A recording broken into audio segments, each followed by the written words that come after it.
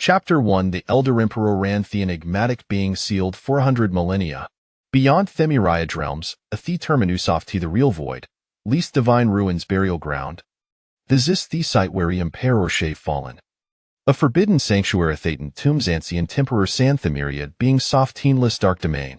100,000 years ago, an invasion from the outer darkness signet de fear Ceresis stance among countals Emperor se crossed Hierom. In the cataclysmic battle, the celestial lasha Teredin mournful lament, and the ancient belof salation told innocently, dimming Bothan and moon. The myriad worlds swirry envelopeden a shroud of darkness, with billions soft celestial beings extinguished beneath an overwhelming, despair-inducing ter. These wasa were bessa left unspoken, and the aftermath borea coast off countless obliterated domains, with barely 1 in 10 beings surviving. Event the spiritual lesson see between heaven and earth diminished severely, and for the subsequent 100 millennia, nuni kudas into the imperial throne. No more emperors gracidth world. Even now, among the superpower soft he celestial realm, the ancient imperial clans, and the mortal traditions, the highest position seri but those of supreme lords. Yet, within Thysaminus burial ground, a frail old man, stupid dandwari like Yakendal flickering gint the wind, trudges slowly forward. His skate is unsteady, highseas dimmed, filled with thuetoff countless years. Draped in a black robe, even from a distance, one can sense the depletion of his life force, a profound decay, and looming presence of death. He hasaged beyond recognition. Nuni could fathom that thy selderly figure is the last surviving Gansen temporor of this world. He was the new host stood at the forefront against the dark invasion, single-handedly flattening Mariah chaotic deities and demons. For a millennium, he twarted headvancy of darkness, a resplendent and unparalleled sovereign. The primordial emperor, Su Huangji. Now, even walking posed formidable challenge for him. After 100,000 years, event the most extraordinary being shaved turned to dust. Yet remains to live. For today, Hesensis the cosmos reached completeness, and the momentous arrived. Itis to me town sealth the primordial divine sourceth this been locked away for millennia. The divine ruins burial ground is serially strange, with chilling wind shoaling, as if countless of a fool spirits whisper and hung on the thizars. Why the additional moment spent in this place, Hebe comes further tainted Bithimina Sandwiakan and Gaura. But Su Huangji remains sun-phased be idle. The imperial might radiating from him, coupled with the overwhelming intent to kill hate resembles of corpses and blood, render Savin thizage dipper beyond reproach. Uncertain of how long has walked, Su Huangji finally reaches the innermost depths of divine ruins burial ground. In stark contrast to Thuetheridandex housed spiritual essence of T. Sid world, the spiritual energy surrounding Heim grows increasingly abundant. It envelopes him like a warm, comforting ca of spiritual essence. He stands before our resplendent transient divine source, emanating gas off tan a white glow. Surrounding Jatera countless celestial grades perit stones. The spiritual energy visibly flows in an orderly fashion ito thought divine source. And what hint thought sourcely as say young man in slumber.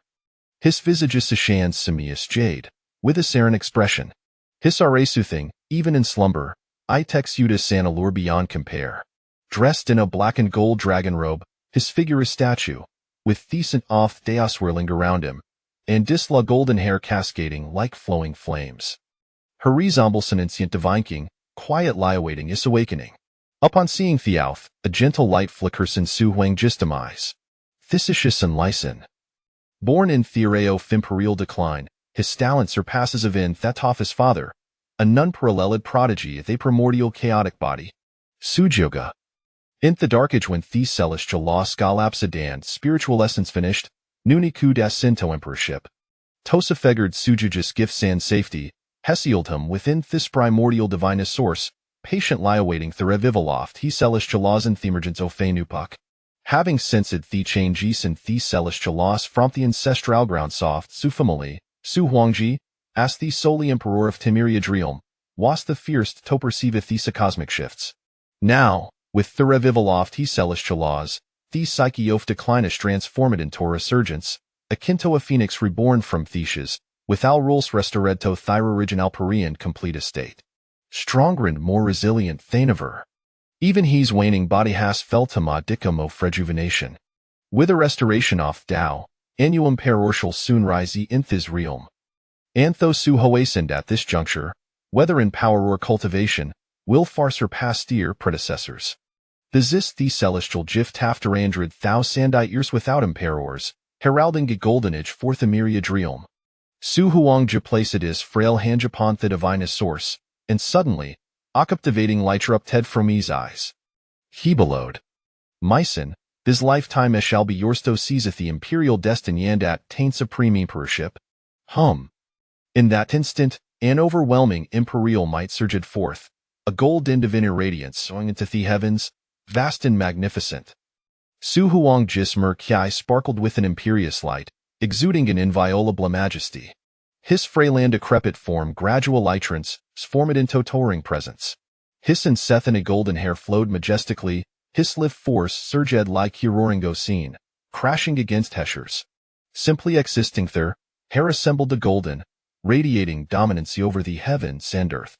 Thine tense imperial might become blending, a celestial brilliancy rained down like a galaxy, twinkling all around him.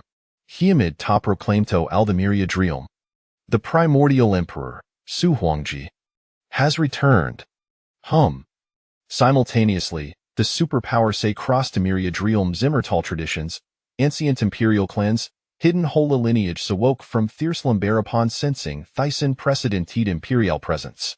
This saw Ray belongs to an emperor? How is this possible?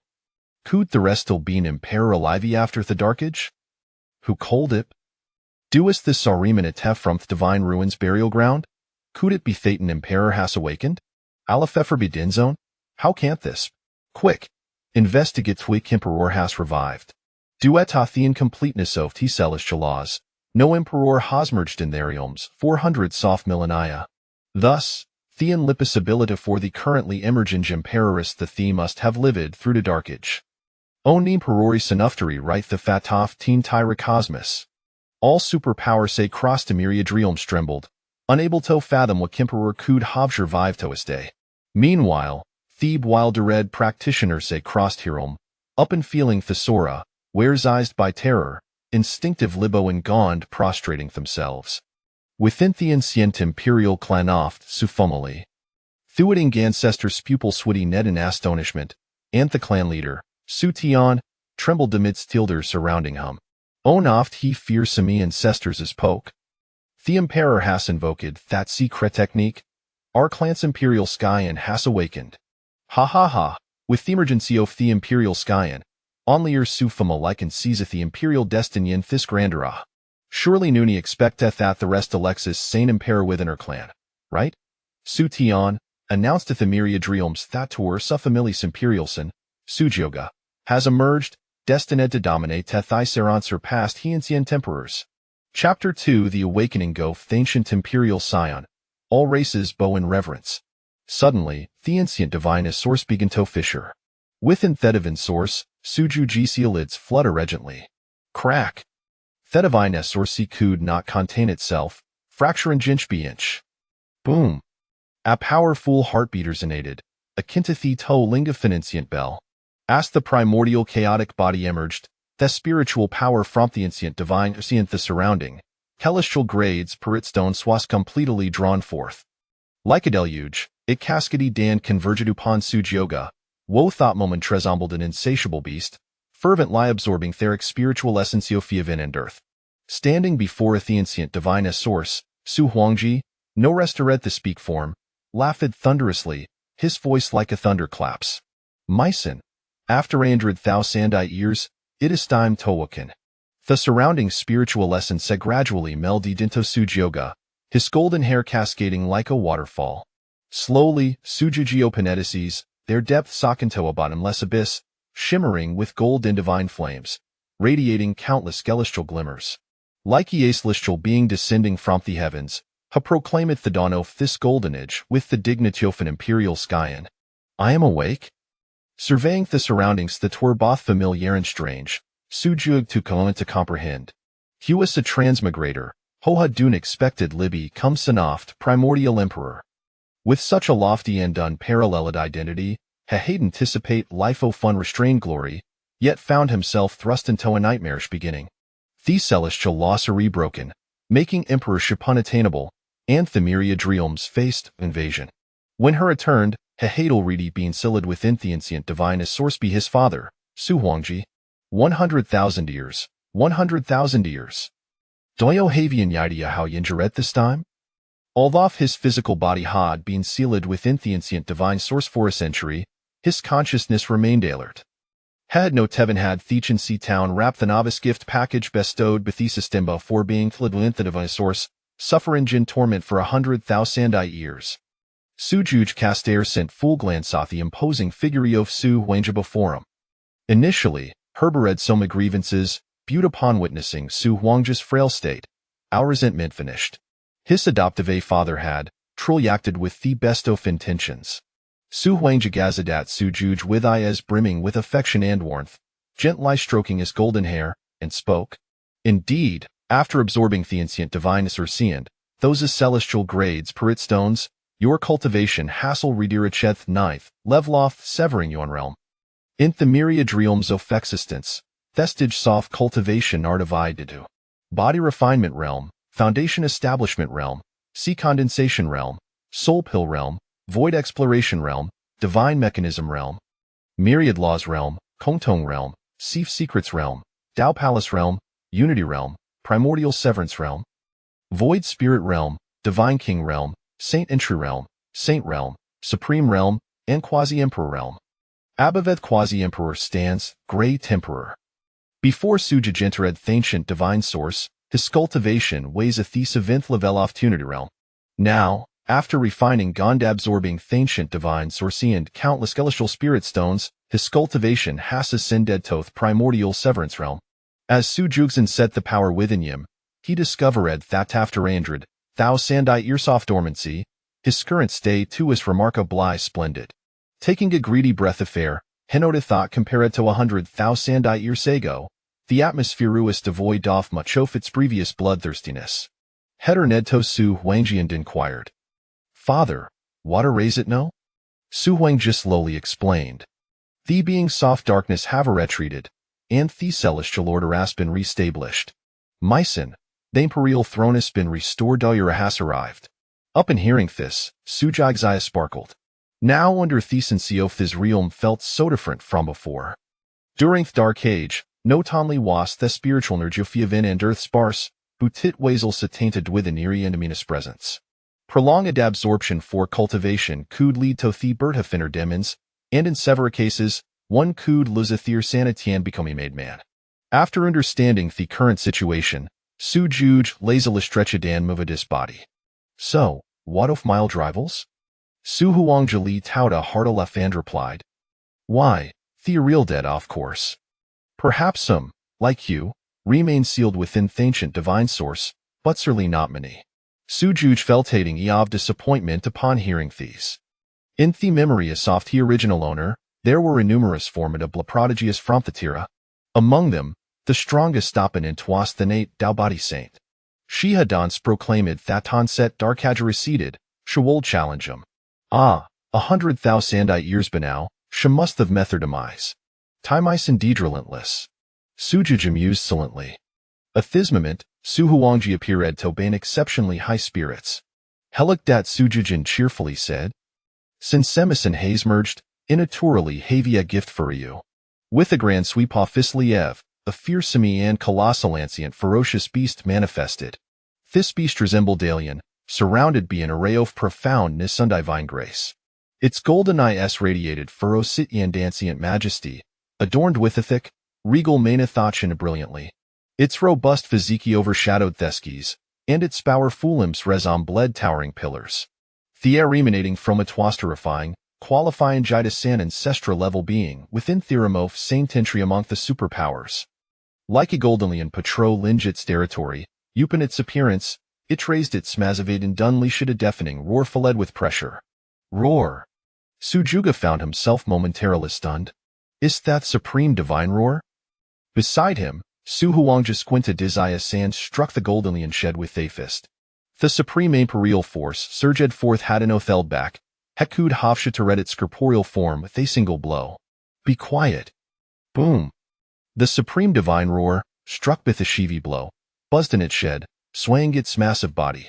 Up and spotting Su Huangji, I instantly Becca lowering its body and soft limuing. Meow. Sa spineless. Su Jiaga twitches mouth. Kami on, you were red of in a beast off Saint Intririum. Su Huang hippet the golden man off supreme divine roaring addressed Sujyoga. You said to Adarethis supreme divine roarus a child, so I brought it for you as your first gift. Up in hearing this, Sujuk's expression turned edsimi what peculiar a share marked. If I recall correctly, isn't Thispatov the evergreen immortal emperor? How did he whack it, father? The evergreen immortal emperor weighs a friend off his father's in his memories, had seen Thevergreen immortal emperor several to Misa sackled, and Thissa prima diviner ar was Thever green immortal emperor's most cherished pit, raised with abundant tree materials. Su Huangja scratch at thisness sheepishly, laughing heartily to awkwardness. Ha ha ha, that old fellow evergreen has been dead for over 20,000 years the supreme divine roarus no masterless creature. However, Ash spoke, a hint of nostalgia flickered in his eyes. Su Jude keenly nodded said Thisbu chose now comment further. Even a powerful emperor would find I challenging to withstand the passage of 100,000 years. Su Huangja waved looking gath supreme divine with indifference. Own lysa chatavine beast would bear lib worthy of mycen status. Gano, from this day forth, it shall be your companion. The supreme divine roar approached Su Jyoga, rubbing its massive body against them, clearly remembering his appearance, displaying great affection. Su Juga stroked the majestic hand powerful supreme divine roar, his eyes glimmering with fervor. Su Huangja latitude along, and with that thought, Su Juj fatund himself atop supreme divine roar.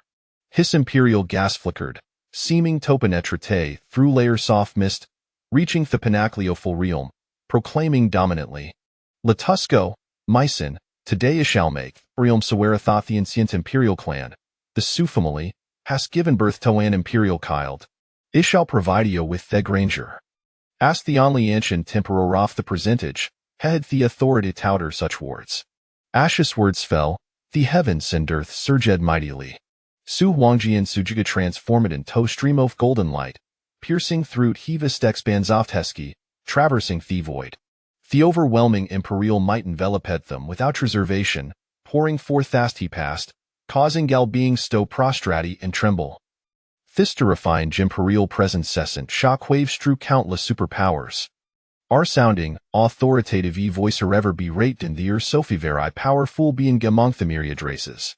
I, Thesanoth primordial emperor Su Huangji, Sujyoga, have emerged from the ancient divinus received 10,000 years.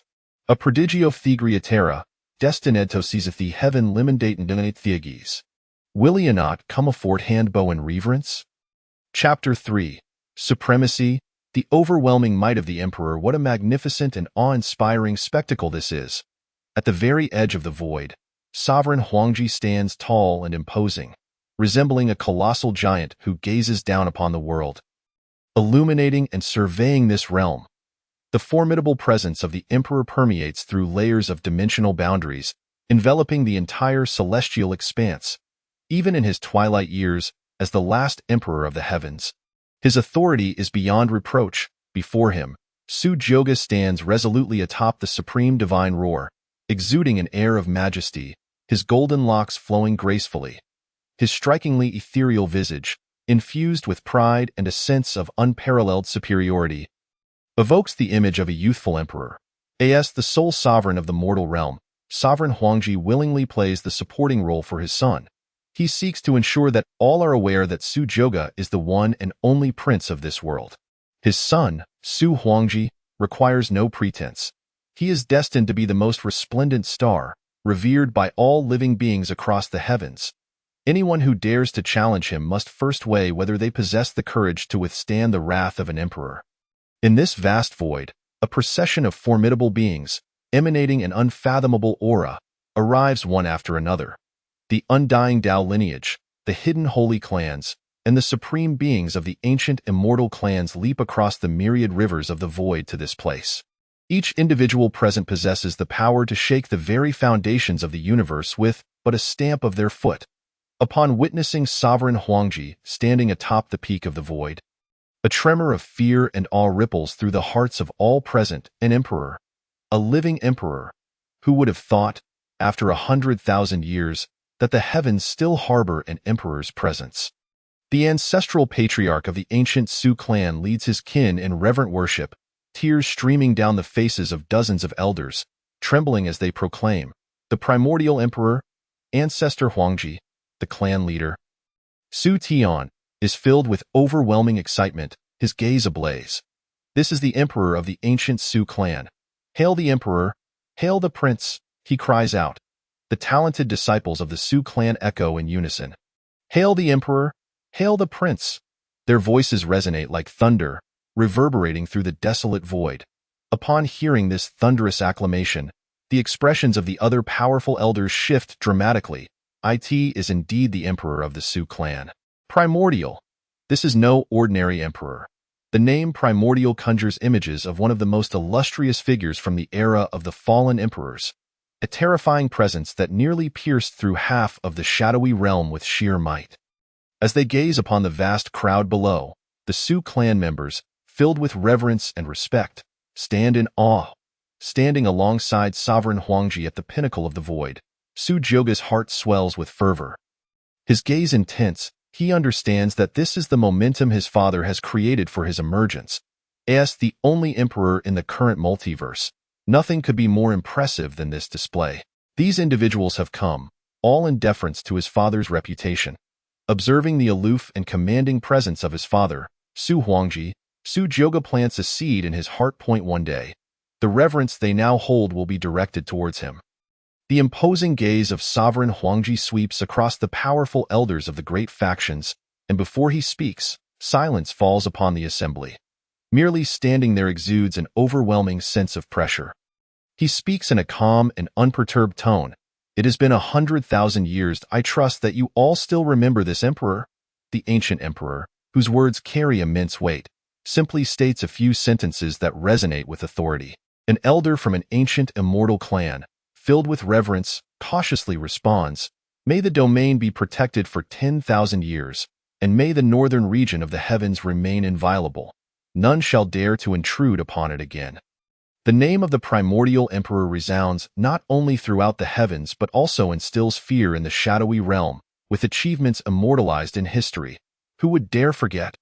Upon witnessing Sovereign Huangji, this esteemed elder of the immortal clan showers him with praise. An eminent figure from a reclusive holy clan also nods in deep respect, affirming, the primordial emperor is a being revered by all life in the multiverse. It is well known from ancient texts that his exploits are legendary. To behold him today is to witness a brilliance that surpasses even the finest descriptions in the tomes. Other immortal lineages and imperial clans present also strive to curry favor. Fearful of incurring the wrath of this ancient emperor, in the face of their incessant flattery, Sovereign Huangji raises a hand, and an instant silence envelopes the gathering. These beings, who could shatter a Dao domain with a mere flick of their wrists, appear as docile as children before Sovereign Huangji. He approaches Su Jioga and speaks softly.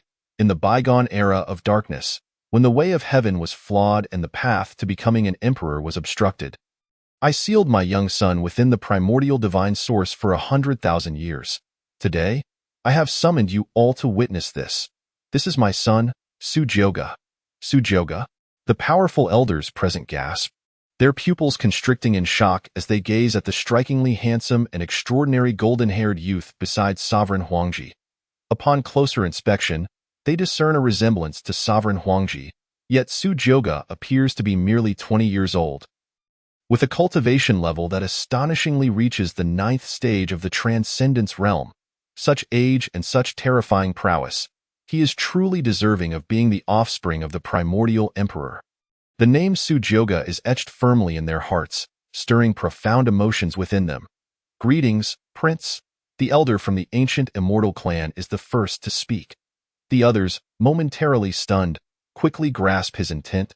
Casting him reproachful glances, "That cunning old fox," they mutter in unison, "Greetings, Prince." Su Jioga's gaze remains tranquil, as if he has long since grown accustomed to such grand displays.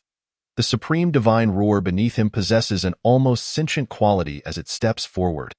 Standing atop it, the resplendent and radiant Su-Joga resembles a rising sun, captivating all eyes. He smiles warmly and addresses the assembly. Esteemed elders, you are too kind. The ceiling within the primordial divine source does not count towards age. His voice is gentle, embodying the grace of the ancient prince, unpretentious and inviting, like a refreshing spring breeze. With just a few light words, he endears himself to those present. Sovereign Huangji observes with a glimmer of approval in his eyes. The assembly of elders, initially taken aback by Su-Joga's demeanor, had anticipated a proud and arrogant air, yet they are pleasantly surprised by his humility, leading to a collective sigh of relief. However, they do not hold back in their praises, exclaiming, "For the prince to possess such prowess at such a young age, in due time, he shall undoubtedly rise to become an emperor of equal stature to the primordial emperor." Such sentiments ring true. With a prodigy like the prince emerging into the world, the more unruly disciples of their clans would surely feel the pressure and be compelled to temper their arrogance. The prince is remarkably talented and possesses an extraordinary demeanor, truly reflecting the bearing of his father, the primordial emperor. In response to their effusive flattery, Su-Joga merely offers a smile, remaining grounded and attentive to each face before him. "System, are you still functional?" "Ding. I am alive, that's good to hear." Su-Joga breathes a sigh of relief and inquires, "Are there any fated protagonists present among them?" Returning to the host, no fated protagonists have been detected, but 2 individuals related to a fated protagonist are currently being marked. "Oh?" Su-Joga's eyes narrow slightly as he follows the system's indication. Chapter 4. A delay of 10,000 years in rewards. Origin-level divine artifacts. The 2 individuals related to the fated protagonist happen to be elders from a certain undying Dao lineage. Su-Joga quietly notes their affiliations, feeling a sense of bewilderment in a gathering filled with such powerful factions. Why are there so few fated protagonists? After a moment of contemplation, he arrives at a conclusion.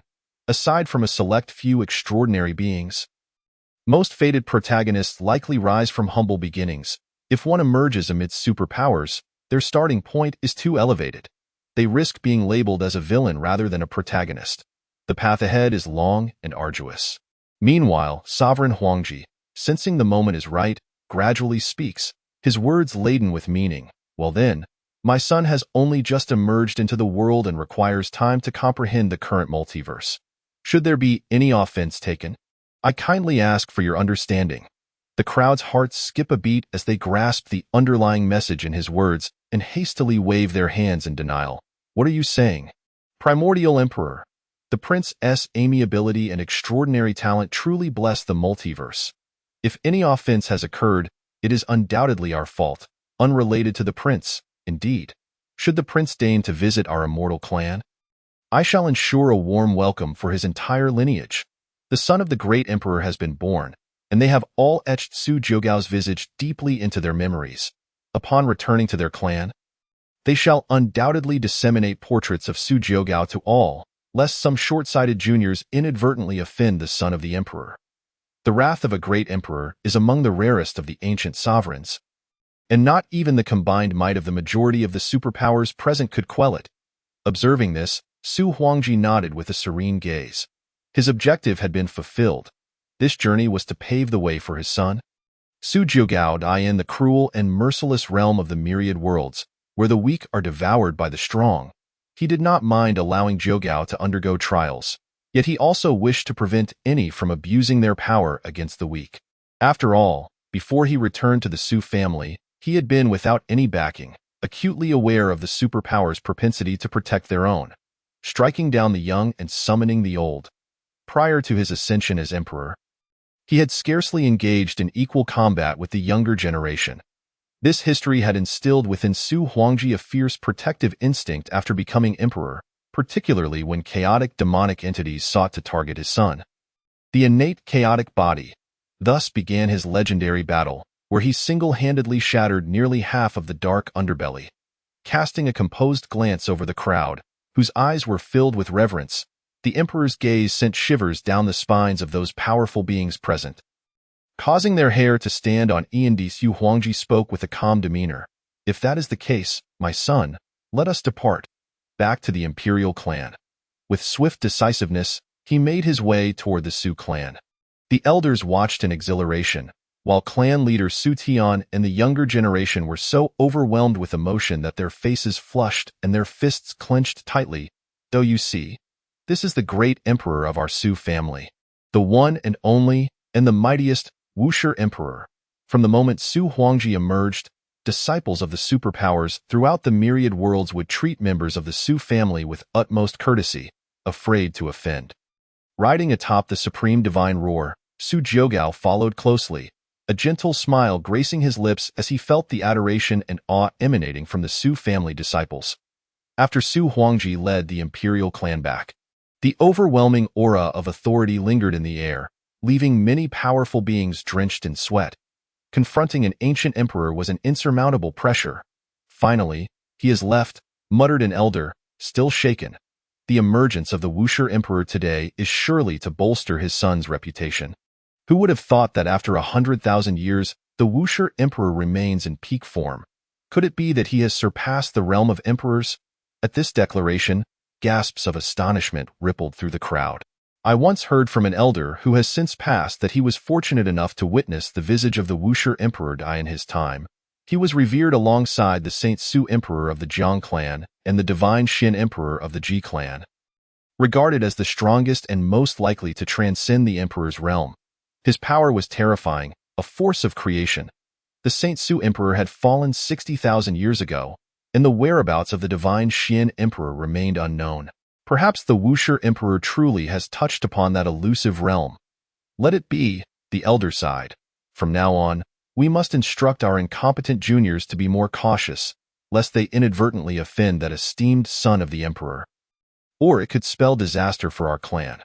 With both the Wuxia emperor and his son now in the world, does this signify that the heavenly path has reached completion, heralding a golden age for the resurgence of emperors? Upon hearing this, the crowd's pupils dilated, their gazes igniting with fervor. Within the Su clan, Su Tian gazed at the imposing figure of Su Huangji and the majestic Su Jiugao upon the supreme divine roar. His eyes ablaze with passion. These two individuals before him represented the profound heritage of the Su family and the future that could uphold the entire clan. Several elders surrounded Su Jiugao, their eyes filled with warmth and admiration. The son of the emperor is the hope of our Su family. With the restoration of the heavenly path, no one is qualified to contend with him for the emperor's mandate in this era. A few elders, several thousand years his senior, surrounded him, continuously showering their praises, which even Su Jiugao found somewhat overwhelming. An elder spoke with great enthusiasm. Son of the emperor, I have heard tales of your illustrious achievements during the era of the fallen emperors from my great-great-grandfather since childhood. To witness your splendor and that of the emperor in my lifetime is beyond my wildest dreams. Even if I were to pass away now, I would have no regrets. Su Jiugao, seated upon the supreme divine roar, turned to the elder beside him, his expression curious. Who is your great-great-grandfather? The elder replied, his name is Su Nian. A vivid image of a snot-nosed little boy flashed through Su Jiugao's mind, causing his expression to twitch slightly. 100,000 years is indeed a long time. Most of his contemporaries have long since passed. If he were to consider his generation, it seemed that aside from his own father, no one else in the Imperial Su clan could claim a higher lineage than him. Contemplating this, Su Jiugao glanced toward his father, who had remained silent as he walked toward the ancestral grounds of the Su family. It was the perfect moment to open the system and claim the beginner's gift pack from 100,000 years ago. System, has this beginner's gift pack expired after 100,000 years? Su Jiugao inquired. The system's voice responded, no, it has not expired. Su Jiugao's eyes gleamed with anticipation as he cautiously asked, since it's a gift pack that has been delayed for 100,000 years, will there be some compensation? The system replied, the beginner's gift pack has been upgraded to a delayed gift pack. Ding, upgrade successful, delayed beginner's gift pack. The longer you wait, the more generous the rewards.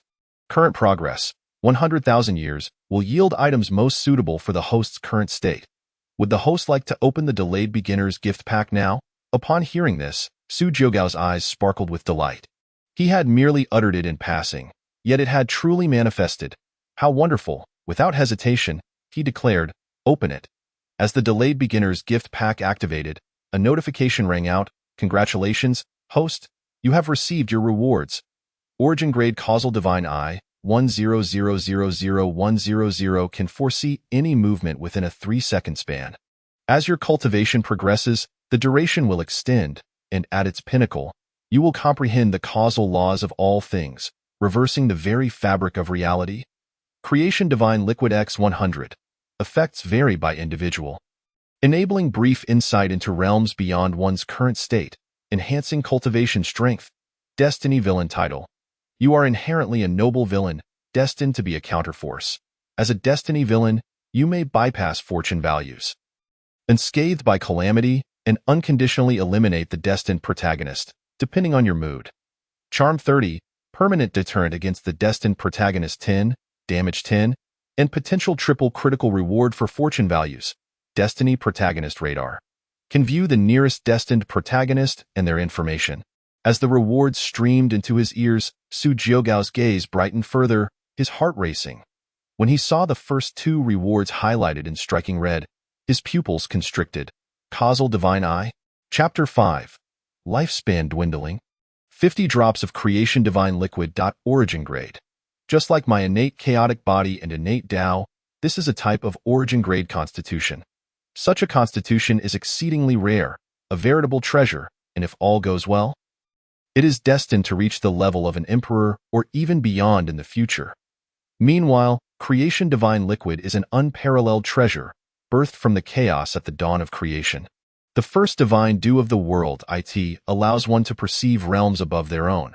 While it may seem of little use, what if the user were an emperor? This is a treasure that even emperors would covet. Most of the rewards from this 100,000-year gift pack are likely consumed in the Causal Divine Eye and Creation Divine Liquid. As for the latter two, they merely serve as embellishments. Su Jiogao contained his excitement for the moment, deciding to wait until everything settled before merging with the Causal Divine Eye. Just then, Su Huangji suddenly halted his steps. He slowly turned around, addressing the gathered Su family members. Very well, it ends here. I have a few words to share with my son, and you should all attend to your own matters. An elder inquired urgently, Your Majesty, why is that? We wish to admire the splendor of the son of the emperor and the emperor. Su Huangji glanced at the elders and the younger generation behind them. Seeing their eager and fervent expressions, he shook his head. With a solemn voice, he stated, In the days to come, I shall enter a period of slumber. No need for further discussion. The Su family members exchanged glances, initially believing they could encounter the emperor daily, only to find out that he was to retreat to the ancestral grounds so soon. The elders understood the implication behind his words. The emperor is aging. Their eyes filled with reverence, they bowed and replied, Understood, Your Majesty. An elder turned to the clan leader, speaking solemnly, Take the children away. Issue a decree that no one is to enter the ancestral grounds to disturb the emperor and his son. Not even the superpowers from the outside world. Do you understand? Su Tian's gaze was resolute as he nodded, Understood. Thus, Su Huangji and Su Jiogao entered the ancestral grounds of the Su family. The aura within the ancestral land was abundant and saturated. However, even so, it could not conceal the waning spirit of Su Huangji. They had yet to reach the deepest part of the ancestral grounds. The once supreme emperor, capable of shaking the heavens and shattering countless realms with a mere gesture, had transformed in the blink of an eye into the frail, decaying old man he now appeared to be. It was as if the mighty form that could uphold the universe was gradually stooping, and the golden, cascading locks of divine hair had vanished without a trace. All that remained was an overwhelming sense of death. He halted his steps and slowly turned around, gazing at the elderly figure before him. Su Jiogao felt an inexplicable discomfort in his heart. No one could escape the passage of time. Even the formidable emperor was not immune to the approach of death, as for his own father. Though he did not know by what means, the fact that he had survived until now was itself a miracle. Feeling the weight of mortality and the impending sense of death, Su Jiogao could not help but sorrowfully inquire, Is it time to die? Upon hearing this, Su Huangji's entire body shuddered. With a tone tinged with irritation, he retorted, Are you so eager for your father's demise? Caught off guard, Su Jiugao stammered, swearing that he harbored no such thoughts. With a hint of wistfulness, Su Huangji remarked, "But it is indeed approaching.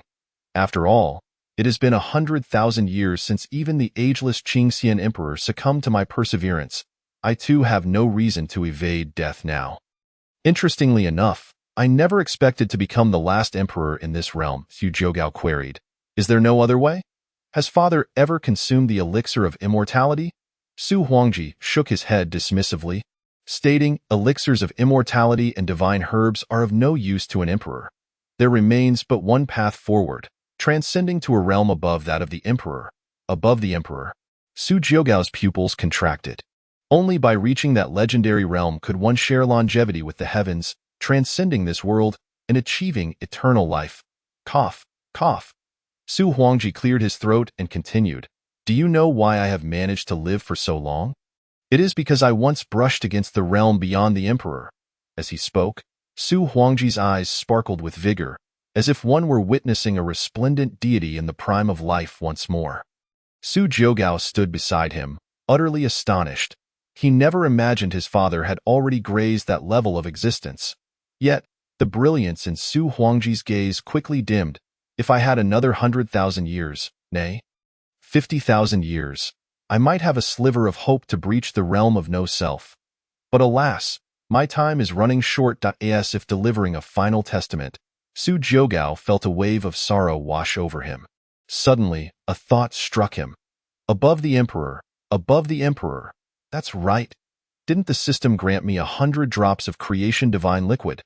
Just one drop can allow one to sense realms beyond their own. If I were to give it to my father, wouldn't he be the most fitting candidate? In an instant, realization dawned upon him. His eyes lit up, and a smile graced his face as he suppressed the overwhelming excitement within. "Father, how much lifespan do you have left?" Su Huangji pondered for a moment, assessing his current state, and replied, "Not much longer. Perhaps I can barely hold on for another 15,000 years." Su Jiugao was left in shock. As if struck by lightning, his entire being frozen in disbelief. 15,000 years? Is that considered little? At that moment, it felt as if countless wild horses were galloping within his mind. He recalled that his own lifespan at the Unity Realm was merely 3,000 years. Had it not been for that, his father would not have sealed him within the ancient divine source, awaiting the Golden Age. Now, even in the 9th layer of the Origin Realm, his lifespan had barely extended to 6,000 years. This meant that, given his father's current lifespan, he could outlast 2.5 of himself without issue. What a futile sorrow! Su Jiugao rolled his eyes. He retrieved a flawlessly smooth white jade bottle from the system's storage space. As soon as the bottle appeared, a pure, flawless mist enveloped the surroundings. The spiritual energy of the world coalesced at the bottle's opening, and merely inhaling its fragrance brought clarity to the mind and tranquility to the spirit. This bottle contained a full 50 drops of creation divine liquid. With a casual toss, Su Jiugao sent the white jade bottle flying towards his father. "Father, this may be able to assist you." Su Huangji, recognizing his son's filial intentions, chuckled softly. "It's useless." However, upon sensing the aura emanating from the bottle, Su Huangji was taken aback. Suddenly, an infinite light burst forth from his dim eyes. "Is this creation divine liquid?" He grasped the white jade bottle, gazing at the shimmering, crystal-clear liquid within, his pupils constricting. Even as an emperor, he appeared somewhat flustered, trembling with disbelief, murmuring, "How can this be, my son? How did you come to possess such a divine object?" When he attained the status of emperor, he had once captured 10 drops of creation divine liquid at the end of the firmament, deep within the void's thunderous tribulations. Each drop was treasured, used sparingly only when he faced insurmountable obstacles.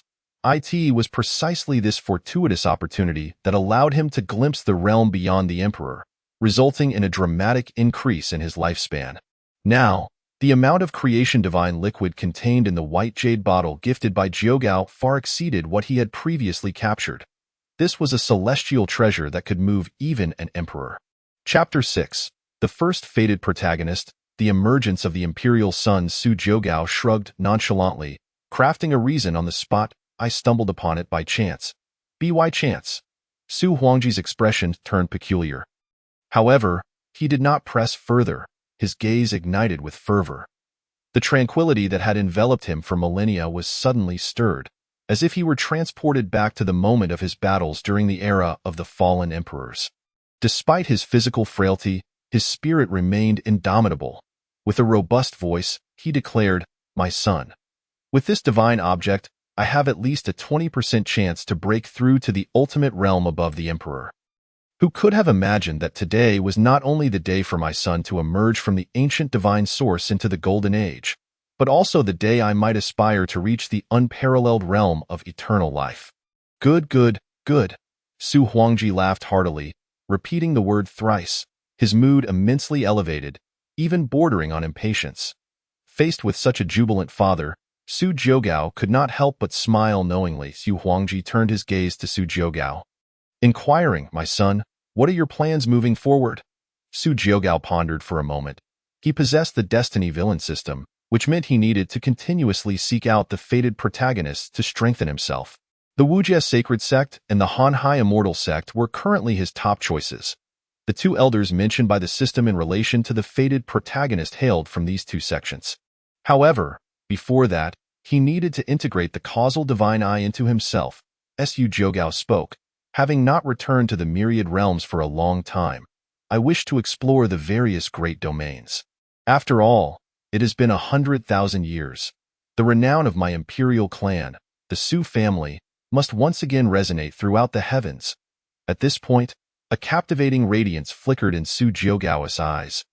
As he looked down upon the world, his flowing golden hair dancing in the air, his tone utterly domineering. Seeing the reflection of his younger self in his son's demeanor, Su Huangji felt immense satisfaction and laughed heartily. "Well, the dark forces will inevitably return, and when they do, we shall stand shoulder to shoulder as father and son, determined to obliterate these repugnant beings." With a grand gesture, he summoned forth a gust of wind. Fixing his gaze upon Su Jiugao, "Go forth, my son. The myriad realms are yours to conquer. Remember, standing behind you is the one and only emperor of this world. Should anything arise, I shall take charge." His fiery gaze burned with intensity, and despite his aging form, there lay within him the power to annihilate the heavens. In an instant, he vanished from the heavenly realm, retreating to the deepest sanctum of the ancestral grounds. A hallowed place none dared to invade. Su Jiugao witnessed this. His eyes flickered with determination. Just as he was about to retrieve the essence of the causal divine eye for refinement, the voice of the system echoed forth, "Ding! Detected the presence of a fated protagonist nearby. Detected the presence of a fated protagonist nearby." Su Jiugao was momentarily taken aback. His gaze pierced through layers of mist, landing upon an ancient palace fixated on a seemingly unremarkable young man with a resolute expression. This structure appeared quite familiar. Su Jiugao was taken aback. The fated protagonist was actually within the main hall of the Su family? Within the main hall of the Su family, an ancient and grand chamber housed dozens of individuals. The current clan leader, Su Tian, sat calmly at the head of the table. Below, several middle-aged men, dressed in luxurious attire and exuding a distinguished demeanor, wore anxious expressions as if engaged in an urgent discussion. Due to the emergence of the Imperial Son and the Emperor, Su Tian felt elated. Leisurely sipping tea, he glanced at the restless leader of the Feathered Ascension Sacred Sect seated across from him and asked nonchalantly, "Master Un, what brings your Feathered Ascension Sacred Sect here in such grand fashion?" Before Master Un could respond, a youthful figure with notable prowess and a handsome countenance interjected eagerly. His gaze burned with intensity. Akin to flames and perched upon his shoulder was a golden little bird. He fixated on the calm young man beside Su Tian and shouted, "Su Yangyu, 3 years ago, you sought to seize the blood of the Xiaoyao divine phoenix. Today, I, Lin Yi, shall repay you double. Do you dare to battle me?" An esteemed master, Un, listened intently, his countenance shifting dramatically. In that moment, he felt as though death itself beckoned him. Initially, he intended to advocate for his beloved disciple, merely to maintain appearances. However, he inadvertently found himself entangled in the emergence of the divine source of the Su family. When Su Jioge and Su Huangji returned, he could only gaze from afar in the guest hall. His heart quaking with trepidation, before the emperor, he felt as insignificant as an ant, overwhelmed by fear. He could hardly fathom that the imperial Su family harbored a living emperor, an ancestor of their lineage. One whom even the elders must revere, was not someone they could afford to offend. At this moment, fear gripped An's heart, compelling him to hasten Lin Ye's departure from this place.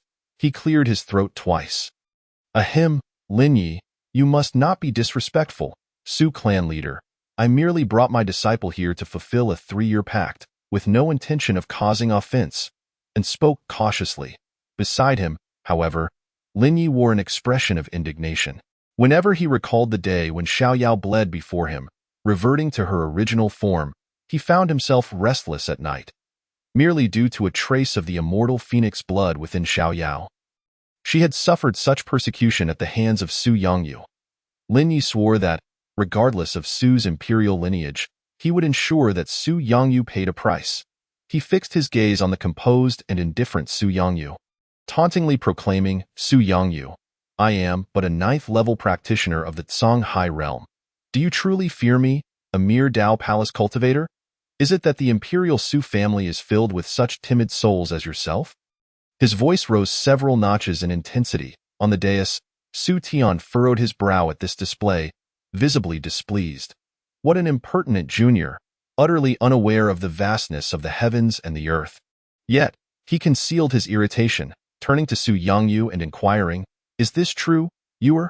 Su Yongyu, son of a venerable elder within the imperial clan, possessed extraordinary talent. Before the emergence of Su Jioge's divine source, he had been regarded as a paragon among the Su family.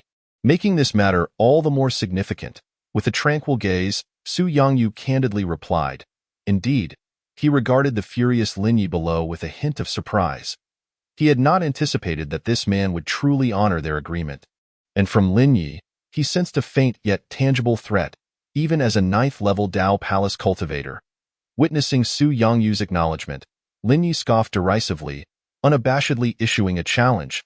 If you truly possess the courage, then let us engage in a battle to the death. If you believe that your status as a member of the imperial Su family will instill fear in me, you are gravely mistaken. This is the essence of my martial path. An, listening nearby, felt his eyelids twitch, even contemplating the urge to strike Lin Yi down. He bellowed, Lin Yi, silence. Initially, due to the absence of a supreme emperor, and had regarded the ancient Su family with a modicum of respect rather than fear. However, with the emergence of the unfathomable emperor, all factions trembled.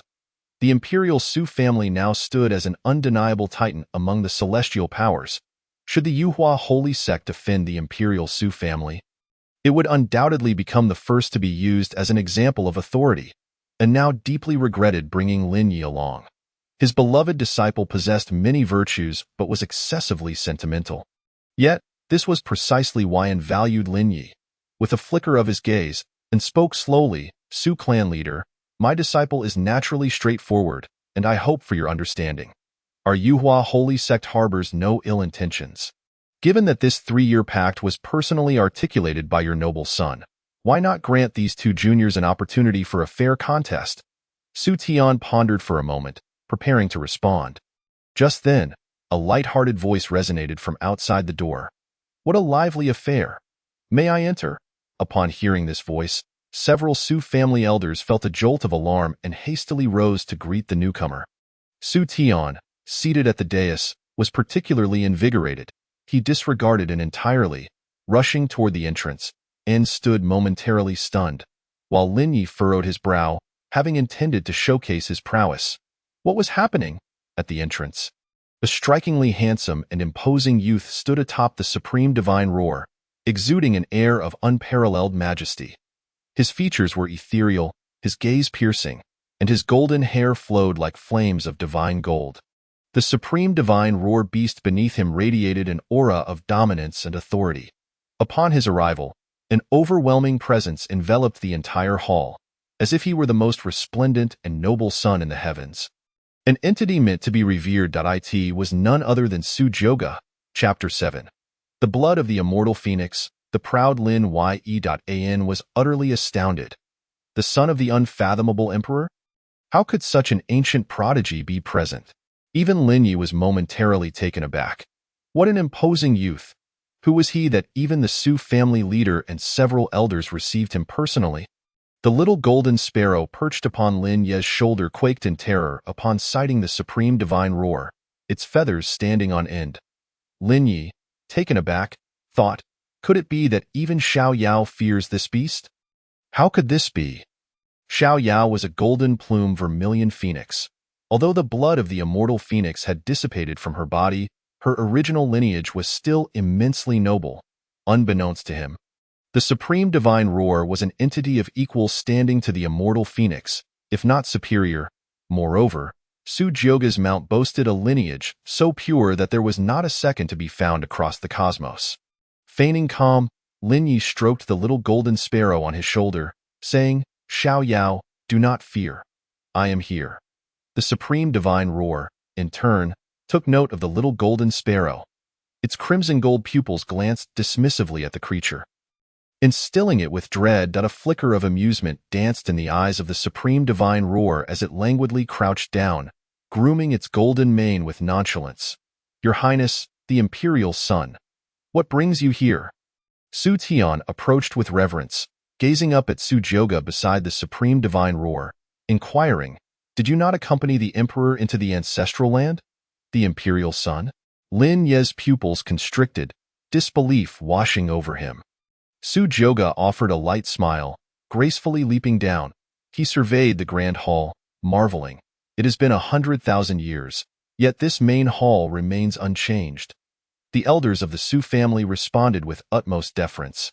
"Your Highness, you ought to have notified us of your arrival so that we might have gone to the ancestral land to welcome you." "Indeed. Your Highness, your esteemed self is invaluable. I shall inform the elders immediately." Su Jioga waved his hand dismissively. "No need for that. I merely came to take a look." He sauntered into the main hall, closely followed by several Su family elders, who maintained an air of utmost respect.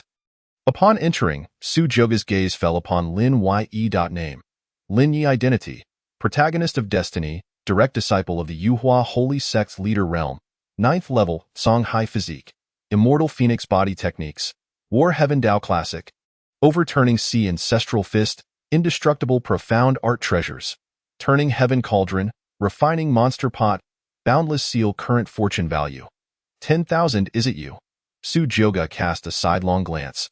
The two locked eyes for merely a second, and Lin Yi felt an icy chill envelop him, as though his very being was laid bare. It was as if he faced not a mere individual, but rather an unapproachable, radiant sun of noble brilliance. This sensation was one he had never experienced throughout his cultivation journey. Even when confronting Su Yangyu or the prodigies of various superpowers, he had never felt such paralyzing terror. Who exactly was he? Lin Ye's heart raced with horror, and he realized not when he had clenched his fists, his body slick with cold sweat. Hu Tian relinquished his seat of honor, speaking with reverence. "Your Highness, please." Su Jioga accepted without hesitation. Sitting down with poise, the clan leader, Su Tian, moved with the caution of a servant, pouring tea and standing by his side. Hesitating momentarily, exchanged a glance with Lin Yi before stepping forward with cupped hands. "I am in Qinghe, the leader of the Yuhua Holy Sect. I have come to greet your Highness upon your emergence." "Ah." Su Jioga expressed mild interest. "The Yuhua Holy Sect?" He regarded the bowed figure of Qinghe, his demeanor calm. "What brings you and your sect to my Su family?" Though a junior, Qinghe felt as though he stood before a mighty emperor. Was this the prodigy from the age of the fallen emperors? Such an aura was unlike any he had ever encountered. The palpable pressure caused beads of sweat to form on his brow. He offered an awkward smile, replying, "It is as such, Your Highness. We of the Yuhua Holy Sect have come due to a minor grievance involving my direct disciple and your noble son." "It is of little consequence, truly." Su Jioga took a sip of tea, remarking indifferently, "Do share." Seeing this, Su Tian stepped forward and leaned down to explain the situation in detail. Su Jiogu maintained a calm demeanor, his long fingers lightly tapping on the table, leaving one to ponder his thoughts. The atmosphere was eerily quiet, with a pin drop audible. After listening to Su Tian's explanation, he grasped the general circumstances. Su Yangyu, a disciple of the Su family, had once encountered the golden-feathered Zhu Huang perched upon Lin Ye's shoulder in a certain Dao domain. Due to a trace of the immortal divine phoenix bloodline within, he sought to seize it. However, various reasons led Su Yangyu to ultimately abandon this pursuit. Yet Lin Yi remained relentless, leading them to establish a 3-year pact. Su Jiugu then glanced at the small golden sparrow. Name: Song Yao. Identity: prophesied female lead, princess of the Demon Emperor Dao Domain Realm. Dao Palace Realm 3rd level, severely injured, physique. Golden-feathered Zhu Huang bloodline, immortal divine phoenix bloodline, thin, current fortune value, 5,000 indeed. She was the prophesied female lead. An Qing He, at this moment, could only regret his decision profoundly, feeling as if he had made a grave misstep by not heeding the omens. First, he encountered the emergence of an emperor. And now he found himself face to face with the true embodiment of an imperial scion. His heart raced, nearly lodged in his throat. He occasionally stole glances at Su Jiugu, fearful of inciting the ire of this ancient imperial figure. Beside him, Lin Yi, observing the scene, expressed his discontent. The Su family's imperial scion certainly knows how to make a grand display. Master, we have merely come to fulfill a 3-year pact. Why must we grovel so? He could not tolerate his master's subservient demeanor, feeling it unjust to show deference when it was not his fault. Upon hearing this, not only did An Qing He look dumbfounded, but even the elders of the Su family turned their gazes towards him. An Qing He felt his breath catch. You insolent fool! Do you comprehend the gravity of your words? Apologize to the imperial scion at once. Kneel. This is an imperial scion we are speaking of. Behind him stood a living embodiment of an emperor. Even he dared not offend such a being. This wretched disciple dared to speak so recklessly, truly believing that his Yuhua holy sect was invincible. Lin Yi furrowed his brow, defiantly retorting, Why should I? I have done nothing wrong. It is the Su family, the imperial clan, that has acted despicably. I, Lin Yi, have nothing to be ashamed of. Upon hearing this, Su Jiugu narrowed his eyes slightly and finally spoke. So, you of the Yuhua holy sect wish for my Su family to provide you with an explanation. His tone was calm, as if discussing a trivial matter. An Qing, he felt a chill run down his spine. An explanation from the Su family? If matters escalated to that level, it would be far from a simple affair. He could not discern whether the esteemed imperial scion had been angered and hurriedly clarified. Your Excellency, you misunderstand. My Yuhua holy sect harbors no such intentions. It is merely that my disciple, Lin Yi, is inherently straightforward, here to fulfill the pact. Yu Jiugu nodded thoughtfully. I see. He turned his gaze towards the visibly agitated Lin Yi and spoke calmly. May I then infer that you seek justice? Chapter 8. The method of blood extraction. Shattering your pride and dignity. Lin Yi met Su Jiugu's gaze without flinching, his expression resolute. Indeed. I trust that not all of your Su family members are a bunch of cowardly opportunists. His words were firm, yet his trembling fists betrayed a lack of conviction. Su Jiugu observed everything with a detached demeanor and replied coolly, There is no need to fear. After all, I am not one to disregard reason. I understand your sentiments, but there is a matter I believe you have misunderstood. Lin Yi frowned. What is it? Su Jiugu spoke slowly. The imperial clan of the Su family is not to be insulted. As he spoke, an overwhelming and majestic aura erupted forth, cascading toward Lin Yi like an avalanche, as if a towering mountain bore down upon him. The might of the imperial scion was unmistakably displayed at that moment. An Qing He's complexion shifted dramatically, yet he dared not act rashly. Such power far surpassed that of his peers. A wave of immense fear engulfed Lin Yi in an instant, his body uncontrollably collapsing toward the ground. Bang! He suddenly regained his senses, bracing himself against the floor, gritting his teeth in a desperate struggle to hold on. Lin Yi laboriously tilted his head upward and bellowed, Is this how the imperial clan of the Su family oppresses others? Patriarch Su Tian and the elders of the Su family watched with cold indifference. They had tolerated this individual for far too long. Theo dare show disrespect to an imperial scion. Had it not been for fearing the Scion's wrath, they would have long since reduced him to a mere puddle of flesh. And Qing He's eyelids twitched furiously, and he immediately exclaimed, "Your Excellency, please calm your anger. Your Excellency, please calm your anger." Su Juji's gaze was profound, calm as still water, as if looking down upon mere ants. Faced with Lin Ye's challenge, he couldn't help but find it amusing. Is this what you call fearlessness? This is the first and last time. With that, the oppressive aura surrounding Lin Yi dissipated entirely.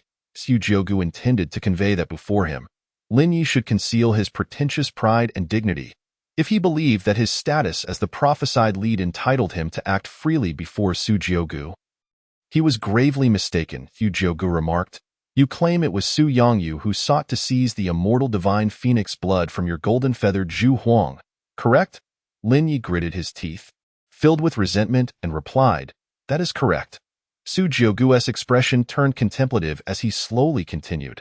"Then why is it that this immortal divine phoenix blood resides within you?" What? Not only did Lin Yi's countenance change, but the elders of the Su family also shifted uneasily, and Qing He's eyes widened in shock as he intoned, "Lin Yi, what is the meaning of this? Did you not claim that Su Yongyu took the immortal divine phoenix blood? The blood of the divine phoenix could forge an immortal divine phoenix body. Had it not been so, he would not have traveled such a distance." Lin Yi's expression shifted dramatically, his gaze fluctuating as he fixated on Su Jiugu. He did not deny the claim but coldly retorted, "How do you know of this matter?" On that day, when Su Yongyu attempted to seize the bloodline from Xiao Yao, she had utilized a supreme secret technique to transfer that bloodline to herself. Reverting to her original form, Su Yongyu had mistakenly believed it was due to a mishap that the immortal divine phoenix blood was lost and departed in regret. This matter was known only to Xiao Yao and himself. Su Jiugu offered no explanation but slowly raised his hand.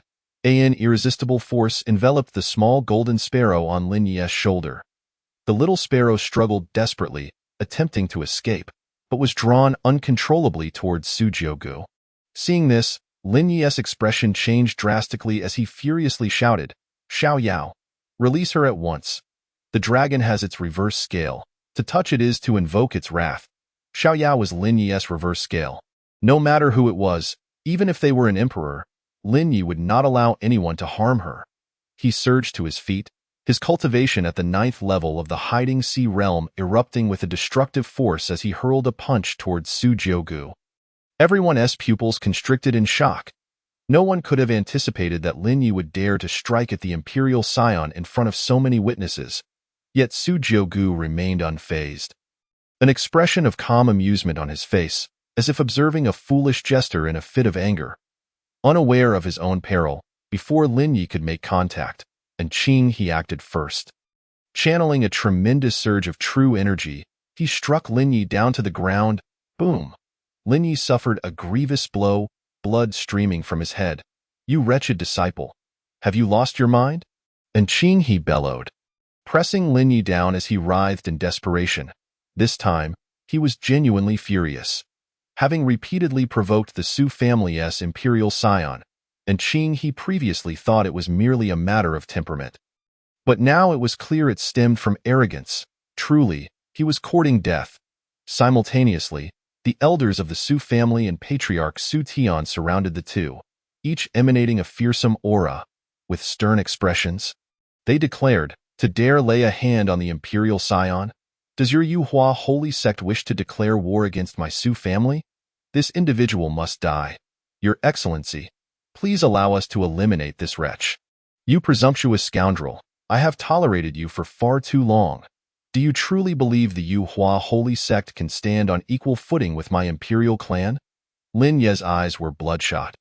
His hair disheveled, he could only watch helplessly as Xiao Yao was seized by Su Jiugu.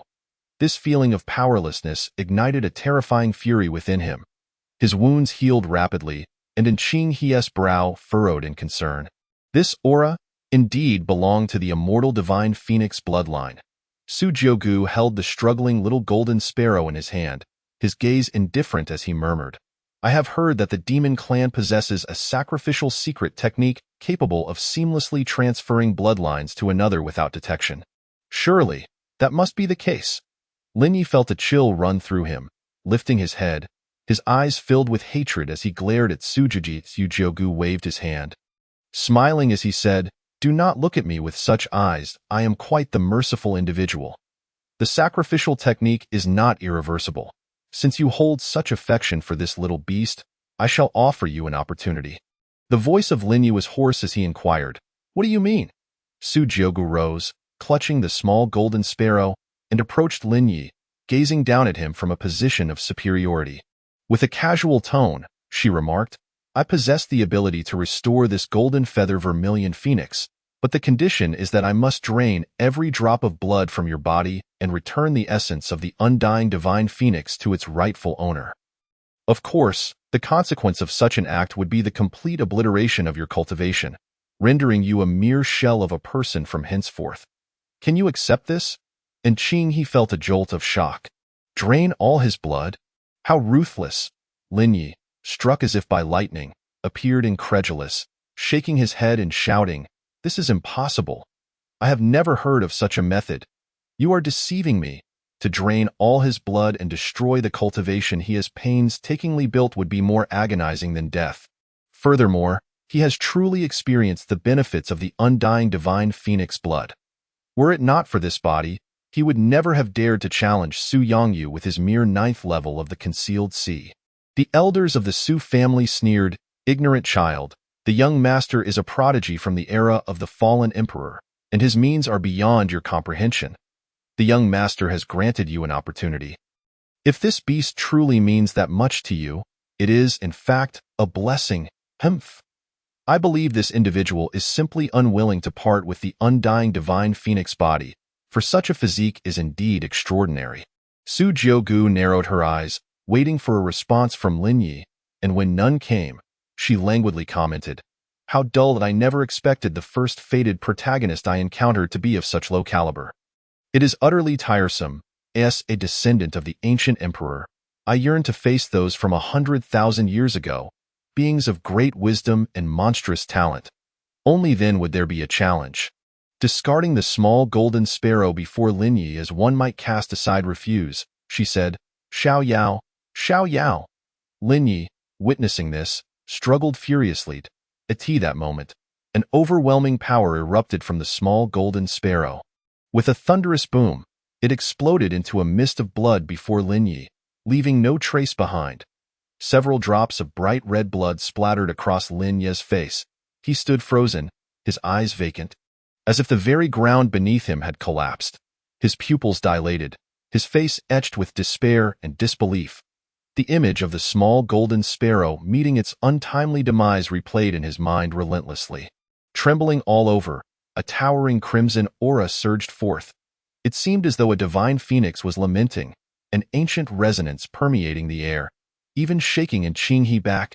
Ding! Congratulations to the host for slaying the fated female protagonist. The fated female protagonist is deceased. Fated protagonist Lin Yi has lost 2,000 fortune points. The host gains 2,000 villain points. Ding! The fated protagonist heart lies in ashes, his Dao heart severely damaged, losing 1,000 fortune points. Congratulations to the host for gaining 1,000 villain points. The sound echoed like the most enchanting melody. Su Juji's lips curled into a slight smile. Meanwhile, Lin Yi, driven to madness, rose from the ground, igniting the blood within him, and roared in fury, "I will make you pay with your life." Chapter 9. Overwhelmingly dominant, annihilating an entire Dao domain like a roar from the depths of the abyss. Lin Ye's eyes turned crimson, veins bulging. His aura surged dramatically as he unleashed his treasures. The heaven-overturning cauldron, the demon-refining jar, and various layers of artifacts all at once. Like a frenzied beast, his presence even caused Su Yongyu at the Dao Palace realm to twitch involuntarily. Thutian snorted coldly, unleashing the oppressive force of the holy realm upon Lin Dian, the face of such an insurmountable gap. Lin Ye's bones shattered with a single breath. Emitting a series of explosive sounds, he lay on the ground like a mass of flesh, his body enveloped in a faint red light that continuously repaired his injuries. Observers exchanged glances, their eyes flickering. Is this the undying divine phoenix body? Such terrifying regenerative abilities. It's no wonder Xiao Yu was so moved. Yet, daring to act against the young master, no matter his physique, this is where it ends. And Qing he felt a chill run down his spine, momentarily rendered powerless. Just then, a furious voice erupted within the Su family. Who dares to make a move within the Su clan? With a voice like thunder and an aura as terrifying as an abyss, the second ancestor of the Su family appeared, striding into the hall. Upon seeing Su Jiugu, his pupils brightened, and he quickened his pace. The Supreme? And Qing He's eyes widened in shock. He never expected even the ancestor of the Su family to arrive. The situation had escalated dramatically. Young master, what has transpired? The second ancestor hurriedly approached. He glanced at Qing He and the prostrate Lin Yi. Frowning, Su Tian clasped his hands, saying, Ancestor, a disciple of the feathering sacred sect has just acted against the young master. What did you say? The second ancestor's gaze ignited with fury. Like a furious lion, a terrifying gale erupted from his aged frame, an overwhelming pressure instantly enveloping Qing He and Lin Yi. You dare to act against the young master? You shall pay dearly. With a mere wave of his hand, countless intricate symbols manifested into a colossal divine power, striking Qing He, however, in the face of such supreme force. Qing He, merely at the holy realm, was sent sprawling, spewing forth a mouthful of blood, his chest caving in. Qing He's complexion turned pale, his chest crackling with searing pain, clutching at it, utterly unable to resist. Were it not for the second ancestor's restraint, this blow would have likely obliterated his very being. The second ancestor coldly regarded him, his voice frigid. We will deal with you later. He turned, concern etched across his face as he looked at Su Jiugu. Young master, are you unharmed? Su Jiugu waved his hand, smiling lightly. I am fine. The second ancestor's expression darkened, his heart aflame with rage as he glared at the severely injured Qing He. Speaking in a deep voice, I never imagined anyone would dare to act within the Su clan. The feathering sacred sect, I see, has no need to exist. Qing He stiffened, his mind buzzing. His face paled. His body trembling, he sensed that the Supreme before him spoke not in jest. The imperial lineage of the Su family, with profound roots and an existence of immeasurable antiquity, rendered the feathering sacred sect insignificant as mere ants before such a titan. The heavens had long since ceased to produce emperors, causing people to forget the ancient existence of the imperial lineage. In that moment, Qing He finally comprehended that before the imperial lineage, the feathering sacred sect was utterly inconsequential. Panic set in. His legs gave way, uncontrollably kneeling, crawling humbly towards the second ancestor, pleading, Supreme, Supreme. The feathering sacred sect is willing to offer reparations. I will agree to any conditions. Please, Supreme, spare the feathering sacred sect and its members a path to survival. Qing He exclaimed desperately. Lin Yi, lying on the ground, stared wide-eyed, unable to fathom that his once revered master would debase himself in such a manner. He hoarsely cried out, Master, do not plead with them, silence. Qing He whirled around, his face resembling that of a vengeful spirit, his eyes filled with murderous intent. Were it not for this disciple of his, the feathering sacred sect would not have incurred the wrath of the imperial lineage. He had originally brought Lin Yi here for an appointment, only to inadvertently bring calamity upon the entire feathering sacred sect. Lin Yi, from this moment forth, I cast you aside as my disciple. You are no longer a member of the feathering sacred sect. What are you even worth, relying on a modicum of talent? You exhibit such arrogance before the young master. How foolish of me to think you merely youthful and impetuous. It seems this is simply your nature, headstrong and obstinate. Today, you dare to offend the young master. And tomorrow, you will dare to offend an emperor. The feathering sacred sect will inevitably perish at your hands. Were it not for the young master's presence, I, Qing He, would have been the first to slay you, forever eliminating any future threat. Lin Yi's face turned ashen, disbelief spilling from his lips. Master, ding. The relationship between the fated protagonist Lin Yi and his master Qing He is shattered, resulting in a loss of 500 fortune points. Congratulations to the host for gaining 500 villain points. Upon hearing this, Su Jiugu, seated above, was momentarily taken aback. Oh, how remarkable. The leader of the Feathering Sacred Sect has effectively predicted Lin Ye's future. Were it not for my intervention, it seems Lin Ye's trajectory as the fated protagonist would have unfolded much the same. The elders of the Su family scoffed, too late. Why did you not act sooner? Do you grasp what the young master represents within our Su family? How dare you, a member of the Feathering Sacred Sect, act against the young master in public, deserving of death 1,000 times over? The second ancestor's gaze was icily indifferent as he coldly stated, "This matter is for the young master to address, not me. You of the Feathering Sacred Sect should prepare to deal with the aftermath." And Qing Hie's face drained of color, his hands trembling uncontrollably, as the leader of a sect. He found himself crawling forward, humbly pleading at Su Jiugu's feet. Young master, it is my Feathering Sacred Sect that is blind and reckless. I am willing to sacrifice myself as atonement. The other disciples of the Feathering Sacred Sect are innocent. Young master. Su Jiugu's expression remained composed as he leisurely sipped his tea, casually stating, "What are you talking about? Sect master?" The second ancestor was merely expressing a momentary burst of anger. The Ascendant Holy Sect, after all, is a renowned and immortal lineage amidst the myriad realms. To act thus against so many innocent disciples of the Su family would surely tarnish our reputation. Hearing this, and Qinghe's eyes brightened, and he trembled as he repeatedly bowed his head, exclaiming, "Thank you, my lord. Thank you, my lord."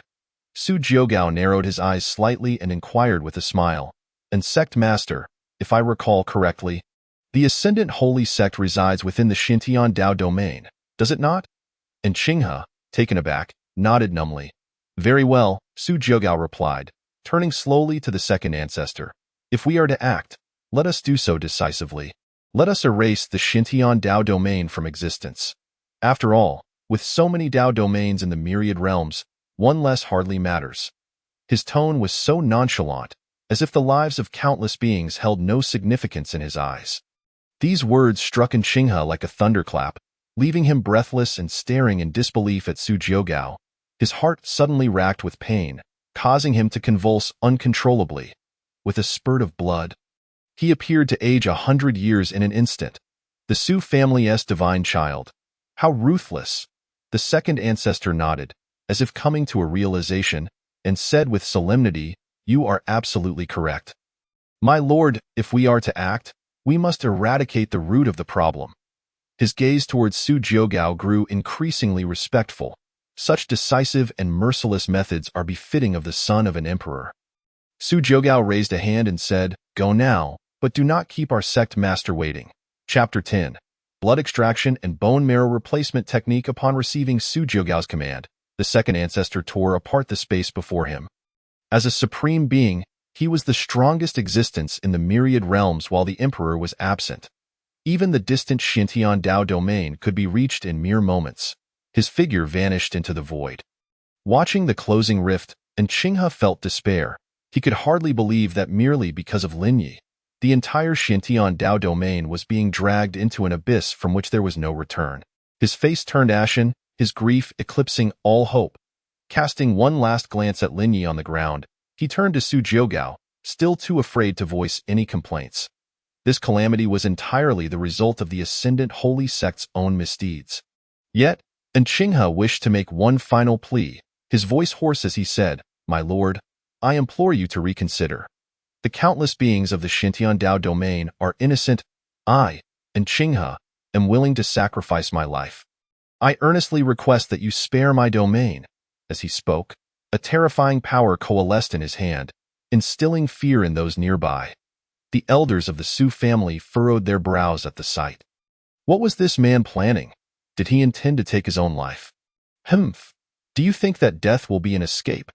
The Su family shall ensure that the entire heavens know that the divine child's majesty is not to be trifled with. Indeed, one can only blame the Ascendant Holy Sect for their ill fate in having such a blind disciple. Those present, being elders of the Imperial Su family, were all unyielding and ruthless individuals. Cultivators contend with the heavens, the earth, and each other. When an ordinary cultivator is enraged, they can destroy life within miles, let alone the Su family, who can shake the very foundations of the myriad realms with a mere gesture. All present understood that for the Xintian Dao domain, this was the end. Bang. And Qinghe struck his palm heavily against his own crown, his body stiffening before crashing to the ground.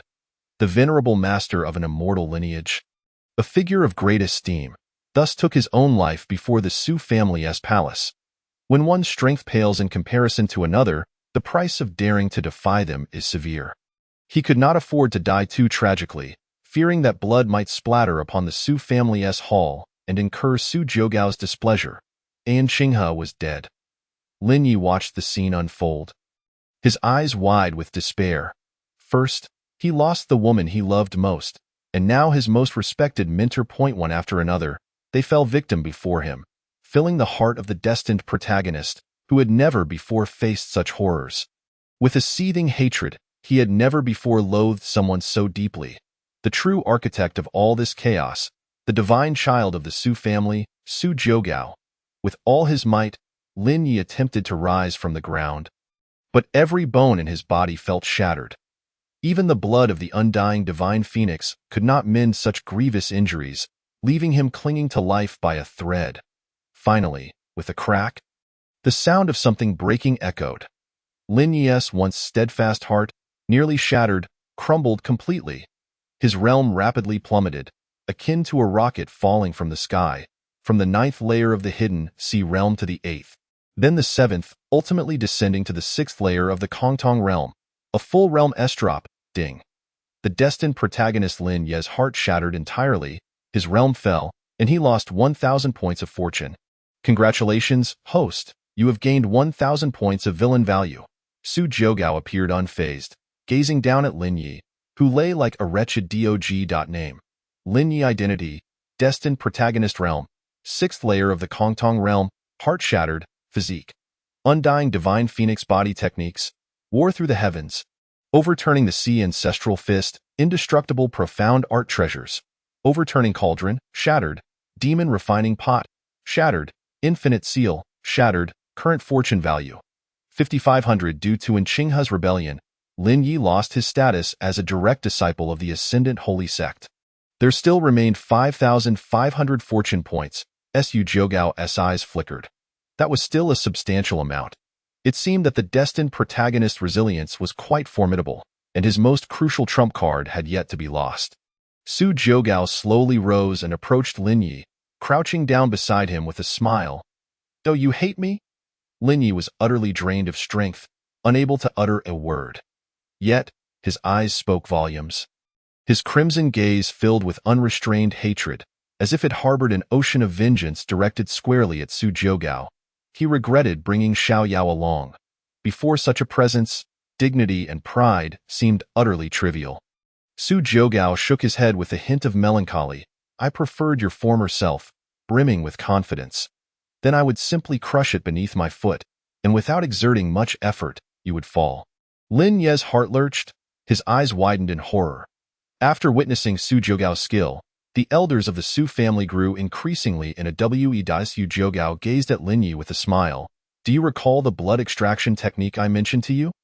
He slowly placed his hand upon Lin Yi's forehead, and a tremendous force surged forth from his palm. That moment, Lin Yi felt his blood boiling, surging upwards as if it were about to burst forth from his body. His pupils dilated in terror. The pain of blood extraction and marrow scraping felt as though his flesh was being sliced away piece by piece. Fear gripped his heart, and he trembled uncontrollably. "No, no, no." Su Jogao seemed oblivious, smiling as he said, "See? I did not deceive you, did I?" In his hand, a golden circular formation suddenly appeared. The formation was adorned with countless ancient symbols, golden streams of light swirling around Lin Yi's form. The elders of the Su family gasped in alarm. "What does the divine child intend to do?" Su Tian's gaze remained fixed on the divine child, his eyes brightening as he seemed to realize something. Speaking gravely, "This is the blood exchange technique that has long vanished from the myriad realms. The divine child is indeed a prodigy from the era of the fallen emperor, Who would have thought he would wield such a technique? What? The others looked on in utter confusion. Su Tian explained slowly. Unlike the sacrificial methods of the demon clan, this ancient technique known as bloodline replacement was utilized by some ordinary talents from the ancient times. To enhance their physical prowess, they would extract the bloodlines of powerful beasts and replace their own, enabling even their descendants to inherit such bloodlines. For instance, the ancient bodies of the celestial dragon, divine phoenix, and Qilin found in the myriad realms today stem from this very practice. However, this method exacts a heavy toll. Those from whom blood is extracted would find their cultivation completely obliterated and their vitality diminished, leading to their demise in no time. The divine child intends to extract this undying divine phoenix blood from him. One of the Sioux elders exclaimed with excitement. If so, could it not mean that those with special bloodlines could be extracted and replaced by our clan? If the Sioux family continually absorbed those with unique bloodlines, they would grow ever stronger, and soon everyone would be like dragons, all possessing special physiques. Watching the elders with their greedy eyes, Su Tian spoke with annoyance. Do you wish for the Su family to become a target of universal scorn? Even the emperor himself lacks the leisure to annihilate every ancient demon clan, eternal celestial clan, and hidden holy clan.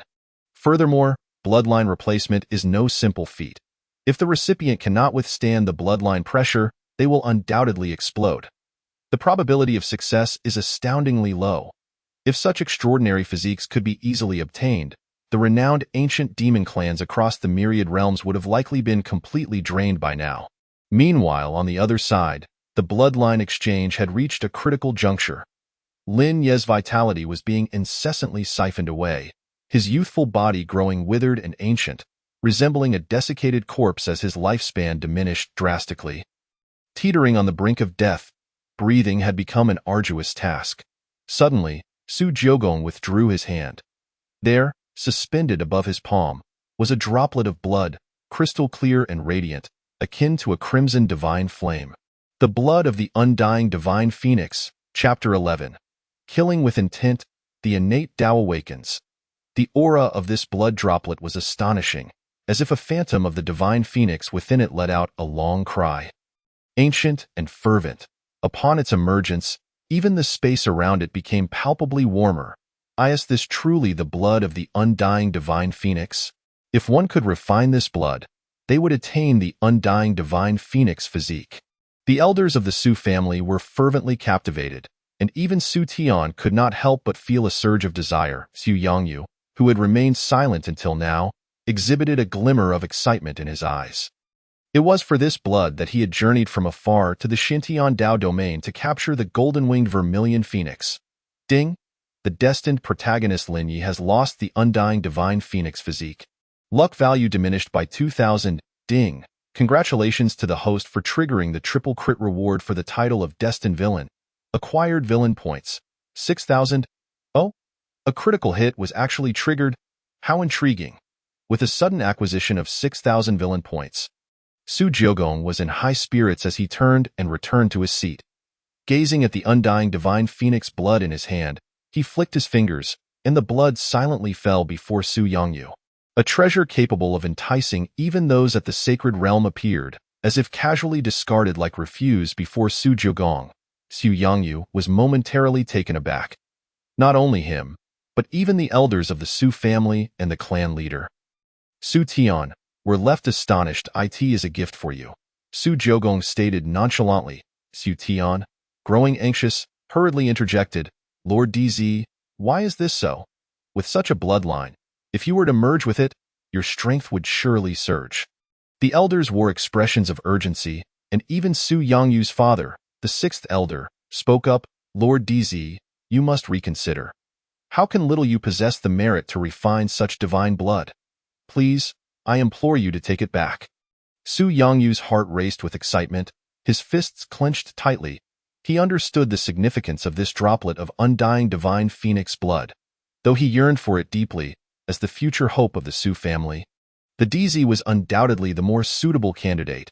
Cradling the undying divine phoenix blood, Su Yangyu respectfully presented it with both hands, saying, Lord DZ, please take back this droplet of divine phoenix blood. Only you are truly deserving of its refinement. Faced with the entreaties of his kin, Su Jiogong felt a twinge of annoyance.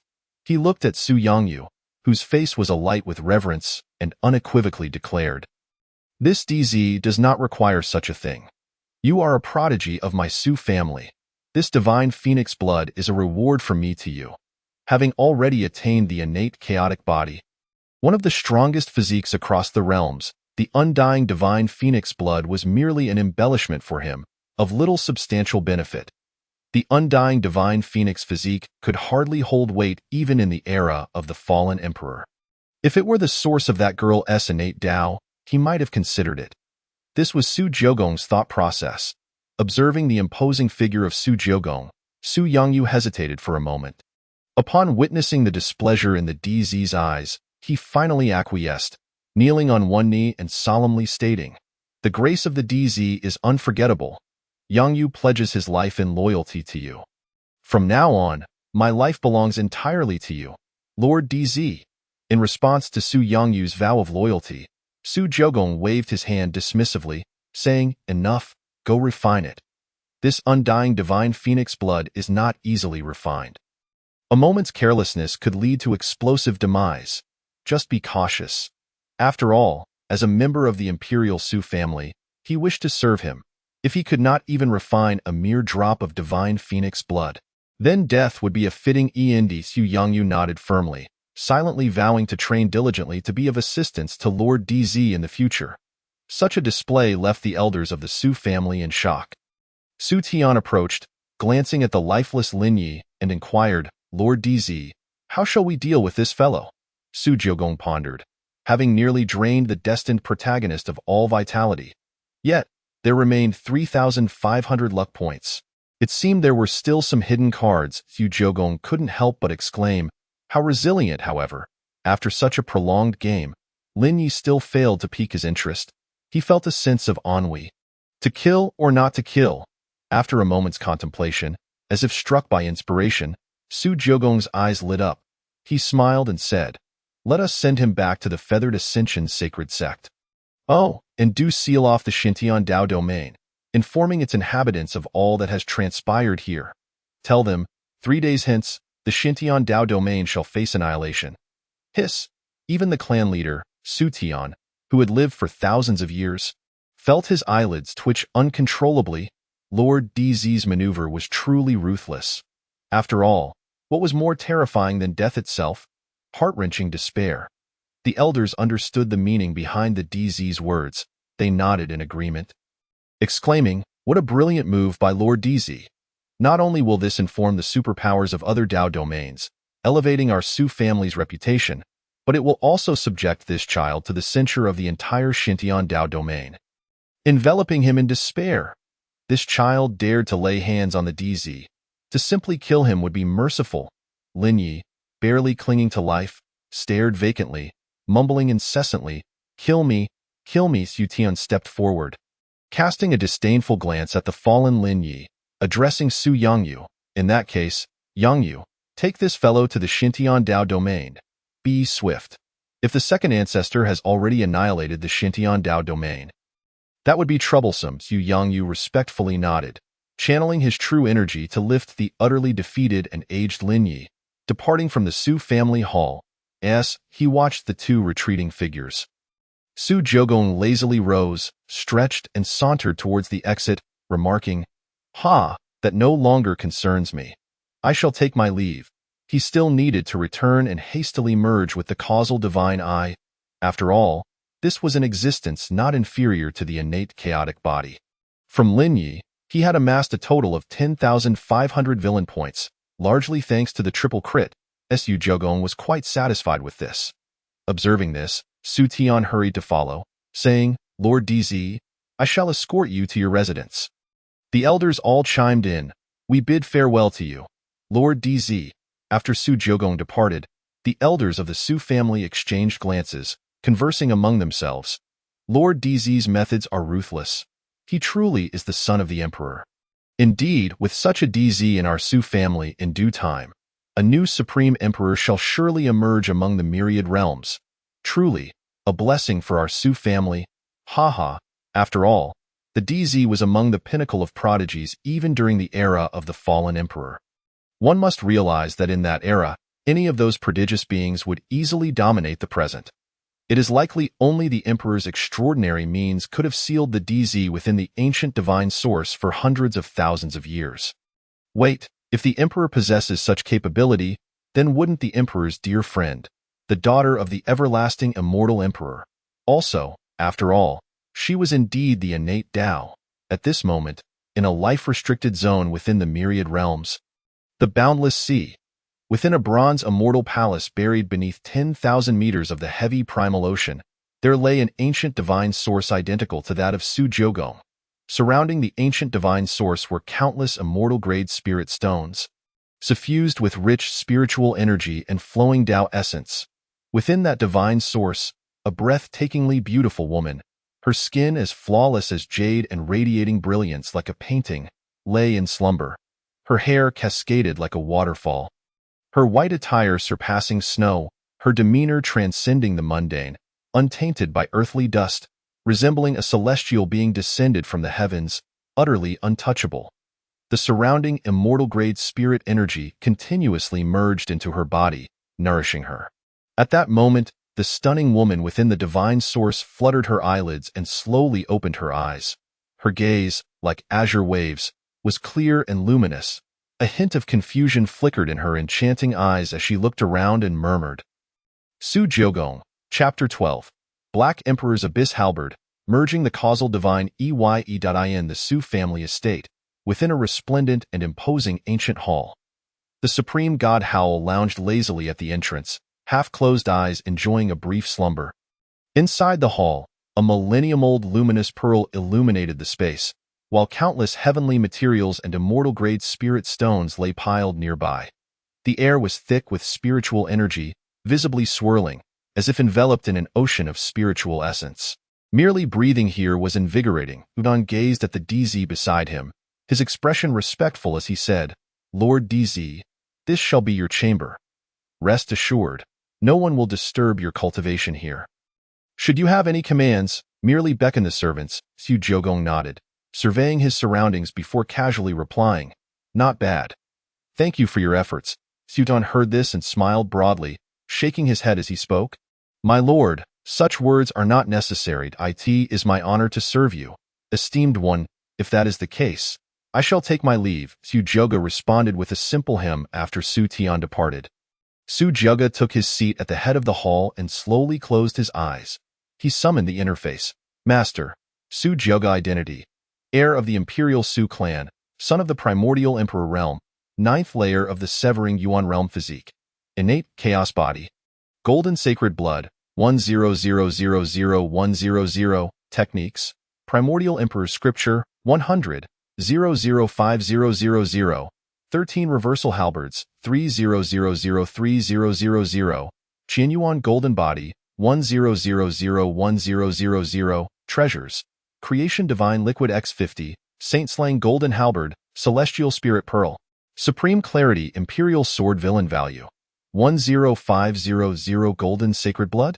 Su Jiogong took notice of this and, somewhat perplexed, inquired, "System, what exactly is Golden Sacred Blood?"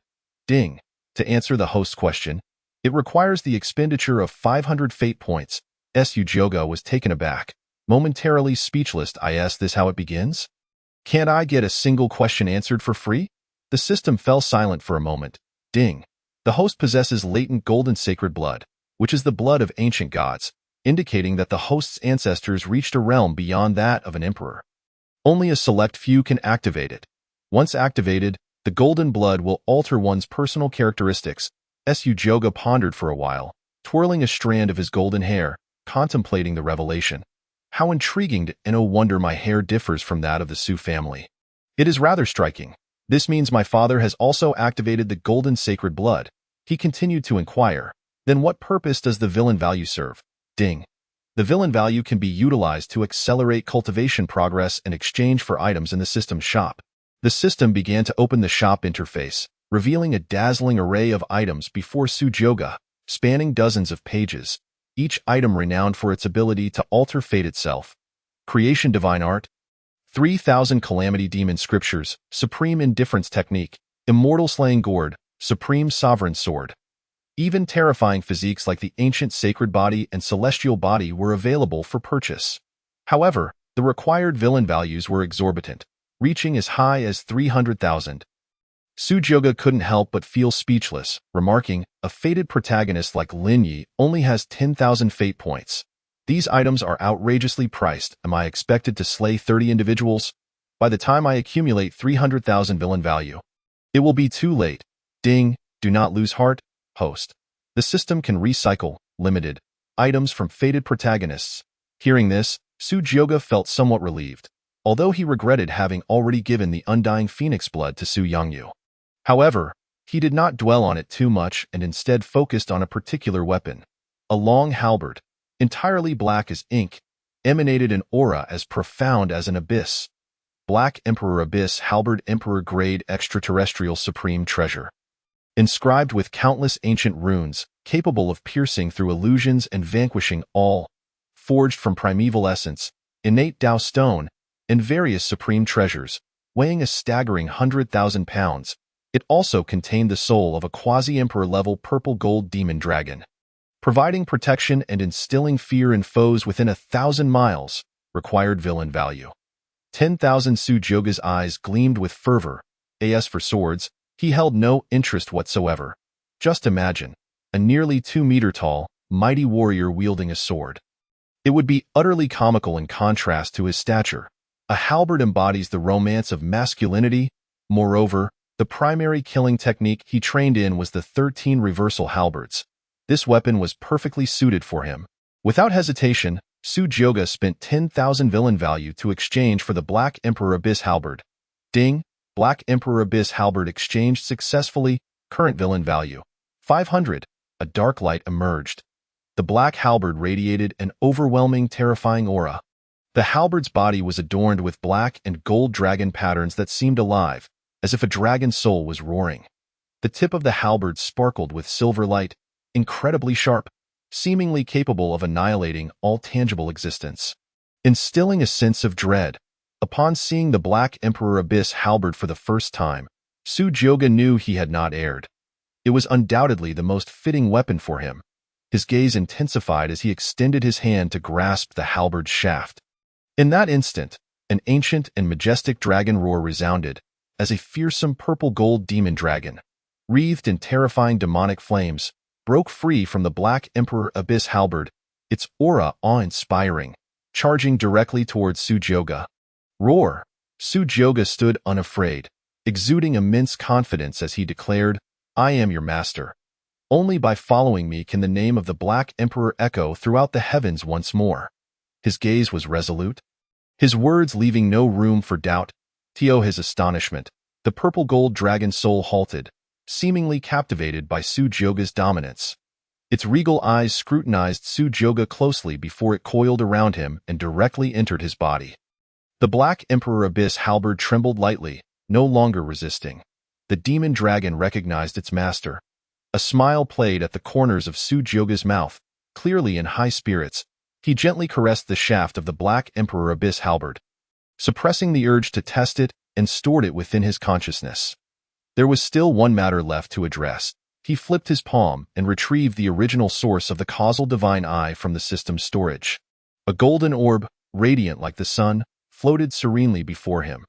This dazzling light illuminated the entire spacious hall, exuding an aura of ancient power. As soon as this item appeared, even the supreme divine roar outside the hall opened its colossal eyes. Gazing curiously into the chamber, Sujyoga regarded the causal divine eye's original source. Even his innate chaos body was subtly affected.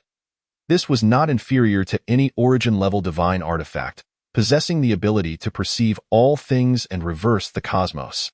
Sujyoga spoke softly, "Let me see how this causal divine eye compares to the innate chaos body." Chapter 13. Halberd breaks the physique calamity. I am invincible. The original source of the causal divine eye gradually merged into his eyes. Sujyoga closed his eyes, and the once empty hall fell into profound silence. The spiritual energy from countless celestial-grade spirit stones flowed gently into Sujyoga's body.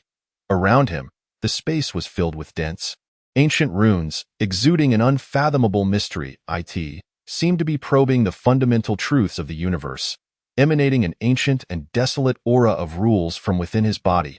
If one listened closely, the sound of the great Tao resonated endlessly. Simultaneously, dark clouds thickened in the sky unbeknownst to anyone, gathering directly above the ancient hall. Within those clouds, violent lightning surged, crackling and rumbling, as if brewing an utterly terrifying force capable of annihilating the heavens and earth. Everyone in the Su clan sensed an unfamiliar aura permeating the air. Instinctively turning their gazes toward the ancient hall, I asked that the direction of the Imperial Son. Outside the main hall, the clan leader Su Tian's pupils widened in shock as he murmured, "Could it be that the Imperial Son is breaking through?" An elder, witnessing this scene, remarked, "No, that aura does not resemble a breakthrough calamity. What is the Imperial Son doing? Such a peculiar aura. It resembles a calamity of physique. Could it be that the Imperial Son's innate chaos body has triggered a physique calamity?" Voices of speculation filled the AI. Su Tian, upon seeing this, spoke in a deep tone, regardless of whether it is a physique calamity or not. "The Imperial Son must not face any mishaps. Let us go and take a look." With that, Su Tian soared into the sky, heading toward the ancient hall. Within the ancient hall, time passed, and suddenly, Su Jioga opened his divine eyes wide. In an instant, a golden divine light shot skyward. This beam of light pierced through the ancient hall, breaking through the firmament. Boom! Thunder erupted from the dark clouds. What astonishing eyes these are, brilliant as the galaxy. Incredibly radiant. Within them seemed to contain the cycles of life and death, the flow of the great Tao, illuminating the past and present. Upon closer inspection, incomprehensible divine patterns lay hidden within those eyes, concealing the ultimate truths of the heavens and the power of rules, capable of unraveling all causality and illusions in the world. At this moment, Su Jioga's aura became increasingly transcendent. His golden hair flowed like flames, exuding a noble and domineering presence, as if he were an unparalleled emperor standing above all realms, his entire being shimmering with the light of the Tao, evoking admiration. Terrifying thunderclouds swirled within Su Jioga's gaze. The causal divine eye, foreseeing the present and future. His first cause had already been sown, and the lightning calamity that could obliterate all was the effect. The heavens would not permit such a divine object to exist. The causal divine eye was far too powerful. Su Jioga closed his eyes once more, and when he opened them again, the ancient and indifferent gaze returned to its original state. A lightning calamity. "You say?" Su Jioga's expression remained calm as he stated. The Black Emperor Abyss halberd suddenly appeared in his hand. Su Jioga, unhurried, stepped out of the palace. The supreme divine roar had long awakened, its massive form gazing up at the brewing tempest in the sky. Releasing a series of low growls, devoid of any fear, Su Jioga looked at the supreme divine roar and smiled lightly, saying, "This is my physique calamity. I will handle it myself." He slowly raised the Black Emperor Abyss halberd in his hand, pointing it at the heavens, his spirit soaring and his battle intent palpable as he shouted, "Come forth!" Rumbling. As if stirred by Su Jioga's provocation, the thunderclouds roared with deafening sounds. As thunder rumbled, a brilliant blue light illuminated the vast expanse of dark clouds. A robust bolt of lightning, akin to a thunder dragon, descended towards Su Jioga with a devastating force, roaring as if it sought to swallow him whole. The ferocious thunder represented the supreme and unyielding power of heaven and earth. Yet, Su Jioga merely chuckled lightly, his gaze sparkling with a brilliance even more dazzling than the lightning itself. Wielding the Black Emperor's abyssal halberd, he soared into the sky. In the distance, Su Tian, accompanied by several elders of the Su family, rushed forth. Upon witnessing the figure of the Imperial Son in the sky, all were taken aback, momentarily lost in reverie. There stood Su Jioga, grasping the Black Emperor's abyssal halberd, further accentuating his magnificent and heroic stature. Surrounded by demonic dragons, his demeanor exuded unparalleled dominance, his golden hair flowing untamed, resembling an ancient emperor walking among mortals. This seemingly insignificant figure appeared increasingly grand against the backdrop of the heavenly tribulation. Like a deity yet akin to a demon, all present were struck with astonishment. The Imperial Son. Truly, it is the Imperial Son. The Imperial Son is undergoing the physical tribulation. Patriarch, should we assist the Imperial Son? Su Tian's eyes flickered, and at that moment, a venerable voice resonated. Do not interfere. Simply observe in silence. The crowd turned to see a grand ancestor. How did you arrive here?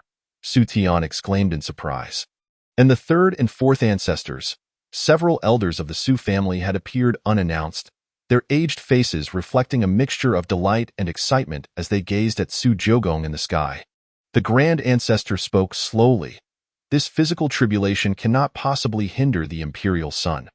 After all, he is the son of the primordial emperor, a prodigy from the era of the fallen.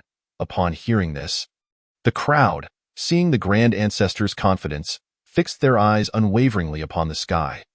The Black Emperor's abyssal halberd felt weighty in Su Jiogong's grasp as the primordial emperor's scriptures surged forth, releasing an overwhelming torrent of power that surged forth without reservation.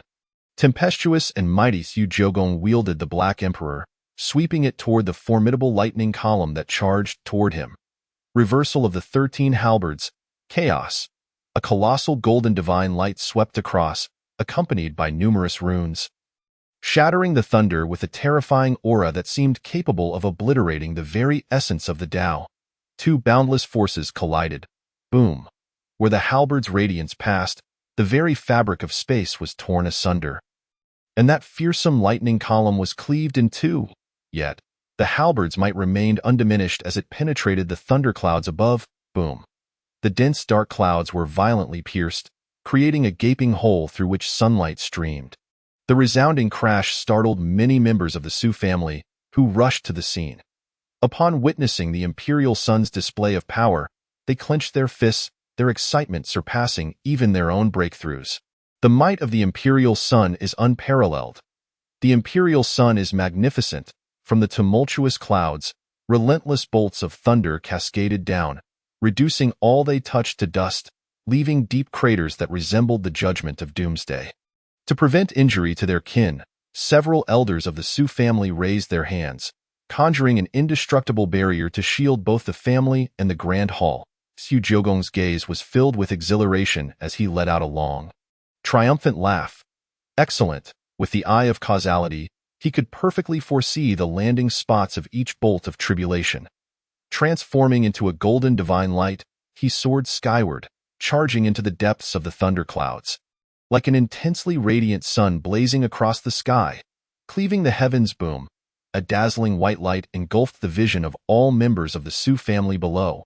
When they opened their eyes once more, the once overcast sky had been rent in two by Su Jiogong's Black Emperor, dissipating into the vastness of the universe. The world seemed to hold its breath as all gazed in astonishment at the scene before them. The clouds receded, revealing a clear sky. Su Jiogong stood aloft, grasping the pitch-black Black Emperor's abyssal halberd, his handsome visage exuding an unparalleled calm, his eyes radiating an air of aloofness that looked down upon all existence. Sunlight cascaded upon his golden hair, wrapping him in a shimmering divine glow, rendering him even more resplendent and regal. Suddenly, a thunderous roar erupted from the supreme divine roar in front of the hall. Roar! All were startled, awakening as if from a dream. In the next moment, the faces of the Su family disciples flushed red, erupting in an unprecedented cheer. The Imperial Son is invincible. The Imperial Son is invincible. Chapter 14. The Supreme Guardian, the Tragic Lin Yi. This fervor even inspired the elders of the Su family. Su Tian gazed at the extraordinary figure in the sky, his eyes ablaze with admiration as he quietly remarked, "Just 2 moves. This terrifying physical tribulation appears so weak before the Imperial Son. After today, the figure of Su Jiogong will be indelibly etched in the hearts of all, even the Grand Ancestor." Among the elders of the Su family, nodded in agreement, their faces adorned with smiles. The Grand Ancestor stroked his beard and said, "The Imperial Son is an innate chaotic body, a rare prodigy throughout the ages. Such a display is entirely understandable. Su Jiogong maintained a calm demeanor, somewhat surprised to notice the elders and ancestors of the Su family present. Descending from the void, his aura now exuded an ancient nobility. Impossible to gaze upon directly, Imperial Son. Su Tian approached with the elders, smiling as he spoke. It has only been a short time. Yet the Imperial Son has once again surprised us. The Grand Ancestor also approached with a grin. Imperial Son, look, all the younger generation of the Su family are watching you. Su Jiogong glanced at the fervent gazes of his kin below, chuckling helplessly as he waved his hand gently. All right, you may all return. It was merely a physical tribulation, no need for such alarm. An elder nearby chuckled in response. This physical tribulation is not so simple. Perhaps in the entire myriad realms, only our Imperial Son can overcome it so effortlessly. Indeed, if word of this spread, it would surely instill despair in other prodigies. I estimate the Imperial Son's strength could even slay beings of the Void God realm. Facing such continuous praise, Su Jiogong felt his head spinning. At that moment, the voice of the system suddenly resounded. Ding! The fated protagonist Lin Yi has had his limbs severed and cultivation abolished by the ancestor of the Feathered Ascension Holy Sect. Luck value loss, 1,000. Congratulations to the host for obtaining 1,000 villain points. Oh? Upon hearing the system's notification, Su Jiogong's eyes brightened. A smile gracing his lips. It seems Su Yongyu has arrived. After casually responding, he returned to the ancient hall. Having merged with the unfathomable eye of causality, he still needed to familiarize himself with its usage. His cultivation at the 9th level of the Yuan realm felt somewhat unsteady. It wouldn't be long before he could break through to the Void God realm. This was largely thanks to Lin Yi. Su Jiogong's eyes sparkled with intrigue, subtly anticipating what type of protagonist would emerge next. Stretching lazily, he murmured to himself, "The vast sea immortal sect. Let's hope it doesn't bore me too much." Watching the Imperial Son's retreating figure, the Grand Ancestor's eyes narrowed slightly, his previously amiable demeanor vanishing. His expression growing solemn, exuding an unspoken authority, he spoke slowly. Su Tian. I am here, Grand Ancestor. This matter must not be known to other factions, understand? Su Tian was taken aback, quickly grasping the old ancestor's intent. A large tree attracts the wind. The other elders of the Su family, being astute, naturally understood the underlying meaning. Yet, one elder inquired, Grand Ancestor, why is that? With the Imperial Son's strength and status, the younger generation of the myriad realms cannot possibly contend with him. As the son of the primordial emperor, those old geezers would not dare to act against him, would they? Why the need for such secrecy? In my view, the Imperial Son's renown should resonate throughout the myriad realms. Our Su family should fear no one. Another elder remarked. I asked the Grand Ancestor, perhaps concerned that someone might recklessly resort to desperate measures. The Grand Ancestor nodded, speaking slowly. You all make valid points. Our Imperial Son's fame will eventually echo throughout the myriad realms, but not just yet. The Grand Ancestor looked at the crowd, his gaze piercing, and declared loudly, the Imperial Son is the hope for our Su family's future. With such a monstrous talent, if our family's adversaries were to learn of this, they might act without regard for consequences. Should any misfortune befall the Imperial Son, you shall all bear the guilt for the entire Su family. You would be ashamed to face the Imperial Sovereign and our ancestors. Although the Su family is vast, it is not without its enemies. Among them, the ancient imperial families can indeed challenge the Su family's might. Su Tian nodded, contemplating. In that case, why does the Grand Ancestor not assign a guardian to the Imperial Son? This would greatly mitigate the risk of unforeseen events.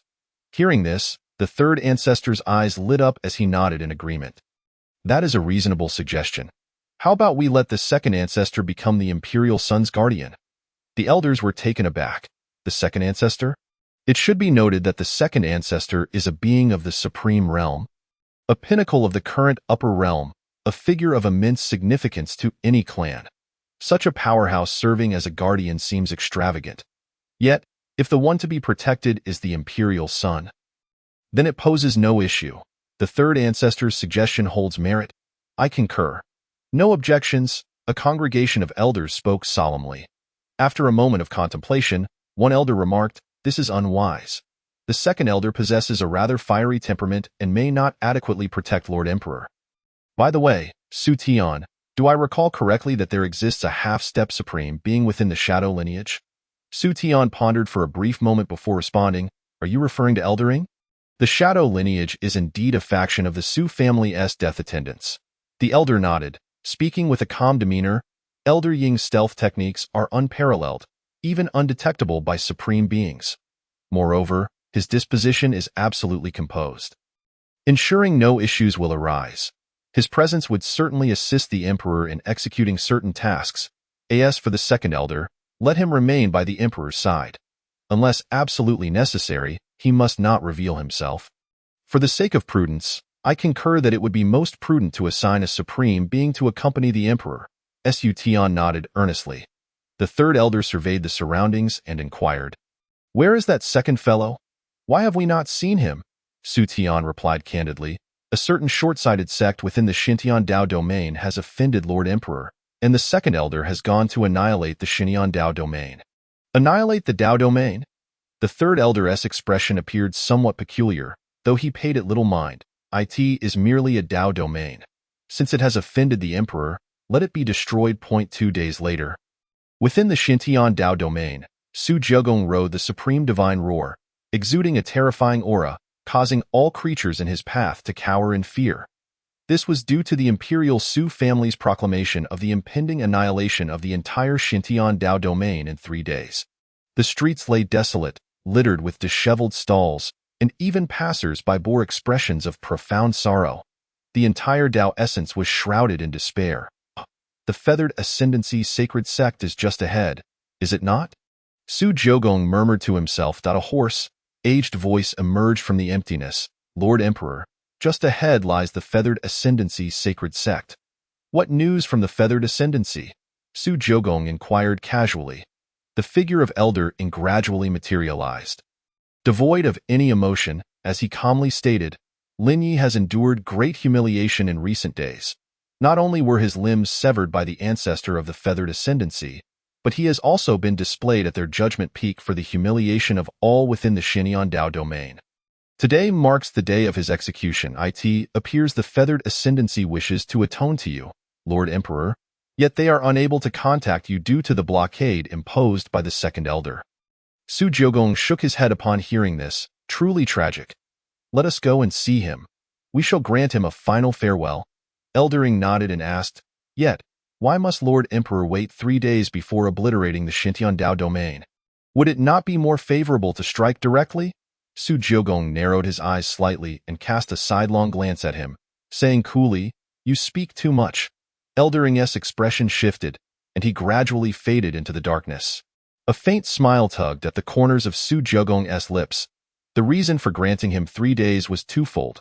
First, to render Lin Yi a scapegoat for the sins of the Xintian Dao domain. More importantly, Lin Yi still possessed 2,500 fortune points. This was sufficient to indicate that he had yet to reveal all his cards. Su Jiugong was intrigued to see whether any last-minute twists would arise. For the unexpected is the hallmark of a true protagonist. With this thought, Su Jiugong's spirits lifted. Chapter 15. The despairing Xintian Dao domain. The Emperor descends today, at the judgment peak of the feathered ascendancy sacred sect. A multitude had gathered. They were practitioners from all corners of the Xintian Dao domain, having traveled great distances. The reason was simple. 3 days prior, the ancestor of the Imperial Su family had sealed off the entire Xintian Dao domain and issued a decree. 3 days hence, the Xintian Dao domain shall be annihilated. A single, straightforward word, yet it exuded the boundless arrogance and confidence of the Imperial Su family. The architect of this calamity, Lin Yi, had offended a being of utmost supremacy within the Imperial Su family, thus bringing ruin upon his domain. Atop the judgment peak, Lin Yi lay like a heap of flesh, not a single part of him remaining intact. His limbs had been severed, rendering him a ghastly sight. The disciples of the feathered ascendancy gazed at him with expressions of despair and fury, their eyes burning with a desire to consume him alive. "Lin Yi, you beast! Who would have thought you so audacious as to offend the emperor of the Su family?" Not only did you lead to the demise of our revered master, but now all beings within the Xintian Dao domain must accompany you to your grave. Your heart is truly ruthless. I always knew that you would be a scourge within our sect. What heinous act have you committed to incur such wrath? I do not wish to die. It is all your fault. All your fault. In the face of life and death, countless voices cried out in anguish, filled with blame and curses, some unable to withstand the weight of despair. Were it not for the elders of the feathered ascendancy intervening, they would have surely torn Lin Yi to shreds 1,000 times over. The collective animosity of those present seemed ready to drown Lin Yi. Watching his former kind and gentle fellow disciples transform into such grotesque figures, Lin Yi bowed his head, his eyes silent, hair disheveled, as if silently acknowledging his sins. The elders of the feathered ascendancy recognized the disciples' fury, and even they felt an intense hatred. Here they were, diligently cultivating within their sect. Only to be struck by this calamity, it was impossible not to harbor immense grievances. The Grand Elder looked anxiously at the frail, emaciated ancestor beside him, his face wrought with worry. Ancestor, what shall we do in this dire situation? What sins has our feathered ascendancy committed to face such extermination? They wept bitterly, gazing skyward.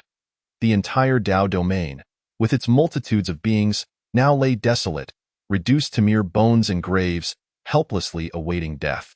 Do we have any chance of salvation? Must all our disciples merely await their doom? Lin Yi, that beast, is beyond redemption now. He has implicated the lives of countless beings. If we perish, but if the feathered ascendancy falls, how shall we face our ancestors in the afterlife? Foolish wretch! Had I known this day would come, we should have slain him outright. A furious elder ground his teeth, wishing to rend Lin Yi limb from limb. The ancestor sighed softly in that instant. He seemed to age considerably. The already waning vitality of his body thickened with the aura of death, as though he might perish at any moment. Even as a sage, who considered himself to have seen through all, he uttered weakly, "There is no solution. No solution at all. The entire Xintian Dao domain is sealed by the Su family. I cannot even contact them. Has our feathered ascendancy, which has stood for millennia, truly run out of luck?" The ancestor's murky gaze was filled with despair and resignation. In his twilight years, he had hoped to protect the children of the feathered ascendancy. Yet now he would witness the annihilation of the entire Xintian Dao domain. No one could offer him a solution. If even the ancestor felt this way, it was needless to say how the disciples of the feathered ascendancy felt. After days of denunciation, their voices had become hoarse. An elder, unable to bear this reality, shouted with reddened eyes, "I shall go and slay the true culprit." Seventh elder, "Cease this madness," the long silent Grand Elder suddenly admonished. The elder, taken aback, wore an expression of dejection. "Grand Elder, why? Why spare this wretch's life?" The Grand Elder rebuked. "Do you think I do not wish to kill him? I desire it more than any of you. But we cannot act recklessly. Do you recall the Imperial Son who visited a few days ago? Were it not for that Scion, our Xintian Dao domain would have already perished. Since the Emperor has chosen to spare our lives for the time being, there must be a reason."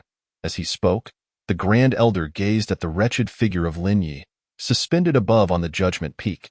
"He is our only hope." The elders were taken aback, their hearts racing. "Why?" The Grand Elder slowly elucidated. "He cannot die yet. The crux of this matter lies within him." The gaze of the ancestor of the Feathered Ascension sacred sect was profound and contemplative as he let out a long sigh. "Alas, I hope that the esteemed Lord of the Imperial Son can, in consideration of our actions, spare the myriad lives inhabiting the Xintian Dao domain." The primordial emperor, the solitary sovereign amidst the realms. His mere existence loomed over the hearts of all beings like a towering mountain. No one would dare offend an Imperial Son standing in the shadow of a living emperor, for the cost would be insufferably steep. In stark contrast to the wailing multitude of the Xintian Dao domain, Su Jiogong appeared to be in high spirits. He hummed a cheerful tune as he strolled leisurely towards the Feathered Ascension sacred sect. "There are quite a number of people here," he remarked, his pupils narrowing like a deep abyss on the judgment peak. He discerned the figure of Lin Yi. The aura of the supreme divine roar was terrifying. Upon its emergence, it enveloped the judgment peak with an overwhelming pressure. Some onlookers took note of this scene. Who is that figure in the sky? What manner of beast is that? Such a terrifying presence. Is it here to judge us? The elders of the Feathered Ascension sacred sect also recognized the radiant figure resembling the sun. A collective tremor rippled through their hearts. Entering the sacred realm?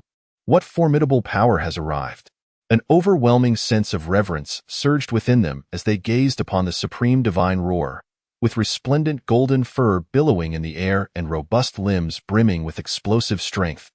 It was as imposing as a colossal mountain, leaving one breathless. The oppressive sensation brought forth by entering the sacred realm left the gathered assembly in shock, except for the ancestor of the Feathered Ascension sacred sect. All others trembled in fear. Even more astonishingly, upon this fearsome beast stood a golden-haired youth, his countenance as radiant as jade, with an air of martial grace and beauty. The youth exuded a domineering aura. His golden eyes filled with confidence and disdain for all beings. This was the first elder, gazing up at that dazzling figure. Suddenly, Lin Yi, suspended above the judgment peak, began to emit low growls, akin to a flickering light returning to life. The figure of Elder Ing appeared beside the supreme divine roar, looking down upon the seemingly insignificant beings of the Feathered Ascension sacred sect below like ants. The half-step supreme aura emanating from him caused their legs to weaken. Compelling them to kneel in submission, Elder Ing furrowed his brow and spoke slowly. Our Imperial Son of the Su family has descended upon the Xintian Dao domain. You all, why do you not prostrate in respectful welcome? As he raised his voice, it reverberated like the somber tolling of an ancient bell, striking heavily upon the hearts of all present. The Imperial clan, the Su family, the elders of the Feathered Ascension sacred sect were taken aback. The ancestor, upon hearing this, was the first to kneel. I, Gun Yin, the supreme elder of the Feathered Ascension sacred sect, humbly welcomed the esteemed Imperial Son. Seeing the ancestor kneel, the other elders' expressions shifted dramatically. The first elder reprimanded sternly, "Why do you not all kneel?"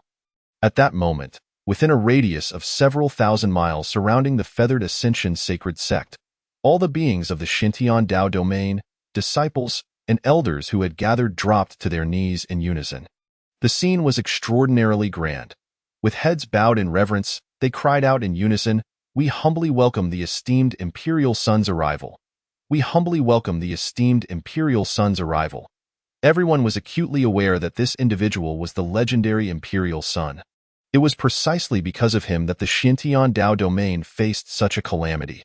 Yet, in their hearts, without exception, they felt no resentment towards this exalted Imperial Son. Instead, their hatred for Lin Yi deepened. From the era of the fallen emperor, this was the pinnacle of prodigious talents that instilled fear within their very souls. Is this the Imperial Son of the Su family from the fallen emperor era? The first elder pressed his forehead to the ground, trembling all over. Yu Jiogong found the scene unsurprising. Glancing at Elder Ing, he murmured, "Why do this?" Elder Ing, with an expression of admiration, replied respectfully, "Only this aligns with your esteemed identity. Imperial Son, the grandeur of the occasion, perhaps?" Su Jiogong pondered silently. He smiled lightly. "Do you believe that the radiant sun requires the accompaniment of fireflies?" With a leap, he traversed the void, descending from the heavens like an immortal, commanding the submission of all beings beneath him. Beneath his feet, countless profound runes shimmered with ripples, and under the illumination of sunlight, his stature appeared grand and magnificent, akin to a golden deity advancing forth. "I am the radiant sun," Su Jiogong declared with unyielding authority. As he descended slowly, the black robe adorning him was intricately etched with golden dragon patterns, and every gesture he made exuded an air befitting a sovereign. The ancestor of the Feathered Ascension sacred sect trembled, his voice hoarse as he addressed him, "Esteemed Imperial Son." Su Jiogong replied indifferently, "You all are aware." The ancestor nodded repeatedly, bowing fervently, "Esteemed Imperial Son, it is we of the Feathered Ascension sacred sect who have failed to discipline our disciples. We are willing to sacrifice our entire sect as atonement. Take whatever you wish from us. But I implore you, esteemed Imperial Son, spare the lives of the beings in the Xintian Dao domain. They are innocent, the first elder echoed, bowing incessantly. I beseech the esteemed Imperial Son to show mercy. I beseech the esteemed Imperial Son to show mercy. We elders are willing to die in penance. The other elders spoke with booming voices. The disciples and beings of the Feathered Ascension, sacred sect, kneeling outside the Judgment Peak, looked up, tears brimming in their eyes as they cried out, Ancestor, elders, we will not leave. If death is our fate, we shall die together. The air was filled with the resolute voices of those who embraced death without fear. Su Jiugong glanced at the crowd. His voice soft yet commanding. Enough. Rise. Upon hearing the words of the esteemed Imperial Son, the ancestor and the gathered elders slowly stood, while the disciples remained kneeling, unable to rise under the oppressive presence of the Supreme Divine Roar and Elder Ing. Su Jiugong looked at Lin Yi, who was fixated on him atop the Judgment Peak, and spoke leisurely. I did not expect you to have severed his limbs. This wretch has offended the esteemed Imperial Son. He deserves a fate worse than death. A long elder immediately affirmed. Su Jiugong remained silent. These individuals were indeed clever. He had initially thought that if they directly killed Lin Yi, the remaining fortune within him would dissipate, thus sparing him some trouble. Before Su Jiugong spoke, everyone held their breath, as if awaiting a death sentence. Su Jiugong finally said, Considering the Feathered Ascension sacred sect has endured for millennia, I acknowledge your sincerity. Let it be for now. Upon hearing these words, the elders of the Feathered Ascension sacred sect were struck as if by lightning, their expressions filled with disbelief. The ancestor, overwhelmed with emotion, shed tears of joy. As if granted a reprieve, they understood all too well what the words of the esteemed Imperial Son implied. He would no longer hold the Feathered Ascension sacred sect and the entire Xintian Dao domain accountable. Because of a single utterance from the esteemed Imperial Son, the Feathered Ascension sacred sect was spared. The ancestor gasped for breath, repeating, Thank you, esteemed Imperial Son. Thank you, esteemed Imperial Son. The elders, too, were filled with joy, their gazes towards Su Jiugong growing ever more fervent. The first elder spoke up, with such magnanimity from the esteemed Imperial Son. Our Xintian Dao domain is deeply grateful. We implore to follow the esteemed Imperial Son and become a subsidiary force of the Su family. Never to betray, lest we face eternal damnation. The ancestor's eyes lit up. Indeed, you speak correctly. We owe the esteemed Imperial Son a debt of gratitude that we cannot repay. Allow us to serve the esteemed Imperial Son to atone for our previous transgressions.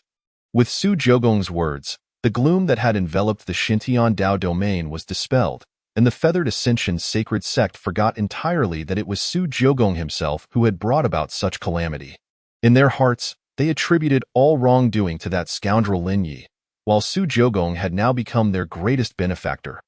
We are willing to follow the esteemed Imperial Son. We are willing to follow the esteemed Imperial Son. The chorus of voices swelled like a tidal wave, as those still kneeling shouted fervently. Everyone's hearts were ablaze with excitement. Cornered on the Judgment Peak, Lin Ye's eyes burned red as he roared. No, do not ask him.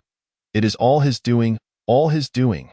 Yet amidst the cacophony of voices, his solitary cry was as insignificant as a speck of dust, unable to stir even the slightest ripple. Su Jiugong regarded the fervent crowd, perfectly exemplifying the fickleness of human sentiment. His expression remained calm, as if the allegiance of the entire Xintian Dao domain was but a trivial matter to him. If gratitude were to be bestowed, it would be upon their capable sect leader. Were it not for him, this situation would have been far more complicated, Su Jiugong remarked lightly. The elders paused in surprise, then soon realized, on that day, sect leader in Qinghe had taken his own life to protect the Feathered Ascension sacred sect from the Imperial Su family. Their hearts filled with rage. It is all that wretch's fault. The sovereign's affections for him were so profound that it inadvertently led to his own detriment. Oh, esteemed sovereign, Lord Emperor, we beseech you to allow us to eliminate him. Yes, kill him, kill him. The collective animosity of all was directed squarely at Lin Yi. What a tremendous wave of resentment this was. This grudge had even transcended into an infinite manifestation, enveloping Lin Ye's body in a shroud of curses from countless beings of the Xintiandao domain. Even he, the destined protagonist, could scarcely bear the weight of the grievances of billions of souls. Ding! The destined protagonist Lin Yi was forsaken by the entirety of the Xintiandao domain, suffering a loss of 500 fortune points. Congratulations to the host for acquiring 500 villain points. Su Jioge was thoroughly pleased with the current situation. Everything lay well within his control. As for the final 2,000 points of fortune, Su Jioge narrowed his eyes slightly, pondering whether Lin Yi might still possess some hidden trump card. Just as this thought crossed his mind, the elder Ing beside him seemed to sense something and leaned in to whisper into Su Jioge's ear. Lord Emperor, a powerful force approaches from beyond the Xintiandao domain. At that moment, the roars of the supreme deity echoed, resonating like thunder across the heavens. Roar. Chapter 17. Lin Ye's Fateful Catastrophe. Emergence of the hidden holy clan in the azure sky. Dark clouds suddenly amassed. Accompanied by the rumbling of thunder, they enveloped the very summit of the Judgment Peak. This abrupt spectacle left everyone somewhat bewildered. What is this? Is it a tribulation thunder? Could it be that a mighty figure from our ascendant holy sect is undergoing tribulation? No, this does not exude the aura of a thunder tribulation. Even the elders of the ascendant holy sect were perplexed. The ancestor glanced at Su Jioge beside him and, bowing his head, inquired, "Might I ask? Lord Emperor, has a noble visitor arrived?"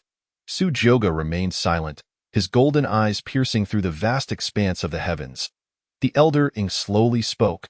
This aura is at least that of a saint-level existence. Su Jioge's expression remained calm as he glanced at Lin Yi in the distance, beginning to grasp something. "Is this your final trump card?" He was eager to witness what sort of surprise this so-called destined protagonist would present in this genuine moment of crisis. If one were to rely on a mere saint to alter the current predicament, that would indeed be laughably naive. Suddenly, a thunderous roar reverberated through the sky, accompanied by flashes of lightning, as if heralding the apocalypse. Boom! A terrifying beast, resembling a colossal sphere, emerged from the tempest. Everyone's eyes widened. It was not merely dark clouds, but a beast crackling with lightning. The Thunder Beast. Upon the Thunder Beast stood a middle-aged man adorned in resplendent Qilin robes. The man's demeanor was domineering, with eyes like swords and an aura as profound as the abyss. Upon seeing Lin Yi, pitifully dismembered atop the Judgment Peak, he momentarily froze, then his eyes turned crimson, unleashing a fury-laden roar. "Who dares to lay a hand on my son?" The crowd below changed their expressions drastically. The elders of the ascendant holy sect were utterly astonished. This man is actually Lin Ye's father? An overwhelming energy erupted from the man, tearing through the sky, accompanied by boundless lightning, descending straight towards the ground. Su Jioge observed Lin Yi and the middle-aged man with an odd expression. They bore a striking resemblance. A saint-level father? The elder Ing, witnessing this, let out a cold snort. With a wave of his hand, countless intricate runes enveloped that force, dissipating it effortlessly. For him, a half-step supreme, a saint-level individual was hardly a concern. Lin Songhai was taken aback, disbelief etched across his face as he gazed at the elder Ing below, murmuring, "Could it be a supreme? Impossible. How could the ascendant holy sect harbor a supreme-level figure?" Meanwhile, the appearance of the Thunder Beast provoked the supreme deity's roar in the sky, which seemed to feel challenged. Its enormous pupils were filled with wrath and murderous intent as it swung its massive claws towards the Thunder Beast. Tearing through vast swathes of space and inflicting 4 razor-sharp gashes, the Thunder Beast's corpulent body was instantly rent asunder, unleashing torrents of azure blood. The Thunder Beast emitted a pained howl, its body swaying perilously, causing Lin Songhai above to falter. The Thunder Beast. The supreme deity exhaled mist from its nostrils, appearing utterly dismissive, slowly descending beside Su Jioge. Lin Songhai was momentarily dazed. He had not anticipated that the ascendant holy sect possessed a supreme-level existence. Just 2 days prior, while ensconced within the hidden holy clan of the Lin family, he had sensed that his son's soul fire was flickering perilously, evidently facing a grave calamity, asked Lin Ye's father. Lin Songhai had once invited an elderly man to divine his son's fate at birth, who stated that his son was destined for greatness, but would inevitably encounter a deathly tribulation, nearly certain to perish. If he could survive this ordeal, he would soar like a hidden dragon, free from all constraints. Otherwise, he would cease to exist, leaving no trace of Lin Yi in the world. After much consultation, the elder finally revealed a method to avert this fate. Lin Yi must leave the hidden holy clan and safely reach the age of 20, which might allow him to evade such disaster. Even Lin Yi himself was unaware that his father still lived, believing himself to be an ordinary scion. Now, with the knowledge that his son's fateful calamity had arrived, Lin Songhai, being a saint, was determined to do whatever it took to assist his son in overcoming this tribulation. Lin Songhai fixed an intense gaze on the elder Ing below and spoke in a deep voice. "Who are you?" "A half-step supreme. Is this the calamity that befalls my son?" The elder Ing furrowed his brow, a glint of frost flashing in his eyes, his voice raspy and icy. "Who permitted you to speak while standing above our clan's emperor?" "Get down!" His fury was palpable. The status of the emperor was unparalleled. One must ponder who in the myriad realms could rival it. Yet here was a mere saint-level individual daring to show such contempt for the emperor. Igniting his wrath, the aura surrounding him intensified, instilling dread among the members of the ascendant holy sect. Suddenly, a colossal hand materialized from thin air, gripping the thunder beast tightly, causing it to erupt in a fountain of blood. Azure blood rained down from the sky. Roar. The thunder beast was in excruciating pain. This injury was 1,000-fold more agonizing than that inflicted by the supreme deity. It nearly burst apart. The pressure of a half-step supreme was insurmountable. Lin Songhai's expression shifted dramatically. The thunder beast plummeted earthward like a falling star. Boom. The elders were wide-eyed and slack-jawed. Was this the sheer power of one so close to the supreme level? The elder Ing was about to take action, but Su Jioga calmly interjected. "Enough, Elder Ing." The elder Ing was taken aback, glancing at Su Jioga with confusion, and respectfully said, "Lord Emperor, this man dares to intrude during our family's seal of the entire Shinandao domain." Clearly showing no regard for you, Su Jioga waved his hand dismissively, his gaze playfully observing Lin Songhai, who was now struggling to maintain his composure, his countenance transformed from earlier nonchalance to one of caution. "He is merely a father concerned for his son. We should extend some understanding." Upon hearing the emperor's words, the elder Ing temporarily withdrew his overwhelming pressure, focusing solely on Lin Songhai. Here, upon witnessing Lin Ye's miserable state, Lin Songhai could no longer contain himself. His face contorted in anguish as he rushed to his son's side. Feeling Lin Ye's condition, he trembled. Such cruel methods, such cruelty. His heart shattered, his cultivation stripped away, and his limbs rendered useless. Lin Yi had become a living corpse. Lin Songhai suddenly raised his head, resembling a ferocious beast. "How dare you, ascendant holy sect, treat my son Lin Yi in this manner?" The aura of a saint bore down on the disciples, leaving them breathless. The ancestor snorted, dispelling the pressure enveloping the disciples. The elders behind him chattered. "So this is Lin Ye's father? I never imagined that the father of that wretch would be a powerful saint." "Huh? What of a saint? Were it not for that wretched spawn, how could the ascendant holy sect have offended the Lord Emperor?" Prior to this, he had refrained from calling upon the saintly father. But now that he had appeared, did he truly intend to rescue him? The Lord Emperor's magnanimity had granted a rare reprieve. Yet now Lin Ye's father had emerged, seemingly intent on plunging the ascendant holy sect into irreparable ruin. Chapter 18. A shared misery between father and son. The overbearing Su Jioga, you ascendant holy sect, shall pay dearly. Do you not know who I am? I am Lin Songhai of the hidden holy clan. Lin Yi is my son. How dare you treat him in such a manner? Lin Songhai seethed with rage.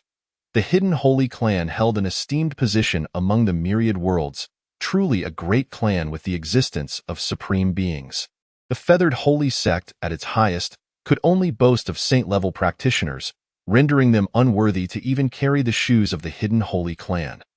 This was precisely why he, as a saint himself, dared to brazenly enter the Xintian Dao domain.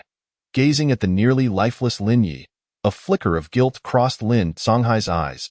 He stepped forward, continuously retrieving invaluable healing elixirs from his storage ring to feed Lin Yi. Each pill was worth a considerable fortune in the outside world. Lin Ye's complexion improved slightly. Lin Songhai murmured, Year, Father will bring you home soon. But before that, he would ensure that those who harmed Year would face utter destruction. Before anything else, I shall avenge you, Lin Songhai declared with extreme dominance. The elders exchanged glances, astonished to discover that Lin Yi was indeed a member of the hidden holy clan. Although they felt trepidation, with the presence of the esteemed young master, they retained their courage, and no matter the hidden holy clan, Lin Yi had provoked someone they could not afford to offend. Sparing his life was merely the young master's mercy. Indeed, what of the hidden holy clan? Should all beings within the Xintian Dao domain be sacrificed for your son? The elders of the feathered holy sect showed no fear even when invoking the name of the Lin family. Lin Songhai furrowed his brow and said coldly, Young master? Elder Ing let out a disdainful snort, having appeared before Lin Songhai without anyone noticing. And what of the hidden holy clan? Do you truly believe my Su family does not exist? In the distance, Su Jioga and several elders of the feathered holy sect approached slowly. The Su family? Upon hearing those words, Lin Songhai's entire being shook. Recently, the Wuxia Emperor and the young master of the Su family had emerged, shaking the heavens and the myriad realms. It could be said that the Su family was now a dominant force in the cosmos, and no one dared to provoke them. Why would a member of the Su family appear in the Xintian Dao domain? He cast a vigilant glance at Elder Ing, only to see this being, who was nearly at the saint level, respectfully step aside and stand beside Su Jioga. Lin Songhai was astonished. The golden-haired youth before him shone like the sun, radiating an aura of brilliance that was hard to ignore. Even as a saint, he could not help but feel awestruck. You are, a sense of foreboding surged within Lin Songhai. The elders of the feathered holy sect were the first to speak. You are Lin Ye's father. Do you know that the esteemed young master before you is from the Su family? Your son, Lin Yi, has audaciously offended the young master, nearly implicating our entire Xintian Dao domain. He deserves nothing less than death. The young master, Lin Songhai, was utterly shocked. He looked at the smiling Su Jioga, his heart racing as he murmured in disbelief, You are the son of the Wuxia Emperor? The ancestor of the feathered holy sect coldly remarked, Standing before you is none other than the esteemed young master. Who else could it be? Lin Songhai was clearly there to cause trouble for the feathered holy sect. Thus, the ancestor did not bother to hide his disdain. Observing the mocking expressions of the elders and the unperturbed demeanor of Su Jioga, Lin Songhai felt a wave of panic. His expression shifted between shadows and light. 1,000 questions swirling in his mind. Why was the young master of the Su family in the Xintian Dao domain? What did it mean that his son had offended the young master? Suppressing his questions, Lin Songhai took a deep breath and sincerely spoke. I am Lin Songhai of the Holy Clan Lin. I pay my respects to the esteemed young master. May I inquire how my son has offended you? Seeing Lin Songhai's previous bravado evaporate, the elders of the feathered holy sect laughed heartily, reveling in his downfall. Now you know fear. Weren't you quite arrogant before? You even claimed you'd destroy our feathered holy sect. What happened to that bravado? Su Jioga scrutinized Lin Songhai, who hung his head in submission. Just his mere presence exuded an invisible pressure. Even before a saint-level powerhouse, he remained unfazed, calm, and composed. Elder Ing sneered. Lin Songhai? Your good son Lin Yi dared to strike against the esteemed young master within our Su family territory. Before our young master has even spoken, do you presume to take him away? Such audacity. Is this perhaps the intention of your holy clan Lin? Upon hearing this, Lin Songhai felt a chill wash over him. Cold sweat dripped from his brow. Has he truly offended the young master of the Su family? He hastily said, No, esteemed young master, this elder has been misunderstood. I have heard that the young master has just recently emerged. How could my child? He lifted his head, preparing to meet Su Jioga's gaze. But Elder Ying's half-step to the saint-level pressure bore down upon him, preventing him from raising his head. Himph. It's too late for words. A terrifying pressure suddenly erupted. Lin Songhai's complexion drastically changed, and as he attempted to speak further, Elder Ying's eyes blazed like torches as he bellowed, "Kneel, boom!" The mere difference of one realm felt like an insurmountable chasm. Under this pressure, Lin Songhai gritted his teeth. Dropping to one knee, bracing himself against the ground to resist complete submission, Lin Songhai, filled with pride, had never knelt before anyone, even in the presence of a supreme being. Seeing this, Su Jioge raised an eyebrow. Intrigued, Lin Ye's father seemed to share the same stubbornness as Lin Yi in the distance. The Thunder Beast appeared unable to bear witnessing its master endure such humiliation, crackling with electrical energy. The once clear sky suddenly darkened, and the winds howled. The Thunder Beast emitted a unique roar. Su Jioge frowned, murmuring, "Calm it down." He stroked the luxurious golden mane of the Supreme Divine Roar beside him and said lightly, "Make it quiet." The Supreme Divine Roar understood and humanely nodded, affectionately rubbing against Su Jioge with its massive body.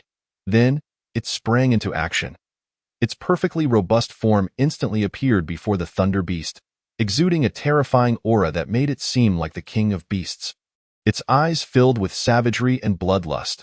Its razor-sharp fangs appeared capable of tearing everything apart, creating a golden arc as they flashed from the Thunder Beast's body, with a ripping sound, accompanied by a surge of emerald blood. It savagely bit away a significant portion of the Thunder Beast's corpulent body. Boom. An extraordinarily rare ancient ferocious beast, the Thunder Beast at the God King level, was effortlessly torn in half by the Supreme Divine Roar. Alongside its inner Dan, it crashed to the ground. Roar. The Supreme Divine Roar's eyes flickered with disdain as it disdainfully groomed its golden fur, the faint golden light shimmering as the blood of the Thunder Beast evaporated from its body.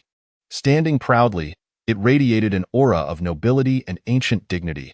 After effortlessly dispatching the Thunder Beast, the Supreme Divine Roar returned lazily to Su Jioge's side, sprawled down, wagging its tail, a stark contrast to its earlier ferocity.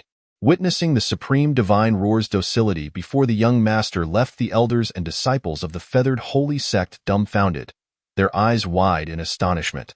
Had they not seen it with their own eyes, they might have thought it was merely a tamed pet beast. What kind of beast is the young master's mount? It's terrifying, someone whispered, shivering indeed. I feel that just the young master's mount could annihilate our feathered holy sect. It was too overwhelming. Surely only such an extraordinary beast could befit the esteemed young master. The elders of the feathered holy sect continued to flatter from behind. Su Jioge maintained a calm expression, patting the formidable head of the Supreme Divine Roar, praising, "Well done, Thunder Beast." Lin Songhai bellowed, his eyes bloodshot with rage. He was on the verge of tears. This Thunder Beast had been with him since his youth. It had once been no larger than a palm, and together, they had overcome countless challenges. Rather than a mount, it was more akin to a close family member. Upon hearing Lin Songhai's anguished roar, memories flooded back to the day he dealt with Lin Yi. Su Jioge's expression turned slightly peculiar. "You too? Could it be that you both share this fondness?" A smile crept onto his lips as he remarked lightly. "Elder Ying, present." Elder Ying replied. Su Jioge surveyed the kneeling Lin Songhai, straining against the pressure, and calmly stated, "Lift the pressure upon him." He is rather eager to see whether Lin Songhai will erupt in fury and take action like his son. Elder Ying harbored some doubts but chose not to inquire further. With a mere flicker of thought, the oppressive aura enveloping Lin Songhai dissipated entirely. Lin Songhai felt an immediate lightness in his body. Gasping for breath, his gaze was fixed intensely on Su Jioge, as well as on the Supreme Deity's contemptuous roar. His fists clenched so tightly that blood began to seep from them. His voice hoarse as he muttered, "Damnable beast." Su Jioge approached with a leisurely gait, looking down on Lin Songhai from a position of superiority, his eyes brimming with mockery and amusement. After toying with the situation, he finally broached the subject, inquiring, "The hidden holy lineage of the Lin family? Have you come to seek justice for your son?" Lin Songhai froze momentarily, bowing his head in silence. Elder Ying, standing nearby, scoffed derisively. Lin Songhai, do you not know that the last person to seek justice for my clan's prince has already taken his own life on the grounds of the Su family? Do not think that just because you are a mere sage, it will spare you. Even if the supreme from the Lin family were to come, the outcome would be the same. Lin Songhai's face was a mask of humiliation. Attaining the sage realm is a remarkable achievement among the myriad realms, deserving of reverence. Yet, facing Elder Ying's scornful remarks, he found himself utterly powerless to retort. The mere mention of the name of the primordial emperor struck terror, and the profound heritage of the Su clan instilled a sense of despair.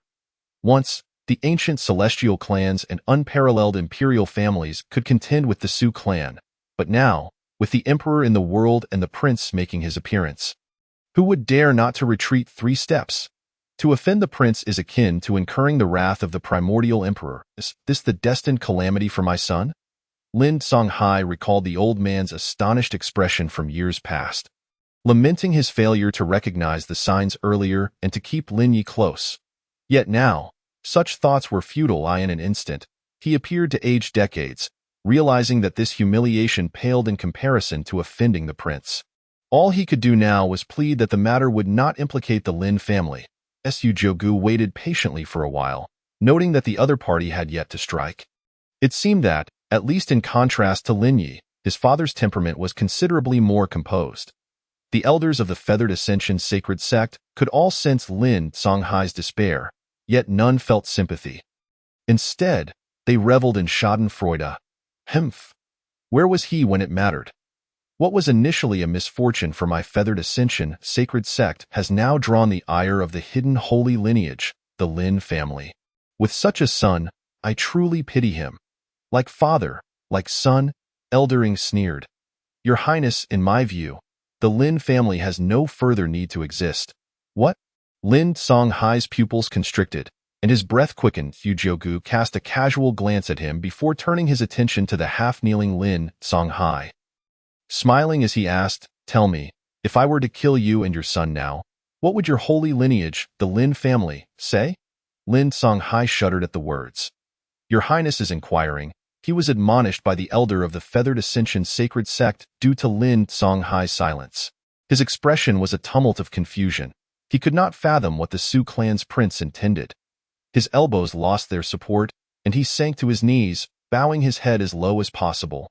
No matter his status, it was futile before a living emperor's prince. Even if Su Jogu were to slay him and return to the Lin family with his head, the clan supremes would likely only utter a single phrase, well done. Lin Songhai's face contorted with struggle as he gritted his teeth. Regarding the prince, the Lin family will say nothing. Su Jogu erupted in laughter, gesturing with his hand. Excellent. It seems the Lin family is composed of individuals with a keen sense of propriety. His imperial gaze narrowed slightly, a glimmer of chilling brilliance flashing through. Listening to the elders of the Feathered Ascension sacred sect, it appears that this father and son pair are meeting for the first time. Today, I shall grant you a favor, allowing you both to share a moment together. With a casual flick of his wrist, a vibrant green sacred pill rolled into Lin Songhai's line of sight, resembling a crystalline gem. The moment this emerald pill appeared, it seemed to breathe life into the withered wood, and the surrounding air grew markedly sweeter. The essence of the pill was so intoxicating that a mere whiff was enough to invigorate the spirit. It was evidently not a mundane object. The intricate patterns adorning it were unfathomably profound, reminiscent of the long-lost alchemical inscriptions from the myriad realms. What was even more miraculous was that as the pill rolled to the ground, small blades of grass burst through the stone like a divine miracle. Lin Songhai was momentarily stunned, his gaze somewhat vacant. An elder recognized the pill and gasped in astonishment. This is the Qing Di Dan? The Qing Di Dan? Is this not the imperial-grade elixir crafted by the Evergreen Emperor? It is said that anyone below the Emperor's rank who consumes this pill, regardless of their injuries, can reclaim their life. Furthermore, it can prolong one's lifespan, with effects so profound that even sages benefit greatly from it. Since the demise of the Evergreen Immortal Emperor, the Qing Di Dan has not graced the realms again. The last time it was found was 5,000 years ago in the sacred domain's ruins, and many supremes sought to auction it. Gasp. Why would the prince possess such a divine object? The faces of all present turned fervent, a glint of desire flashing in their eyes. The evergreen immortal emperor was a figure from the sacred domain, rumored to have a close relationship with the primordial emperor. Thus, it was not surprising for the prince to possess the Qing Di Dan. However, the elders of the Feathered Ascension sacred sect were left perplexed by Su Jiuji's motives. Your Highness, this is? Su Jiuji's expression remained calm as he looked at the bowed Lin Songhai and said indifferently, this Qing Di Dan should be precisely what you need right now. Do you want it? At this declaration, the crowd erupted in astonishment. Not only the elders of the Feathered Ascension sacred sect, but even Lin Songhai himself was incredulous, his gaze fixated on the Qing Di Dan as if he could not tear himself away. I must not have heard correctly. The prince wishes to save that beast? Why would he do so? Both father and son have offended the prince and should rightfully face dire consequences. Why would he bestow such a treasure upon them? The value of the Qing Di Dan is beyond that of 10 Lin Yi. Your Highness should reconsider. All hearts bled for the injustice. They could not fathom Su Jiuji's intentions. To give an imperial-grade Qing Di Dan to a wretched, useless individual was scandalous. If word of this spread, countless would be left sleepless. After all, the competitive nature of the cultivation world was ruthless, and a single Qing Di Dan was tantamount to granting every cultivator a second chance at life. A priceless treasure, apart from the evergreen emperor, no one else could concoct such a divine elixir. Su Jiugu glanced at the elders who were pounding their chests in despair and frowned slightly. It is merely a Qing Di Dan. Why the uproar? I possess no less than 100 of them in my storage ring. When I was young, my father brought me to visit the evergreen immortal emperor and extorted numerous treasures. Unwilling to elaborate further on his reasoning, Su Jiugu had his own purposes. The Qing Di Dan would serve to allow Lin Yi to unleash his final glimmer of hope. Noticing Lin Songhai trembling, Su Jiugu said nonchalantly, your son's injuries cannot be perfectly healed by any means other than the Qing Di Dan. So, do you want it, or do you not? At his words, the crowd's pupils constricted. Their gazes filled with envy as they looked at the kneeling Lin Songhai, wishing fervently that they were the ones bowing before the prince. Lin Songhai understood the significance of the Qing Di Dan all too well. He spoke as if receiving a great favor. I want it. I want it. Thank you, Your Highness. His demeanor was utterly humble, unrecognizable as that of a sage-level powerhouse. Su Jiugu cast a mocking glance at him, his eyes reflecting the indifference of one in a position of power. As Lin Songhai prepared to reach for the Qing Di Dan, Su Jiugu raised an eyebrow and stepped forward.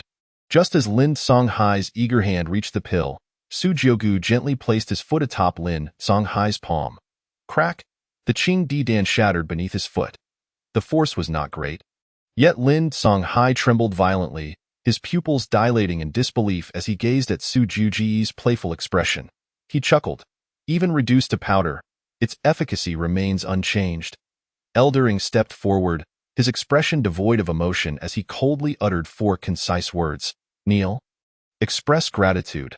Lin Songhai shuddered. Kneel? For a being of sage rank to kneel? Such a humiliating demand was akin to tearing apart his dignity, leaving him utterly bereft of honor. Su Jiuji's voice rang out. What? Do you not wish to save your son? Could the grace of the emperor's son be so easily endured? Lin Songhai's face was etched with struggle, for Yi had lost her protector since childhood. The sense of indebtedness amassed over these decades was too profound to dismiss without guilt.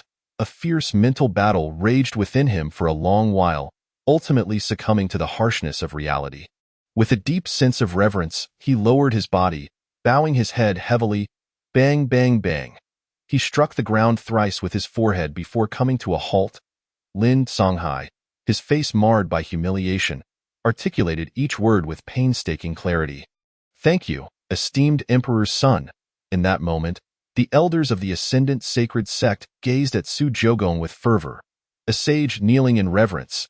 This was indeed the son of the Su family's emperor. The primordial emperor in the vast expanse of the heavens. Who else could compel a sage-level being to kneel but Su Jiugu? A smile graced Su Jiugu's lips, his handsome visage adorned with a hint of mockery. Standing tall and majestic, he resembled a deity surveying mere ants, his golden hair billowing. With his imperial gaze lowered, he spoke softly, Rise, I must say. You are far more perceptive than your son.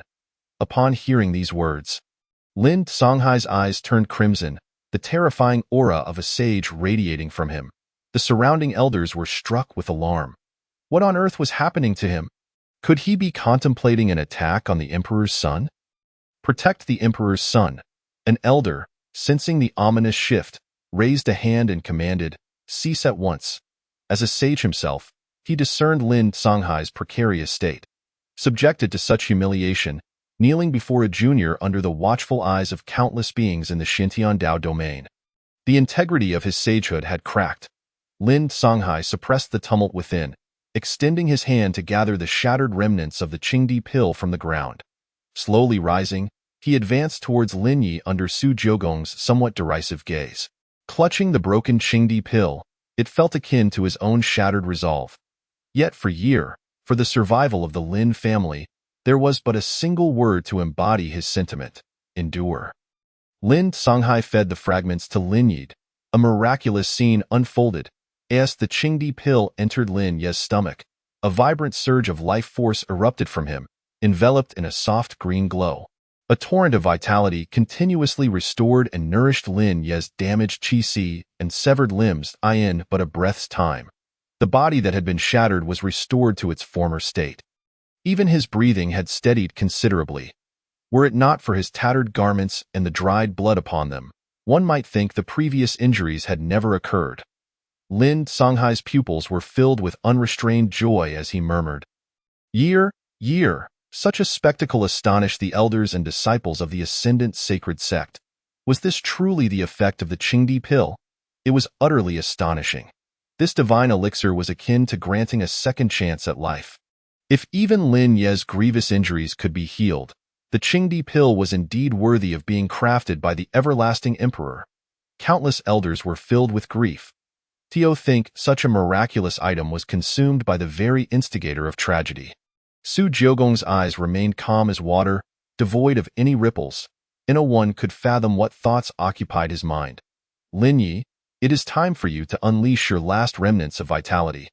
At that moment, Lin Yi felt warmth enveloping him. Gradually awakening from his stupor, he slowly opened his eyes. Upon seeing Su Jiugong, he became instantly alert.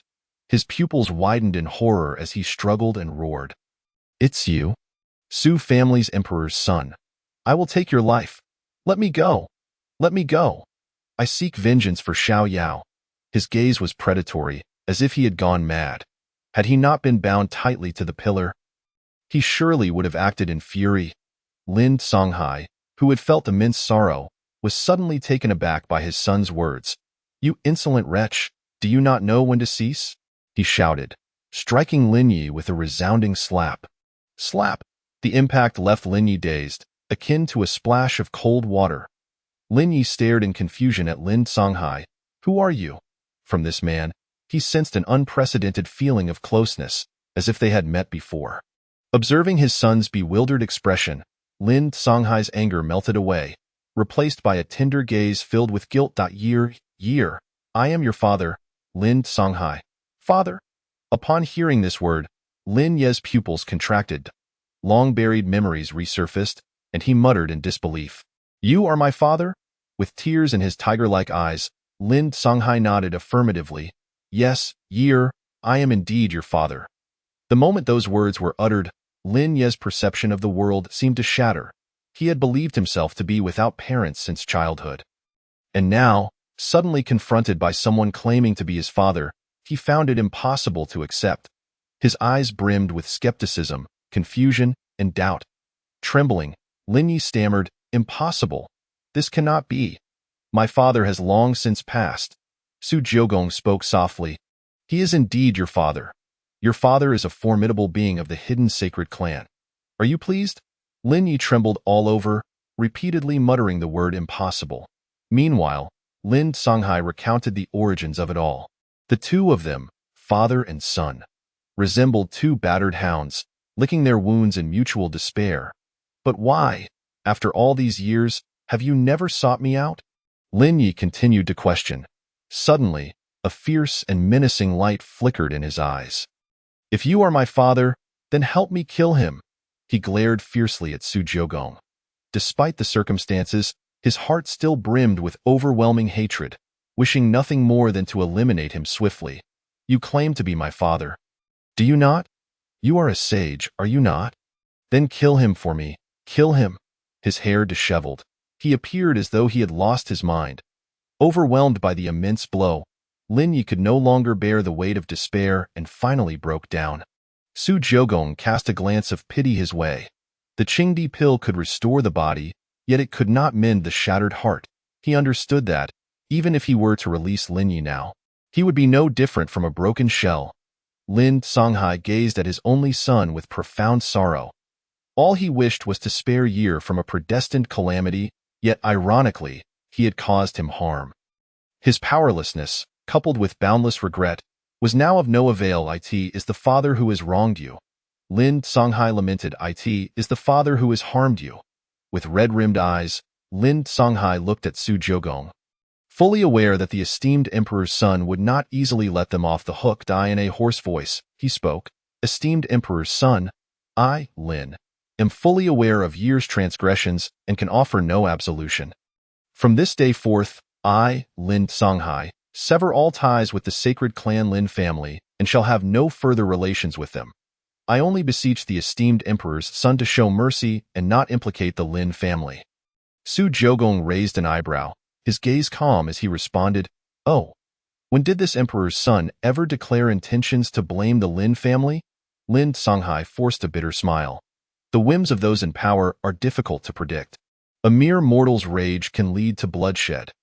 Yet the one before him is among the most exalted of all realms. In the presence of such a being, his hidden sacred clan was no different from mere ants. Clinging to the last shred of hope, Lin Songhai tentatively inquired, Might I ask, esteemed emperor, if my life could exchange for years? Gasps of astonishment filled the air as those present questioned their own ears. Had he lost his mind? Was he truly willing to sacrifice himself for a worthless wastrel? This was a sage-level existence, on par with the elders, not something to be trifled with. The pressure exerted by the emperor's son was overwhelmingly immense. Even sages could hardly withstand it. All eyes turned toward the resplendent emperor, eager to witness how he would respond. Su Jiogong, with lowered eyes, gradually spoke after hearing Lin Songhai's plea, his tone devoid of joy or sorrow. A sage's life? Not enough. Lin Songhai turned his head to gaze deeply at the frenzied Lin Yi, who was still roaring and struggling. His eyes softened in an unprecedented manner, as though he could see through everything. He tenderly caressed Lin Yi's face, murmuring with a heart full of love, Yi, who would have thought that our reunion as father and son would unfold in such a manner? Truly, it is the whims of fate that play us for fools.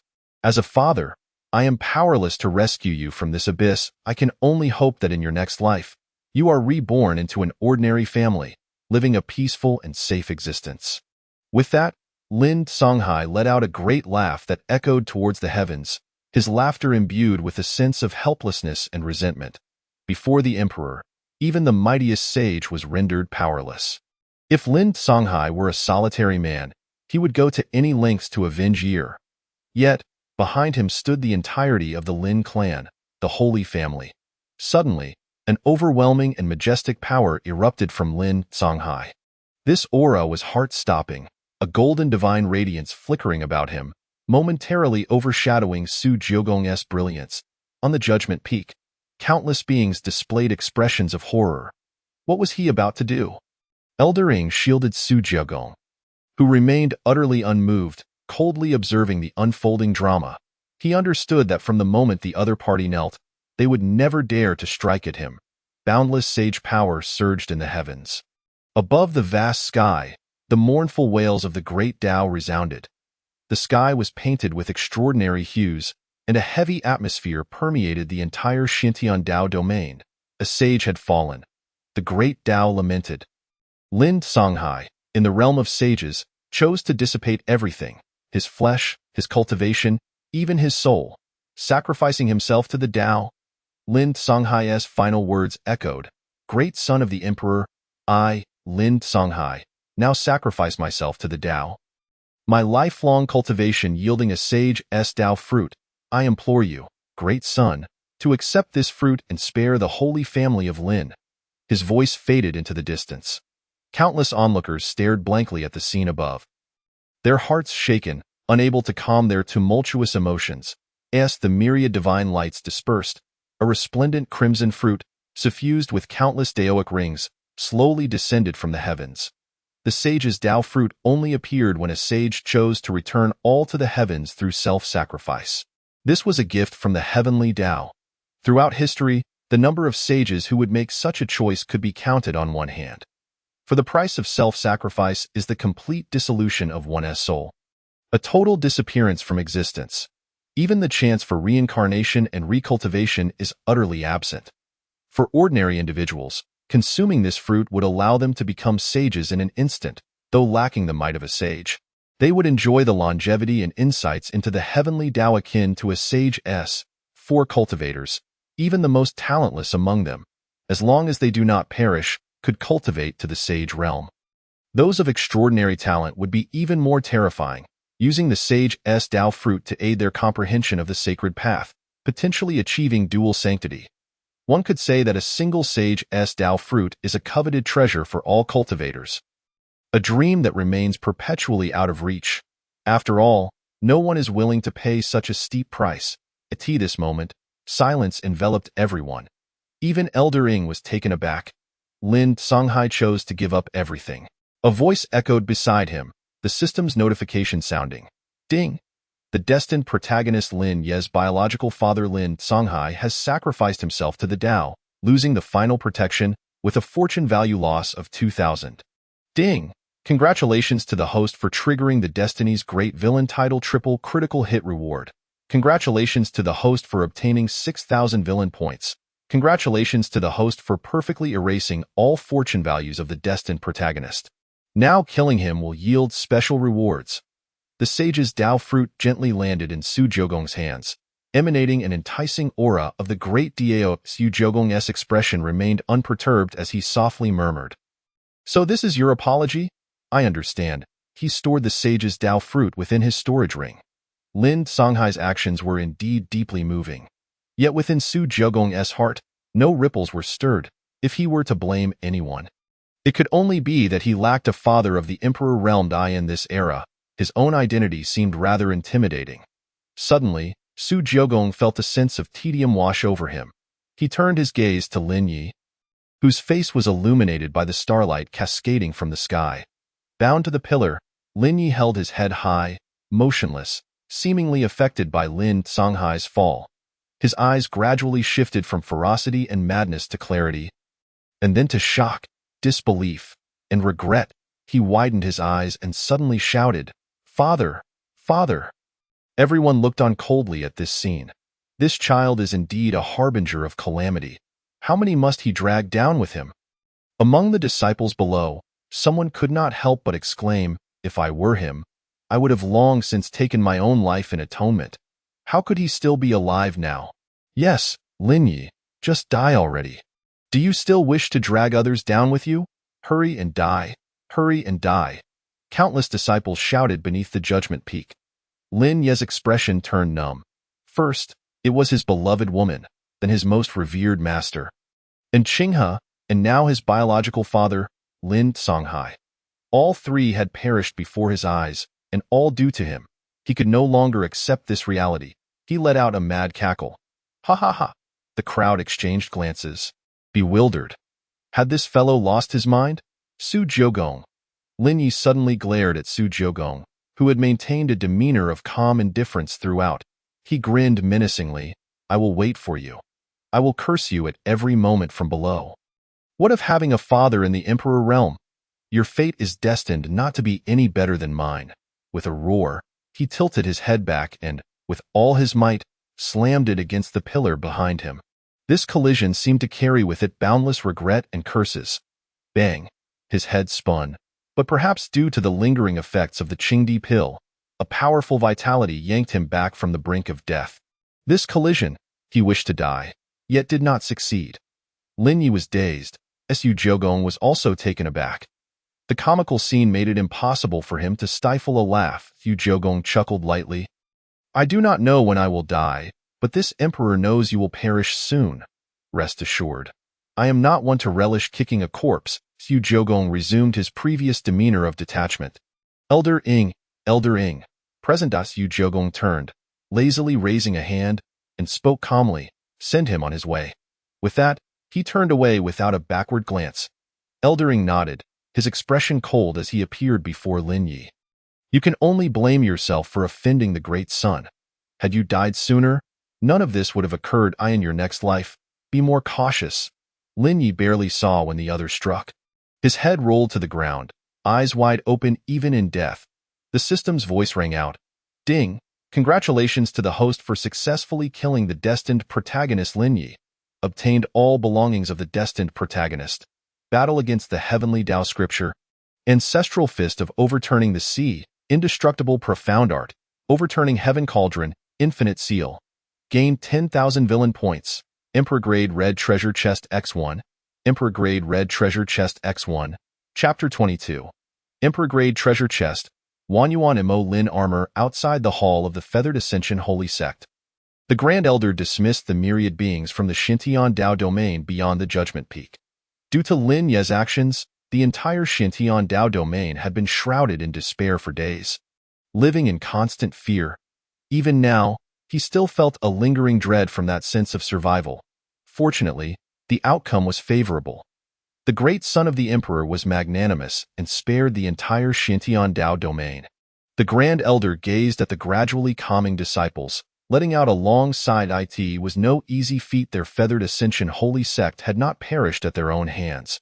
Moreover, now that they were allied with the great son, as long as they performed well, perhaps the sect could ascend to greater heights. Upon this thought, a smile crept onto the Grand Elder's face.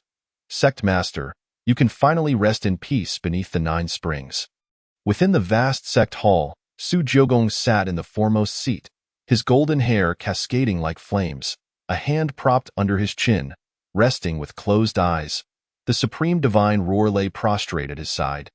Exhaling misty white vapor, exuding an oppressive aura. It was as if they stood before a monarch, the hall silent as a pin drop.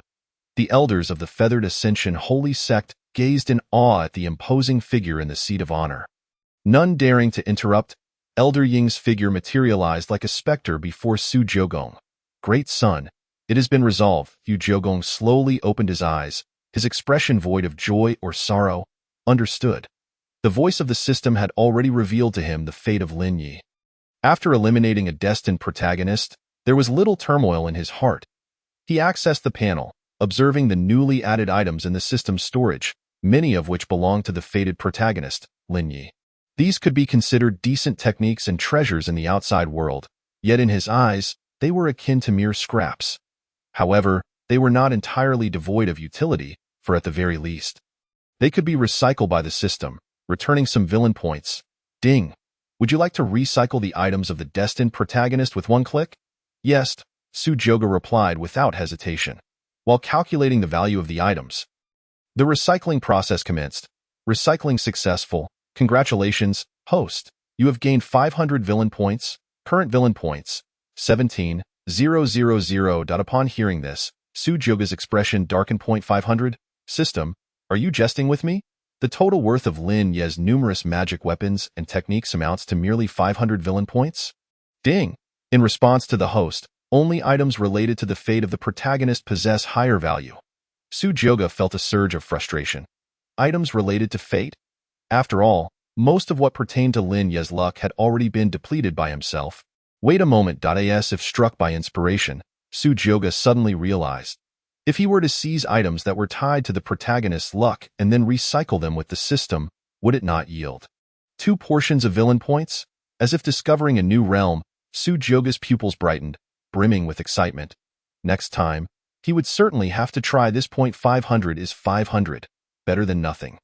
His gaze lingered on the 2 Imperial Grade Red treasure chests awarded by the system. Imperial Grade Red treasure chest encompasses all worldly treasures capable of yielding at least red quality elixirs, divine abilities, techniques, formations, and artifacts. Would you like to open it?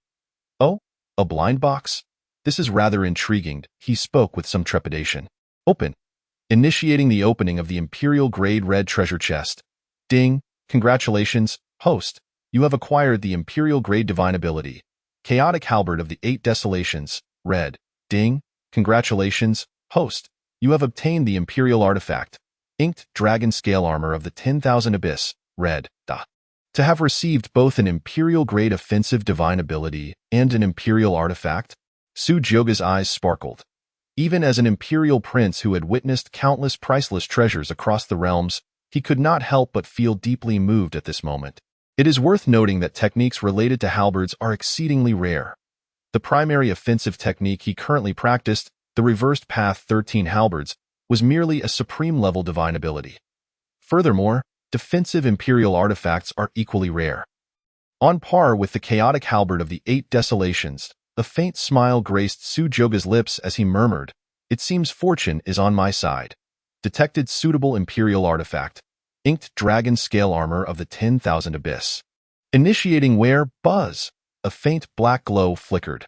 The Inked Dragon Scale Armor of the 10,000 Abyss enveloped Su Joga like a thin membrane.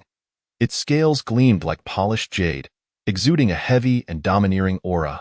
Su Joga could distinctly feel that should he desire, this Imperial artifact would materialize from its ethereal state. After donning the Inked Dragon Scale Armor, the aura emanating from him intensified, exuding a formidable presence. A palpable sense of Imperial might radiated from the armor, instilling a sense of oppression in the eyes of the elders. The Imperial Prince seated upon the dais suddenly appeared even more enigmatic and mysterious.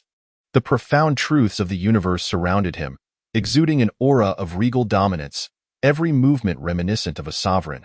Many elders were taken aback. Was it merely their imagination, or did the Imperial Prince seem even more imposing? Upon acquiring these two treasures, Su Joga was evidently in high spirits. He glanced at the individuals below and calmly stated, "I plan to stay here for a few days. Are there suitable places for cultivation?"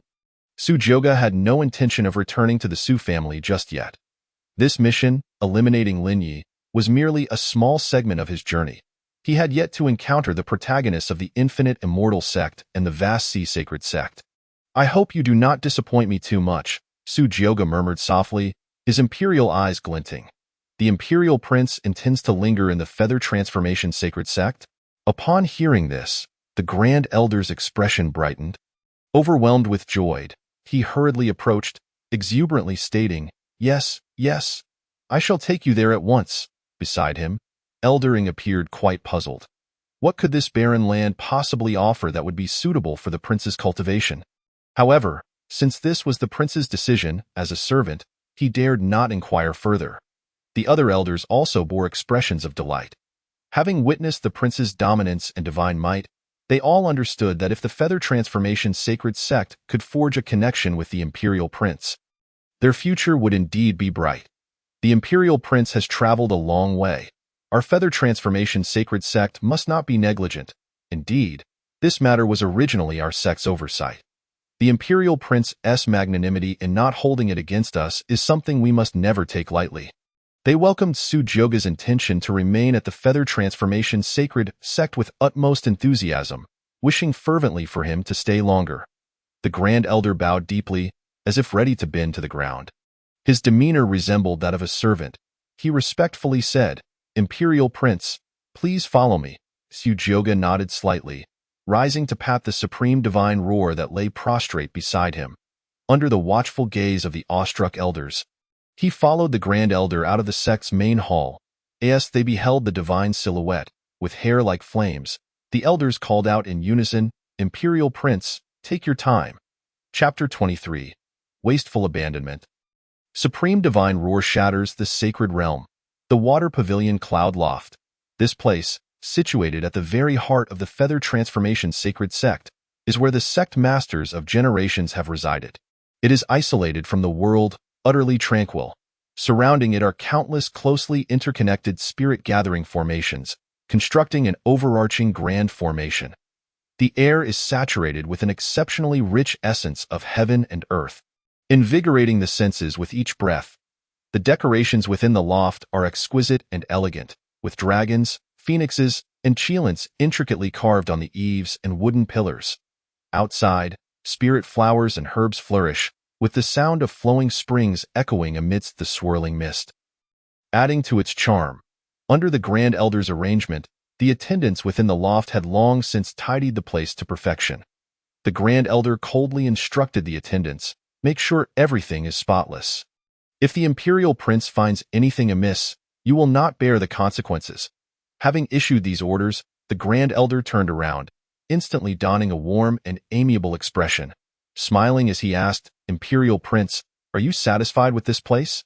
Su-Joga casually glanced around, his expression calm as he replied, "You have indeed put in effort." With those words from the Imperial Prince, the Grand Elder felt reassured. He exhaled deeply, fearing there might be any oversight in serving the prince. He clasped his hands and said, "Rest assured, these attendants will leave shortly. Here, no one shall disturb your cultivation," he guaranteed. Su-Joga nodded, flicking his fingers. A green-hued glowing Qing Di Dan floated gently away. The Grand Elder's pupils contracted, and in an instant, he found it hard to breathe. "Imperial Prince, what is this?" Without uttering a word, Su-Joga's companion, Elder Ing, cast a glance and said nonchalantly, "Imperial Prince is rewarding you. Shouldn't you express your gratitude?" The Grand Elder's breath hitched, his eyes fixated on the Qing Di Dan, not daring to miss a moment. Slowly, he raised his aged hands to accept the elixir. This sensation felt like a dream. His gaze grew increasingly fervent and reverent. Thank you, Imperial Prince." This Qing Di Dan was immensely important to him. With his current cultivation at the God King realm, his lifespan had dwindled significantly. If he were to obtain this Qing Di Dan, not only could he dramatically extend his life, but he also held the prospect of breaking through to the Saint realm. To claim he was not excited would be a lie. Truly deserving of being the son of the primordial emperor, such a precious imperial elixir, as if tossed like a mere stone. At this moment, Elder Ing, perplexed, approached with a question. "Imperial Prince, I am somewhat puzzled." Su-Joga replied, "Oh, speak." Elder Ing continued, "Why does the Imperial Prince wish to remain here? While the spiritual energy is indeed abundant, it pales in comparison to the Su family. If you wish to cultivate, would it not be best to return to your clan?" Su-Joga smiled as he glanced at him. "This time out, I do not intend to return to the Su family so soon. As for the reasons, that is not for you to worry about. I have a task for you."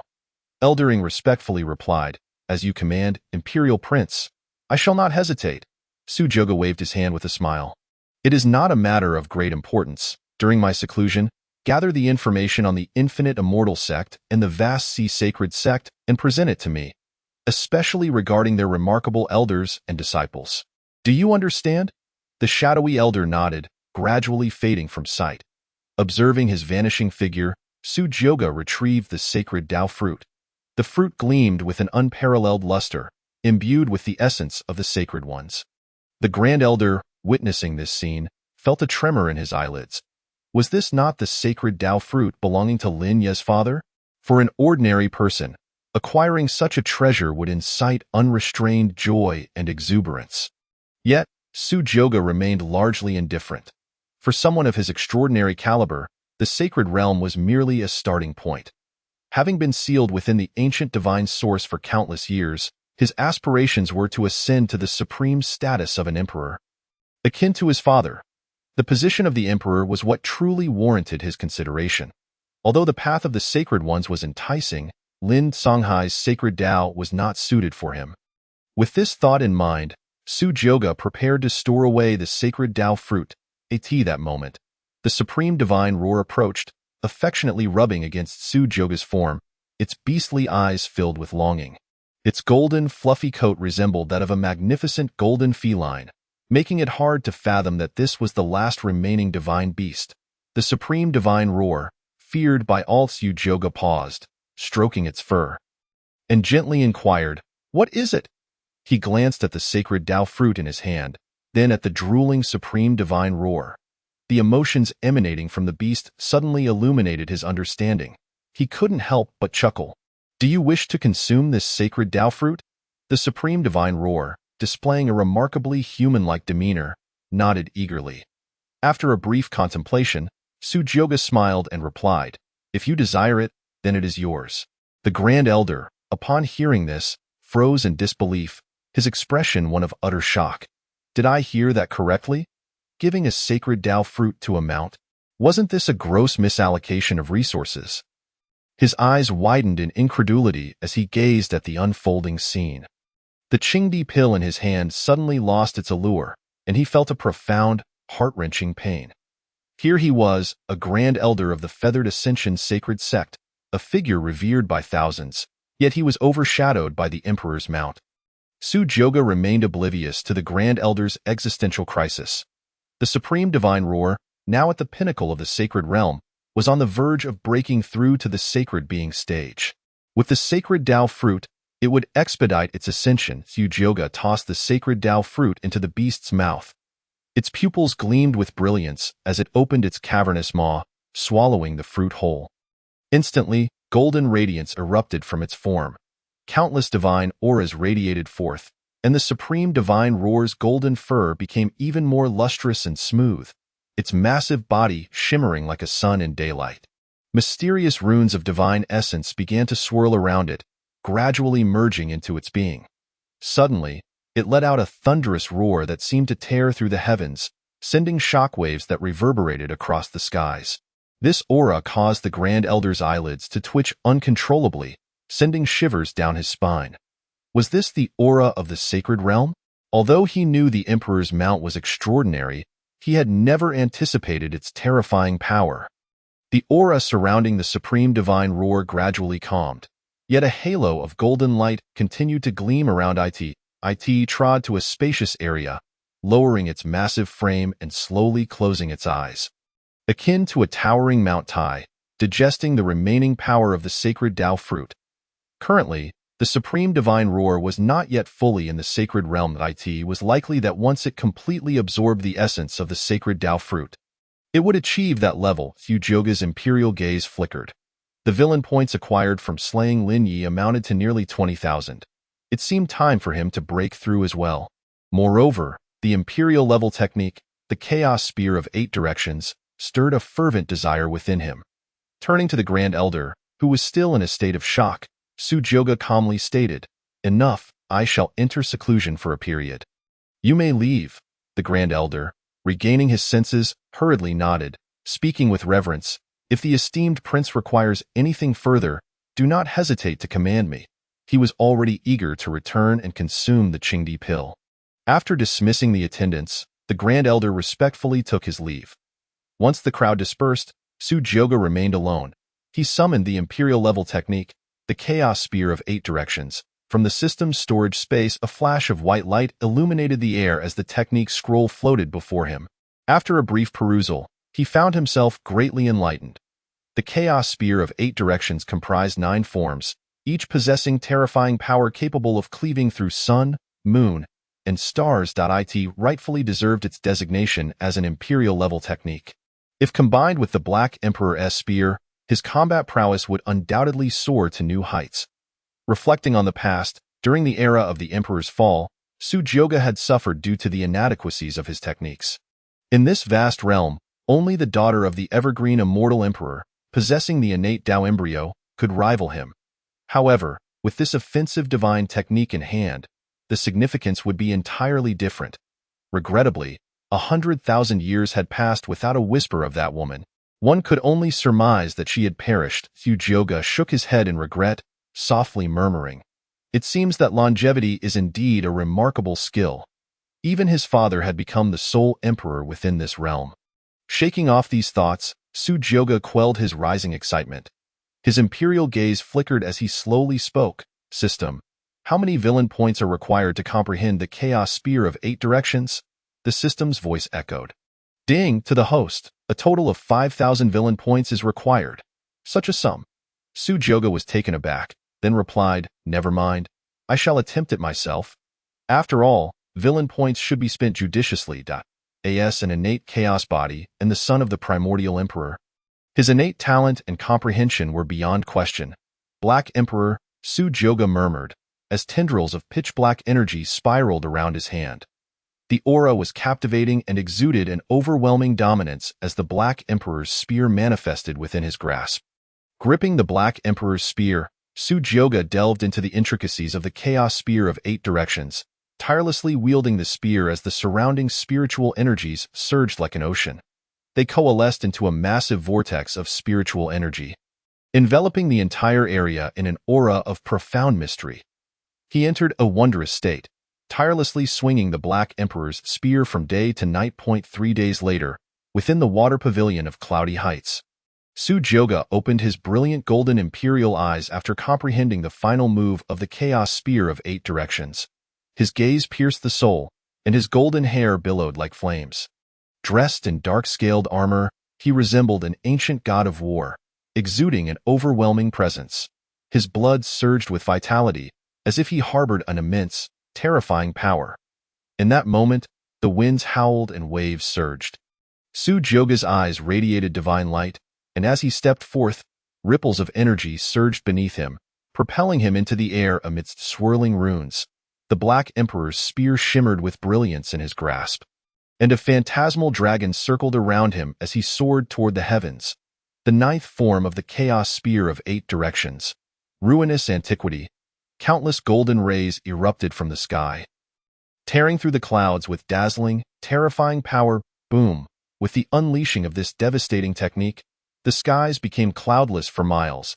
The scorching sunlight cascaded down, enveloping the entire Cloudy Heights pavilion in a sea of golden radiance. Even the slumbering supreme divine roar was roused, lifting its massive head and roaring toward the sky. As the terrifying aftershocks dissipated, Su-Jyoga stood tall, grasping the Black Emperor's spear, resembling a divine king suspended in the air. His eyes blazed with divine fire, growing ever more intense. Is this the Chaos Spear of 8 directions? He pondered, marveling at its formidable might. Having devoted 3 days to his training, he had fully comprehended the Chaos Spear of 8 directions. An imperial-level technique typically required ordinary individuals decades or even centuries to master. Yet, as an innate chaos body, Su-Jyoga achieved this in a mere 3 days. Although he ultimately expended some villain points to refine his technique and cultivation, it underscored the remarkable nature of the innate chaos body. His cultivation realm, previously at the 9th level of the Yuan realm, had now ascended to the virtual divine realm. Ding! This training consumed 3,000 villain points. Su-Jyoga murmured, System, display the panel, Master. Su-Jyoga identity, Imperial Clan Su family's Imperial Son, son of the Primordial Emperor realm, 1st level of the Void Deity realm physique. Innate chaos body, Golden Sacred Blood, 100000300. Techniques, Primordial Emperor Scripture 10000010000. Chaotic Spear of 8 Desolations 10000010000. Counter Dao 13 Spears 300030000. Qianyuan Golden Body 100010000. Treasures, Black Sovereign Abyss Spear, 10,000 Abyss Ink Lin Armor, 50 bottles of Creation Divine Liquid, Saint Slaying Golden Spear, Heaven Subduing Spirit Pearl, Supreme Clarity Imperial Sword, Qing Emperor Pill. Villain value 14,000. Is there still 14,000 villain value left? Su-Jyoga murmured. He slowly descended, gazing at the supreme divine roar, which had also broken through and become even more majestic. In his delight, he seldom offered a compliment. Not beatitude that moment, the space beside him distorted. The figure of Elder Ing gradually emerged from within. He had been observing in the shadows for quite some time. Seeing the Imperial Son engaged in cultivation, he quietly waited without disturbing him. Elder Ing, with a gaze of reverence, clasped his hands and said, Congratulations, Imperial Son, on your breakthrough. Su-Jyoga glanced at him and replied nonchalantly, You have arrived. How has that matter progressed? Elder Ing responded, Please rest assured, Imperial Son, in recent days, this old servant has gathered all the necessary information. He recounted the names and affairs he had learned. The Wujia immortal sect currently holds a dominant position among the myriad realms, with its disciples brimming with vitality and an abundance of prodigies emerging. The number of renowned prodigies Elder Ing mentioned was no less than several dozen. Su-Jyoga felt somewhat overwhelmed and raised his hand to halt him. All right, enough. What about the Hanhai sacred sect? Elder Ing hesitated for a moment before saying, Compared to the Wujia immortal sect, The news from the Hanhai sacred sect has been scarce. It is said that the sect has seen a decline in talent and has been living in seclusion. After their conversation, Su Jioga gained a rough understanding of the two sect situations, but found nothing particularly noteworthy. His imperial gaze lowered, his expression tranquil, leaving others unable to discern his thoughts. Suddenly, Su Jioga smiled faintly. It seems it is time to prepare for departure. Yes, for where he would go. He had already made a decision in his heart, within the main hall of the Yuhua sacred sect. The elders gazed enviously at the Grand Elder. Congratulations, Grand Elder, on your breakthrough into the Saint Realm. This truly makes us envious. Indeed, if all goes well, the selection for the new sect master by the ancestor should fall to you. Grand Elder, entering the Saint Realm, I cannot fathom when I might touch upon that threshold. Ha ha ha, esteemed fellow disciples, you flatter me. The Grand Elder's face radiated with joy, appearing significantly younger. He stroked his beard and laughed heartily. His voice robust and clearly in high spirits. This is all thanks to the assistance of the Imperial Son. If it weren't for the Qing Emperor pill bestowed by the Imperial Son, I would not have easily broken through to the Saint Realm. The elders sighed in unison, filled with envy. Alas, how come we are not so fortunate to receive gifts from the Imperial Son? That Qing Emperor pill is an imperial-grade elixir.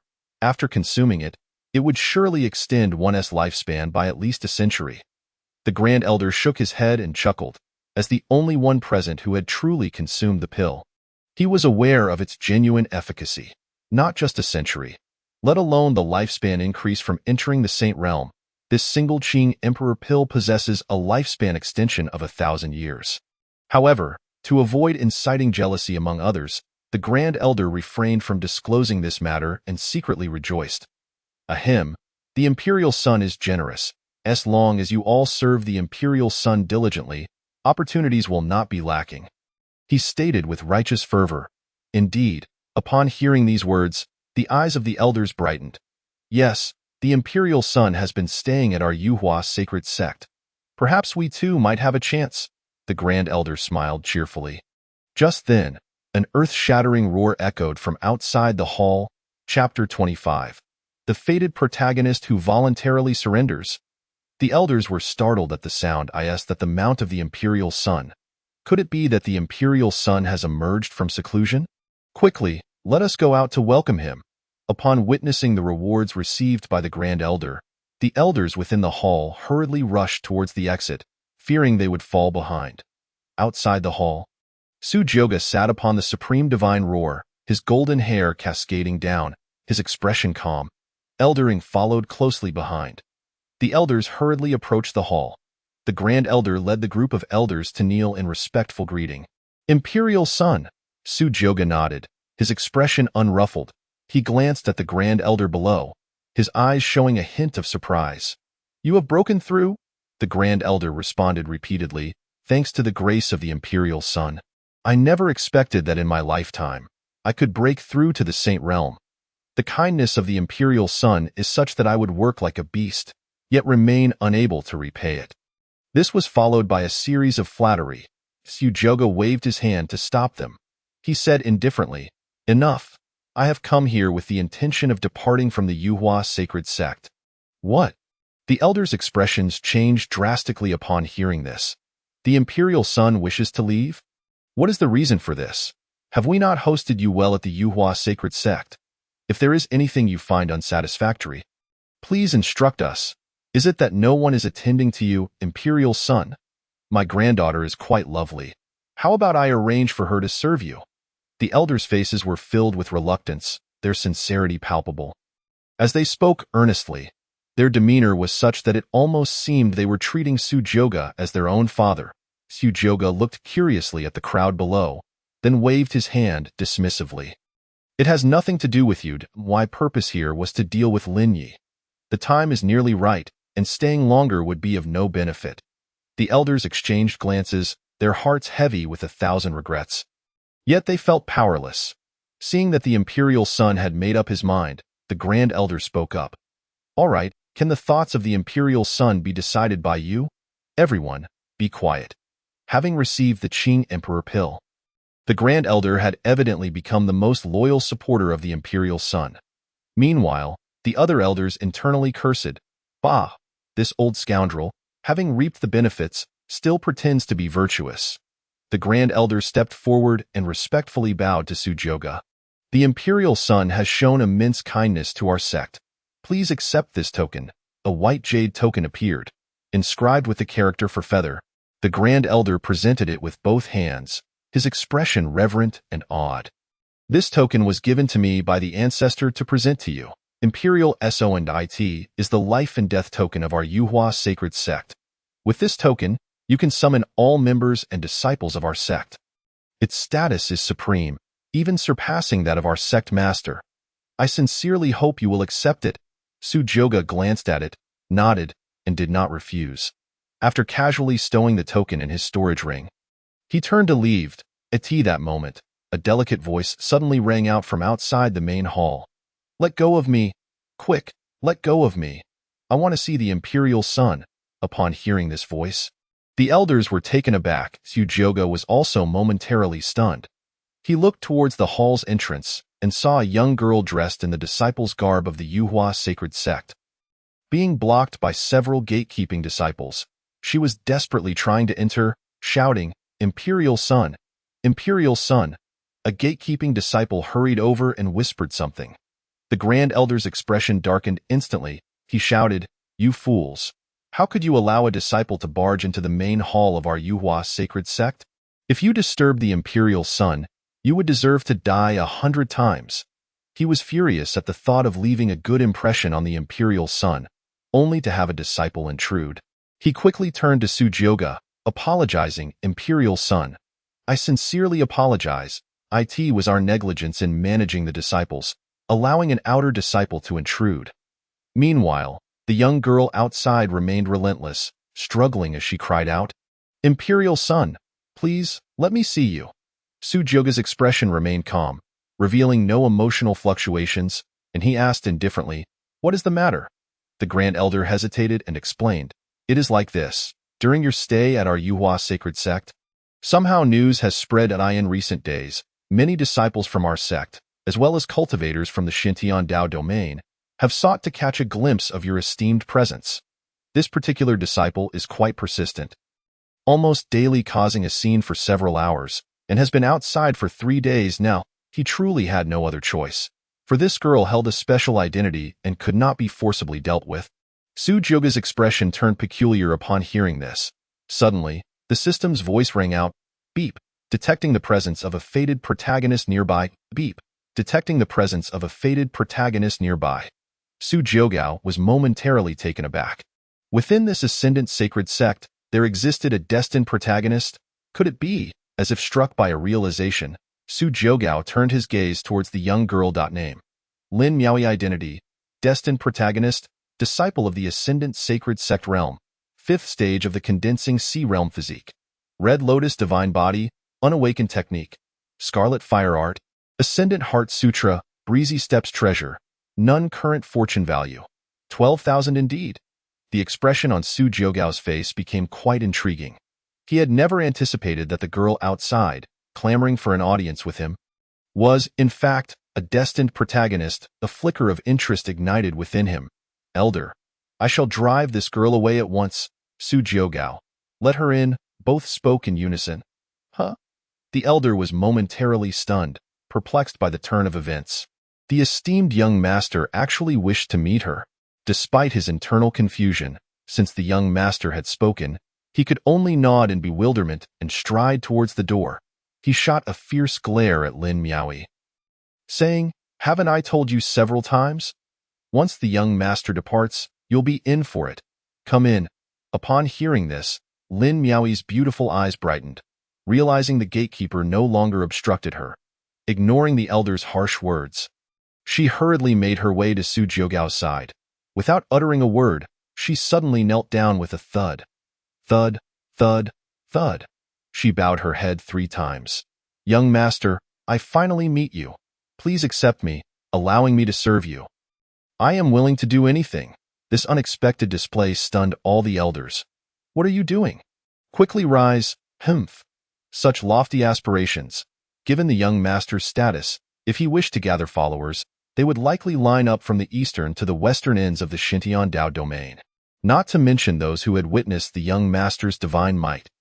The girl before them, possessing merely the cultivation of the condensing sea realm, was even inferior to a mere servant disciple. Was this not a delusion? The elder's face glistened with sweat, his eyelids twitching. He cast a fearful glance at Su Jiugao.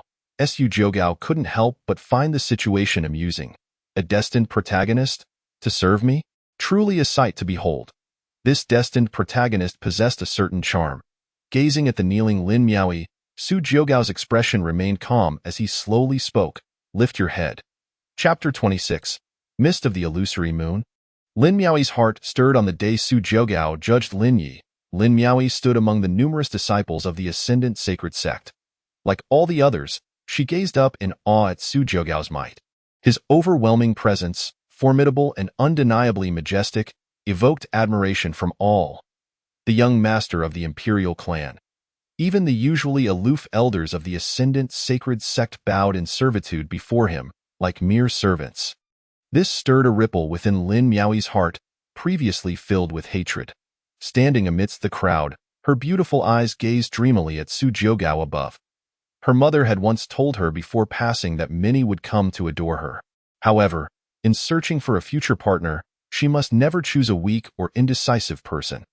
Her mother had suffered due to loving a man she should not have. That man was her father. Due to his cowardice, he abandoned them both at her birth to marry another woman from a different clan. Thus, Lin Miaoyi's mother instilled in her from a young age the conviction that her lifelong companion must not resemble that man in weakness or hesitation. He must be an utterly domineering figure, unyielding in his decisions, regardless of the beauty surrounding him. Upon seeing Su Jiugao, Lin Miaoyi felt an inexplicable stir of emotion. Surrounded by elders, Su Jiugao appeared as a radiant sun. Dazzling, noble, and extraordinary, an unattainable figure. Merely glancing at him from afar made her feel insignificant, and today, she finally encountered the esteemed young master. Su Jiugao, seated upon the supreme divine roar, looked down at the destined girl kneeling below. He spoke in a calm tone. Lift your head. The elder's expression changed. He hurriedly interjected, Young master, this is utterly unacceptable. This girl is of plain appearance. How could she tarnish your esteemed gaze? Su Jiugao raised a hand.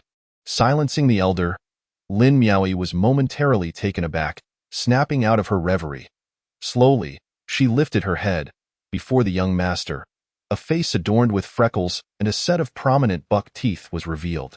Her skin appeared sallow, and her nose slightly flattened, eliciting an involuntary gasp.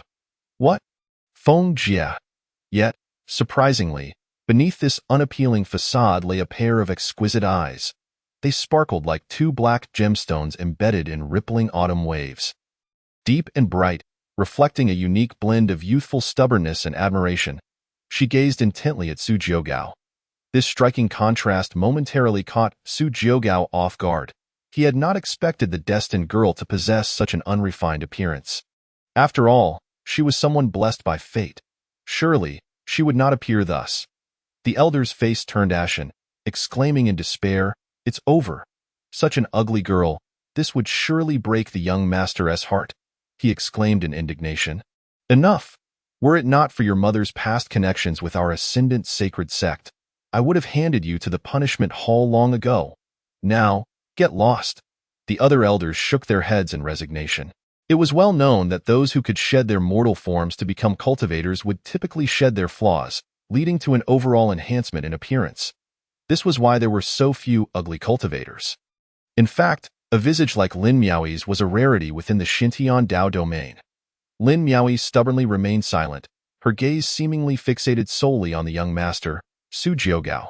His eyes, indeed, were beautiful, from Lin Miaoyi's gaze. Su Jiugao perceived both reverence and admiration, along with a hint of lingering hatred. As if discovering something, Su Jiugao, whose eyes merged with divine insight, quickly discerned an incongruity upon Lin Miaoyi's face. It appeared shrouded in a misty haze. Su Jiugao's imperial gaze narrowed slightly. Suddenly, with a half-smile, he fixed his eyes on Lin Miaoyi and inquired, What is your name? Before Lin Miaoyi could respond, the elder interjected, young master. This girl is named Lin Miaoi. She is the daughter of a former female elder of our ascendant sacred sect. However, due to certain family circumstances, she lost her parents at a young age and has remained within our sect ever since. Su Jiugao cast the elder a sidelong glance, his displeasure evident as he remarked, "Did I ask you?" The elder felt a chill run through him, cold sweat beading on his brow. He hurriedly fell silent. Su Jiugao turned his attention back to the kneeling Lin Miaoi, his tone imbued with playful curiosity. "There are many who wish to serve this young master. What do you think distinguishes you from the rest? Is it merely your cultivation in the condensing sea realm?" Lin Miaoi fell silent, hesitating momentarily before resolutely stating, "I implore you, young master, accept me. I am more loyal and reverent towards you than anyone else." Hearing something amusing, Su Jiugao suddenly laughed. He descended from the supreme divine roar and approached Lin Miaoi. Fixing his imperial gaze upon her, he spoke slowly. "Loyalty? Do you mean to say? Using a magical artifact to conceal your true appearance?" At this revelation, the elders were taken aback, casting puzzled looks at Lin Miaoi. Lin Miaoi trembled, disbelief flooding her eyes. The only treasure her mother left her was the illusory moon veil, a secret even the elders could not perceive. How could the young master possibly know? Su Jiugao waved his hand dismissively, turning away as he said, "Enough. I do not care what you truly look like. This young master does not require your so-called loyalty." As Su Jiugao began to depart, Lin Miaoi felt a surge of panic. She hurriedly called out, "Young master, please wait." Biting her lip, she wrestled with her thoughts. Ultimately, she chose to dispel the effects of the illusory moon veil. "I truly wish to follow you." Lin Miaoi raised her head, her beautiful eyes glistening with unshed tears as she gazed at Su Jiugong's retreating figure, speaking softly. With the illusionary veil of the moonlight mist lifted, Lin Miaoi's previously unattractive visage was no more, and in its place was a lovely and charming face. Her bright eyes and pearly teeth, skin as delicate as jade, and translucent complexion seemed almost ethereal. Her petite and exquisite nose, along with her alluring crimson lips, bore the unique shyness of a young girl, radiating an enchanting allure akin to a tender bud awaiting bloom.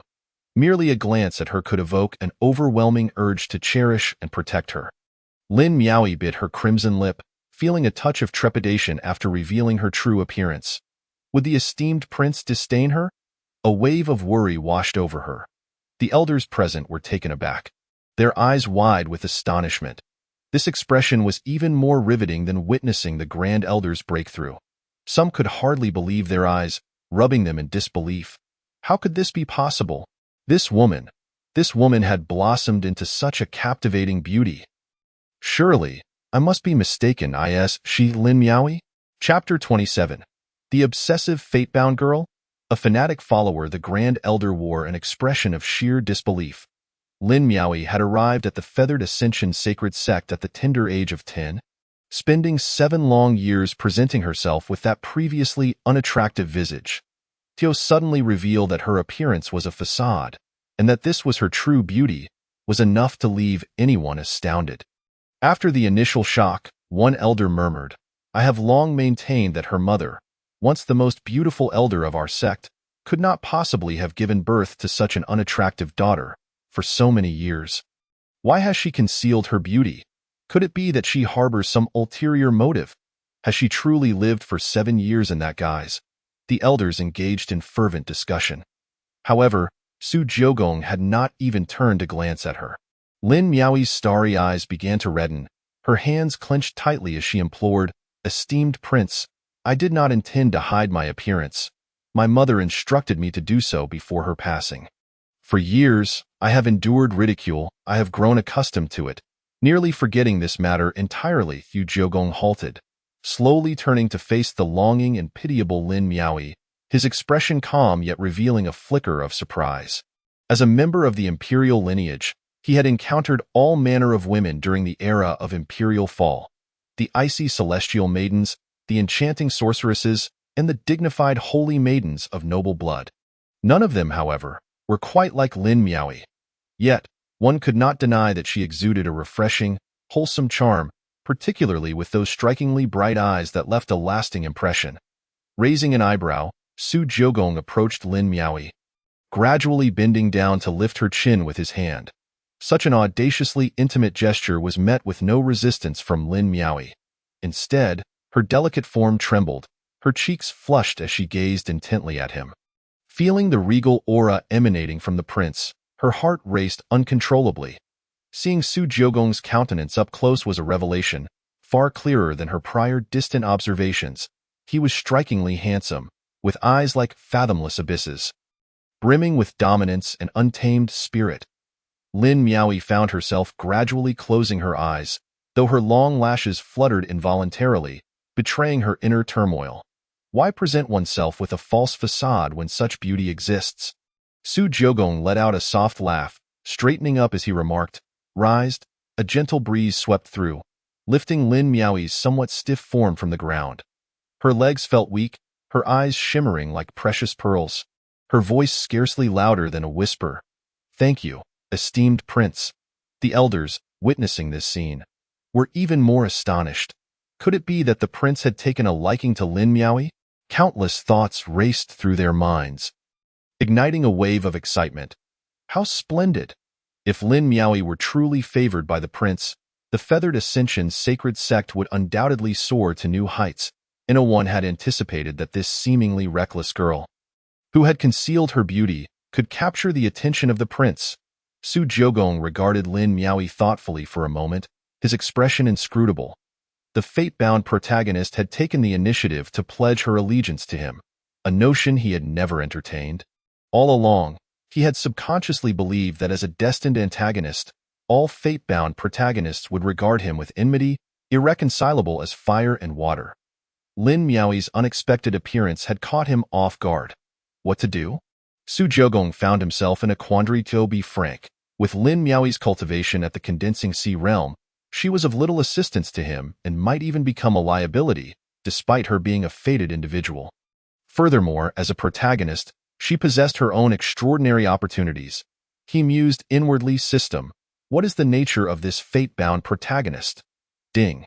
It is entirely normal for the host to exude an aura of dominance that the fate-bound protagonist cannot resist. The system replied as Su Jiogong's lips twitched. You find delight in this, don't you? Do you have complete information on this fate-bound protagonist?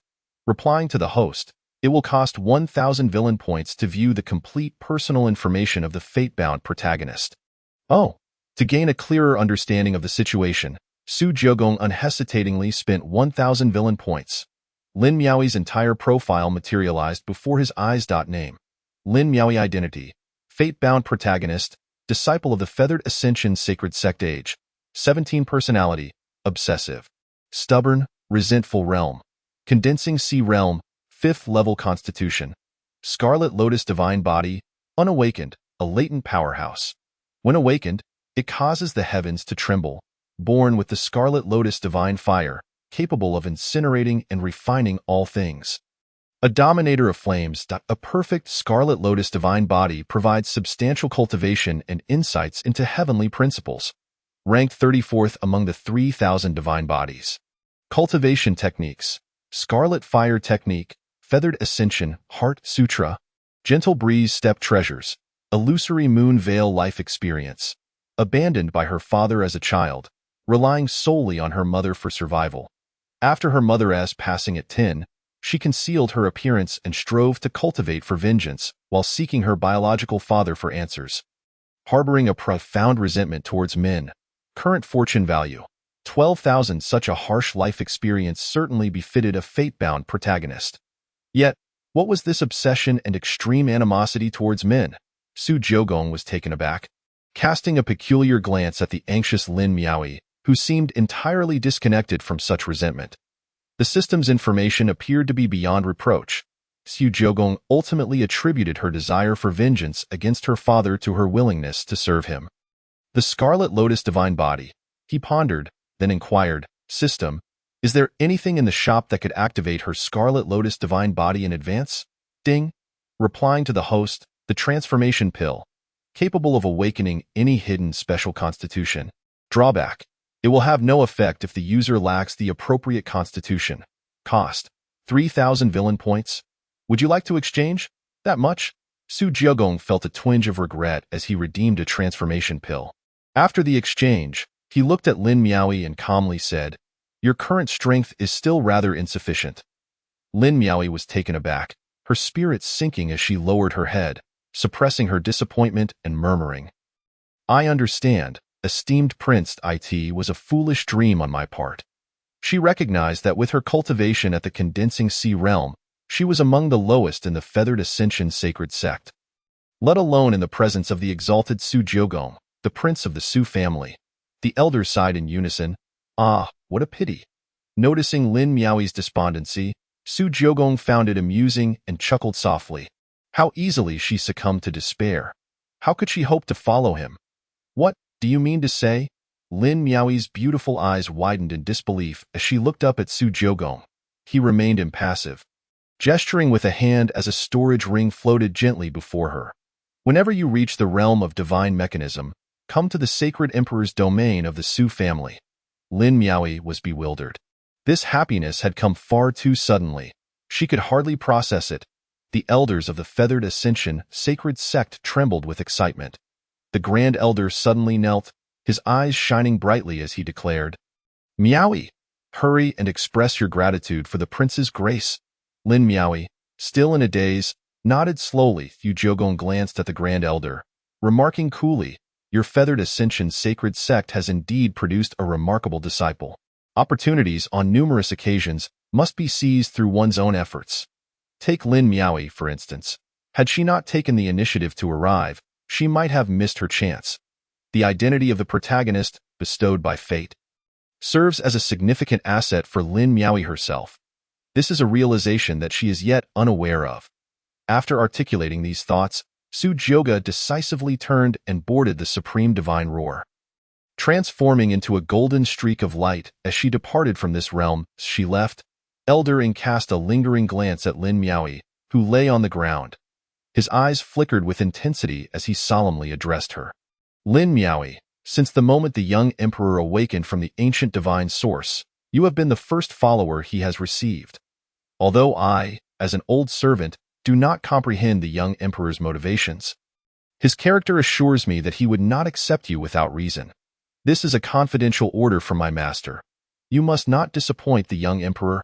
Eldering flicked his sleeve, producing a black and gold token, intricately engraved with images of ancient ferocious beasts, prominently featuring the character for Shadow in the center, Su Family Shadow Guard. With that, Eldering vanished, following Su Jiagong. First, echoed in the minds of all present, reverberating with astonishment. The elders gazed incredulously at Lin Miaoyi. The first follower of the young emperor, "Our Feathered Ascension sect has truly struck gold this time," exclaimed one elder. "Miaoyi, regardless of why you previously concealed your appearance, with the young emperor's protection, you have indeed ascended to great heights," another elder declared. "Our Feathered Ascension sect is destined to rise." The weight of being acknowledged as a follower by the young emperor eclipsed even their entire sect's service to him. The Grand Elder, his face flushed with excitement, turned to the still-dazed Lin Miaoyi, exclaiming, "Miaoyi, from this day forth, you shall be my sole true disciple." Lin Miaoyi paid no heed to the voices around her. Instead, fixating on the storage ring in her hand, her expression one of rapture. "Is this a gift from the young emperor?" she gasped, her breath quickening as her fingers tightened around the ring. Deep within her heart, she planted a resolute seed. From this moment on, anyone daring to oppose the young emperor shall be her enemy. She vowed to eliminate all obstacles in his path at any cost. Lin Miaoyi lifted her gaze, her delicate face radiating unwavering devotion as she looked toward the direction of the young emperor's departure, murmuring, "Young emperor, I will never let you down. P.S. Please encourage me with reviews. My dear readers, 30 requests for updates will trigger an explosive release. A bow of gratitude. Furthermore, if you notice any plot holes, please guide me, and I will make the necessary adjustments. Thank you." Chapter 28. The Infinite Immortal Gate. Elder Lu Qingyan at the Infinite Immortal Gate. Within the martial arts arena, a sea of people gathered, many disciples waiting with a mix of excitement and trepidation. Elders and the sect leaders sat above on the martial stage. engaged in light-hearted conversation while witnessing the fierce competition among the talented disciples within the sect. The atmosphere was vibrant with spirited rivalry, as the entire sect buzzed with high morale. Today marked the decennial grand competition of the Infinite Immortal Gate, a chance not only to elevate one's standing within the sect and earn considerable rewards, but also for outstanding individuals to be recognized by the elders and accepted as true disciples. Chu He, I have secluded myself for 3 years for this very day. Today, I will surely defeat you. Humph, you were once my subordinate, and today shall be no different. The disciples buzzed with discussions. I wonder if I stand a chance of entering the inner sect today. I never expected Senior Brother Li to have achieved such remarkable progress. The sect leader, Lai Qianyang, beamed as he observed the fierce competition among the disciples below. His mood appeared exceptionally buoyant as he laughed heartily. It seems our disciples at the Infinite Immortal Gate are fiercely competing this year. An elder stroked his beard, praising him. All thanks to your wisdom, sect leader.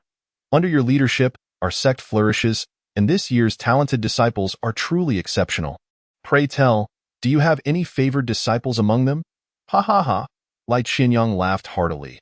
The flattery clearly pleased him. This is merely the beginning of the day. Those talented disciples are still concealing their true abilities. They are far more exceptional than we were in our youth. A smiling elder beside him remarked. This is indeed a positive development, sect leader. The fierce competition among our disciples will strengthen the Infinite Immortal Gate, perhaps allowing us old bones to retire sooner than expected. I have heard that Elder Lu has a disciple of extraordinary talent, who has already reached the unification realm at such a young age. Why hasn't Elder Lu brought her forth? Upon hearing this, all the elders turned their gazes toward a woman dressed in a flowing white gown, exuding an air of icy elegance. Her presence was akin to a glacier. Impenetrable and distant, yet her stunning beauty stirred the hearts of many. Her enticing red lips resembled flames, her delicate brows arched like willow leaves, and her tranquil eyes mirrored a serene, tranquil spring. Clothed in a gossamer white phoenix gown, she appeared ethereal, her graceful neck accentuating her alluring figure, her skin as flawless as fine jade, her silhouette voluptuous and curvaceous, reminiscent of a succulent peach. Seated gracefully, she delicately lifted a cup of tea with her jade-like fingers, savoring its flavor with poise. Each movement exuded an air of aloof elegance. Many elders gazed at her with a hint of longing. She was none other than the most beautiful elder of the Infinite Immortal Gate. The dream lover of nearly all disciples, ninth elder, Lu Qingyan. Lu Qingyan remained composed, her beautiful eyes slightly lowered as she spoke softly. There is no need for concern regarding my disciple. Her voice was melodious, akin to pearls cascading onto a plate, captivating all who heard it. If only you infused a bit more emotion into your words, a previously speaking elder interjected, a hint of challenge in his tone. My direct disciple is here to redeem past grievances. If your disciple does not attend, how can that be acceptable?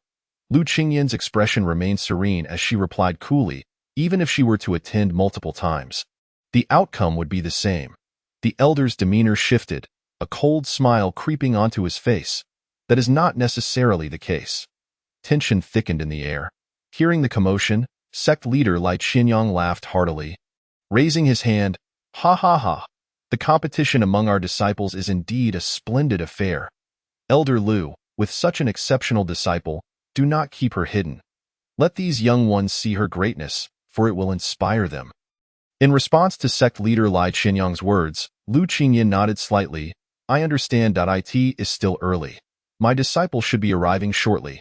Lai Qianyang nodded, seemingly unperturbed. After all, it was only natural for a prodigy to possess a measure of pride. Just then, a disciple rushed forward, breathless and flustered. Sect leader, Lai Qianyang, noticing the disciple's sweat-drenched brow and panicked demeanor, raised an eyebrow in curiosity. What is it? What could possibly cause such alarm? I have always advised you to remain calm and composed in the face of adversity. The disciple said, glancing at the elders. He clasped his hands and spoke solemnly. Sect leader, there are 2 individuals at the gate seeking an audience with you. Seeking an audience? Lai Qianyang waved his hand impatiently. Who are they? I will not meet with them today. It is the grand competition of the infinite immortal gate. Let them return another day. The disciple hesitated for a moment, his expression growing peculiar as he continued. But they claim to be from the Su family. One of them, a golden-haired youth riding a fierce beast, even proclaims himself to be the young emperor of the Su family. What did you say? Lai Qianyang exclaimed, leaping from his seat in shock. The young emperor of the Su family? Such an important matter. Why did you not mention it sooner? The mere mention of those words nearly sent his soul fleeing in terror. Not long ago, the ancestral elder of the infinite immortal gate had visited the edge of the realm to pay respects to the primordial emperor and the young emperor. Upon returning, he had disseminated the young emperor's portrait to all the higher-ups of the infinite immortal gate. Such a figure, who even the ancestral elder regarded as insignificant, was not someone they could afford to offend. Lai Qianyang's previously buoyant mood evaporated in an instant, replaced by panic. Not only him, but the other elders also wore expressions of shock. What? It is indeed the young emperor of the Su family? But is he not the prodigy who recently emerged from the ancient divine source? In the midst of the elders' agitated murmurs, Lu Qingyin's beautiful eyes sparkled with interest. The young emperor of the Su family. Where is he?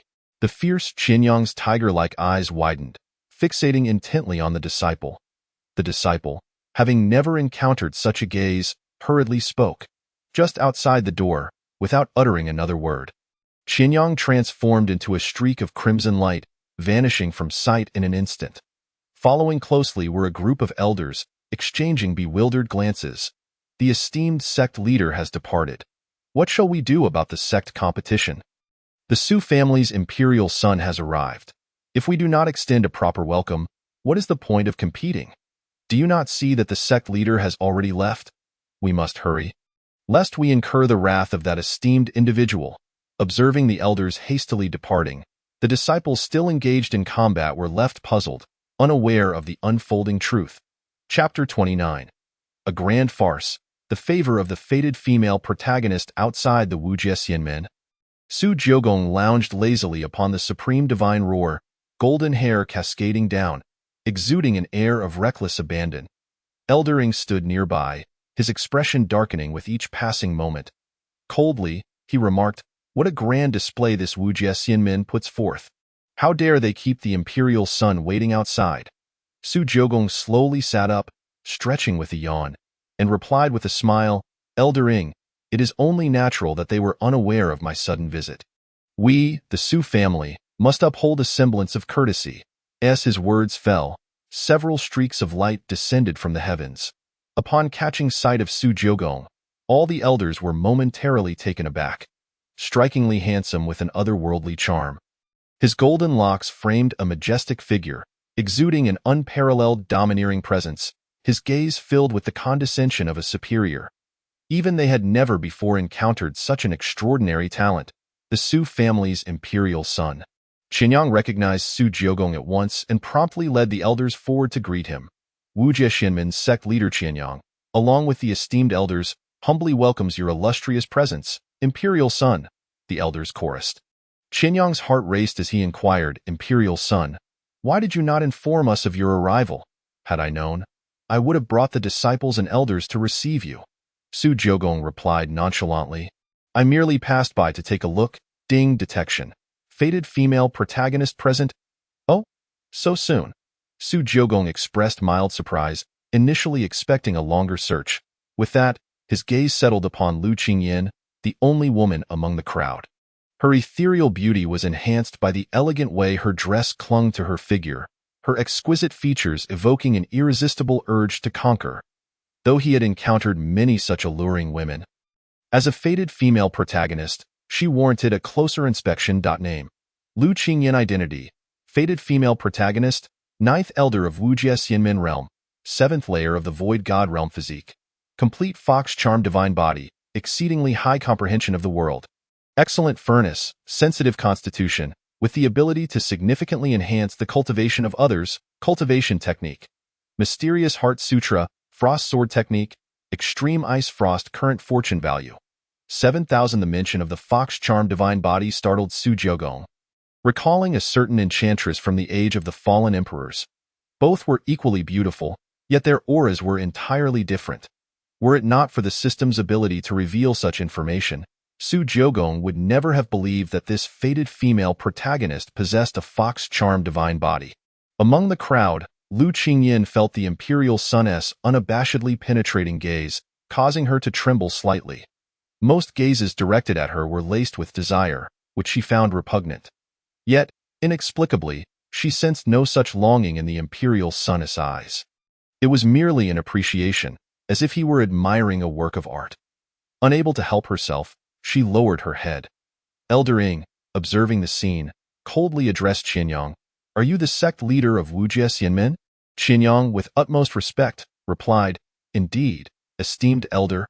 Elder Ing scoffed, "Your disciples display great arrogance, keeping our Su family's Imperial Son at bay. Do you not regard my Su family?" Qianyang's expression turned grave, hastily explaining, "The disciples within were unaware of the Imperial Son's identity." "I implore your forgiveness," he lamented the oversight, wishing he had distributed the Imperial Son's portrait for the disciples to recognize. He had long heard of the arrogance displayed by those from the Imperial family, but he could not fathom how this particular Imperial Son would react to such an incident.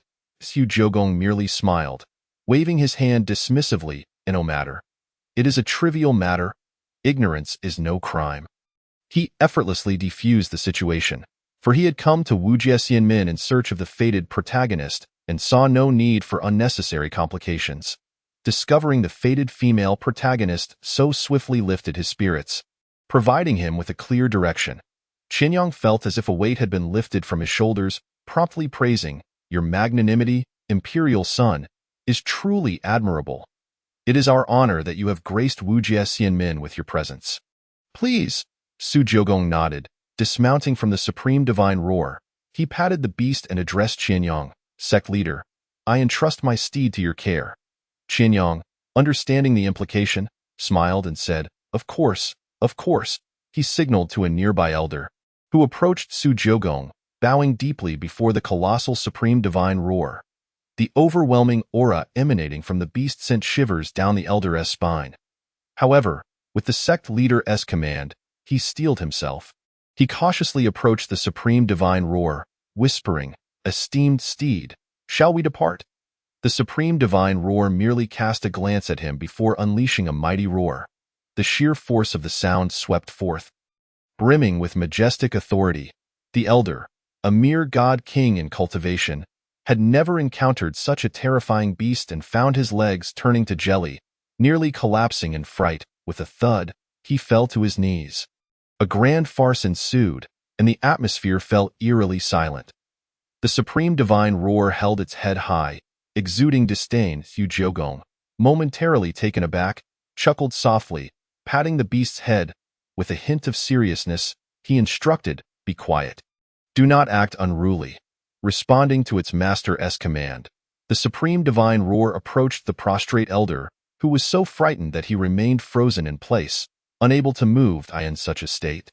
He would not rise any time soon. Qianyang's face was a mask of embarrassment. He wished for nothing more than to disappear into a crack in the ground. "I sincerely apologize, sect leader.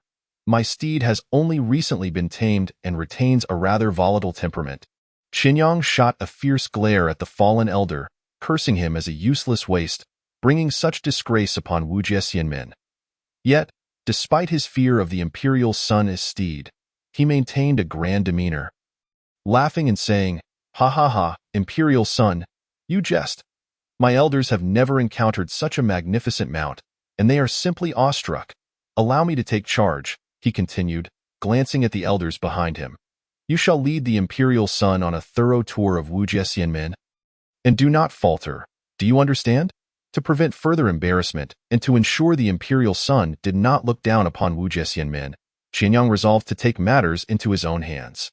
The sect leader personally attending to the Imperial Son was a privilege few could claim. The elders regarded the scene with increasing reverence. Lu Qingyin, amidst the crowd, felt her heart flutter as she noticed the Imperial Son occasionally glancing in her direction. Was it merely her imagination, or did he seem to be looking at her?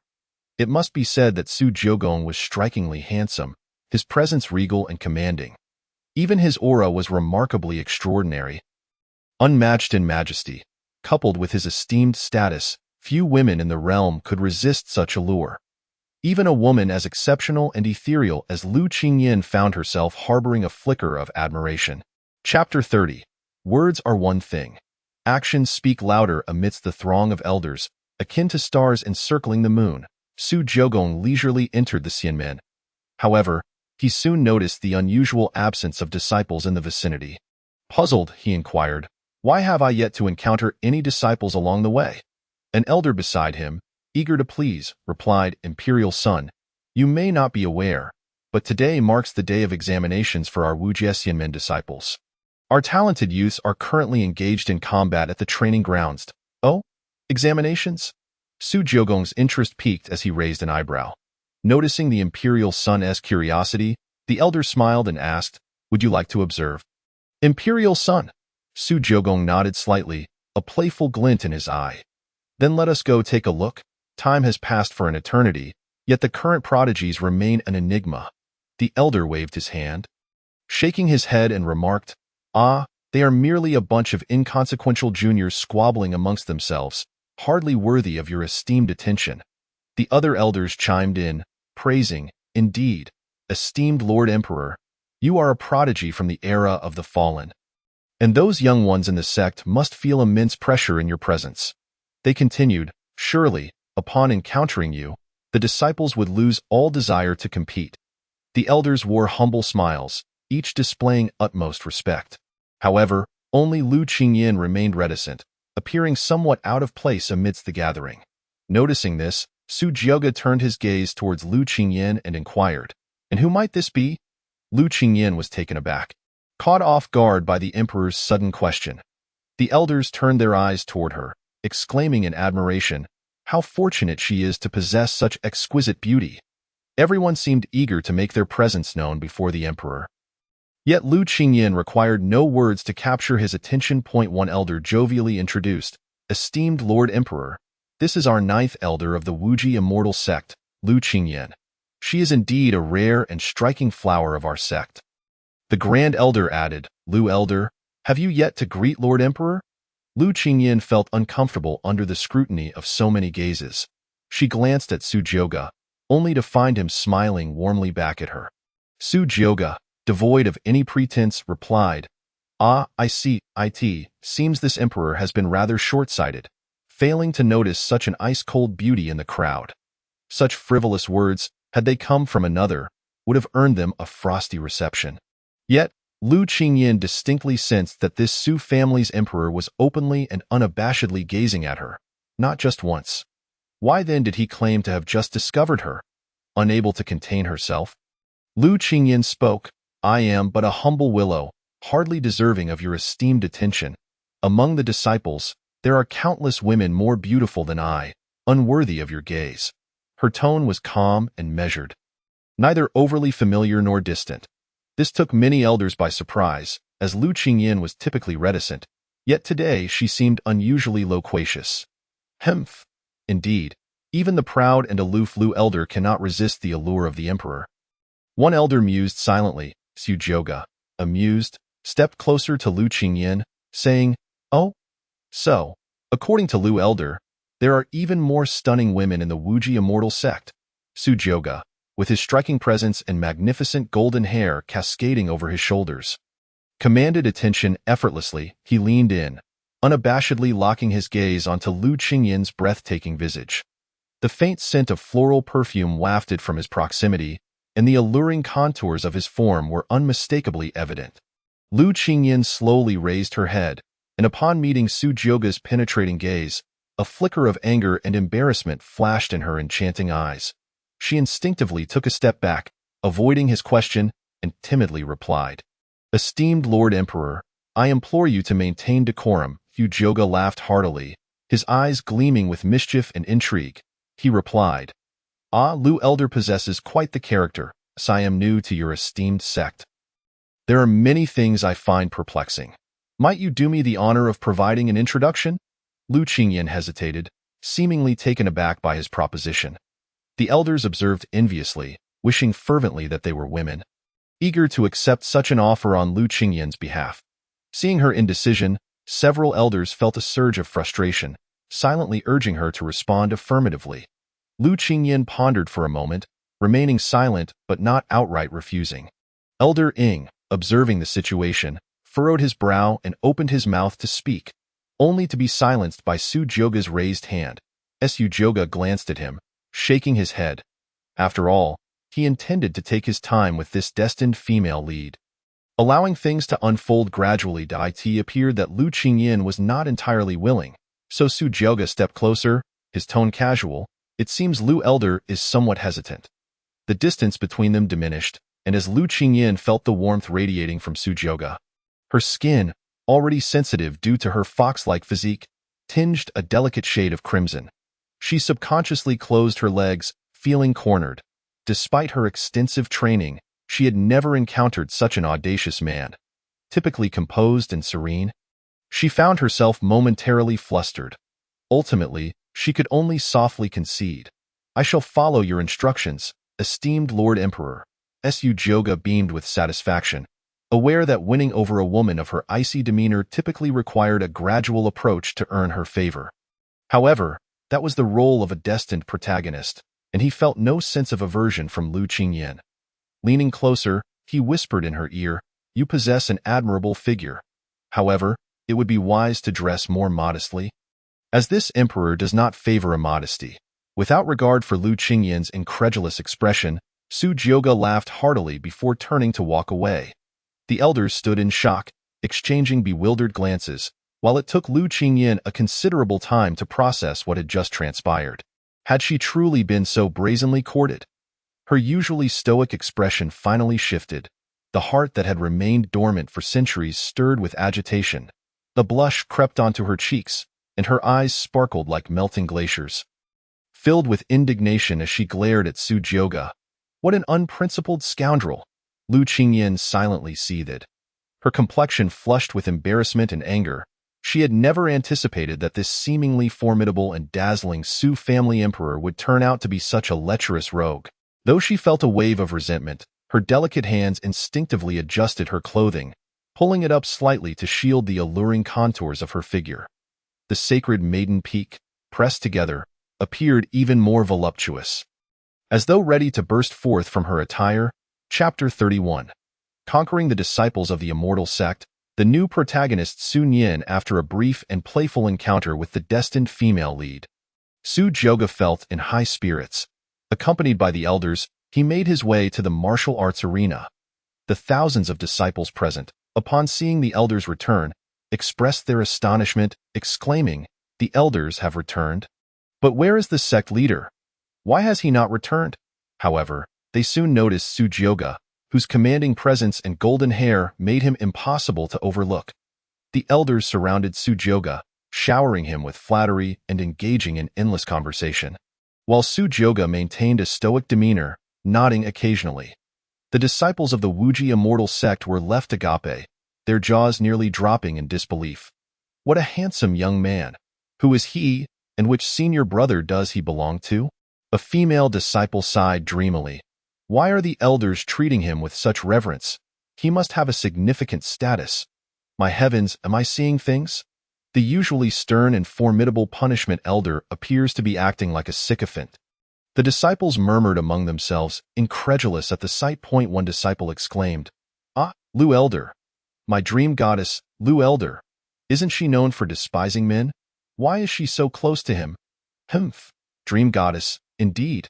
Lu Elder has already taken a male disciple. So who knows what might have transpired?" Another remarked, "Sun Yin's appearance cannot possibly compare to this young man. He's merely a bit more gifted. I refuse to believe Lu Elder would take a liking to him. Perhaps there is something more between her and this fellow." Lu Qingyan, overhearing the disciples' chatter, furrowed her brow. Su Jioga casually scanned the surroundings, but did not spot the destined protagonist. Weren't all disciples of the Wuji immortal sect supposed to participate in the martial arts arena today? Why have I not seen the destined protagonist? He pondered. Upon hearing one disciple's comment, Su Jioga's eyes lit up. He turned to the expressionless Lu Qingyan and smiled. "Lu Elder, do you have a male disciple?" Lu Qingyan nodded slightly. "Yes, there is one, named Sun Yin." She replied with a calm demeanor. As if fearing Su Joga might misunderstand. She quickly added, Sun Yin is exceptionally gifted and a prodigy of our Wuji immortal sect. I accepted him out of personal gratitude for his assistance. There is nothing between us, so I hope esteemed Lord Emperor does not overthink I. Su Joga raised an eyebrow, a playful smile on his lips as he replied. I did not inquire about that. What does Elder Lu mean? Could it be that he is quite concerned about the thoughts of this imperial prince? Lu Qingyin was taken aback for a moment, quickly realizing that her words were somewhat inappropriate. With a hint of displeasure in her beautiful eyes, she cast a glance at him and fell silent. Su Jiogong, unfazed, inquired about her disciple. Is he also present? Lu Qingyin gently parted her crimson lips and replied, he is still in seclusion. Calculating the time, he should be finishing soon. Su Jiogong nodded, and within a few exchanged words, he had deduced the identity of the disciple Lu Qingyin mentioned, Sun Yin. If all went as expected, he would soon emerge as the destined protagonist of the Wuji immortal sect. This was indeed intriguing. A playful glint appeared in Su Jiogong's eyes as he brazenly surveyed the graceful curves of Lu Qingyin. As for the master-disciple relationship, it seemed that our destined protagonist's progress was not particularly smooth. Perhaps I should take charge. One of the elders stepped onto the martial stage and addressed the gathered disciples. Today, our Wuji immortal sect is fortunate to receive the esteemed patronage of this distinguished individual, gracing us with their presence. Truly, it brings great honor to our sect. Esteemed patron? The disciples murmured in confusion. Which noble figure requires all the elders and the sect leader to come forth and welcome them? Do you think it could be that golden-haired, divine warrior? Gasps of astonishment rippled through the crowd. The elder cleared his throat, urging silence. Once quiet, he continued, you are not mistaken. The esteemed individual beside me is none other than the imperial prince of the Su family, Su Jiogong. The announcement sent waves of astonishment throughout the assembly. Although they had prepared themselves mentally, the revelation of his identity startled many. What? An envoy from the imperial Su family? An imperial prince? How can this be? The imperial prince is the son of the great emperor. And are there not already no emperors among the heavens? My goodness, is this true? Even if he is not an imperial prince, his status must be extraordinary. The news of the emergence of the Wuxia great emperor was known only to the highest-ranking individuals among the great sections. It was entirely reasonable that these disciples were unaware of such information. The Grand Elder of the Wuji immortal sect interjected, there is no need for you to delve too deeply into this matter. Just know that this esteemed individual's status is unparalleled. Should you not hasten to pay your respects to the imperial prince? After a brief silence, the disciples collectively shouted, we pay our respects to the imperial prince. The Grand Elder, satisfied, returned to Su Jiogong's side and respectfully stated, Your Highness, these are the younger generations of our Wuji immortal sect. Su Jiogong nodded and stepped forward to observe the disciples, a warm smile gracing his face. His voice soothing like jade, as refreshing as a spring breeze. You are too kind. I have long heard of the formidable strength of the Wuji immortal sect, and it appears that your disciples are indeed exceptionally talented. With commendable cultivation levels, I have come here without any gifts for the sect competition. Thus, consider these as rewards for the event. With that, Su Jiogong waved his sleeve, and countless stars shimmered in the air, manifesting into tens of thousands of celestial-grade spirit stones and numerous sacred medicinal herbs. Among them was even a supreme-grade artifact. Such a generous display left the elders and disciples utterly astonished. The value of these rewards was undoubtedly greater than all the offerings of the Wuji immortal sect combined. Many gasped, their eyes sparkling with excitement. This extravagant gesture instantly garnered the favor of a multitude of disciples. Even the typically aloof Lu Qingyin was momentarily entranced, for some of those medicinal pills could indeed be of great benefit to her. So, this is the imperial prince of the Su family? The elders were flushed with excitement, and the Grand Elder proclaimed, Did you all hear that? For the imperial prince, these items are merely a drop in the bucket. In this sect competition, if you perform well, perhaps some outstanding individuals may earn the favor of the imperial prince and become his followers. Your futures could be exceedingly bright, with the promise of countless precious treasures and the supreme artifact. The disciples of the Wuji immortal sect erupted with an unprecedented enthusiasm. Many were eager to showcase their skills, their spirits soaring as they shouted, "Understood." This uproar even caught the attention of a seemingly ordinary young man hastily approaching from afar. Dressed in plain green attire, he appeared unremarkable, easily lost in a crowd. As he soared through the air, he felt a tremor at the commotion emanating from the martial stage. Sun Yin murmured in confusion. "The martial stage? What is happening?" He did not linger but quickened his pace, excitement bubbling within him at the thought of meeting his master. If my master knows of my current cultivation, she should be quite pleased. Sun Yin whispered in anticipation, unaware that his beloved, the icy beauty of a master, was currently sharing tea with Su Jiogong in the observation tower. Chapter 32. The protagonist with a 5,000-year lifespan achieves mastery? Lu Qingyin gracefully poured a pot of tea, gently placing it beside Su Jiogong.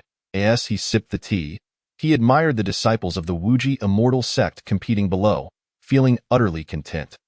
Many young female disciples were so entranced that they lost focus on the competition. Gazing adoringly at Su Jiogong, sect leader Lai Qianyang had also returned after settling the supreme divine roar. He felt a twinge of unease, never anticipating that the mount of the imperial prince would be of the sacred realm. Such cultivation surpassed even that of him, the sect leader. Sitting comfortably, Lai Qianyang noticed that his previous seat had been taken by Su Jiogong but paid it no mind. Wiping his brow, he took a hearty sip of tea and turned to Lu Qingyin, who was serving tea to the imperial prince, and remarked, "Your Highness is truly fortunate. To receive tea from our usually frigid elder Lu is a privilege even I, the sect leader, have never enjoyed." "It seems you hold quite the favor." Su Jiogong raised an eyebrow at Lai Qianyang's words, glancing at the composed Lu Qingyin, and chuckled. "It appears I am still the first, then?" Lai Qianyang could clearly sense that the imperial prince seemed to harbor some feelings for elder Lu. He chimed in, "Ha ha ha, Your Highness, you flatter me. To serve tea to the imperial prince is indeed an honor for elder Lu. Wouldn't you agree, elder Lu?" Lu Qingyin remained silent. Lai Qianyang felt somewhat embarrassed and discreetly glanced at her. He understood her demeanor, but who was the individual before them? He was the son of the great emperor. Thus, he subtly transmitted a message, "Elder Lu, this is the son of the great emperor. If you could earn the favor of the imperial prince, your future would be exceedingly bright." Lu Qingyin returned to her seat, seemingly oblivious, and remained unresponsive. Lai Qianyang's expression darkened, his frustration evident as he set his teacup down forcefully. To avoid an awkward atmosphere, he seized the opportunity to inquire, "Might I ask what brings you, Your Highness, to our Wuji immortal sect?" Su Jiogong leisurely sipped his tea, choosing not to engage with the topic, but his eyes brightened as he murmured, "What a fine tea!" Lai Qianyang was taken aback but quickly burst into laughter. "Indeed.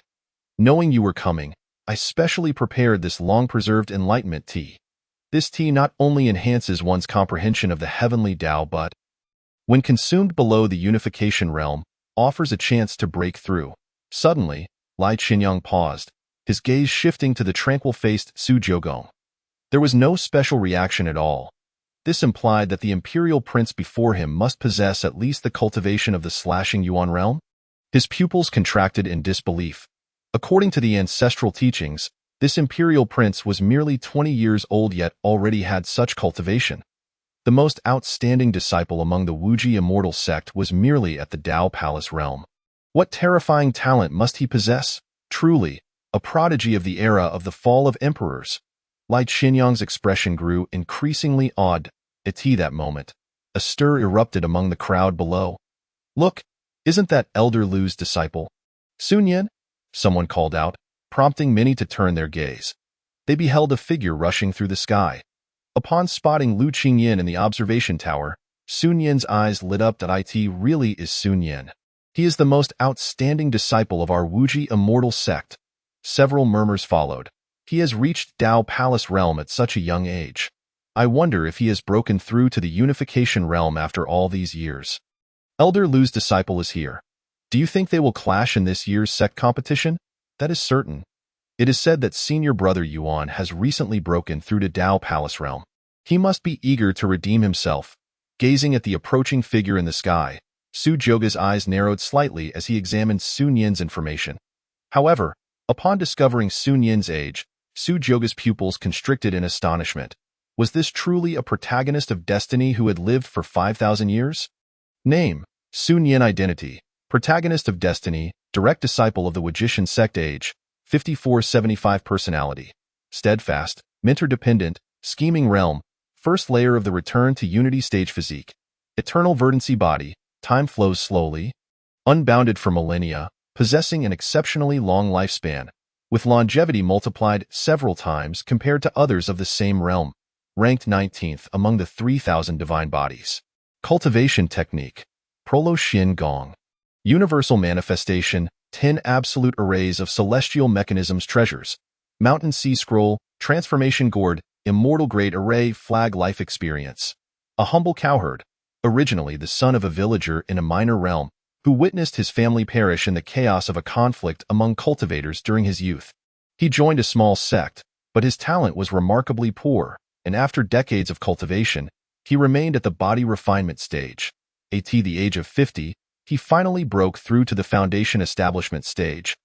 Realizing that he had never aged compared to his peers, due to his lack of innate talent, he lingered at the foundation establishment stage for 700 years without further progress, yet his lifespan astonishingly exceeded that of soul pill stage cultivators.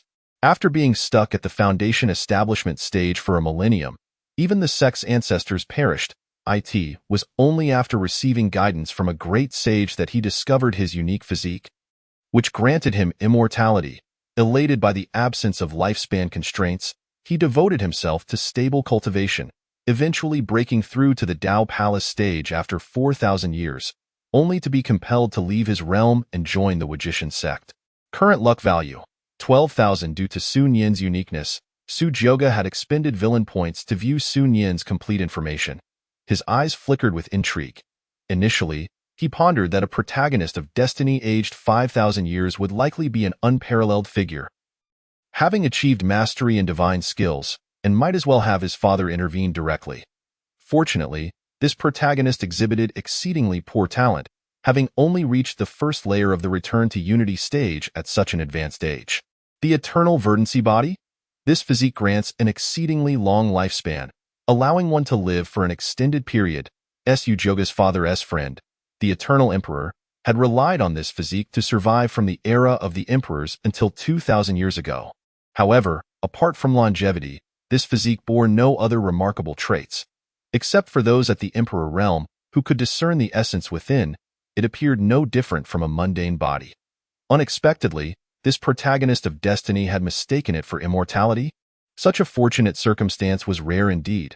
A slight smirk graced Su Jioga's lips as this intriguing protagonist piqued his interest. How should he engage with him? At this moment, Sun Yin remained blissfully unaware that he had caught Su Jioga's attention. As he descended into the audience, he was taken aback upon seeing his esteemed master serving tea to Su Jioga. Disbelief etched across his face. Am I seeing things? My usually cold and sacred master is serving tea to someone else? Sun Yin turned his gaze toward Su Jioga, his pupils widening in astonishment. Almost everyone who beheld Su Jioga wore a similar expression, and even the protagonist of destiny was no exception. It was simply due to Su Jioga's overwhelmingly powerful aura. His innate nobility and haughty temperament, combined with his ethereally handsome visage and cascading golden hair reminiscent of flames, exuded an imposing presence that commanded respect even while seated. Chapter 33. The Path of Longevity and Deception. Open schemes. Who is this? A question sprang forth in Sun Yin's mind. He stepped forward slowly, clasping his hands in respect toward the elders and the sect leader, saying, Master, sect leader, elders, I apologize for my tardiness. Lu Qingyin seemed taken aback by her direct disciple's sudden arrival, momentarily at a loss. Lai Qianyang, evidently pleased with his disciple, waved his hand and laughed heartily. Ha ha ha, you've arrived, Sun Yin. No matter, personal cultivation is far more important than the sect competition. Sun Yin nodded, somewhat bewildered, glancing between his master and Su Jioga, and inquired, Who is this? Lai Qianyang, realizing the moment, smiled and introduced, This esteemed individual is a guest from the imperial family, Lord Su Jioga of the Su clan. The esteemed son of the emperor is passing through our Wajishan sect and has kindly come to pay a visit. Allow me to introduce you to that. Lai Qinyang turned to Sujioga. Lord Sujioga, this is our Wajishan sect's prodigy, Sun Yin. Sun Yin. Do not hesitate to greet the esteemed son of the emperor. One could not deny that Sun Yin, having lived for over 5,000 years as the protagonist of destiny, had witnessed countless grand occasions. His eyes deep and wise, he maintained an air of calmness.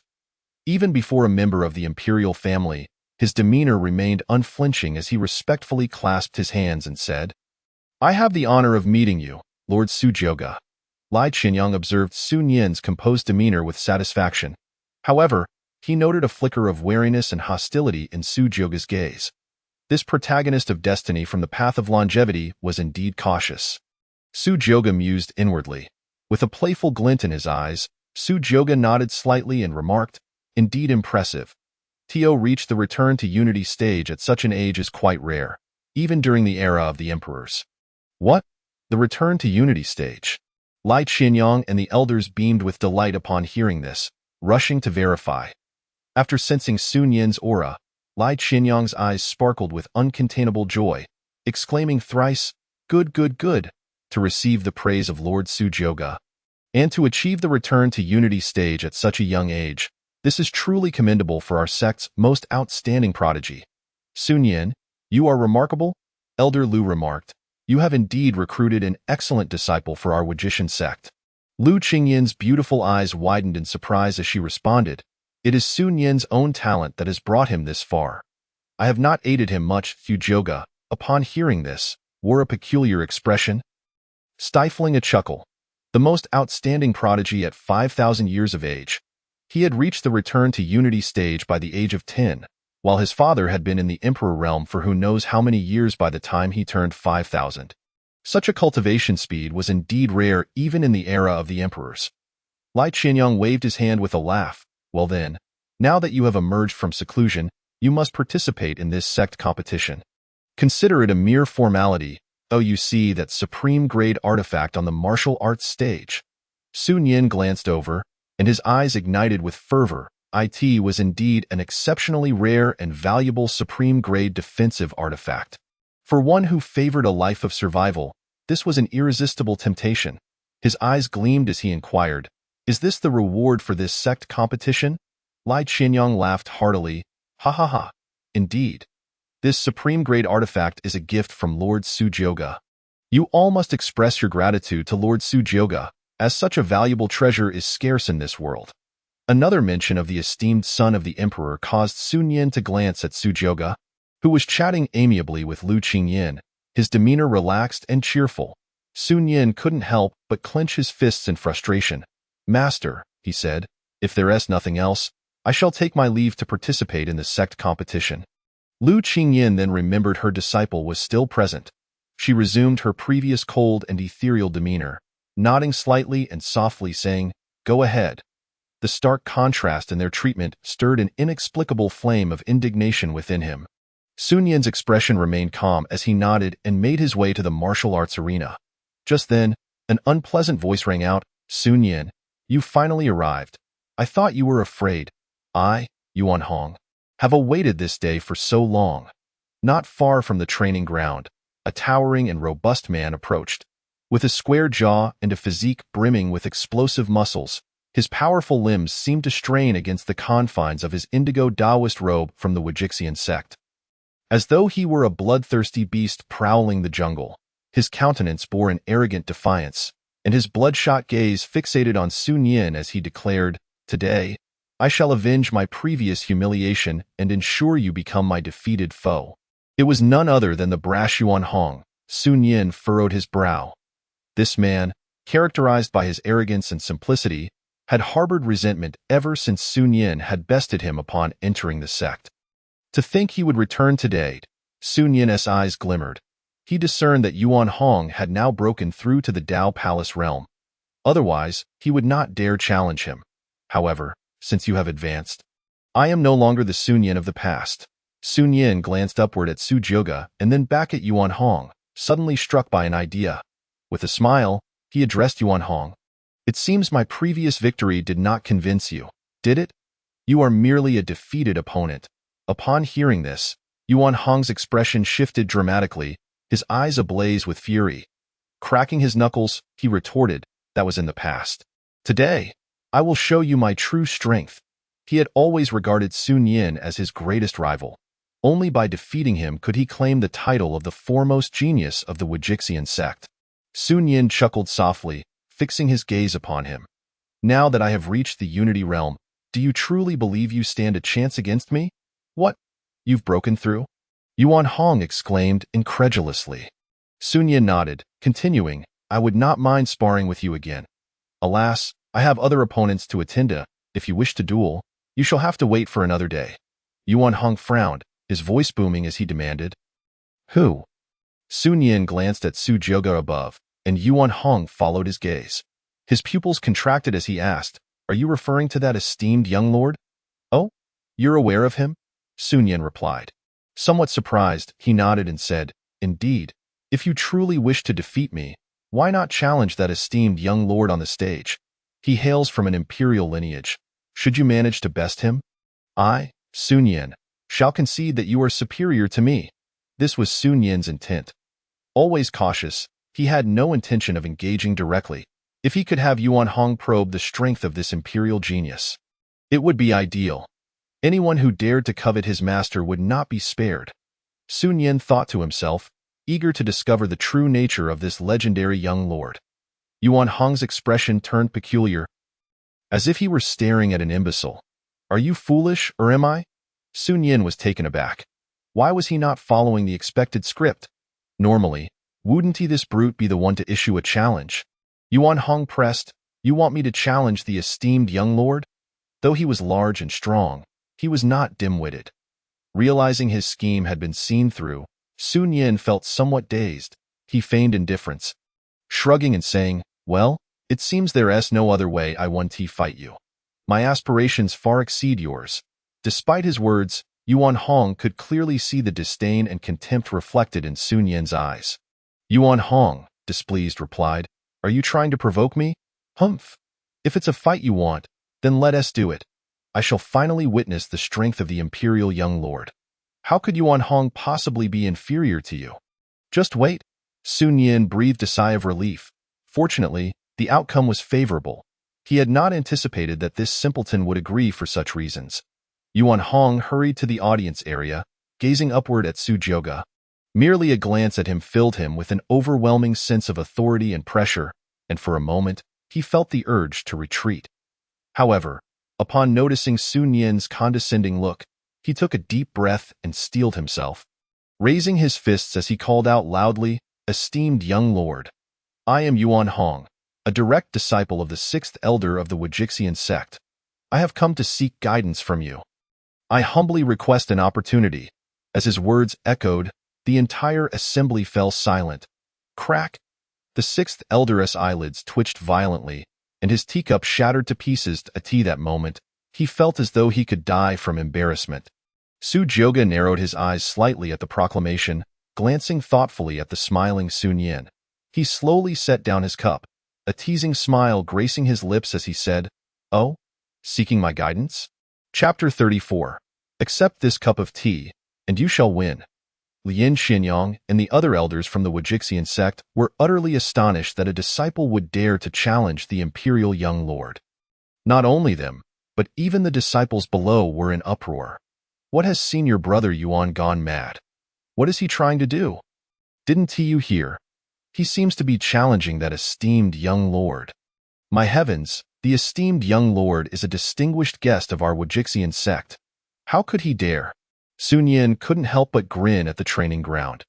He had not expected this simple-minded fellow to inadvertently assist him. He turned his gaze to Su Jioga in the audience, only to find that their eyes met fortuitously. The playful expression on Su Jioga's face felt as though he could see right through Sun Yin. A chill ran down Sun Yin's spine, and he quickly lowered his head. Was it merely my illusion? Could he have discovered my intent? He thought in disbelief. Su Jioga's eyes sparkled with amusement as he noted the scheming expression on Sun Yin's face. Then he glanced at the seemingly dim-witted Yuan Hong below. He began to piece together the situation. If he was not mistaken, This man intended to challenge him, likely spurred on by Sun Yin's machinations. Seeking to use him as a pawn to test his own strength, perhaps? Su Joga mused silently. However, he was mistaken. In the face of absolute power, any schemes would appear laughably futile. Lin Xinyang, momentarily dazed, glared furiously at Yuan Hong and shouted, "Yuan Hong, do you even realize what you're saying?" Yuan Hong was quite well known within the Wujixian sect. The sixth elder, Yuan Hong's master, also scolded him, "You fool! Cease this nonsense at once. What is your status? And what is the status of the esteemed young lord?" Yuan Hong, with a stubborn expression, resolutely replied, "Master, sect leader, please grant me this opportunity." He then turned to Su Joga, pleading, "Esteemed young lord, may I request your guidance?" Seeing his direct disciple's obstinacy, the sixth elder was furious. What madness was this? The elders exchanged anxious glances at the esteemed young lord. Yet, Su Joga remained calm, showing no signs of reproach. "Yuan Hong, return." Lin Xinyang's face was dark, wanting to say more, but he noticed Su Joga raise his hand and smile. "Sect leader Lin, since I have not engaged in battle with peers for quite some time, I find the courage of the disciple commendable. Grant him this opportunity. It would not be amiss." He gazed down at Yuan Hong with a gentle smile, his tone calm and measured. Lin Xinyang hesitated, understanding the young lord's intent. However, he also recognized that Yuan Hong was merely at the Dao Palace realm, while the esteemed young lord before him possessed at least the strength of the cutting Yuan realm. The disparity in their cultivation levels was like a chasm. Yuan Hong was no match for him. Wasn't he this asking for trouble? However, since the young lord had agreed, he felt it inappropriate to say more. Instead, he shot a displeased look at Yuan Hong and coldly commanded, "Aren't you going to thank the esteemed young lord?" Upon hearing the young lord's consent, Yuan Hong's face lit up with excitement as he clenched his fists, saying, "Thank you, esteemed young lord. I humbly request your guidance." To be able to battle against the imperial young lord was indeed a rare opportunity. While much of it stemmed from Sun Yin's influence, Yuan Hong himself also wished to gauge the difference between himself and the prodigies of the imperial lineage. The sixth elder sighed deeply. Shaking his head, Lu Qingyin's beautiful eyes flickered with surprise. She was taken aback that the esteemed young lord would agree to Yuan Hong's request. The elders and disciples present were equally curious about the young lord's prowess. Elder Ing, standing behind Su Joga, wore a blank expression, feeling utterly disdainful. A mere sect disciple dared to challenge our Su family's esteemed young lord. How utterly ridiculous. Su Joga sipped his tea, casually remarking, "Your name is Yuan Hong, correct?" "Yes, esteemed young lord." Yuan Hong affirmed. Su Joga nodded slightly, turning to Elder Lu Qingyin and saying, "Please add another cup of fresh tea." Lu Qingyin was taken aback, unable to comprehend his intentions, yet she obediently poured another cup of tea. As the cup brimmed with tea, it was unexpectedly lifted by an enchanting force, gently floating before Su Joga. Observing the filled cup, Su Joga remarked nonchalantly, "If you can catch this cup of tea, I shall concede this contest, and of course, shattering it would yield the same result." His tone was calm, casually uttering the most arrogant declaration. The elders stared at Su Joga in astonishment. "What?" The disciples below were equally incredulous, exclaiming, "How can this be? It's merely an ordinary teacup, yet Brother Yuan Hong is a formidable figure of the Dao Palace realm. Is the young master perhaps overly confident?" Even the destined protagonist, Sun Yin, furrowed his brow and murmured, "Such arrogance." Upon hearing this, Yuan Hong's expression shifted. He sensed an undercurrent of humiliation in Su Joga's words, feeling somewhat belittled. With a hint of displeasure, he inquired, "Is the young master serious?" Su Joga replied with a faint smile, "Of course." Yuan Hong hesitated for a moment before nodding, "Very well."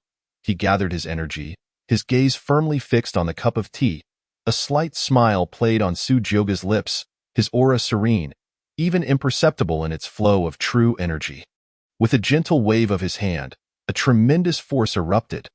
The teacup began to spin rapidly, vanishing from sight in an instant, so swift. Yuan Hong's pupils constricted, nearly losing sight of the cup that moment. He dared not be careless, summoning all his true energy upon detecting the cup's movement. A weighty, Yellow energy surged forth, coalescing within his fists as they approached. The seemingly insignificant teacup, under Su Jioga's influence, appeared to Yuan Hong as if it were a towering Mount Tai crashing down upon him, rendering him as insignificant as an ant. His breath caught in his throat, disbelief etched upon his face. Only those facing it could truly grasp the terror within. Yuan Hong, in a state of panic, bit his lip to regain focus. He shouted, "Break it for me!" In an instant, a tremendous roar erupted. Boom! The colossal forces collided, unleashing a terrifying power akin to a tsunami, sweeping across the arena. Even a mere wisp of this energy caused the disciples to tremble with fear, their gazes fixated on the source. Meanwhile, Su Jioga leisurely sipped his tea, not even glancing below as the force subsided. A massive crater formed where Yuan Hong had been standing. He knelt on the ground, his expression vacant. Filled with profound fear, ding! A crisp sound resonated. The teacup, despite Yuan Hong's full-force attack, remained unscathed, landing steadily in front of him. The tea within swayed gently, not a single drop spilled. The arena fell into a profound silence. Hiss! All eyes widened in disbelief, gasping in awe. Sun Yin's pupils shrank as he rubbed his eyes in disbelief. Su Jioga casually remarked, "This tea, enhanced by the beauty, possesses a unique flavor." The elders wore expressions of shock, fully aware of the remarkable control demonstrated, managing to defeat Yuan Hong while leaving the fragile teacup entirely unharmed. A feat of extraordinary difficulty. Even Lai Qianyang could not help but gasp in astonishment. A cacophony erupted among the disciples below. "I can't believe my eyes.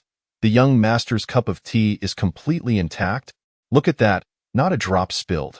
Is this even a move?" Brother Yuan Hong couldn't withstand a single strike from the young master. What move? Did anyone see the young master use any divine abilities? How formidable! Just what level of cultivation does this Su family young master possess to be so powerful? Lai Qianyang murmured. The young master's strength is indeed terrifying. Regaining his composure, he turned to Yuan Hong below, sternly declaring, "Yuan Hong, is this the result you sought? Are you satisfied now?" The sixth elder, equally pained, lamented, "Yuan Hong, shouldn't you express your gratitude for the young master's mercy?" These words reached Yuan Hong's ears, gradually awakening him from his stupor as he stared blankly at the teacup on the ground, trembling uncontrollably. Had the young master not held back, that strike could have easily meant his demise. In that moment, reverence and trepidation filled Yuan Hong's eyes as he hoarsely admitted, "I concede. A single cup of tea, leading to the downfall of a celestial sex prodigy." The spectacle was utterly breathtaking, leaving countless female disciples of the Wujixian sect blushing. Eagerly gazing up at Su Jioga, his expression remained calm, as if this were merely a trivial matter. He slowly added, "This tea is your Wujixian sect's enlightenment tea. Do not waste it." Yuan Hong's mind was still buzzing. He reverently lifted the cup, saying earnestly, "Thank you, young master." At that moment, the system's voice chimed in, "Ding! Congratulations to the host for shattering the destined protagonist Sun Yin's scheme. The opponent now harbors fear, losing 200 luck points. Congratulations to the host for gaining 200 villain points." Su Jioga glanced in Sun Yin's direction, who was now engulfed in terror. The once mighty Yuan Hong, who could engage him in a contest, was now revealed as no match for the Su family young master. Years of survival experience warned him. This individual should not be challenged directly. His eyes flickered with uncertainty, and suddenly a thought crossed his mind. Survive? Yes, just like before.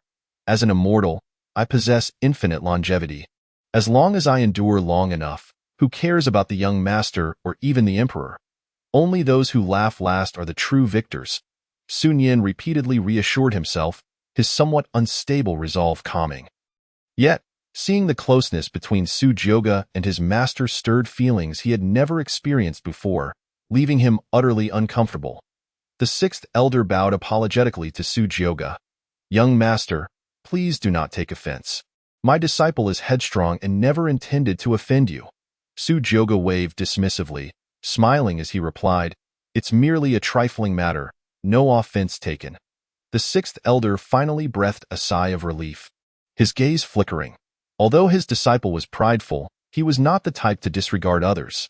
Today, anyone could see the young master's esteemed status as a distinguished guest of the Wajixian sect. To challenge him was undoubtedly to place the entire sect in a precarious position. Fortunately, the young master not only showed mercy but did not hold any grudge. Yuan Hong's forthright nature may have been provoked by some petty instigator, the sixth elder mused. Those who became elders of the sect were all astute individuals. He quickly considered this possibility, fixing his gaze on the dazed Yuan Hong, asking, Yuan Hong, why did you choose to challenge the young master? Lai Qianyang furrowed his brow, casting a puzzled glance at the sixth elder. Inquiring, Elder, what do you mean? The sixth elder respectfully replied, Sect Master, my disciple is straightforward, but he is not blind, and I suspect that Yuan Hong's challenge today is somewhat suspicious.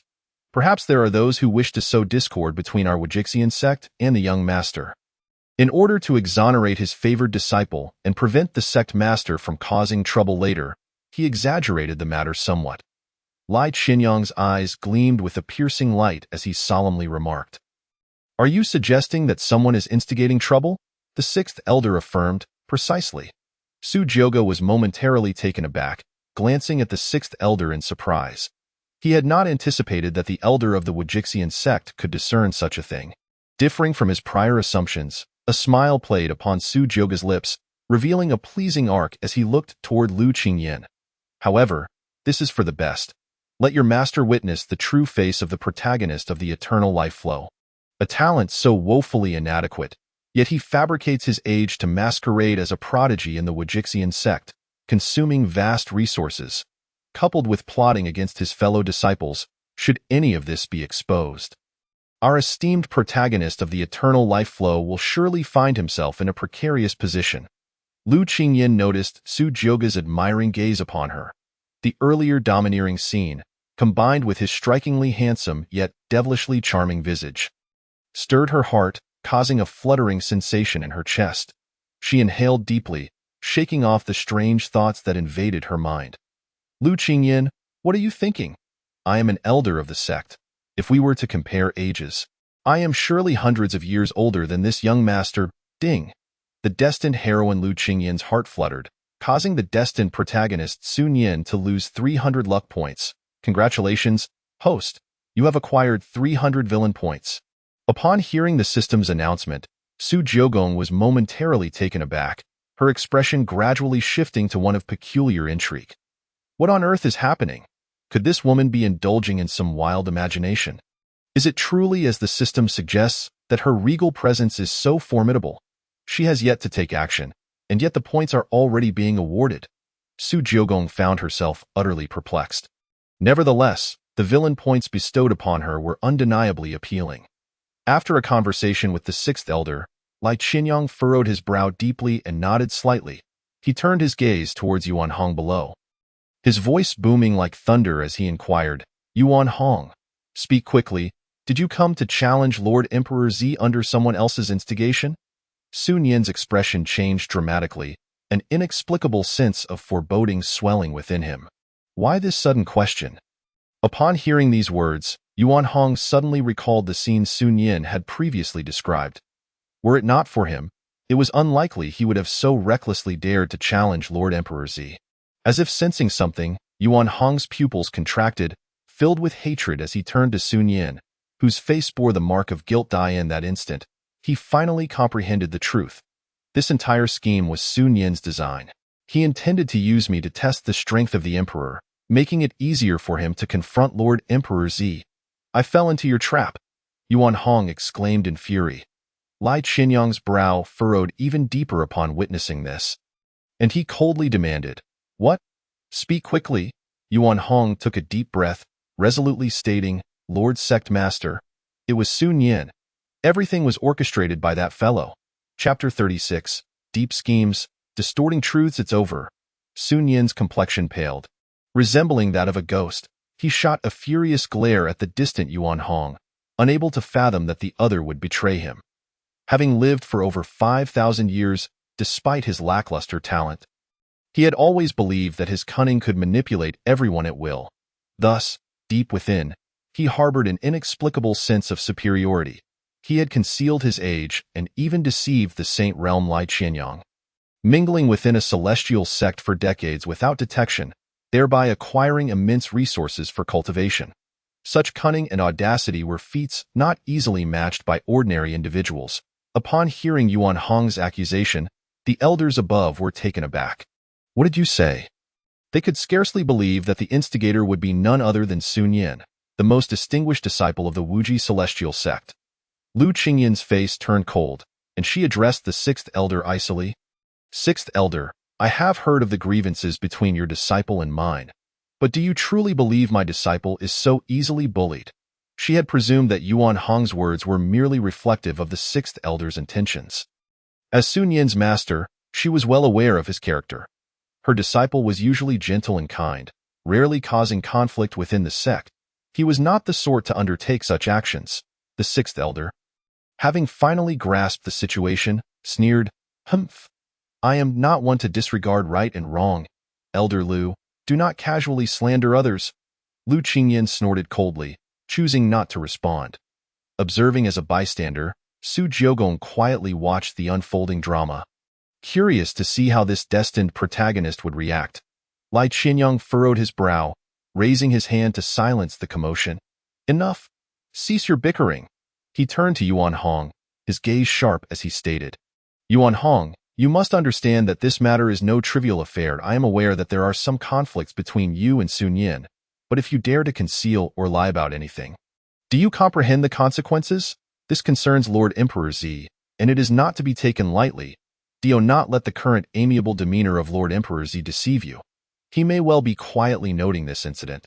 Should some proud and temperamental prodigies from powerful clans take offense, they might perceive this as a grave insult and disrespect towards the Wuji celestial sect." Lai Qianyang, unwilling to take any chances, resolved to delve deeper into the matter. Yuan Hong nodded earnestly. He was filled with an intense loathing for Sun Yin, feeling used as a pawn and nearly offending Lord Emperor Z in the process. With unwavering certainty, he declared, "Lord Sect Master, if what I, Yuan Hong, have said is untrue, I am willing to take my own life here to atone. Were it not for Sun Yin's provocation, I would never have acted so foolishly." "To take your own life?" The disciples in the martial arena gasped, engaging in hushed whispers. "Isn't Yuan Shixiang being a bit too extreme? I did indeed see Su Shixiang speaking with Yuan Shixiang earlier. Could it be that Yuan Shixiang is not lying? I also witnessed it. Sun Yin Shixiang should not be that kind of person. He wouldn't dare challenge Lord Emperor Z, instead allowing Yuan Shixiang to take the lead." Sun Yin held considerable prestige within the Wuji celestial sect, known for his helpfulness and strict self-discipline. The disciples murmured, holding a mix of doubt and belief. Sun Yin's face turned a ghastly shade. He had not anticipated that Yuan Hong would say such things. His mind raced with 1,000 explanations, but now that these words were spoken, they practically confirmed his culpability. Lai Qianyang's brow tightened as he turned his gaze towards Sun Yin in the distance. Speaking in a low voice, Sun Yin stepped forward. Sun Yin, feeling the weight of the situation, had no choice but to approach. He endeavored to maintain a calm exterior, appearing unperturbed. Yet, he could not conceal his unease from Yuan Hong, nor from Su Jiogong on the platform. Sun Yin clasped his hands, speaking in a measured tone, "Lord Sect Master." Seeing him like this, Lai Qianyang felt even more perplexed and questioned, "Did you hear what Yuan Hong said?" Sun Yin replied, "I did." Lai Qianyang's voice rose slightly. "Is what he said true?" Sun Yin fell into silence for a moment, choosing not to respond. Lu Qingyin, unable to remain still, spoke up, "Sun Yin, speak freely. I shall seek justice for you. Justice is known to all." Su Jiogong could not help but chuckle softly. The icy beauty, lacking in intellect, seemed quite oblivious. Lu Qingyin glanced over, furrowing her brow in confusion. "What does Lord Emperor Z mean?" Su Jiogong waved his hand dismissively. "No matter. Continue your discussion." Sun Yin found himself in a predicament, glancing at his master, torn with inner conflict. His master defended him so staunchly, yet he was indeed guilty in this matter. How could he explain himself? His mind raced, struggling to formulate a suitable response. Yuan Hong regarded him with cold disdain, sneering, "Sun Yin, A true man must take responsibility for his actions. Are you not a man? Sun Yin ignored him, taking a deep breath and slowly articulating. Lord Sect Master, Elders, Master, I did indeed express a desire to challenge Lord Emperor Z. What? Upon Sun Yin's admission, the elders were left in astonishment. Even Lai Qianyang had not anticipated this revelation. It was indeed Sun Yin who had instigated the matter in their minds. Sun Yin had always been regarded as an exceptionally talented disciple, both in temperament and ability.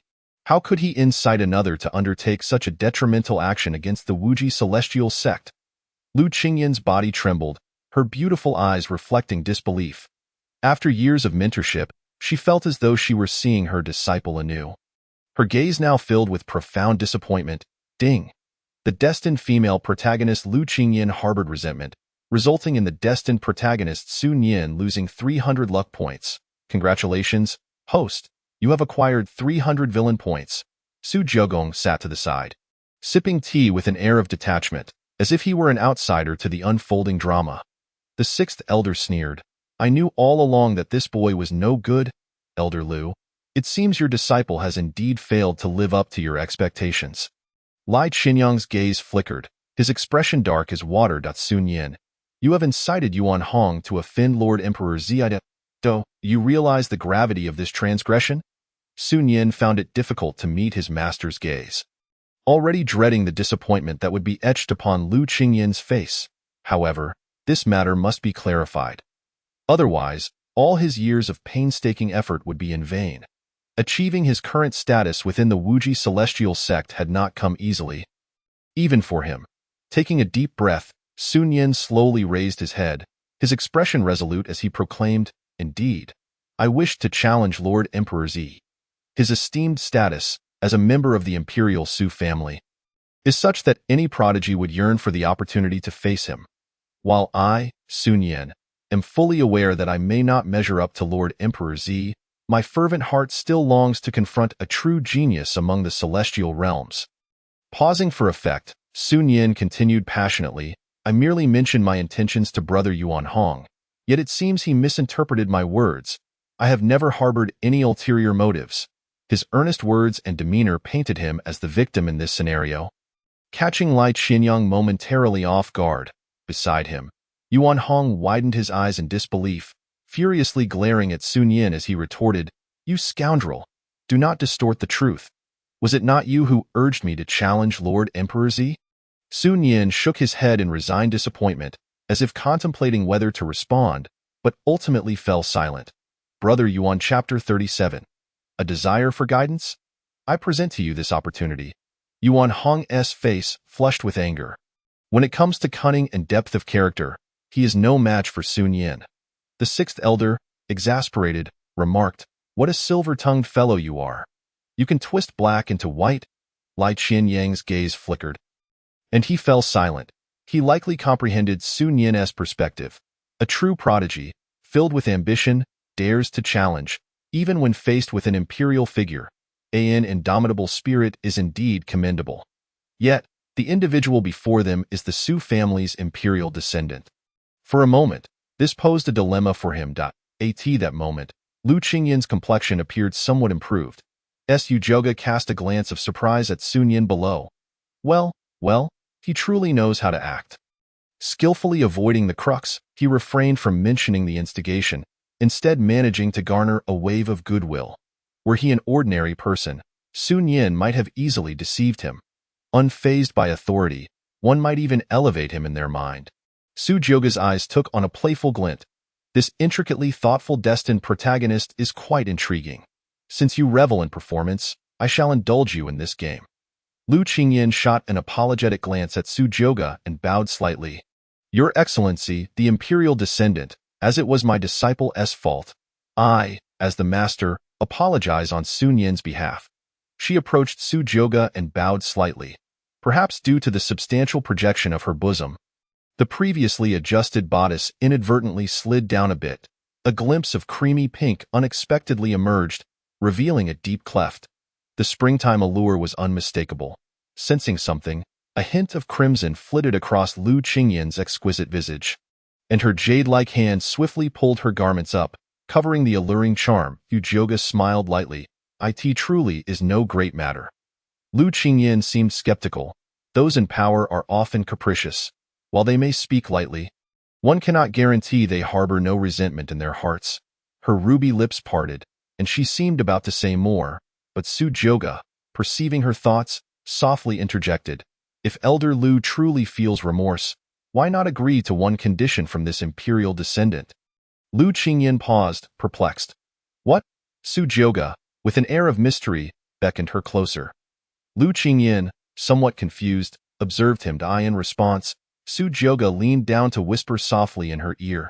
That evening, Lu Qingyin trembled at his words, her delicate ears flushing a vibrant red.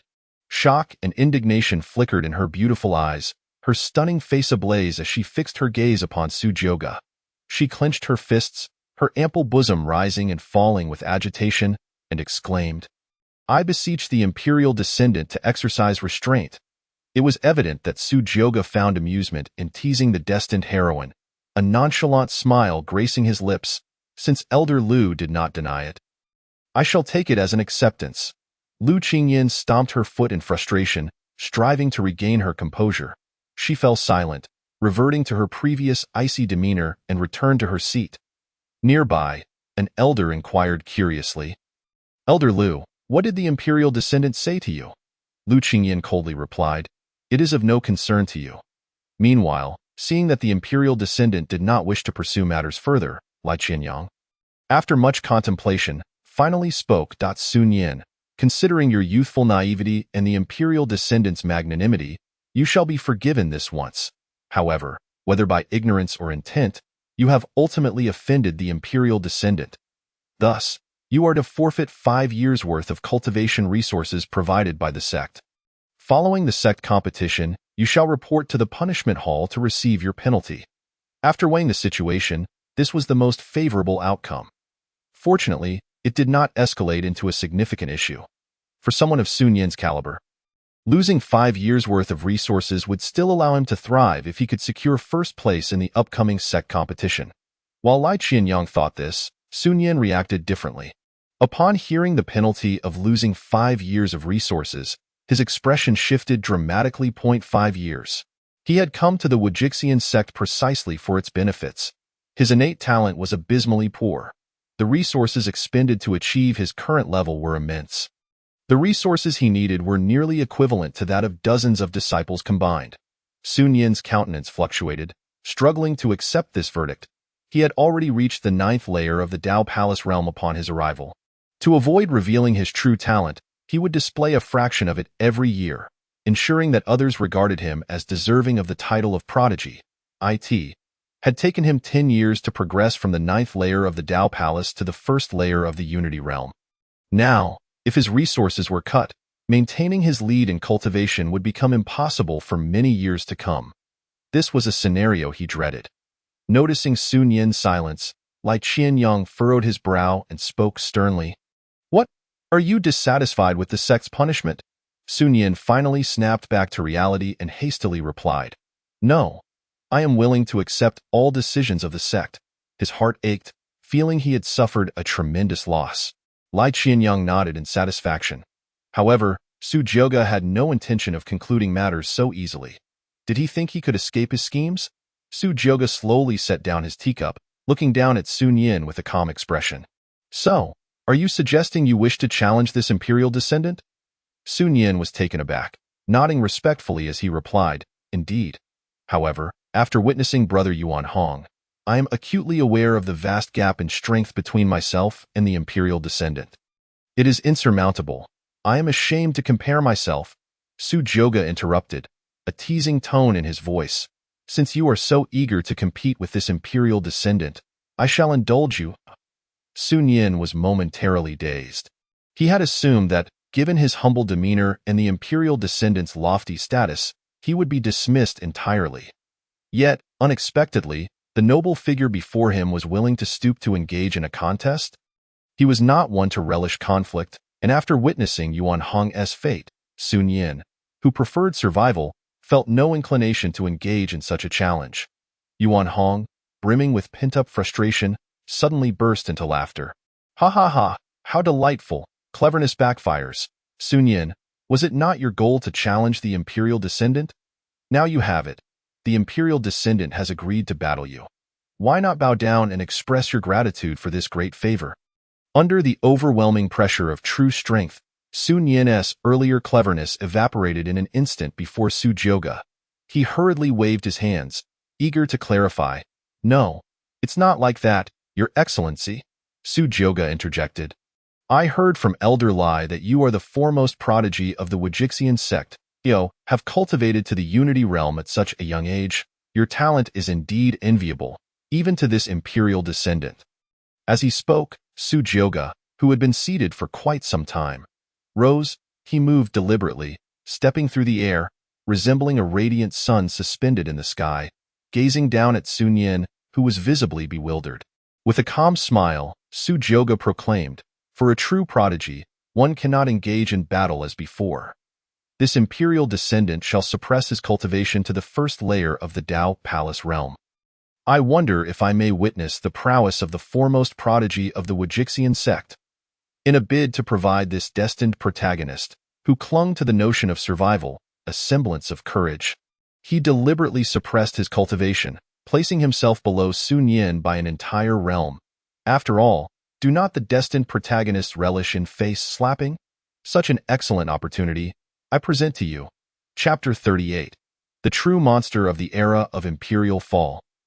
Overwhelming the contemporary world, the elders could no longer remain seated. The Dao Palace realm?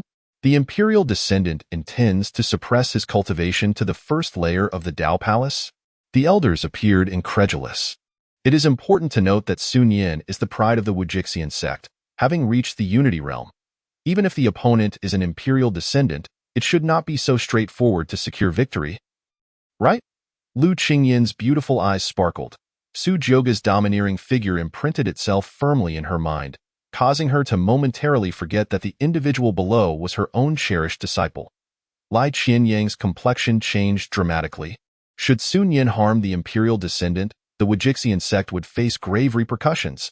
In contrast to the astonished elders, Elder Ying's expression remained remarkably calm, showing no sign of concern for Su Jioge's safety. Sun Yin hesitated, glancing up at the imperiously proud imperial descendant with disbelief. Your Excellency, this may not be appropriate. If the opponent truly suppresses their cultivation to the first level of the Dao Palace realm, he finds himself rather untroubled. As the protagonist of destiny, he possesses this measure of confidence. Moreover, this presents a splendid opportunity for fame and renown. Should Sun Yin manage to defeat the Imperial Son, not only would his standing within the Wujixian sect be greatly elevated, but even his beautiful master would regard him with newfound respect. Sun Yin appears quite tempted by this prospect. Su Jioge gazes at him with a playful glint in his eyes. Having likely discerned Sun Yin's character, he knows that without absolute certainty, Sun Yin would refrain from making a move. However, this is not solely up to him. Su Jioge suppresses his cultivation to the first level of the Dao Palace realm. The aura about him diminishes somewhat, yet it remains imbued with an innate majesty. With a tranquil countenance, Su Jioge slowly speaks. Let us begin. Despite having gained an advantage, Sun Yin feigns reluctance, clasping his hands together and solemnly declaring, "In that case, I humbly request guidance from the esteemed Imperial Son. I beg your pardon." The Prolo Xian gong circulates rapidly, and behind him, countless faces reflecting joy, anger, sorrow, and happiness emerged. In that moment, Sun Yin is devoid of emotion. Resembling a Buddha surveying all beings, an ancient bronze Buddha figure materializes behind him, its fierce eyes wide open, its visage contorted with rage and fury. The manifestation of all beings, the manifestation of wrath. A tempest brews among the disciples below. Is Sun Yin truly challenging the Imperial Son? What is the cultivation level of the Imperial Son? When he defeated brother Yuan Hong, I could hardly discern when he struck. Do you think Sun Yin stands a chance in this duel? Sun Yin harmonizes his spirit, the experience of 5 millennia reminding him that even when hunting a rabbit, one must exert their utmost strength. Even when facing the suppressed Su Jioge, he dares not harbor the slightest complacency.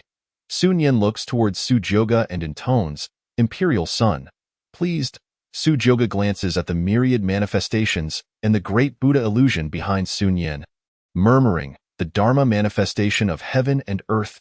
Intriguing. He makes his move, in but a breath. Sujoga conveys to him who the true lion is. The golden figure instantaneously appears directly above Sun Yin. Sun Yin's pupils constrict, and he manipulates the manifestation of wrath, swinging the colossal bronze hand toward the sky. A boom. The power of the unification realm is unleashed without reservation, like a great wave sweeping away the sands. The numerous disciples, feeling this formidable aura, are struck with astonishment. Wait, has Brother Sun Yin truly broken through to the unification realm? What? The Imperial Son has suppressed his cultivation to the Dao Palace realm, which means he is a whole tier lower than Brother Sun Yin. Lai Qinyang fixates on the unfolding scene, poised to act at a moment's notice. Should anything go awry, he will intervene. Lu Qingyin gazes at the resplendent and imposing figure in the sky. Looking down upon all beings, her beautiful eyes flicker, and for some reason, a hint of unease stirs within her heart. In the arena, the colossal hand of the manifestation of wrath descends upon Sujoga. Yet, Sujoga's expression remains serene, unfazed. Possessing the eye of causality, he perceives every movement of the manifestation of wrath with clarity. Just as the ancient bronze hand approaches, he slowly steps downwards. Buzz, from beneath his feet. Strands of runes ripple outward like ripples upon water. His golden hair unfurls in the sunlight, resembling a celestial being descending upon the earth. Crack! The bronze hand, adorned with web-like patterns, shatters explosively. The ferocious visage of the manifestation of wrath seems to succumb to an overwhelming force. Sun Yin, as if struck by a heavy blow, stumbles backward, clutching his chest, his face a mask of disbelief. How is this possible? I didn't even see when Sujoga made his move. Sujoga continues to descend gently. In this moment, Sun Yin finally comprehends the sense of helplessness that Yuan Hong felt when he received that cup. His storage ring flickers, discarding any reservations, and in an instant, a colossal array rises. Another grand map of mountains and seas materializes above him, the 10 absolute array of heavenly mechanisms, the painting of mountains and seas. All of his magical artifacts are unleashed. Sujoga lands upon the vast mountain sea painting, and the entire 10 fiends array, along with the painting, begins to press down upon Sun Yin. Boom! Sun Yin's complexion shifts, and he channels the Prolo Shin Gong, straining to support the mountain sea painting, which feels akin to the weight of a towering mountain descending upon him. 5 meters, 3 meters, 2 meters, he is on the verge of being buried within it. Sun Yin grits his teeth, the veins in his hands bulging, and unable to hold on, he half kneels. Damn it! Is this truly the power of the first level of the Dao Palace realm? Why is it so formidable? Not only he, but even the elders on the platform display expressions of shock. Is this the prodigy of the era of the fall of emperors? Although the Imperial Son has clearly suppressed his cultivation, why is it that our sect's first prodigy cannot even compel him to make a move? This is utterly terrifying. Sun Yin is no match for the Imperial Son. This has transcended mere combat. It is a one-sided obliteration. Sun Yin's visage contorts in fury, his eyes burning crimson, appearing utterly disheveled. He cannot accept such an easy defeat. Rise! Ah! Sun Yin roars. Upon rising, countless manifestations of being surge towards the mountain sea painting. Sujoga stands atop the painting, utilizing only the first level of the Dao Palace realm, yet manages to suppress the fully exerted unification realm Sun Yin to the point where he cannot lift his head. A swirling black vortex churns, and an imposing black halberd appears in his hand. Holding the Black Emperor's abyss halberd, Sujoga, bathed in golden light, appears extraordinarily tall and majestic, like a divine king of unparalleled might. The elders are profoundly moved. They have long heard of the prodigies of the era of the fall of emperors, who are as numerous as the stars. Yet, upon encountering the self-assured and dazzling Sujoga, they remain unable to escape the shock that wells up within their hearts. This Imperial Son from 100,000 years ago seems to transport one back to the era of the fall of emperors. A time when prodigies stood tall, and the grand contest shone brilliantly. Everything appears so natural. The prodigies of the fall of emperors are destined to dominate the world. In this moment, no one cares for Sun Yin's fate. All eyes are fixed upon that golden figure, exalted and remarkable. The imperial son of the Su family. Su Jioga's imperial gaze flickers as he murmurs, "The protagonist of eternal life and destiny is nothing extraordinary." Chapter 39. The secret art of soul ignition, defeating you with your own strength. It is over. Su Jioga speaks coldly, devoid of any emotion. Buzz. The Black Emperor's abyss halberd transforms into a dragon of darkness, roaring as it strikes down upon the mountain sea painting, like an ancient star descending upon the earth. The overwhelming might directly rends the sacred artifact asunder. Countless sparks erupt, and as a defensive artifact, the mountain sea painting proves as fragile as paper before the Black Emperor's abyss halberd, instantly punctured by a massive hole. The mountain sea painting, shattered. The 10 absolute array of heavenly mechanisms, shattered. Sun Yin's breath catches. The destruction wrought by the Black Emperor's abyss halberd signifies more than the mere shattering of 2 artifacts. It simultaneously obliterates Sun Yin's long-standing arrogance and the pride deep within his heart. A profound sense of despair fills his mind. For 5,000 years, he has never suffered such a significant loss at the hands of another. Despair takes root. Is this truly the power that can be summoned at the first level of the Tao Palace realm? Am I to perish? This is the singular thought that occupies Sun Yin's mind now. A brilliant light erupts, engulfing the entire arena in a wave of terrifying aftermath. Boom. Lai Qinyang's pupils constrict, and he immediately releases his power to protect the disciples of the Wujixian sect. When the dust settles, Sun Yin lies dazed upon the ground, staring blankly at the golden figure that gazes down upon all beings, his mouth agape. Beside him, a massive pit appears. The Imperial Son has shown restraint. Everyone holds their breath. This spectacle is 1,000 times more shocking than the previous scene. Su Jioga lands upon the ground. He passes by Sun Yin, pausing briefly. With a faint smile, he speaks in a voice audible only to the two of them. "Did you truly think I hadn't noticed your little tricks? How laughable!" Sun Yin trembles all over. Ding! The protagonist of destiny, Sun Yin, feels a surge of fear. Cracks appear in his Tao heart, and his fortune value plummets by 500. Congratulations to the host for obtaining 500 villain points. Oh, 500. Su Jioga raises an eyebrow.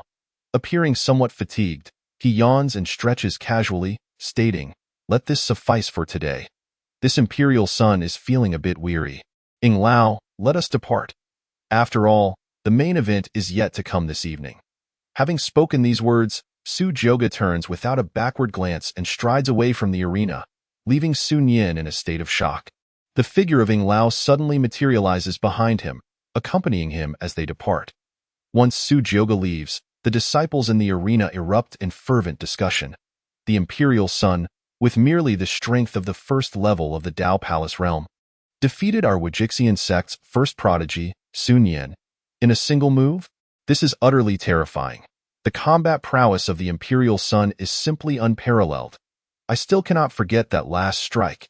It is not that brother Sun Yin is too weak, but rather that Lord DZ is exceedingly formidable. Such an opponent leaves me hesitant to even exchange glances. Even the elders above exchange uncertain glances. What shall the sect leader do now? Lai Qinyang was momentarily dazed before he finally regained his composure. He glanced at the 2 enormous craters below, along with the disoriented Sun Yin, and spoke with irritation.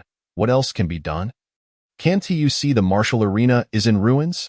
Today's sect competition is postponed. We shall continue tomorrow. With that, Lai Qinyang rose abruptly and swept away, for he still needed to arrange accommodations for Lord DZ. At this point, both Yuan Hong and Sun Yin were rendered incapable of participating in the sect competition. This DZ from the Su family is truly terrifyingly strong, Lai Qinyang thought with a flicker of unease in his eyes. The 6th elder felt a surge of secret delight. To have caused such a significant setback to Lu Qingyin's prized disciple could be seen as avenging hunger. Meanwhile, Lu Qingyin's mind remained haunted by the earlier scene of Su Jiogong's unparalleled prowess. Elder Lu, your disciple is still down there." It was only when an elder beside him repeatedly called out that Lu Qingyin snapped back to reality. Nodding, Lu Qingyin spoke in a cool, Detached tone, I understand.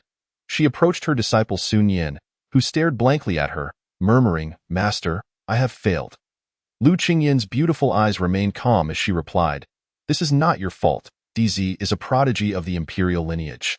The outcome would be the same regardless of who faced him. Sun Yin forced a wretched smile, his gaze fixated on the shattered map of mountains and seas and the 10 absolute array. Now devoid of spiritual energy, he had always been invincible, and never before had he been so easily overwhelmed. He needed time to recover. Observing her disciple's disheveled appearance, which starkly contrasted with Su Jiugong's relaxed demeanor, Lu Qingyin furrowed her brow. A strange feeling of aversion began to rise within her, one she scarcely noticed. After several such encounters, her heart seemed to lean more toward DZ.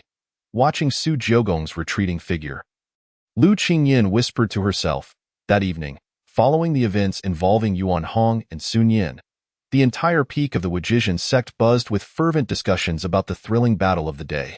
Many could not sleep, even though they were not the ones fighting. The powerful silhouette of DZ had left a deep imprint in their hearts. For a long time, the disciples of the sect would remain overshadowed by DZ's presence. The night was tranquil and silent, with the chirping of insects composing a melody. At this moment, Su Jiugong sat in a serene and secluded courtyard. The luminous moonlight illuminated his strikingly ethereal features. While a gentle evening breeze rustled his robes, Su Jiugong's eyes shimmered as if lost in thought. The figure of Elder Ing appeared like a wraith, approaching quietly and inquiring, Lord DZ seems to be troubled. Is it due to the earlier incident with Sun Yin of Wujizhen sect? Su Jiugong turned to him without explanation, merely stating, Have you found out? Elder Ing nodded respectfully. I have discovered that Sun Yin resides on the neighboring peak of Xuanji Peak. He sustained serious injuries today and is currently in seclusion to recuperate. It is likely that he will be unable to compete for the top position in tomorrow's sect competition. Lu Qingyin once had 4 disciples, all female except for Sun Yin. Notably, her eldest disciple had suffered a fatal setback during a breakthrough to the Dao Palace realm, which had long haunted Lu Qingyin's heart. Oh? Su Jiugong raised an eyebrow. Seizing upon the crucial detail, fatal? Elder Ing replied gravely, Indeed. The cause of death is suspicious. It is said she visited Sun Yin's cave dwelling shortly before her demise, at a time when Sun Yin had only recently joined Wujizhen sect. However, due to the passage of time, this matter faded into obscurity. Su Jiugong pondered for a moment before breaking into a faint smile, murmuring, It appears our long-lived protagonist is not without flaws. The ancient eternal body, a rare and peculiar constitution among the heavens, could grant even an ordinary person a lifespan of 1,000 years, let alone one who cultivates. If Sun Yin truly believes himself to be immortal, how amusing would it be to let him witness his own lifespan dwindle? A grand plan began to take shape in Su Jiugong's mind. Since your greatest strength lies in cunning, then I, the DZ, shall indulge you in your own game. With a flick of his wrist, a somewhat yellowed ancient tome appeared on the table before him. The title read, Soul Ignition Secret Technique. Chapter 40. The cautious Sun Yin, as anticipated, Su Jiugong regarded Elder Ing and slowly instructed, Find an opportunity to present this divine tome to Sun Yin. Also, investigate the matter concerning the fatal disciple thoroughly. I appreciate your efforts. Elder Ing, with a humble demeanor, replied earnestly, To serve the DZ is the duty of a shadow. As elite assassins trained in secrecy by the Su family, they excelled in investigation and stealthy strikes. Which is why the elders felt secure in allowing Elder Ing to protect DZ. Su Jiugong nodded slightly and inquired, What time is it now? Elder Ing replied, It's the second watch. Su Jiugong smiled. It is indeed time to pay a visit to Elder Lu's quarters. After all, the promise made during the day remains unfulfilled. He rose slowly and ambled toward Xuanji Peak, while Elder Ying's figure melted into the shadows. Inside the cave dwelling, an infuriated Sun Yin relentlessly shattered item after item. He roared, Damn it, damn it. How could I, Sun Yin, an eternal being who has lived for over 5,000 years, possibly lose to some inexperienced brat? Is it merely because he has a better background? How can Su Jiugong even compare to me? At this moment, Sun Yin had completely lost the calmness and composure he had displayed during the day. His heart had not wavered for a long time, and Su Jiogong's sudden emergence had thrown all his plans into disarray. After a bout of venting, Sun Yin gradually quieted down as he surveyed the wreckage around him. His expression flickered, and he sat down, silently contemplating. No, I must remain calm. Over the years, I have faced countless storms. Many are far stronger than I, yet most have turned to dust. I have endured. Only by surviving until the end can one truly emerge victorious. Today's events were merely due to my negligence. That DZ from the Su family is just passing through. He will likely leave soon and poses no threat to me. The primary concern was his apparent closeness to my master, which made me momentarily anxious. It seems my state of mind still requires improvement. Sun Yin reflected on his shortcomings, a habit he had cultivated over time. The agitation within him had subsided considerably. The pressing matter now was the sect competition tomorrow. Sun Yin murmured. The damage to the map of mountains and seas and the 10 absolute array has left my energy depleted, and I have been penalized with a 5-year resource deduction. I must secure the first prize in this sect competition. Sun Yin began to absorb the scant spiritual essence from the heaven and earth treasures he had left in his storage ring. However, due to his poor innate talent, he could only absorb less than 1/10 of the spiritual energy contained within these treasures. As he sensed the energy within him, he realized it was even inferior to that of the Dao Palace realm, and his expression grew grim, his brow furrowed tightly. At this rate, even competing for a top 10 position tomorrow would be challenging. What should I do? Just as Sun Yin paced back and forth, contemplating a solution, a raspy and sinister voice suddenly echoed in his ear. Dio, you wish to win. The voice startled Sun Yin, and he whirled around sharply, coldly demanding, who goes there? The surroundings were empty. Sun Yin frowned. The chilling voice resonated once more. Dio, you wish to win in tomorrow's sect competition? Sun Yin's heart skipped a beat, his expression turning vigilant and dark as he retorted, stop with the tricks. Who are you? I don't need your help. Leave me be. The ever-cautious Sun Yin barked. The voice fell silent, and a somewhat yellowed, tattered tome, stained with traces of dried blood, floated before him. This tome can assist you. Sun Yin's brow furrowed deeply as he focused on the ancient book. To his astonishment, the tome began to open slowly on its own. Could it be a supreme-level secret technique? Sun Yin's expression shifted to one of disbelief as he stared at the tome before him. Who are you? Why are you doing this? Having lived for so many years, experience has taught him that there is no such thing as a free lunch in this world. Everything that appears free comes at a cost. He firmly believed that such good fortune could never befall him. As if sensing his thoughts, a voice echoed from all directions. This is known as the soul ignition secret method. Practitioners can burn their lifespan to unleash power far surpassing their current realm. Of course, this comes at a price. I am called the Soul Devourer.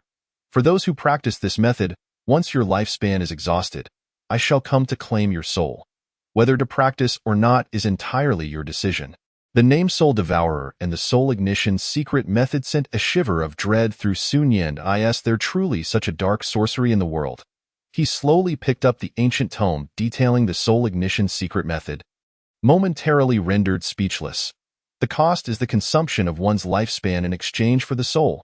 Sun Yin chuckled, filled with disdain. While this might be a death sentence for others, as an immortal, his lifespan is boundless. Even when they perish, he would still thrive. Is this not the most suitable technique for him? Such a divine art might indeed assist him in claiming the first position tomorrow. Sun Yin admitted he was tempted. A fierce glint ignited in his eyes as he spoke. So, you wish to claim my soul? Very well, I accept your terms. The laughter that followed was boisterous. Good lad, I advise you not to overexert yourself, for I shall eagerly await your downfall. The voice faded into the distance. The figure of Elder Ing slowly appeared outside Sun Yin's cave, gazing at the dwelling and murmuring to himself, as expected. Sun Yin, being inherently cautious, would never practice such arts without knowing the price. His gaze turned somewhat sympathetic. Although he was unsure of the reason behind the emperor's actions, it was clear that Sun Yin was being marked. This so-called prodigy of the Wajixian sect remained oblivious to the fact that he was stepping deeper into the abyss. With a thought, he manipulated 2 disciples from Xinyuan Peak who happened to pass by. The two disciples, with dim expressions, spoke in a daze. "Did you hear? I just saw that esteemed emperor heading towards Elder Lu's residence. Do you think the emperor has something to discuss with Elder Lu? Why else would he come to our Wajixian sect? Is that for real? Would I lie to you? I saw it with my own eyes. Wow, the emperor is truly captivating. I can hardly resist, let alone Elder Lu. This is great for our Wajixian sect. Indeed, if our sect could align with the emperor, it would be a tremendous boon." Inside the cave, Sun Yin, who had just reveled in the soul ignition secret method, was jolted by the voices outside. His pupils narrowed, brimming with murderous intent as he rose. He flung open the cave entrance, his gaze fixated on the two disciples as if he intended to devour them whole. "What did you say?" Chapter 41. A night meeting with Lu Qingyan, a discussion atop Xianyuan Peak. Within an elegant and graceful palace, the air was imbued with a calming fragrance. Lu Qingyan, adorned in a delicate azure silk gown, perfectly accentuated her enchanting curves. Her beautiful eyes, akin to water, fluttered with a hint of anxiety as she sat restlessly in her chair, seemingly awaiting someone. Her jade hands tightly grasped the gossamer-like fabric of her dress, her heartbeat inexplicably quickening as she gazed out at the night scenery. Lu Qingyan pondered inwardly, will the emperor truly come? At that moment, she found it difficult to articulate her emotions. Earlier in the day, the emperor had leaned in to whisper, "Tonight at the second watch, I wish to discuss a matter with you, Qingyan." Lu Qingyan bit her crimson lip, her exquisite face flushed with a rosy hue under the candlelight. What a frivolous man this emperor is. What urgent matters could possibly require a discussion at such a late hour? Lu Qingyan, what are you truly anticipating? You are, after all, the ninth elder of the Wajixian sect. Lu Qingyan's thoughts swirled, her mind racing. Taking a deep breath, her ample bosom rose and fell as she slowly stood, intending to step outside for some fresh AI art. As she opened the door, she unexpectedly collided with Su Jiogong, who had just arrived. Their eyes met. Su Jiogong, dressed casually in a long black robe, appeared less imposing under the moonlight, instead exuding an ethereal charm, akin to a dashing scion of an unrefined world. His handsome, bewitching features and deep-set eyes radiated an aura of security. The two found themselves face to face. Su Jiogong raised an eyebrow, surveying the elegantly arranged room behind Lu Qingyan, inhaling the delightful fragrance wafting through the air. With a hint of playful amusement, he remarked, "It seems, Elder Lu, you have been waiting for this emperor for quite some time." Lu Qingyan momentarily froze, a flicker of youthful panic flashing across her beautiful eyes. She quickly stepped aside, softly responding, "Esteemed emperor, you have arrived." Su Jiogong's lips curled into a smile, his gaze unabashedly lingering on Lu Qingyan. "Why do you appear to be quite fearful of this emperor?" Lu Qingyan, possessing the alluring body of a fox spirit, could distinctly feel Su Jiogong's heated gaze upon her. Her heart raced, as if ants were crawling over her skin, sending a shiver down her spine. Struggling to regain her composure, she slowly lifted her head, her exquisite face fixed on Su Jiogong as she inquired, "May I know the purpose of your visit at such a late hour?" Su Jiogong chuckled lightly, turning to gaze at the luminous full moon above, inviting, "Fortune favors us tonight. The moonlight is quite beautiful. Shall we take a stroll outside? Your Xianyuan Peak is indeed serene." Lu Qingyan hesitated, casting a perplexed glance at Su Jiogong before nodding slightly and following him. One must admit that Lu Qingyan possessed impeccable taste. Her residence featured charming bridges and flowing waters, adorned with various spiritual flowers and plants, creating an enchanting scene. The cool night air, illuminated by the silvery moonlight, rendered Lu Qingyan's skin, as pure as white jade, even more delicate and alluring. The two crossed a small bridge, engaging in casual conversation. Observing that the emperor maintained courteous manners and did not exhibit any peculiar behavior, Lu Qingyan gradually lowered her guard. She seated herself in the courtyard, gently voicing, "Esteemed emperor, may we speak now?" Su Jiogong countered, "Is it not that Elder Lu wishes for this emperor to depart?" Lu Qingyan found herself momentarily speechless, visibly flustered. Su Jiogong laughed heartily. "There is no need for such formalities between us. Let us drop the title of emperor. How does that sound?" Lu Qingyin appeared somewhat troubled, lowering her head. This woman, usually as frosty as ice, found herself being led by Su Jiogong. Then I shall refer to you as young Master Fu. Su Jiogong nodded, unabashedly replying. To be honest, Elder Lu, I have journeyed here to seek your guidance on certain cultivation matters. I have lingered in this realm for quite some time and possess many half-formed insights regarding cultivation. I would be grateful if you could enlighten me. Lu Qingyin, upon hearing this, felt enlightened. There was nothing incredulous about it. A fox spirit. Her comprehension of the world far surpassed that of ordinary individuals, even surpassing the likes of the formidable Yin Qianyang. This was why her disciples were recognized as some of the finest prodigies within the Wujixian sect. This was an acknowledged fact throughout the sect. She nodded slightly, her lips parting as she began to speak. Is that so? Su Jiogong teased. What is this? I perceive that Elder Lu seems somewhat disappointed. Lu Qingyin shot him a playful glare, her beautiful eyes filled with mock reproach. May I inquire about young Master Su's cultivation level? Su Jiogong replied nonchalantly, the virtual god realm. The virtual god realm? Lu Qingyin's eyes widened in astonishment, her disbelief palpable. Just how young is this emperor? She was merely at the God King realm, and yet he had already attained the virtual god realm? The elders had speculated that the emperor possessed the strength of the Yuan Severing realm, but it seems they had underestimated him. Lu Qingyin remained in shock for a while before murmuring, Young Master Su. What is it?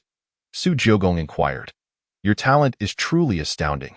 Are there many prodigies like you during the era of the emperor's fall? She asked, her curiosity piqued. Su Jiogong chuckled lightly. Indeed, there are many remarkable individuals from the era of the emperor's fall. With my talent, I hardly consider myself the strongest. Lu Qingyin was taken aback. There exists someone even more extraordinary than this emperor?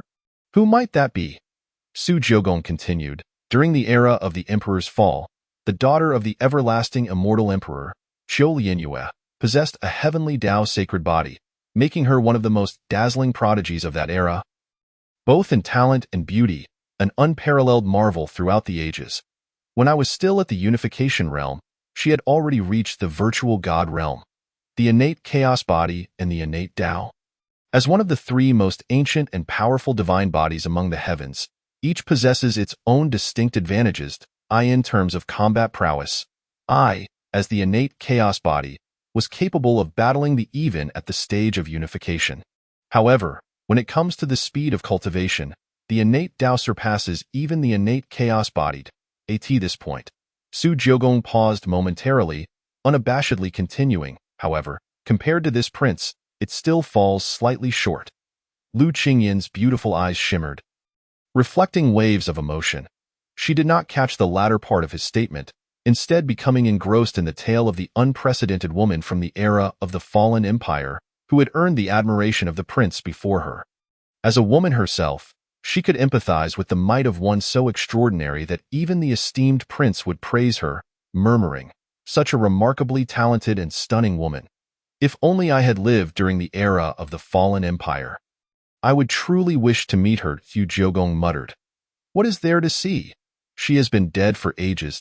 At this moment, in the void of the cosmic sea, a woman of unparalleled beauty, clad in white as pure as snow, strode gracefully through the ether. She seemed to be the favored child of the heavens, surrounded by countless ancient Tao patterns brimming with divine essence. Her aura was sacred and ethereal, akin to a goddess of another realm, as if she were searching for something. Suddenly, the woman halted, her gaze fixed upon a certain Tao domain, her crystalline eyes sparkling with an unusual brilliance. Chapter 42. Lost in Reverie. The verdant stream of longevity having engaged in profound discourse for quite some time, Su Jiogong and Lu Qingyin were both astonished by each other's insights into the Tao of heaven. As if sensing something, Su Jiogong paused, gazing at an uninhabited expanse, a subtle smile gracing his lips. At last, has he arrived? The protagonist of the longevity stream, Sun Yin, stealthily infiltrated the Xuanji Peak, where his master resided.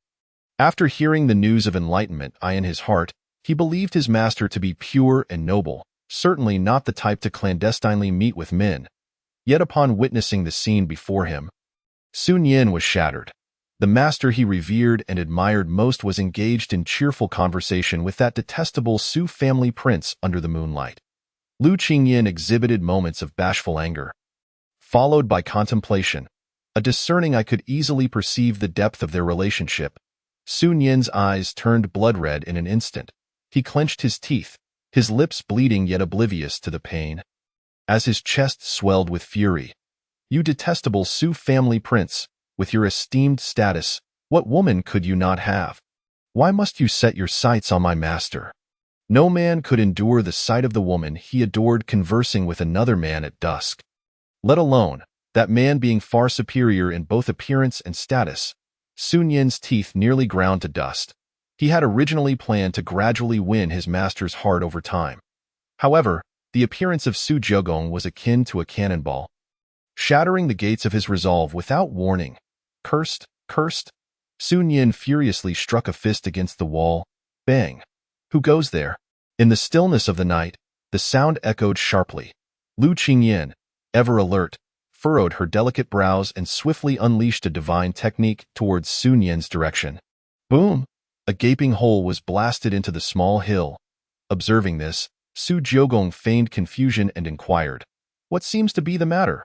Lu Qingyan frowned slightly, shaking her head gently. "I believe I heard something. Perhaps it was merely my imagination." The system's voice chimed in. Ding! The destined protagonist, Sun Yin, harbors discontent and breaches defenses, experiencing a fortune value loss of 300. Congratulations to the host for acquiring 300 villain points. Ding! Congratulations to the host for triggering a threefold critical reward for the destined great villain. Acquired 900 villain points. Su Jiugong's expression reflected a hint of amusement. Indeed, it is you, Da, he remarked pointedly. I have heard nothing. Since this is your residence, it is unlikely that any audacious disciples would dare to spy here. This rebellious master complex must be feeling quite vexed to see this prince so close to his beloved master. Look, look, the more you see, the more you become accustomed to it. Lu Qingyan slightly nodded, finding some truth in his words. At that moment, Sun Yin hid behind a mountain, holding his breath, his entire being inexplicably drenched in sweat, his complexion pale with trepidation. Fortunately, he had cultivated the turtle breathing technique, allowing even his master, a being of divine king status, to remain oblivious to his presence. Upon hearing Su Jiugong's words, his lungs nearly combusted with rage. Calm down. I must remain composed. My master has always upheld her virtue, cold as ice. Over the years, apart from myself, she has shown no kindness to any other man. Keeping them at BYT is absolutely impossible for her to have any connection with the Su family prince. Surely, this Su family prince is being unreasonable, and my master must be compelled and weary to have agreed to this. With that thought, Sun Yin took a deep breath, his expression softening considerably. Yet, the scene that followed rendered all his rationalizations futile. Sun Yin's breathing quickened, his eyes wide as he gazed on, his expression becoming increasingly dramatic. Su Jiugong understood that the destined protagonist of the longevity stream was akin to a patient turtle. Regardless of how he acted, he simply could not intervene. He was curious to see just how long Sun Yin could endure. Su Jiugong seized the moment to intensify his act, clutching his chest as if on the verge of collapse. His expression one of feigned discomfort. Ugh! Lu Qingyan, startled by the sight, hurriedly approached and supported Su Jiugong, her voice filled with concern. Young Master Su, what has happened? Su Jiugong reclined against the soft, fragrant embrace of her body. Feeling the warmth of her heartbeat, a pleasing sensation, he weakly waved a hand. I am fine, merely experiencing a moment of epiphany during our discourse, causing a slight turmoil in my internal energy. A flicker of panic crossed Lu Qingyan's stunningly beautiful face. She held no doubt about this prince, for his earnestness and courtesy during their previous discussions had revealed a side of him rarely seen. Her admiration for him surged. Observing the scene, Lu Qingyan, filled with concern, assisted Su Jiugong, stating, Young Master Su, cultivation requires a gradual approach. One must not rush. You are already one of the most exceptional prodigies among the heavens. Why the urgency? Allow me to take you to rest. With that said, Lu Qingyan intended to lead Su Jiugong to her chamber for recuperation. Su Jiugong shook his head. If word of this were to spread, it would not matter to this prince. But what of Elder Lu? Lu Qingyin promptly asserted. This elder acts with a clear conscience. Young Master Su need not elaborate further. Lu Qingyin guided Su Jiugong into her chamber. Though she said this, her cheeks flushed with an uncontrollable warmth, biting her crimson lip as she cast a glance at the empty, moonlit surroundings before closing the door. Su Jiugong, I will kill you. Upon witnessing his master actively close the door, Sun Yin's expression soured dramatically, akin to someone who had consumed something foul. He gasped for breath, nearly losing consciousness in his fury, and in a flash, he departed Xuanji Peak, appearing on a distant mountain peak. His internal energy surged wildly, and numerous grotesque visages appeared behind him, resembling demons. Sun Yin's eyes burned crimson as he pounded his fists relentlessly against the trees, as if driven in. Su Jiugong, I, Sun Yin, must kill you. In a solitary room with a man and woman, what could they possibly be doing? At that moment, all his ideals, of living long enough to outlast everyone, vanished without a trace. A fervent murderous intent surged within him, compelling him to eliminate the Su family prince immediately. Yet, the disparity in their strengths was as vast as that between a firefly and the sun. Instilling fear in him, after an unknown duration of venting his frustrations, he had bored a hole through the mountain eye in his hand. The tome of the soul-burning secret technique materialized. The very act of cultivating this technique demanded the sacrifice of considerable lifespan. Sun Yin's expression darkened, his gaze flickering. Ultimately, as if having made a resolute decision, he settled into a meditative posture, delving into its mysteries. Ding! The destined protagonist Sun Yin misinterprets the destined female lead, experiencing a fortune value loss of 500. Congratulations to the host for acquiring 500 villain points. Ding! The destined protagonist cultivates the first layer of the soul-burning secret technique, suffering a lifespan loss of 100 years, a fortune value loss of 10. Congratulations to the host for acquiring 10 villain points. Ding! The destined protagonist cultivates the second layer of the soul-burning secret technique, suffering a loss of 100 years from the ancient evergreen body's essence. A fortune value loss of 10. Congratulations to the host for acquiring 10 villain points. Chapter 43. Awaiting the moment your lifespan is exhausted. A series of notifications regarding villain points resonated within the confines of Lu Qingyin's chamber, where Su Jiugong lay upon a soft, comfortable bed. Upon hearing the system's voice, he momentarily froze. Oh? It was not the meager 10 points of fortune value he cared about, but rather the prior statement regarding the loss of the ancient evergreen body's essence. Su Jiugong's imperial eyes sparkled with intrigue. The destined protagonist of the longevity stream. His greatest advantage and trump card lay in his longevity. Beneath the same realm, Sun Yin, possessing the ageless body of ancient vitality, boasts a lifespan several times that of his peers. Yet, he deludes himself into believing he is an immortal, dismissing the side effects of the soul-burning secret art as insignificant. Although the consumption of several centuries now seems but a drop in the ocean to him. The soul-burning secret art, a sinister technique from the era of the fallen emperor, grants one powers far exceeding their current realm, and therein lies its most terrifying aspect. Once utilized, it spirals out of control. Presently, Sun Yin resembles a gambler who has savored the taste of fortune. Ultimately, even the most substantial assets will lead him to ruin. Su Jiugong eagerly anticipates the expression on his face when he realizes he is not, in fact, the so-called immortal. That moment will surely be a spectacle to behold. Casting a glance at the already slumbering Lu Qingyin beside him, Su Jiugong slowly rises from the bed, opens the door, and departs without a trace of nostalgia, swift and decisive, akin to a callous scoundrel. The following morning, at the martial arts arena, a multitude of disciples from the Wuji immortal sect buzz with excited chatter. Their voices a cacophony. Have you heard? Last night, Lord Emperor visited the Xuanji Peak. So what? Are you foolish? What significance does that hold? Xuanji Peak is the residence of Elder Lu. Upon hearing this, the disciples' expressions turned to shock. It is said that Lord Emperor even stayed overnight in Elder Lu's chamber before departing. Is that even possible? Does that not imply? Shu, lower your voice. Such words should not be carelessly uttered. Teske, who would have imagined that the usually aloof and regal Elder Lu is such a person? But one cannot blame Elder Lu. After all, how many would dare refuse a man as powerful and esteemed as Lord Emperor? Sun Yan's face darkens, and he stands silently within the crowd, clenching his fists. A fellow disciple approaches him, inquiring, Su Shixiang, did you not rest well yesterday? Why do you look so grim? Sun Yan coldly utters a single word, scram. The disciple, taken aback, is perplexed as to why the usually gentle Su Shixiang is in such a foul mood. In the audience, Lai Qinyang glances at the vacant seat beside him, his brow furrowing as he hears the disciples' discussions. Where are Lord Emperor and Elder Lu? The sixth elder, who has always been at odds with Lu Qingyan, snorts disdainfully. Hmph, the disciples are all gossiping about Lord Emperor's nocturnal rendezvous. Can you believe it? Lord Emperor arrives for his first day, and it turns out Elder Lu's demeanor is merely a facade. Lai Qinyang is taken aback, stating, could the rumors be true? An elder interjects, sect leader, my disciples witnessed it with their own eyes yesterday.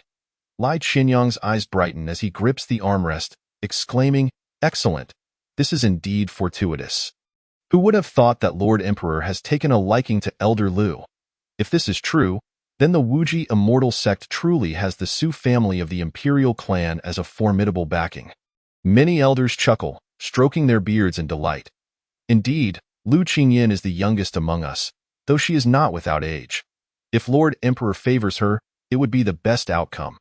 Alas, my dear granddaughter has been clamoring for me to introduce her to Lord Emperor since her return yesterday. What can this old man do? This is no great matter. With Lord Emperor's status, he will surely have no lack of beautiful companions. The elders banter, clearly in high spirits.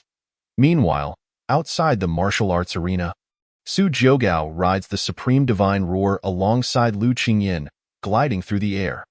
The man possesses an extraordinary visage, his golden hair cascading elegantly, exuding an aura of unmatched valor. Coupled with the majestic beast beneath him, he is as dazzling as the sun in the sky. The woman, with her ice-like skin and calm demeanor, radiates an aura of frigid elegance, her water-blue gown flowing like a celestial being. Together, they form an exceptional pair. Captivating the attention of all present, look, Lord Emperor and Elder Lu have arrived. Someone exclaims in astonishment. Upon hearing this, everyone turns to gaze. Lai Qinyang cannot help but murmur in admiration. Lord Emperor appears to be an impeccable match for our Elder Lu. We are truly fortunate to have garnered the favor of Lord Emperor. This is indeed a blessing for the Wuji immortal sect. An elder chuckles, shaking his head in amusement. Sect leader, it seems we have climbed too high. Lai Qinyang responds with a hearty laugh. His booming voice echoes, but among the disciples, only Sun Yan's expression remains grim. However, he soon finds solace in the thought that he will prove to his master who the true match is. Yet, the events of the previous night leave an indelible mark upon his heart. Sun Yan casts a resentful glance at the resplendent Su Jiugao above him. Last night, he resolved firmly, a gentleman's revenge is not late even after 10 years. And for Sun Yan, revenge shall not be delayed even after 10,000 years. When that great emperor falls, and Su Jiugao is but a shadow of his former self, he will strike back with all his might. Patience, for now, he must endure. He hopes this soul-burning secret art will not disappoint him. Sun Yan muses inwardly, as Su Jiugao and Lu Qingyan descend. Lai Qinyang strides forward, welcoming them with exuberant laughter. Lord Emperor, you have arrived. Without your presence, we dare not commence the sect's grand competition. Su Jiugao smiles lightly, his spirits elevated. After all, Sun Yan had been cultivating through the night, and the system's notifications regarding his villain points had been incessant. In just a single day, coupled with the occasional triple reward, he has accumulated nearly 4,000 villain points. Su Jiugao glances at Sun Yan. Name: Sun Yan identity, protagonist of Destiny, direct disciple of the Wuji immortal sect. Age: 60-75. Personality: steadfast, master-dependent, scheming realm, first level of the Unity realm. Physique: ageless vitality. Body, with the passage of time, enduring for millennia, possessing an extended lifespan several times that of individuals in the same realm. Ranked 19th among the 3,000 divine bodies. Cultivation techniques. Soul burning secret art, pro luo profound art, sentient manifestation treasures. 10 absolute arrays of heavenly mechanisms, shattered. Mountains and seas scroll, shattered. Transformation gourd, immortal grade array, flags current fortune value. 8,930. Su Jogao's eyes narrow slightly, a smirk gracing his lips. Has his age increased? It seems Sun Yin has successfully cultivated the soul-burning secret art. He subtly anticipates how much lifespan Sun Yin will expend in this sect competition. System, can I check how much lifespan Sun Yin currently possesses? Su Jogao contemplates silently. Ding. Host, would you like to expend 100 villain points to view? Expend. Ding. Sun Yin's total lifespan is revealed before Su Jogao's eyes. Name. Sun Yin lifespan. 607519645. Chapter 44. The sect competition begins. Lu Qingyin's imaginative daydreams he still possesses over 12,000 years of lifespan? That is nearly equivalent to the total of a sage's lifespan. It seems there is still quite a bit remaining, Su Jogao thinks to himself. However, he does not dwell on it. The soul-burning secret art is no ordinary technique. The era of the fallen emperor gained notoriety precisely for causing a quasi-emperor with nearly 30,000 years of lifespan to perish in his twilight. It is no wonder that it inspires fear and awe. Although Sun Yin's cultivation may be somewhat lacking, it does not diminish its effects. After Lord Emperor's arrival, Lai Qinyang gazes at the throng of disciples below and proclaims loudly, "Today, the sect competition officially begins." Huzzah! The disciples below are brimming with enthusiasm, erupting in cheers. This time, due to the supreme-grade defensive artifact and numerous precious treasures that Lord Emperor has provided as prizes, the disciples' spirits are at an unprecedented high. Furthermore, both senior brother Yuan Hong and senior brother Sun Yin had expended considerable energy the day before, and it would take time for them to recover, leaving two formidable competitors absent. It can be said that many of the talented disciples present hold a chance to seize the first place in the competition. Observing the vibrant disciples, Lu Qingyin proactively pours tea, smiling gently as she addresses Su Jogao. "Lord Emperor, who do you think will emerge victorious in this sect competition?"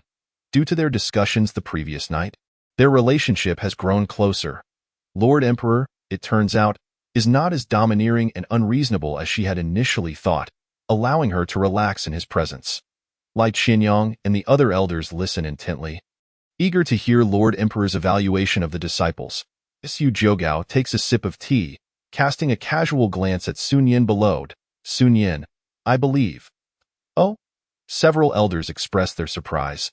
Had it not been for the unforgettable spectacle of Lord Emperor's unparalleled prowess the day before, many among them would have deemed Sun Yin the sure victor of this competition. However, given that Sun Yin's artifacts have suffered considerable damage, the outcome is now uncertain. Lai Qinyang laughs heartily, declaring, "We shall see."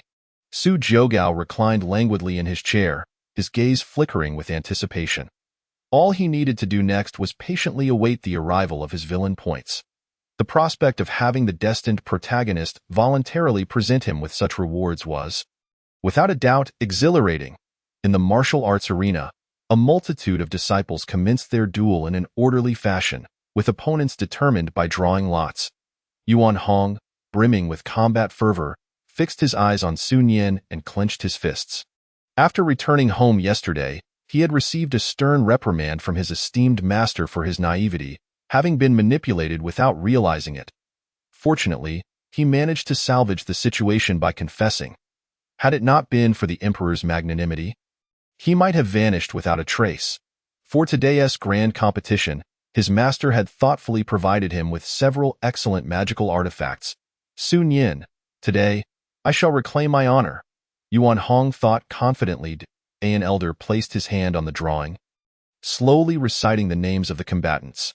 Unbeknownst to the crowd, the shadowy figure behind Su Jogao discreetly released a strand of true energy, undetectable to anyone present due to his half-step supreme realm cultivation. Li Chaofu versus Yang Mu. Upon seeing Sun Yin's name, the elder exhibited a hint of surprise. Sun Yin versus Chen Tianming. Chen Tianming? Many disciples gasped inwardly. This individual was the direct disciple of the second elder of the Wujixian sect, possessing formidable strength, with a cultivation of the 6th level of Dao Gong. he was certainly a contender for the top 3. It was astonishing that such a shocking matchup occurred right from the start. After just a day, Sun Yin's prospects in this sect competition seemed rather precarious, some disciples whispered.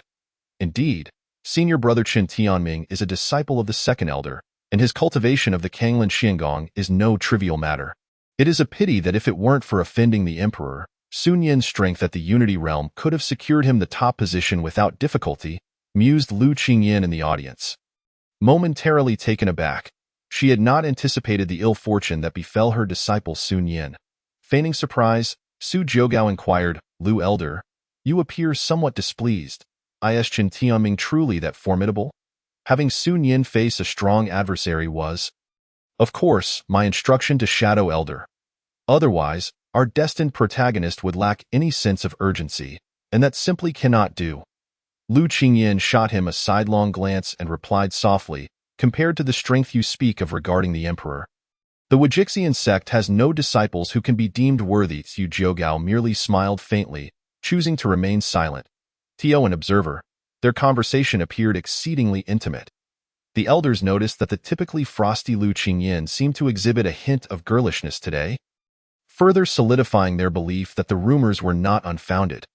Lin Xinyang was eager to witness this spectacle unfold and subtly gestured to the surrounding elders, signaling them to sit further away, thus allowing for a more convenient proximity between the emperor and Lu Qingyin.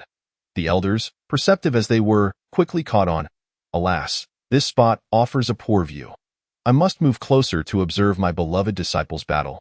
Ah, my old eyes are failing me. Second elder, wait for me. In no time, a space had been cleared in the audience, leaving the two at the center. Su Jiugao paid little mind to this arrangement. Lu Qingyin was well aware of the elder's intentions. Her cheeks flushed with a rosy hue. She opened her lips as if to speak, but ultimately shook her head in exasperation. These disrespectful old geezers. There is truly nothing between the emperor and me, moreover. How could someone as young and distinguished as the emperor possibly take an interest in me? As this thought crossed her mind, the icy demeanor in Lu Qingyin's gaze softened, transforming into a glimmer akin to spring water as she looked at Su Jiugao. Ding! The destined female lead's affection for the host has significantly increased. The destined protagonist Sun Yin's fortune value decreases by 200. Congratulations to the host for acquiring 200 villain points. Su Jiugao was momentarily taken aback upon receiving the system's notification.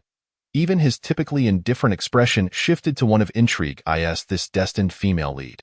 Not quite right. In the arena, Sun Yin observed this scene with a darkened expression as he clenched his fists. These damned elders only know how to curry favor. The Wajixian sect will inevitably perish at your hands. Today, I shall use this sect competition to earn my master's respect anew. Sun Yin thought to himself. At that moment, a dashing and suave youth opposite him clasped his hands in greeting. Junior brother Su. You are remarkably talented and gifted. I had hoped to engage with you in the final showdown, but fate has other plans. This time, the first position in the sect competition is mine, Qin Tianming, and I shall show no mercy. Sun Yin glanced over and, upon seeing Qin Tianming's handsome visage, inadvertently recalled Su Jiugao's disdainful yet striking features, prompting a flicker of aversion towards all handsome men. He coldly replied, let us begin. Chapter 45. Sun Yin, elated and empowered by the Soulfire secret technique, Qin Tianming frowned. Noting the dismissive attitude of his opponent, he refrained from further words and activated the Kanglin Xiangong. Launching the first attack, Junior brother Su, be cautious. Sun Yin maintained a calm demeanor. Had it been before he cultivated the Soulfire secret technique, he would have been wary of his diminished strength. However, the situation had dramatically changed. Supreme-level secret technique. Let me witness your true might. With that, Sun Yin instantly activated the Soulfire secret technique. Ding! The destined protagonist's lifespan decreases by 100 years.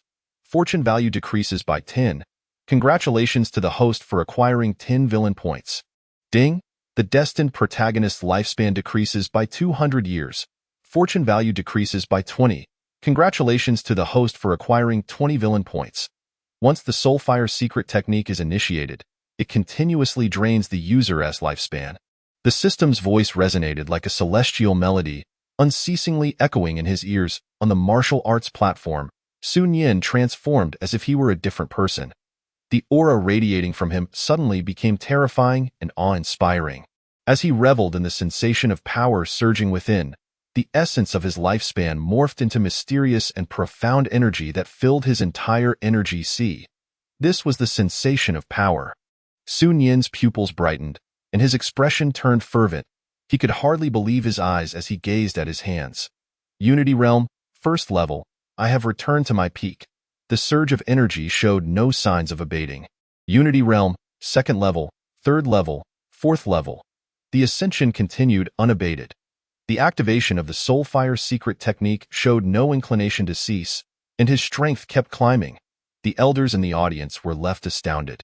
What is happening? Sun Yin is not injured. Such a robust and full-bodied aura could not belong to an injured individual. It was truly astonishing that after his battle with the Emperor, Sun Yin could recover so swiftly. This young man had genuinely surprised them. Lu Qingyin was equally astonished. Though she had provided Sun Yin with some healing elixirs the previous day, she had never anticipated his recovery would be so rapid. Su Jiugao's smile deepened. On the contrary, Chen Tianming stood frozen, his eyes wide with shock. Wasn't it said that junior brother Su had suffered damage to his strength after challenging the Emperor, with only a fraction of his real power remaining? What on earth is this overwhelming aura? Under the sheer pressure of Sun Yin's overwhelming aura, Chen Tianming began to falter. Gritting his teeth, he steeled his resolve and activated the Kanglin Xiangong. Bellowing, Song Hai Zhao, a torrent of majestic true energy surged forth like a tidal wave, intent on engulfing Sun Yin. Empowered by the immense strength granted by the Soulfire secret technique, Sun Yin felt invincible. Showing no signs of discomfort, this instilled in him an illusion that he could contend even against the Emperor himself. This was the confidence born from strength. The Soulfire secret technique was indeed the supreme divine power most suited for an immortal being like him. As if the long-standing gloom that had shrouded his heart was dispelled, Sun Yin burst into hearty laughter. Ha ha ha, bring it on. The Prolo Xingong activated, and a torrent of unending true energy flowed forth from within him. Suddenly, an ancient bronze Buddha, plump and reclining, materialized. The Buddha's gentle eyes radiated boundless bliss and golden light. The great bliss manifestation. The magnificent bronze figure descended upon Chen Tianming. The two divine techniques collided violently. Boom! The Song Hai Zhao was effortlessly crushed. As the Song Hai Zhao shattered, the great bliss manifestation collided heavily with Chen Tianming. His complexion turned pale in an instant, and he spewed forth a mouthful of blood. Sent flying from the impact, bang! He crashed beneath the martial arts platform, his fate uncertain. With a single move, Sun Yin was overjoyed. Never before had he wielded the ultimate technique, the great bliss manifestation, with such ease. Empowered by the Soulfire secret technique, this was far from the limits he could now reach. Due to the limitations of his innate talent, not only was his cultivation speed exceedingly sluggish, but the power he could unleash through his divine abilities was also severely restricted. The reason he chose the myriad manifestations of sentient beings was precisely because this particular divine technique demanded almost no innate talent. For the first time, he exhibited such immense power. The exhilaration it brought was unparalleled.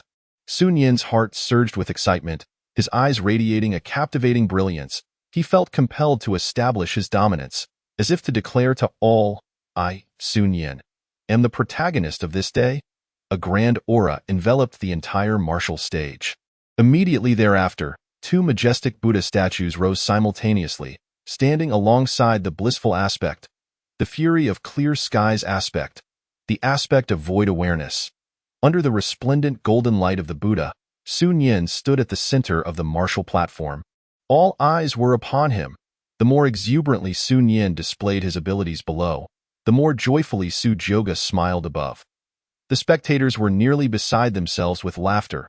It is often said that the more one lacks something, the more fervently one wishes to showcase it upon acquiring it. Sun Yin's innate talent was woefully inadequate, and his path of cultivation fraught with difficulties. To conceal the fact that he was not a prodigy. After acquiring the soul incineration secret technique, Sun Yin now resembled a peacock eager to unfurl its feathers. Fully aware that employing the soul incineration secret technique would consume his lifespan, he nevertheless chose to exert even greater strength to impress others after defeating his opponent. Just from this single battle, he had accumulated over 1,000 villain points, and it continued to rise. Su Joga, observing the scene below, happened to meet Sun Yin's provocative gaze. In a remarkably good mood, he paid no mind to Sun Yin's stare. Instead, reflecting inwardly, the soul incineration secret technique, I would gladly refer to it as Sun Yin's joy technique. Use this power to your heart's content. The higher you stand, the more spectacular your expression will be when you eventually fall. Upon realizing the truth, behind him, the shadowy elder cast a sympathetic glance at the pitiful figure on the martial stage. Little did he know, power obtained without merit would ultimately lead to one's own undoing.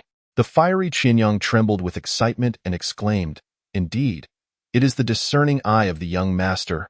Splendid. Sun Yin has not disappointed this sect leader. What a remarkable display. Such an overwhelming scene was entirely unforeseen by the elders."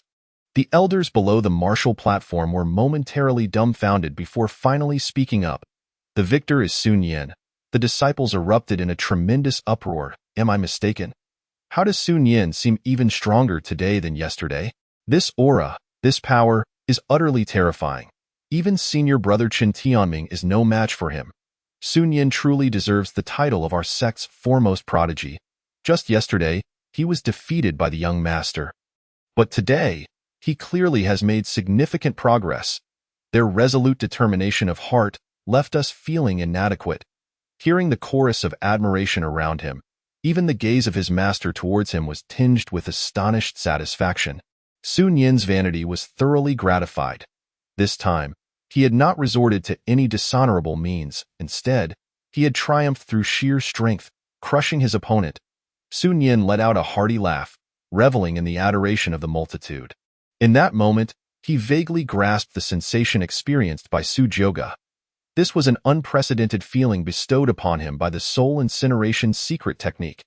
As the power of the soul incineration technique gradually waned, the myriad manifestations of sentient beings also began to dissipate. Sun Yin suppressed the tumult of emotions within him, feigning calm as he gazed at the unconscious Chen Tianming below. "Utterly disingenuous," he remarked. "It is not that senior brother is too weak, but rather that junior brother is too strong. Thank you, Brother Chen." As soon as the words left his lips, Sun Yin suddenly trembled violently, as if struck by lightning. His complexion turned ashen, and his legs began to shake uncontrollably. His vision blurred, and he appeared unsteady on the martial stage, as though suffering from the aftereffects of excessive exertion. Unbeknownst to him, several strands of white hair had emerged amidst his thick, dark locks. Sun Yin's heart sank as he leaned on his body, murmuring, "What is happening to me?" Chapter 46. The temptation of power that leads to the abyss after excessively employing the soul incineration secret technique. Sun Yin had burned through over 2,000 years of his lifespan in just one battle. A significant portion of that power had been expended in vain. Even Su Joga could not help but silently commend him for his ruthlessness. Practitioners of the soul incineration secret technique typically regarded this technique as a last resort for survival. They would never utilize such a bizarre and formidable technique unless their lives were in grave danger. Even the users themselves would hesitate to maintain it for an extended period. However, Sun Yin, in his eagerness to impress, had fully maximized its effects right from the outset. Although this loss of lifespan was inconsequential to him, the abrupt drain of vitality nonetheless left him feeling somewhat unwell. This was the cause of the current predicament. Sun Yin on the martial stage gradually regulated his breathing. The loss of power following the conclusion of the soul incineration secret technique brought him back from the state of omnipotence he had just experienced. This hollow sensation felt eerily reminiscent of yesterday. Sun Yin furrowed his brow, murmuring with flickering eyes, "Is this the aftereffect of the soul incineration secret technique?" In that fleeting moment, it seemed as if something within his body had vanished. Yet he paid it little heed, for he lacked nothing in terms of lifespan. Sun Yin's eyes shone with barely concealed delight as he thought, "If I can achieve such power with merely a fraction of the soul incineration technique, then the potential unleashed when fully exerted will be unimaginable." Sun Yin regretted not having encountered this powerful technique sooner. It felt as if it had been tailor-made for him. Yuan Hong watched the recent events with a sense of trepidation, his gaze filled with astonishment. How could Sun Yin possess such strength? The sixth elder atop the platform sensed that something was amiss. He moved his lips and transmitted a message to the disciple Yuan Hong below. Imparting some words, Yuan Hong's confidence surged as he cast a grateful glance at his master. In the ensuing sect competition, Sun Yin had undeniably become the focal point of the entire event. His opponents, like the earlier Chen Tianming, fell in a single blow. This caused a shift among the elders and disciples, transitioning from initial shock to numbness. Sun Yin, did he take some sort of enhancement? Why is he so ferocious today? My heavens, with Sun Yin's strength, I believe he could even contend against those in the cutting yuan realm. Just yesterday, he was defeated in one strike by the young master. Can you imagine how terrifying the young master must be? Indeed, we must remember that the young master was still suppressing his own cultivation during that duel. Sun Yin's fervent display of prowess, when juxtaposed with the evident disparity, led the disciples to not only feel less impressed, but also to regard Su Joga with newfound reverence. Ding! The destined protagonist Sun Yin has lost 2,000 years of lifespan. Fortune value decreased by 200. Congratulations to the host for acquiring 200 villain points. Name: Sun Yin. Current lifespan: 986019645. Sun Yin's remaining lifespan has dwindled to less than 10,000. To treat a technique wielded in desperation as a mere ordinary technique is no wonder his lifespan is consumed so rapidly. Su Joga leisurely sipped his tea. Everything remained under his control. Even now, Sun Yin was following the meticulously designed path laid out for him, acting step by step. Under Su Joga's orchestration, Sun Yin, having vanquished yet another formidable foe, struggled to maintain his composure, panting heavily. Sun Yin's complexion was somewhat grim as he endeavored to appear unfazed. Even with his normally gentle disposition, he could not help but mutter under his breath, "Damn it, what is going on with this draw? It's supposed to be a competition among 100, yet every match feels like a final showdown. My luck today is abysmal." From the first match against Chen Tianming to the subsequent rounds, he faced nothing but the foremost prodigies of the Wuji immortal sect. He felt as though the entire world conspired against him. Despite appearing effortless to outsiders after 3 rounds, Sun Yin had not ceased utilizing the soul incineration secret technique throughout, striving to uphold his brilliant record. Were it not for the support of the soul incineration secret technique, even with his strength fully restored, he likely would have been defeated long ago in these matches. At this moment, Sun Yin's condition and energy bore a hint of weariness. He suddenly sensed that the soul incineration secret technique might not be as straightforward as he had presumed. Yet the intoxicating experience and thrill of wielding immense power left Sun Yin reluctant to relinquish it easily. He turned his gaze towards Yuan Hong, who had also concluded his battle, his eyes ablaze with fervor. He murmured, "There is but one final battle ahead. This soul incineration secret technique, while remarkable, should not be overused. It will suffice against Yuan Hong." Above, Su Joga's countenance remained tranquil, while beside her, Lu Qingyin's beautiful eyes brimmed with astonishment and shock. As Sun Yin's true prowess was likely known to her as his master.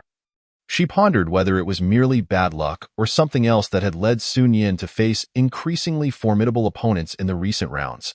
Many of the prodigies from the sect, who ought to have ranked in the top 10 during the sect competition, had nearly all crossed paths with him. It seemed that, barring any unforeseen circumstances, Sun Yin was poised to claim the first place in this sect competition. One elder murmured, "Indeed, to have achieved such cultivation after merely 15 years since entering the sect, Sun Yin could be considered one of the foremost prodigies within the entire realm of immortals." The sixth elder remarked coldly, "Humph. The rate at which this youth's cultivation has grown is exceedingly peculiar. After these few contests, do you not find it odd? Normally, the disciples engage in considerable rivalry. Yet, with Sun Yin's cultivation level, he has defeated his opponents in each of these 3 contests with a single strike, showing no signs of diminished strength. How can such power be wielded by someone at the Unity realm?" Upon hearing this, the elders began to murmur amongst themselves, their skepticism rising. Indeed, the sixth elder's words carried weight, especially considering that Sun Yin had suffered a crushing defeat at the hands of the Emperor's son just the day before. His rapid recovery and advancement were indeed unprecedented. However, I have not sensed any other aura emanating from this youth, and the techniques he employs are all those of our Wuji immortal sect. Today is the sect competition. I urge the sixth elder not to allow personal grievances to cloud his judgment. The sixth elder's expression darkened, and he fell silent, refusing to speak. He was utterly unwilling to accept that Sun Yin could so effortlessly vanquish other prodigies within the sect. Su Jioge shot a perplexed glance at the sixth elder. Again, it is this elder. He was the first to speak regarding the matter of Yuan Hong. Whether intentional or unintentional, it appears he harbors a significant entanglement with Sun Yin. Perhaps, when the time comes to ensnare him, this sixth elder may offer invaluable assistance. At that moment, Ying Lao appeared quietly behind her. He had vanished for a while during the observation, and no one knew what he had been doing. Leaning in, Ying Lao whispered something into Su Jioge's ear. She nodded slightly, her imperial gaze brightening. It was unexpected that Ying Lao had managed to uncover everything so swiftly. Well done, Su Jioge commended. With a serious expression, Ying Lao replied, "It is an honor for me, of the Shadow Clan, to serve Lord Emperor. The person has already been brought in. Does Lord Emperor wish to summon her?" Chapter 47. The enjoying Emperor and the struggling protagonist, Su Jioge turned her gaze towards Sun Yin below. A playful smile gracing her lips. Raising her hand, she said, "Not yet. Let her wait outside. Soon enough, there will be a need for her." Ying Lao nodded, understood. Su Jioge's gaze was captivating. Sun Yin, I had thought I could toy with you a while longer. Having lived for 5,000 years, would it be so unfortunate as to have my life reduced to that of a mere dog? I did not expect to ensnare you so swiftly. Noticing the smile on Su Jioge's face, Lu Qingyin could not help but inquire, "Why is the emperor so joyful?" Su Jioge responded with a hint of mischief, "Does Elder Lu wish to witness a fine spectacle?" Lu Qingyin's beautiful eyes flickered with confusion as she queried, "A fine spectacle?" Su Jioge shrugged, lightly tapping her fingers on the table, speaking mysteriously, "Would you like to know? I have sat here for quite some time, and my shoulders have grown somewhat weary." Su Jioge looked at Lu Qingyin with a half-smile, causing Lu Qingyin to pause, a blush blooming on her exquisite face. Throughout all these years, no one had dared to speak to her in such a flippant and disrespectful manner. Her alluring crimson lips parted, and she gently spoke, "Is this an order from Lord Emperor?" Su Jioge smiled nonchalantly. "I never force anyone against their will, however. If I could have the beauty of Elder Lu to attend to me, it would indeed be a delightful affair." Words spoken without intent found meaning in the ears of the listener. Lu Qingyin hesitated for a moment. Surprisingly, she truly approached, her cheeks flushed, her voice as soft as a whisper. "You are the Emperor, a guest of the Wuji immortal sect. This is not my desire." After a brief respite, the elder on the martial stage slowly announced, "This is the final battle of the Wuji immortal sect competition. Sun Yin versus Yuan Hong." As soon as the words were spoken, the disciples erupted into thunderous cheers. On the martial platform, Yuan Hong stared at Sun Yin, whose aura appeared somewhat diminished, momentarily taken aback. Was it merely his illusion? Being one of the most familiar with Sun Yin, Yuan Hong could not shake the feeling that something about Sun Yin had subtly changed. Not overthinking it, Yuan Hong glared fiercely at Sun Yin and proclaimed loudly, "Sun Yin, I never imagined that, in the end, it would still come down to the two of us. Yesterday, you schemed against me. Today, I, Yuan Hong, shall make you pay the price." With the continuous use of the soul-burning secret technique, Sun Yin's gaze had grown somewhat hazy. He merely wished to conclude this battle swiftly and claim the rewards for winning the sect competition. "Enough talk, let us begin," Sun Yin declared. Yuan Hong snorted coldly. His momentum soaring, he had been fortunate. Due to the strong opponents being drawn towards Sun Yin, he faced primarily weaker disciples. A flash of white light erupted, and in his hand appeared a gleaming black hammer that exuded a formidable sense of oppression. The elders on the platform were astonished at this sight, all eyes turning towards the sixth elder, a holy-grade artifact, the Thunder Hammer. "Elder Lu, you actually gifted your artifact to Yuan Hong?" The sixth elder responded dismissively. "Yuan Hong is my personally taught disciple. What is wrong with me gifting him an artifact?" The appearance of this artifact instilled a sense of pressure in Sun Yin. His pupils constricted as he murmured in disbelief. "It seems you have truly invested heavily to deal with me, Yuan Hong." At that moment, Sun Yin's eyes sparkled with determination, and myriad manifestations of life emerged behind him, carrying with them overwhelming power that swept across the arena. Intent on concluding this battle with utmost haste, Yuan Hong bellowed, "Come at me." His towering physique swung the thunder hammer effortlessly toward the manifestations of life. Boom! A tremendous gust of energy erupted from the center, shattering the myriad manifestations in the blink of an eye. After several rounds of combat, Yuan Hong surprisingly found himself engaged in a far more even match with Sun Yin than during their previous showdown. The situation on the stage became a stalemate. Sun Yin had yet to employ the power of the soul-burning secret technique, which caught Su Jiage's attention as she enjoyed a massage from Lu Qingyan. Oh, could it be that he has sensed something? The elders also keenly observed the unusual change. What is happening? Sun Yin's steps are erratic and sluggish, as if he were a different person compared to the previous 3 matches. Something felt amiss. Given Yuan Hong's strength combined with the Thunder Hammer, he should only have been able to defeat Chen Tianming. Yet Sun Yin had previously dispatched Chen Tianming with a single blow. The energy within him appeared chaotic, as if he had sustained injuries.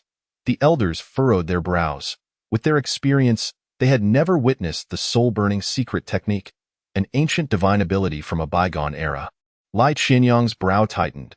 The peculiarity surrounding Sun Yin filled him with an ominous premonition. He did not wish for this exceptionally gifted disciple to resort to underhanded means to secure victory. The disciples buzzed with speculation. The prolonged inability to secure victory in this contest, coupled with Sun Yin's apparent disadvantage, stirred a sense of agitation within him.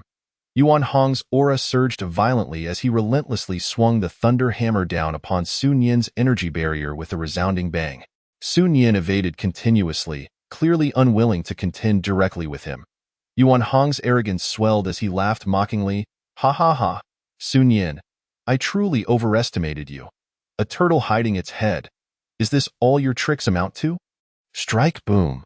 Another earth-shattering technique unleashed. In that instant, a violent tremor from the barrier caused Sun Yin to cough up a trace of blood. His gaze turned fierce, unable to endure Yuan Hong's incessant taunts any longer. Flames ignited within his eyes, soul-burning secret technique, buzz. An immense force surged into him from an unknown source as if provoked. This time, he unleashed the soul-burning secret technique to its utmost limit, and infinite. Boundless power revitalized Sun Yin, and his aura surged wildly, transforming him into a terrifying demonic figure. Cling. The fated protagonist, Sun Yin, suffered a loss of 500 years in lifespan. His fortune value diminished by 50. Ding. The fated protagonist, Sun Yin, experienced a 1,000-year reduction in lifespan. His fortune value plummeted by 100. Ding. The fated protagonist, Sun Yin, incurred a 2,000-year loss in lifespan. His fortune value decreased by 200. Su Jiogong's eyes narrowed slightly, a smile playing upon his lips, yet he remained silent. Power that does not belong to oneself is not easily wielded.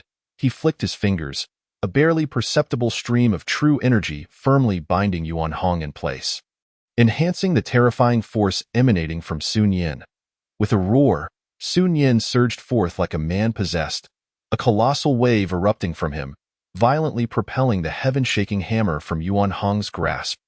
This sudden turn of events startled Yuan Hong, who instinctively crossed his fists before his chest. Giant bronze hand, emblazoned with Buddhist patterns and as immense as the heavens, descended upon Yuan Hong. Under the influence of the soul-burning secret technique, Sun Yin had lost control of the tremendous power within him.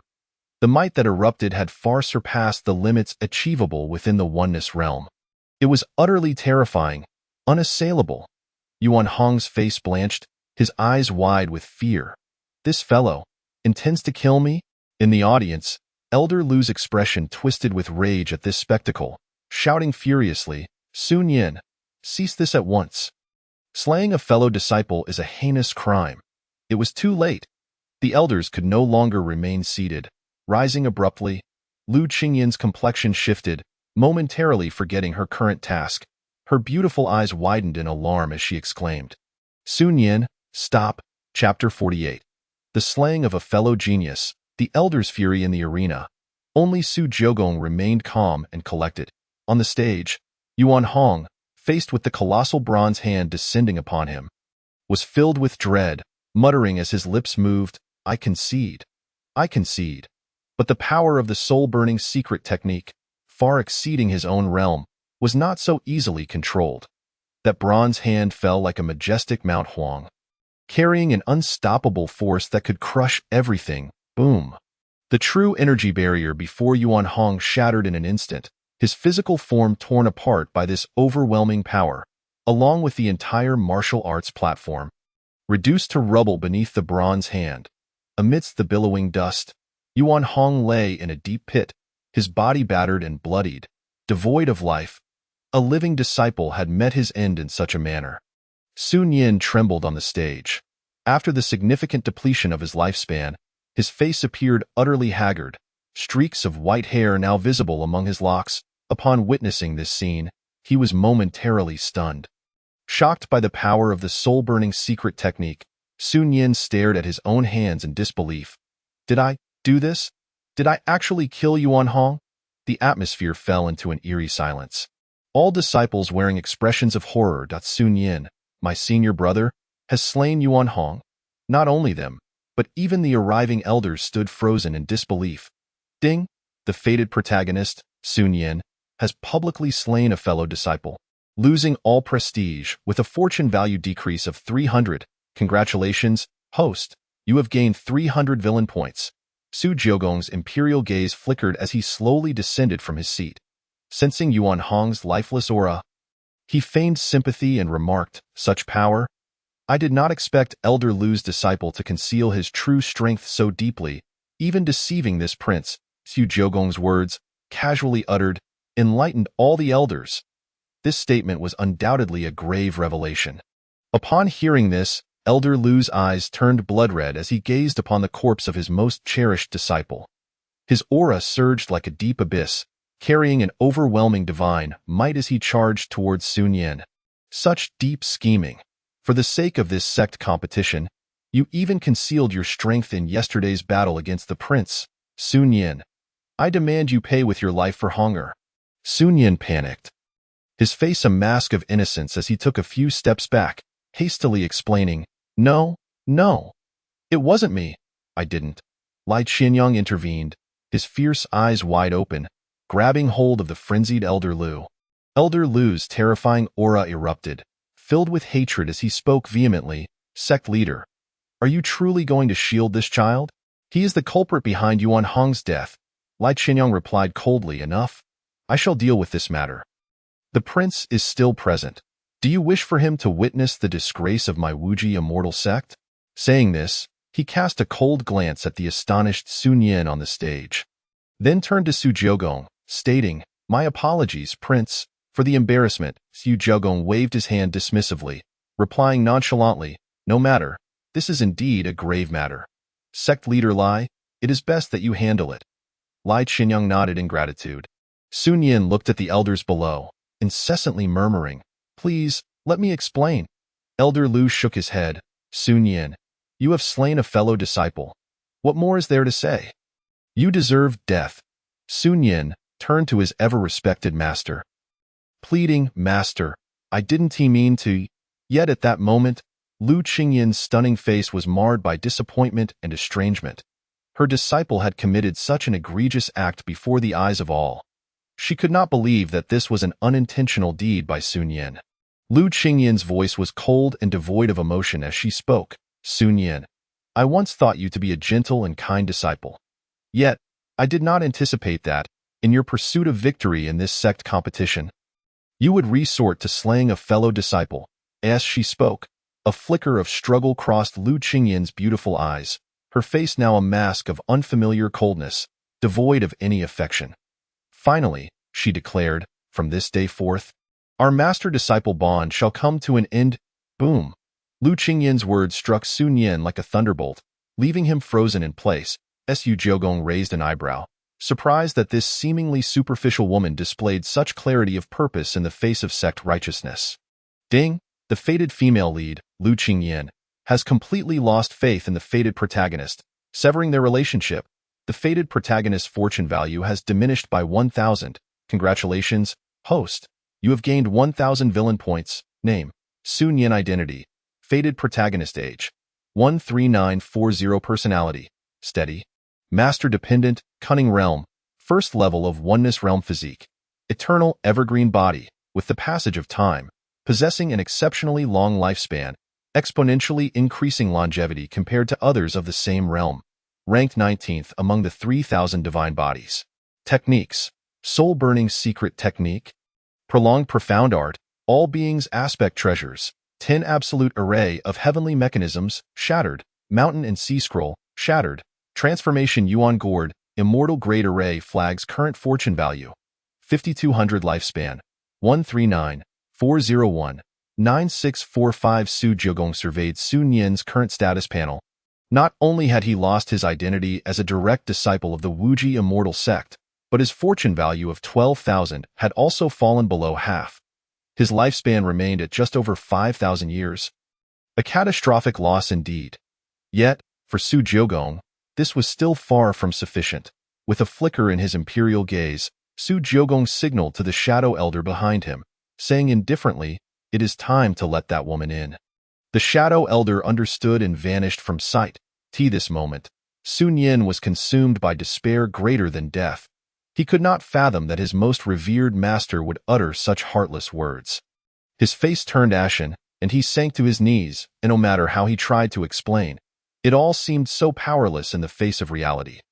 Lai Qinyang spoke coldly. "Sun Yin, the sect competition is an event held every decade by our Wuji immortal sect. Despite your extraordinary talent, the one unforgivable act is the slaying of Yuan Hong. Do you not understand your crime?" Sun Yin's gaze was vacant as he replied, "I did not mean to. Did you not mean to? Would you dare to say that to Honger?" Elder Lu's eyes were like daggers, filled with a consuming hatred. Lai Qinyang remained silent, torn between the 6 elders and the most outstanding genius of the sect. Since joining the sect, Sun Yin's talent had been evident to all. Objectively speaking, the death of a genius versus the continued existence of a more exceptional one. The latter clearly served the sect's interests more. As he hesitated, Su Jiugong spoke up. "Sect leader Lai, we practitioners often face unexpected circumstances during duels.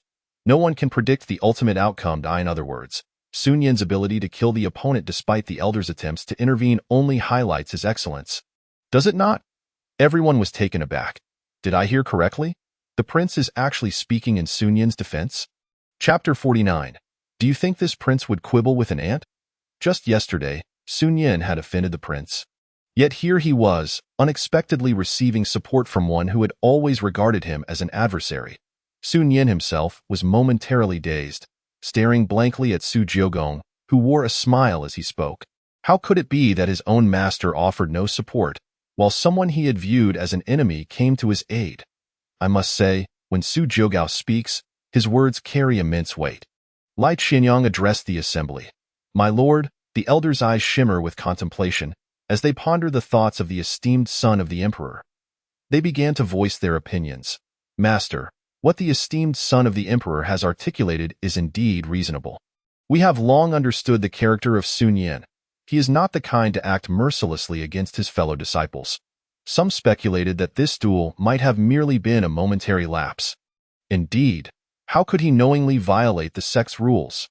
The 6th elder's eyes widened with fury, yet under the imposing presence of the esteemed son of the emperor, he dared not voice his anger. The atmosphere momentarily shifted, hinting at a possible reversal of fortune. Observing the elders speak, Lai Qinyang found an opportunity to retreat.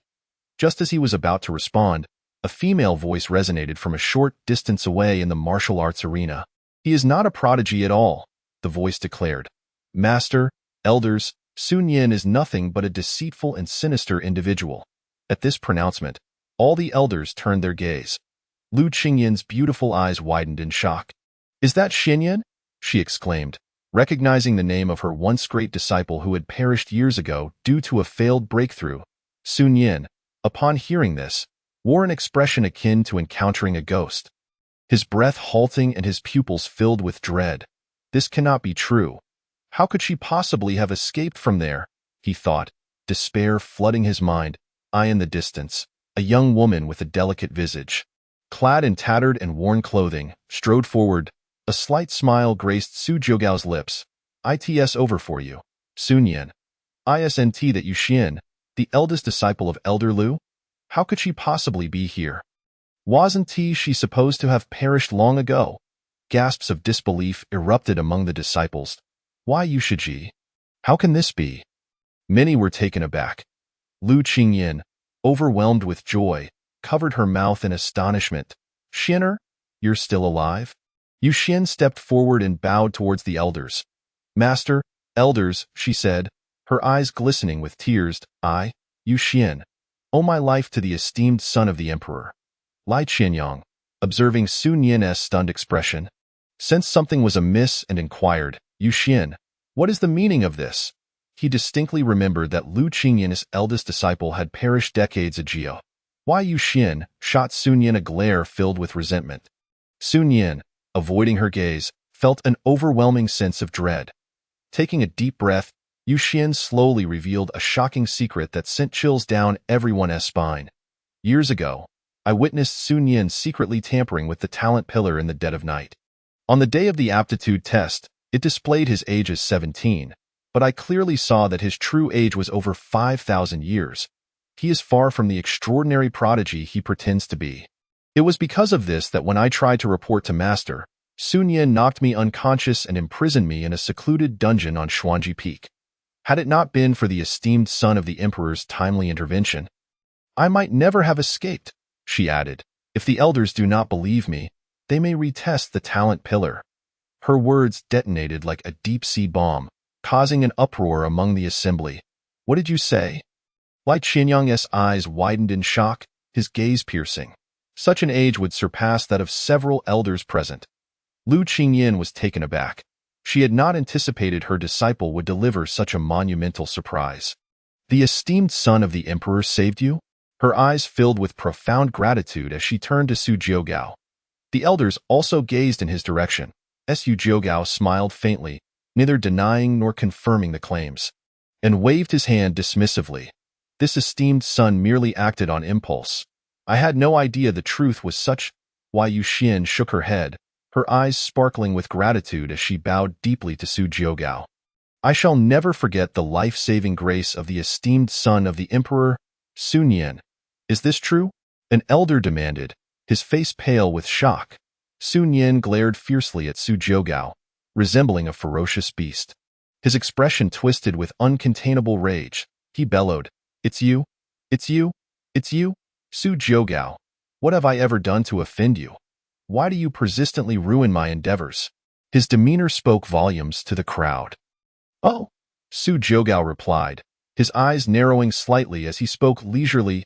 Do you believe this esteemed son is targeting you? As he spoke, an overwhelming pressure descended upon Sun Yin, pinning him to the ground with a thunderous crash. Just a mere glance rendered him immobile, blood streaming from his body.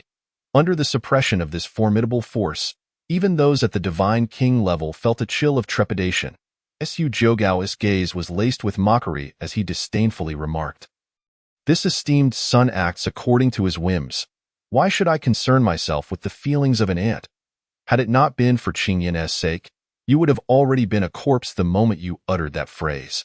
His eyes brimmed with scorn and intrigue, as if he were a sun gazing down upon him. Golden hair cascaded over his shoulders, and his strikingly handsome visage radiated disdain, starkly contrasting with Sun Yin's disheveled appearance on the ground.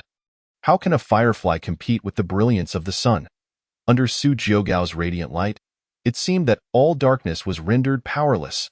Lu Qingyin's heart raced, her emotions stirred. Likewise, she felt utterly disappointed in this disciple and declared, Esteemed son of the emperor, I am no longer associated with this man. Sun Yin trembled, unable to mount any form of resistance against the oppressive force.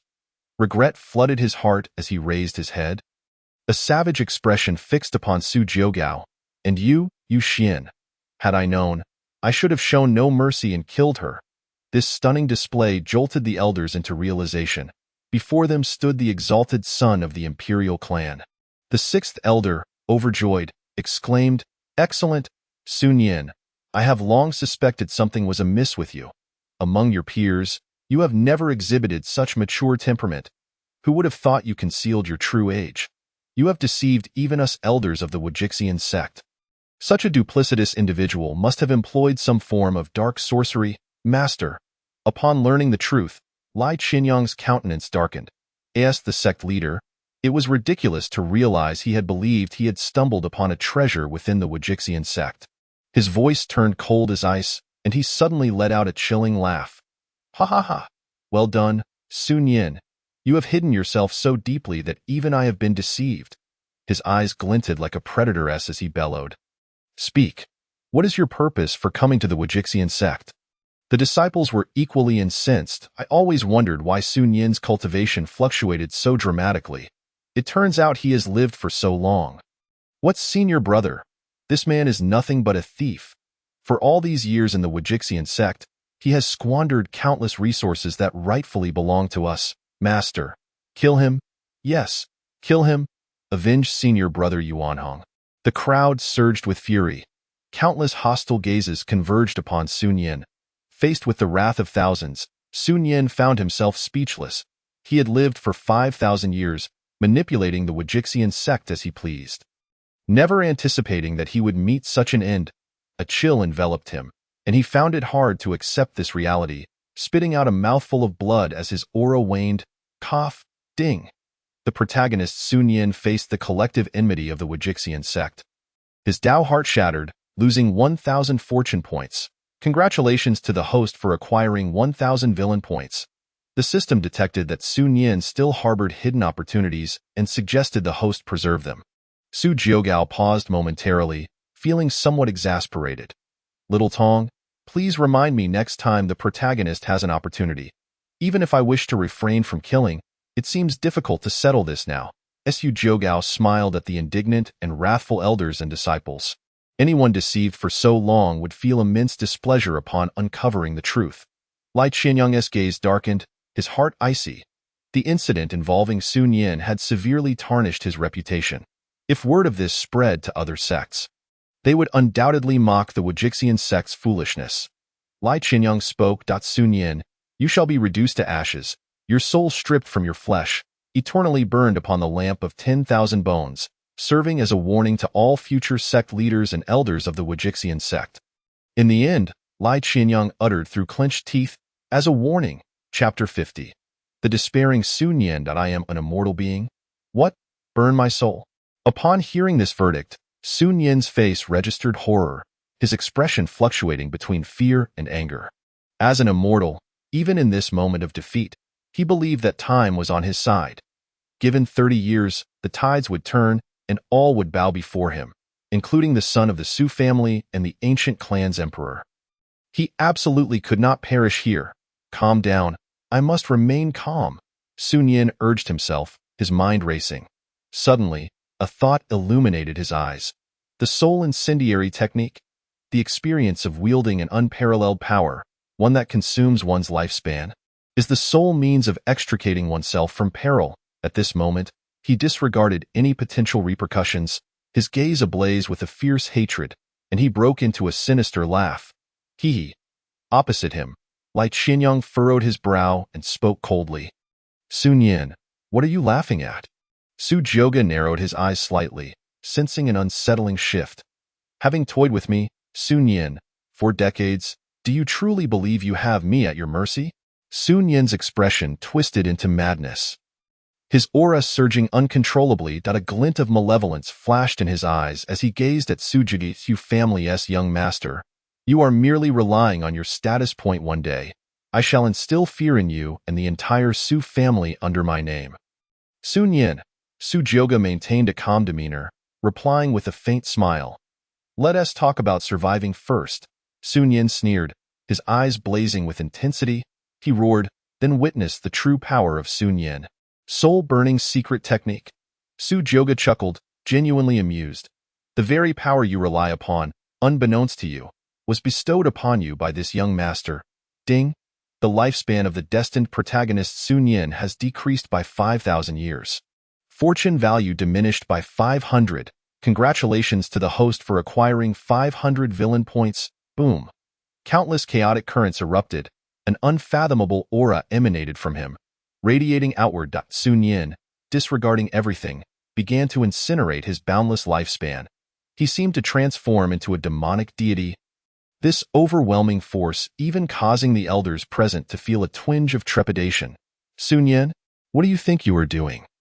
An elder bellowed in anger. The sixth elder, his face contorted with hatred, spoke coldly.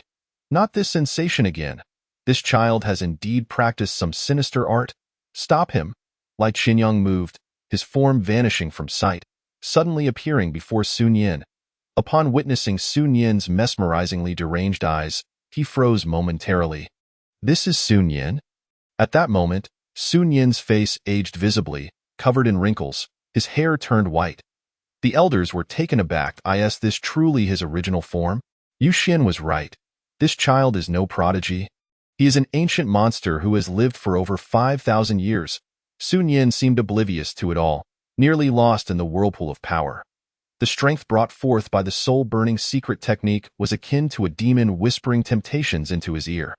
As Lai Qinyang unleashed a formidable technique towards him, countless manifestations of beings clashed to counter this force. He merely took a few steps back. Sun Yin laughed recklessly. Ha ha ha, power. This is the sensation of power. Again, countless grotesque visages emerged, his white hair flying wildly. Sun Yin remained unaware of the changes occurring within his own body. With a sudden movement, he soared into the sky, transforming into a streak of light towards the heavens.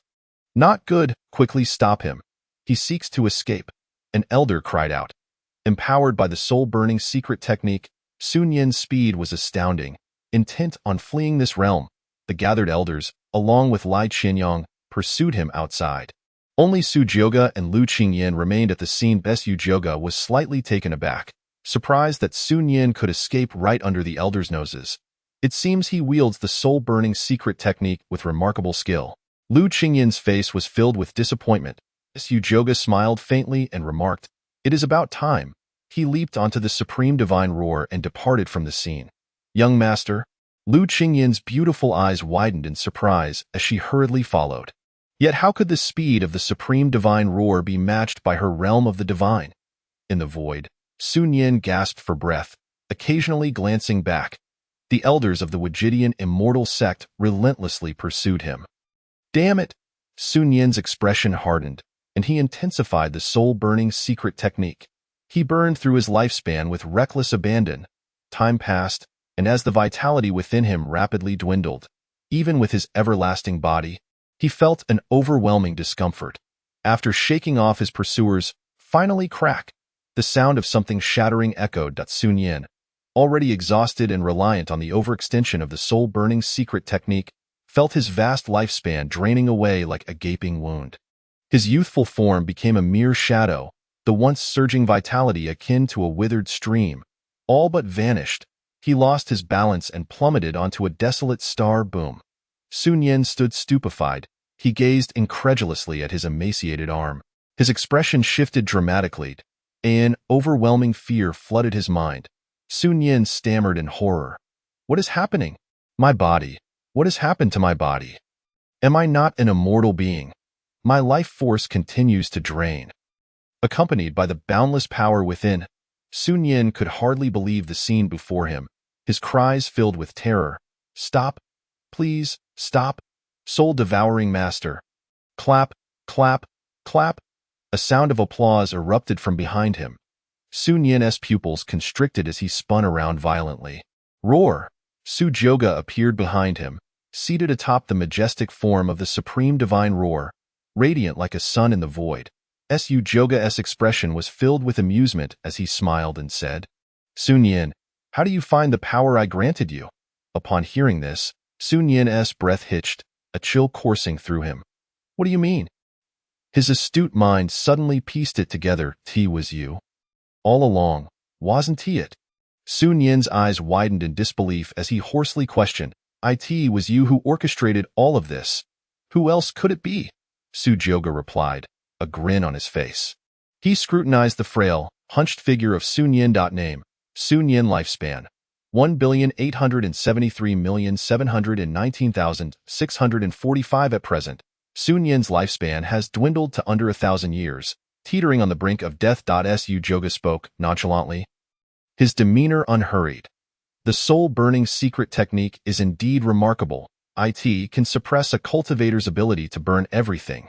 Yet this very power leads one to believe they are in control, to become ensnared by it. Sun Yin, you are not alone. During the age of the emperors, many prodigies, far superior to you, have perished under this sinister art. Impossible. Sun Yin's eyes glowed crimson as he roared, I am an immortal being. I am indestructible. How could I possibly perish due to insufficient lifespan? Su Jioga chuckled, his imperial gaze lowered, softly saying, Ignorance begets fearlessness, does it not? Even the mightiest emperor has their time to fade. Your extended life compared to others is solely due to the everlasting body. Otherwise, why would you, using the soul-burning secret technique, end up in this state? What did you say? Upon learning the truth, Sun Yin's face turned pale with horror. He glanced at Su Jioga, whose expression was one of mockery, then at his own withering form. In that moment, the beliefs he had steadfastly held for 5,000 years shattered, and he trembled uncontrollably. Bang! He fell to his knees, prostrated on the ground, his heart racing wildly. Biffed! Sun Yin coughed up a mouthful of vital blood, his aura growing even weaker. He suddenly lifted his head, his eyes blood-red, resembling a cornered beast, filled with resentment and despair, an expression of utter disbelief. Impossible! This cannot be. You must be deceiving me. Su Jioga, what do you truly intend to do? Answer me. His throat was hoarse, his aged body gasping for breath.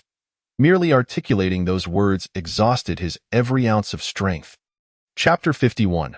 The unfeeling young master of the everlasting body. Su Jioga fixed his gaze upon Sun Yin's utterly captivating expression.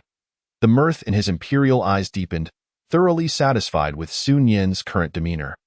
Su Jioga slowly approached, whispering softly, I truly wish to show you your current state. It is simply too amusing.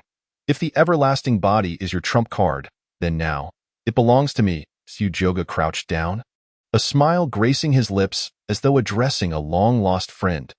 Yet in Sun Yin's eyes, that smile resembled that of a devil, instilling profound fear. Su Jioga's right hand grasped, and a powerful suction emanated from it. The art of exchange. Sun Yin's entire being was lifted. His eyes wide with terror, he frantically struggled. Let me go, Su Jioga, I concede. I have lost everything. I beg you. I swear, I shall never seek revenge again. I can even assist you in many endeavors. What more do you desire? Even the protagonist, destined by fate, finds himself stripped of reason and exposed in the face of such terrifying power and pressure. Without the ancient evergreen body, Sun Yin is nothing more than an ordinary man. He considered himself an immortal, having witnessed the rise and fall of countless adversaries, yet his journey thus far has been remarkably smooth. When confronted by the Su family's prince, who overwhelms him both mentally and physically, even his greatest trump card is taken away. Su Jioga smiled and remarked, In my realm, surrender is never an option. The dwindling essence within him evaporated, as if he had lost something of utmost importance. From his abdomen, a blue orb was forcibly extracted by Su Jioga. No, please, no, Sun Yin cried out in terror. Buzz! Su Jioga released his grip. Sun Yin's entire being seemed to have been drained of its very bones, collapsing limply to the ground. Motionless and devoid of spirit, he resembled a corpse. Ding! The destined protagonist Sun Yin lost the essence of his ancient evergreen body, descending into the realm of the mundane, with a loss of 2,000 luck points. Congratulations, the host has gained 2,000 villain points. Su Jioga rose, casting a bemused glance at Sun Yin's lifeless form, then at the blue essence of the ancient evergreen body in his hand. Having been excessively depleted by Sun Yin, this orb of essence emitted a feeble aura, yet still hinted at vibrant vitality. Su Jioga murmured with some regret, What a pity, it has been so heavily consumed. However, it is still sufficient. He did not forget to remove Sun Yin's storage ring. After all, the belongings of a destined protagonist are valuable villain points. Even the smallest mosquito is still meat. Gazing at Sun Yin's body, Su Juji's eyes flickered. System, mark, ding, consumed 300 villain points, marking successful. He then leisurely boarded the Supreme Divine Roar and departed from the scene. After Su Jioge left, a considerable time passed. Sun Yin's corpse, with fingers as thin as twigs, stirred slightly. In the void, Su Jioge collected all of Sun Yin's artifacts and techniques, garnering 300 villain points. He did not reclaim the essence of the ancient evergreen body. System, check villain points. Ding, current villain points, 21500. Wow. So many. Due to the unique circumstances surrounding the longevity of the protagonist, the consumed luck points are not a one-time affair, but rather accumulate progressively. This has allowed the title of the great villain to trigger multiple times. When he arrived, he only had 9,000 villain points left. After this encounter, the villain points he obtained surpassed Sun Yin's original luck points, greatly uplifting Su Juji's mood. Villain points are indeed a valuable asset. At that moment, the shadowy figure of Eldering appeared, whispering softly, "My lord, Sun Yin has cultivated a certain concealment technique. He is not dead." As a half-step supreme, Sun Yin's minor trickery was naturally imperceptible to his discerning eyes. Su Jioge, appearing as though he had anticipated this, maintained a calm demeanor and replied indifferently, "I am aware." The turtle breathing technique was indeed the method Sun Yin employed while spying at Xuanji Peak. Eldering, puzzled, asked, "Since the essence of the ancient evergreen body has been obtained, why does my lord not eliminate this individual?" Su Jioge grinned, glancing at Elder Ing, and, in a rare moment of elaboration, explained, "There exists a plant in the mortal realm that regrows after being cut down for a time. I am quite concerned about Sun Yin's final opportunity. The vitality of all things, if it is akin to the one in my memory, it is an extraordinary treasure." Elder Ying's face displayed confusion. Mortal plants? How does my lord know of such things? However, he refrained from further inquiries and instead nodded in admiration, stating, "My lord is indeed well-versed and knowledgeable." "I am unworthy." Su Jioge waved his hand dismissively, saying, "Enough, as a member of my Su family's shadow clan. You seem to have learned the art of flattery." Elder Ing fell silent, gradually fading into the darkness. Su Jioge gazed into the distance. Not far away, the elder of the Wujishan sect and sect master Lai Qinyang hurriedly approached. Upon seeing the remarkable figure in the void, Lai Qinyang paused, leading the other elders forward. "My lord, what brings you here? Where is that Sun Yin fellow?" Su Jioge replied with a faint smile. "Rest assured, sect master Lai, I have already dealt with Sun Yin." The elders were taken aback. Lai Qinyang was overjoyed, never anticipating that the lord would take action. Everyone was well aware of the lord's formidable strength. Although Sun Yin's soul was not brought back for eternal incineration, the outcome was still favorable. Lai Qinyang expressed his profound gratitude, saying, "I am truly indebted to you, my lord. The favor of my lord will never be forgotten by the Wujishan sect." Lu Qingyin's eyes glistened with tears, her beautiful gaze shimmering with longing, as if she might weep. "Ding, congratulations. The host has acquired the Fox Charm Divine Body's original Yin, gaining substantial cultivation. Luck points increased." 2 days later, Su Juji's expression remained tranquil as he spoke. "I, the lord, am preparing to depart." Hearing this, Lai Qinyang trembled, looking at Su Jioge with concern. There's something wrong with the Wujishan sect?" Among the crowd, Lu Qingyin's eyes quivered upon hearing this. While she felt little emotion at Sun Yin's death, the news of the lord's departure stirred unease within her. She gazed reluctantly at Su Jioge. "Is the lord leaving?" Yet Su Jioge seemed oblivious to her presence, smiling as he addressed Lai Qinyang. "It has nothing to do with the Wujishan sect. I have my own matters to attend to. Since the affair with Sun Yin is resolved, you all may return." Lai Qinyang nodded, and the elders bid farewell to the lord. The lord is leaving. Watching the dazzling golden figure in the void, Lu Qingyin found herself momentarily entranced. Her heart felt hollow, as if she had lost something of utmost importance. Many elders exchanged glances with Lu Qingyin, their expressions somewhat peculiar. Has Elder Lu been abandoned by the Lord? Lu Qingyin stood rooted in place for quite some time, finally parting her crimson lips. It seemed she spoke to herself, yet also to others, murmuring, "The Lord is an unparalleled prodigy." though he has only recently broken free from the ancient divine source. He will undoubtedly stand at the pinnacle of all realms, revered by countless beings. The Magician sect is too small to contain such a son.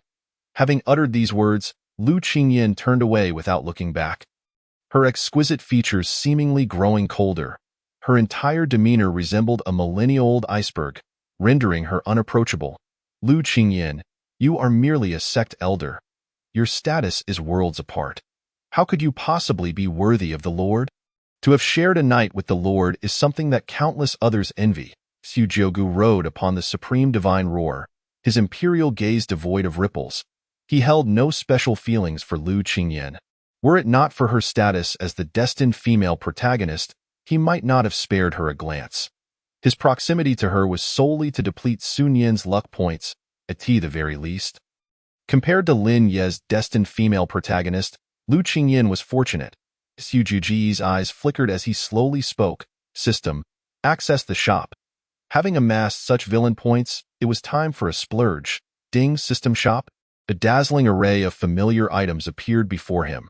With 20,000 villain points, although he could not exchange for the most remarkable treasures on the first page, it was still more than sufficient for other goods.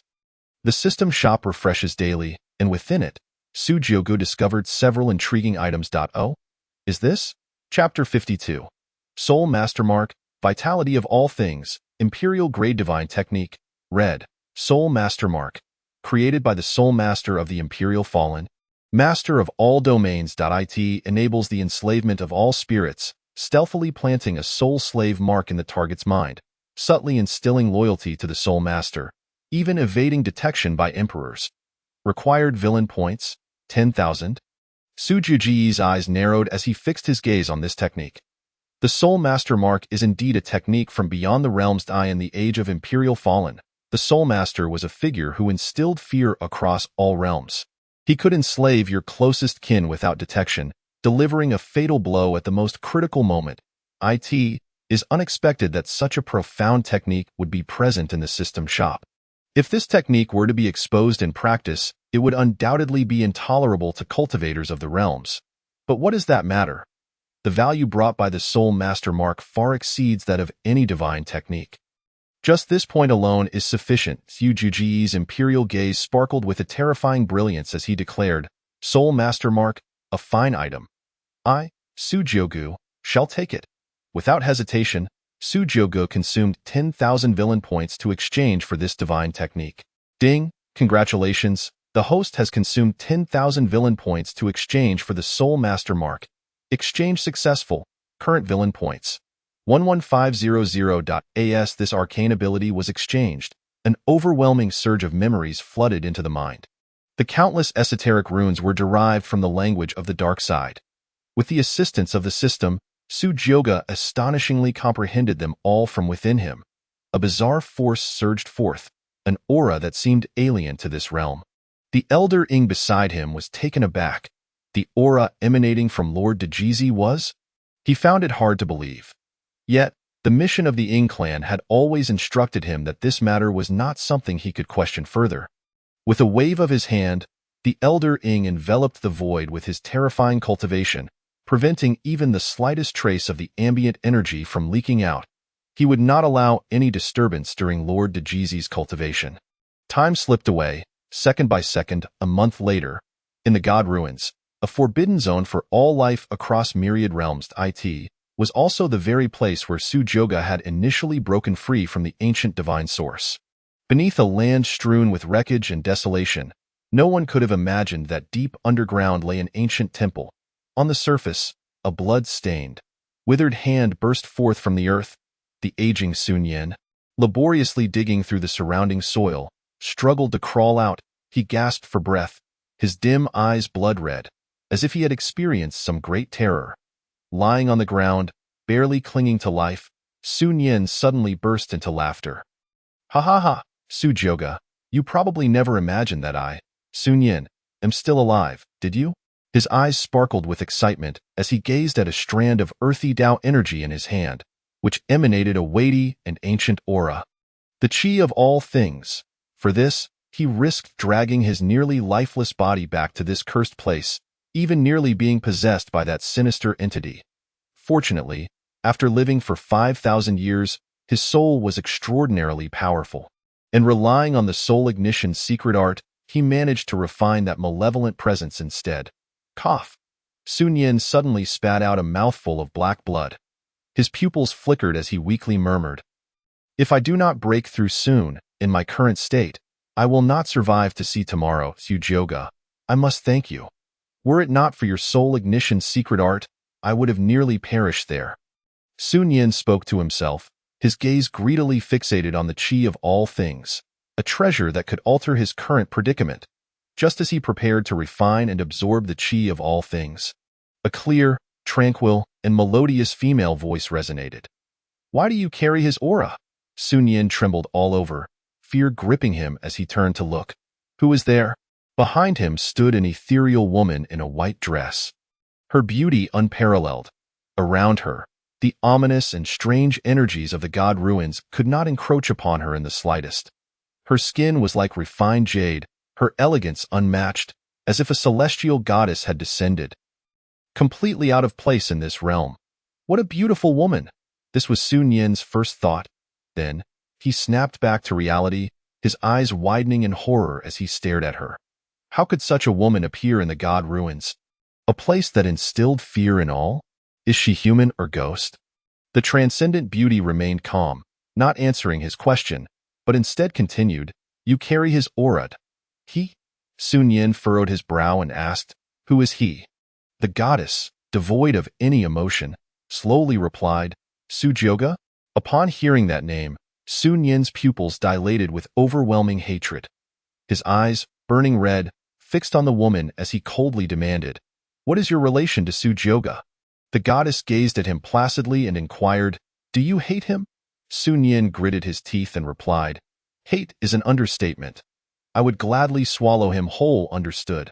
The goddess nodded slightly, taking a step forward, instantaneously appearing behind Sun Yin. He could hardly discern when she struck. In her delicate hand appeared the chi of all things. Without turning back, the goddess continued walking, gazing at the chi of all things, murmuring, "I wonder if he would like this." Meanwhile, behind her, a head was held high. Sun Yin looked at the headless, aged body before him, blood gushing forth uncontrollably. His pupils contracted. "Is this me? I am not immortal. No pain, no sensations." Sun Yin's head fell heavily to the ground, his eyes wide open, filled with terror and disbelief. That head, along with the headless body, was enveloped in fine white frost, and with a crack, both body and soul shattered into shards of ice. Scattering into the void as a gentle breeze swept by, not a trace remained, this moment, in the void, atop the magnificent golden throne of the supreme god, where the spiritual energy was notoriously thin. An immense amount of heavenly spiritual energy converged, swirling into the handsome golden-haired man's body. Sujyoga's aura deepened, becoming even more unfathomable. The innate chaotic body absorbed the surrounding forces, returning them in kind. Ancient and mysterious runes encircled Sujyoga, enhancing his extraordinary presence. Feeling this energy, Elder Ing was struck with a in merely a month. Lord Dejizi's cultivation had surged from the 1st to the 6th level of the Void God realm. Such a pace of cultivation was virtually unheard of. What kind of physique does Lord Dejizi possess that would compel the Emperor to invest such monumental efforts to unseal him from the confinement of the Imperial Fall era? Suddenly, Sujyoga's eyes snapped open. Within his brilliantly golden irises, countless divine patterns shimmered, emanating a soul-stirring light. Ding! The destined protagonist Sun Yin has perished, losing the chi of all things. The mark shattered. Sujyoga frowned, his gaze piercing. The usually unflappable demeanor he maintained was now tinged with anger. Sun Yin is dead? Who dares to intercept beneath my Sujyoga's very eyes? Chapter 53. There is no need to compete. This emperor shall take it.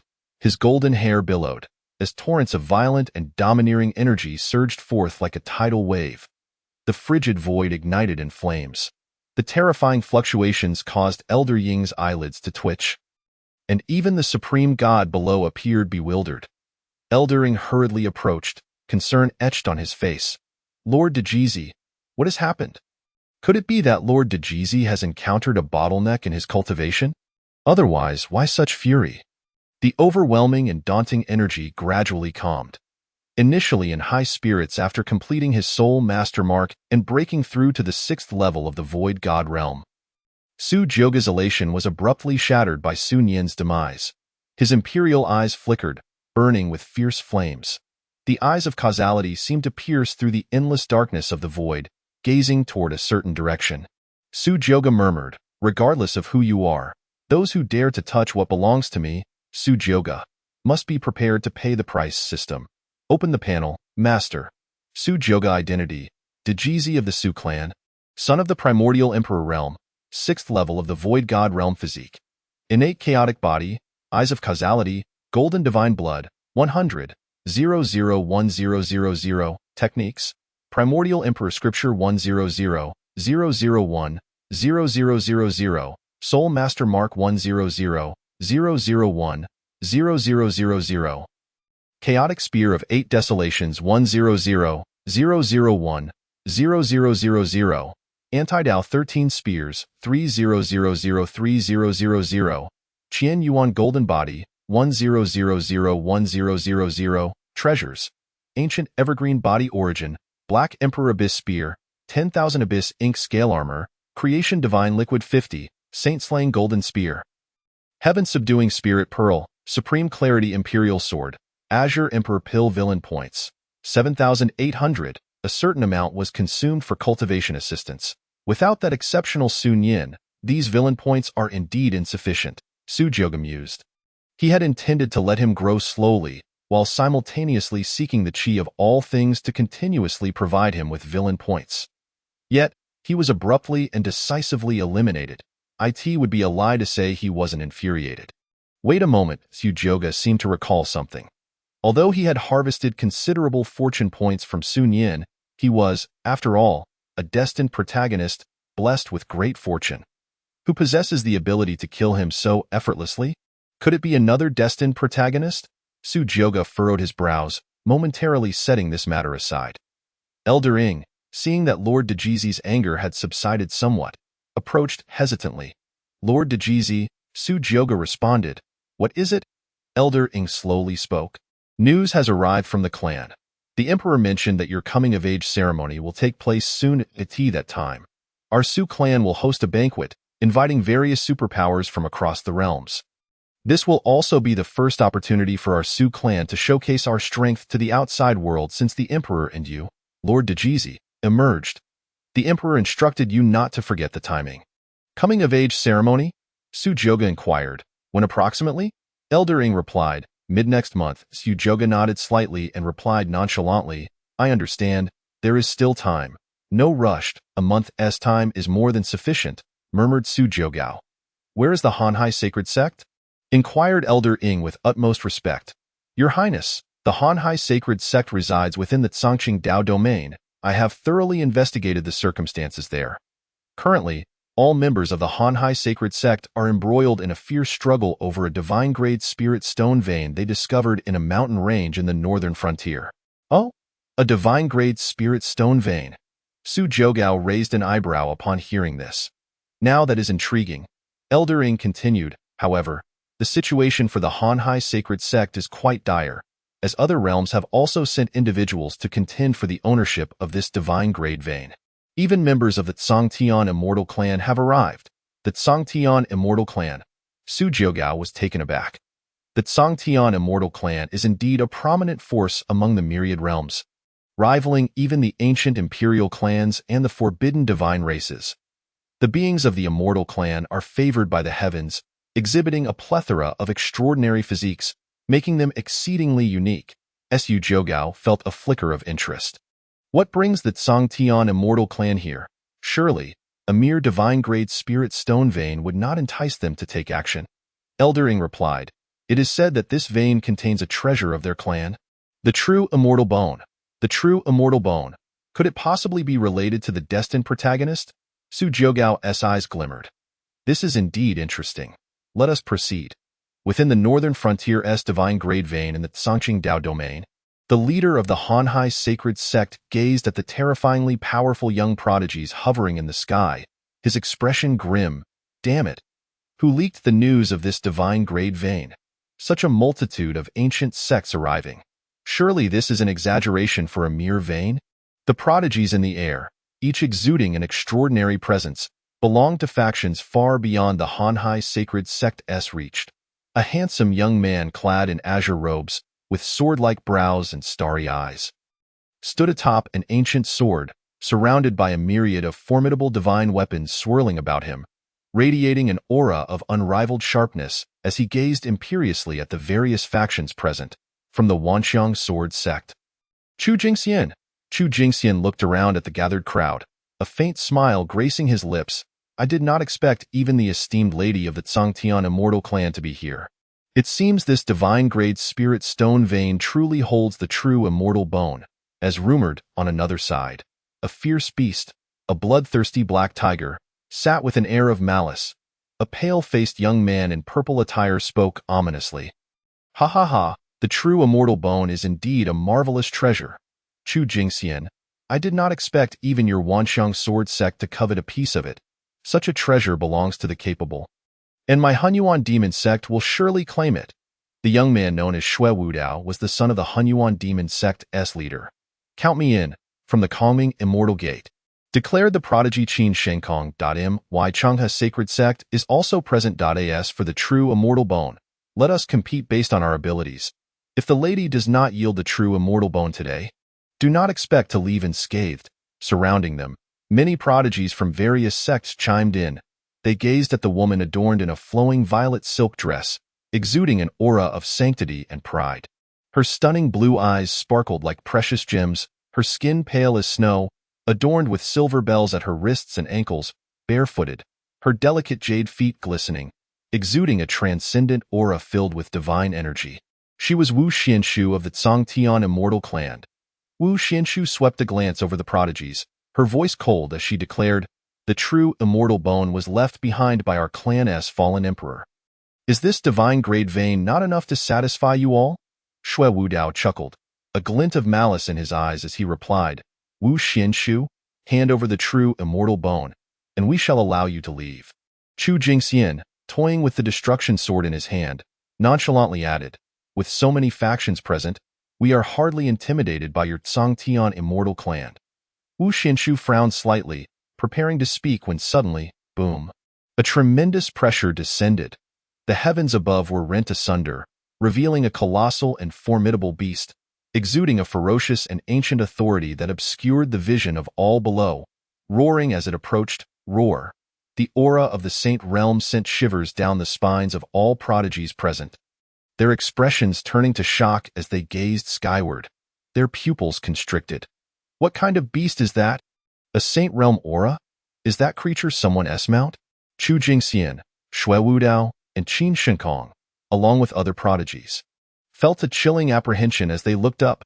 The arrival was ominous. Su Jiugao stood atop the supreme divine roar, his gaze disdainfully surveying the array of prodigies from the immortal sects below. The terrifying aura of the void god realm enveloped the scene. His imperial eyes were devoid of emotion, exuding an overwhelming dominance as he proclaimed, there is no need for contention. The true immortal bone shall be mine. What? The crowd gasped in shock, gazing at the radiant figure in the sky, akin to a sun, wielding an aura of terrifying majesty. The supreme divine roar's overwhelming presence pressed down on them, its golden fur appearing to blaze like flames. The bloodthirsty black tiger beneath Shui Wudao trembled in fear as though it had encountered a natural predator. Shui Wudao's pupils constricted. The bloodthirsty black tiger was a beast of the Unity realm, harboring a trace of the ancient fierce beast, the howling sky white tiger's bloodline. How could it be afraid of the creature in the sky? This fear stemmed from a primal instinct rather than mere cultivation level. Wu Xianshu fixed her gaze upon the golden-haired warrior above, her beautiful eyes shimmering. Who was this person? At that moment, the thought resonated in everyone's mind. Chu Jingxian narrowed his eyes, a hint of anger flashing within. What an arrogant fellow, he said with a deep tone. Who are you? Do you know where this place is? Shui Wudao grinned sinisterly, since we are all here to contest for the true immortal bone, then we are indeed fellow travelers. Su Jiugao cast a sidelong glance at the multitude of prodigies below and calmly stated, "This true immortal bone is mine, if you do not wish to perish. Then step aside." The prodigies below appeared utterly aghast. Each one of them was a prodigy from the esteemed immortal sex, revered wherever they went, and they had never been treated with such disdain before. What a most disrespectful individual! Who on earth is he to disregard us? Chu Jingxian's eyes narrowed, a flicker of rage igniting within him. He slowly spoke, "I do not care who you are, but I, Chu Jingxian, have never taken kindly to others standing above me. Get down." As he spoke, a piercing sword light erupted from his eyes, and the destruction sword surrounding him transformed into a radiant beam. Imbued with the essence of annihilation, hurtling towards Su Jiugao, the sound of the sword slicing through the air echoed as Chu Jingxian unleashed an attack capable of instantly slaying any cultivator at the Dao Palace realm. 10,000 Spirit Sword Art, Shun. Witnessing this scene, Su Jiugao remained unperturbed. He didn't even bother to evade, casting only a cursory glance at the terrifying technique. The supreme divine roar sprang into action, its sturdy limbs crashing down with the force of a mountain. Its razor-sharp claws met the destruction sword. Clang! The destruction sword was effortlessly shattered by the supreme divine roar's casual swipe. Crack! Countless fragments exploded in the sky. Chu Jingxian's pupils dilated, his expression one of disbelief. Why destruction sword is a sacred tier artifact. It is not only immensely durable, imbued with my golden sword intent, but it is also exceptionally sharp. Even beasts with naturally formidable bodies would be like paper before it. How could it be reduced to dust in an instant? The other prodigies were equally astonished. Chu Jingxian was among the best of them. Xue Wudao's smile froze, his expression turning grave as he stared at Su Jiugao, an ominous premonition rising within him. He racked his brain to recall which sect's prodigy this was. Yet Su Jiugao's indifferent and disdainful visage eluded him. "Who exactly are you?" Su Jiugao's expression remained impassive as his gaze settled on Chu Jingxian. He spoke softly, "I already offered you a chance. If you desire death, I shall grant it." Gazing directly at a blazing, resplendent sun, Chu Jingxian felt an overwhelming chill enveloping him, as if he had plunged into an icy abyss. An inexplicable sense of death surged within him. Alarmed, he swiftly summoned 3 treasured swords to shield his chest. With a roar, the supreme divine roar manifested like a falling star, igniting the sky with a brilliant golden flame, tracing a crescent arc through the heavens. In the blink of an eye, the supreme divine roar descended upon him. Crack, crack, crack. So swift, Chu Jingxian barely discerned the opponent's movement before the 3 swords before him shattered into fragments, at his chest. Several profound, bottomless gashes appeared, as if scorched and eroded by a terrifying force, emitting a hissing sound of searing flesh. Subsequently, torrents of blood gushed forth, and his body became riddled with spiderweb-like fissures, streams of golden light emanating from within. What kind of divine ability is this? Bang! His entire being erupted into a mist of blood, exploding in the air. Chu Jingxian had perished. As a celestial beast of heaven and earth, the supreme divine roar possessed numerous attributes. Those injured by it would find their wounds unhealable, bleeding profusely, affecting not only the physical body but also the soul. The power contained within would transform into countless reverse flows, leading to a catastrophic demise. The annihilation of the soul. Witnessing this, everyone gasped, their eyes wide with disbelief. Could it be true? Chu Jingxian is dead? How is this possible? We must avenge Brother Chu. Someone amongst the crowd, gripped by fear, spoke up. With this being present, none of us can hope to claim the true immortal bone. That beast he rides is too terrifying. Its strength must be formidable. Let us unite our efforts. Yes, let us strike together. Eliminate this person first, and then discuss the matter of the true immortal bone. The presence of Su Jiugao was utterly fearsome, shattering the equilibrium among those present. For their own interests, they could not allow him to live. Hearing this, Su Jiugao's gaze remained indifferent as he softly stated, "If you wish to attack, Let us do so together. Why time is precious. Attack? I refuse to believe that with so many prodigies present, he alone can withstand us. Understanding the unspoken message, dozens of prodigies unleash their myriad artifacts and divine abilities, converging upon Su Jiugao. Qin Kuan Ancestor Fist, Cross Annihilation Technique, Divine Luo Dao Seal. Only Jiang Shinkong and Xue Wudao refrained from acting rashly. Xue Wudao glanced at the bloodthirsty black tiger beneath him, trembling in terror as his fur stood on end. Unable to suppress a fearful growl, he sensed a premonition. That golden-haired demon in the sky was no ordinary individual. After all, the master capable of commanding such a fearsome beast must possess exceptional strength. Chapter 55. A Bloodbath. Do you wish to die? It was proven that Xue Wudao's intuition was correct. Su Jiugao's golden hair billowed as his blood surged. Roaring like a tumultuous ocean, countless frenzied black whirlwinds swirling around him, from which a faint sound of a dragon's roar could be discerned. A terrifying black dragon, shrouded in dark purple flames, coiled around him. And the formidable Black Emperor's abyss halberd materialized in his grasp. Countless purple lightning bolts crackled around the Black Emperor's abyss halberd. To the attacking prodigies, Su Jiugao's figure seemed to soar thousands of zhang high. Resembling a deity or a demon, with a whisper, he murmured, "Slash the abyss, buzz!"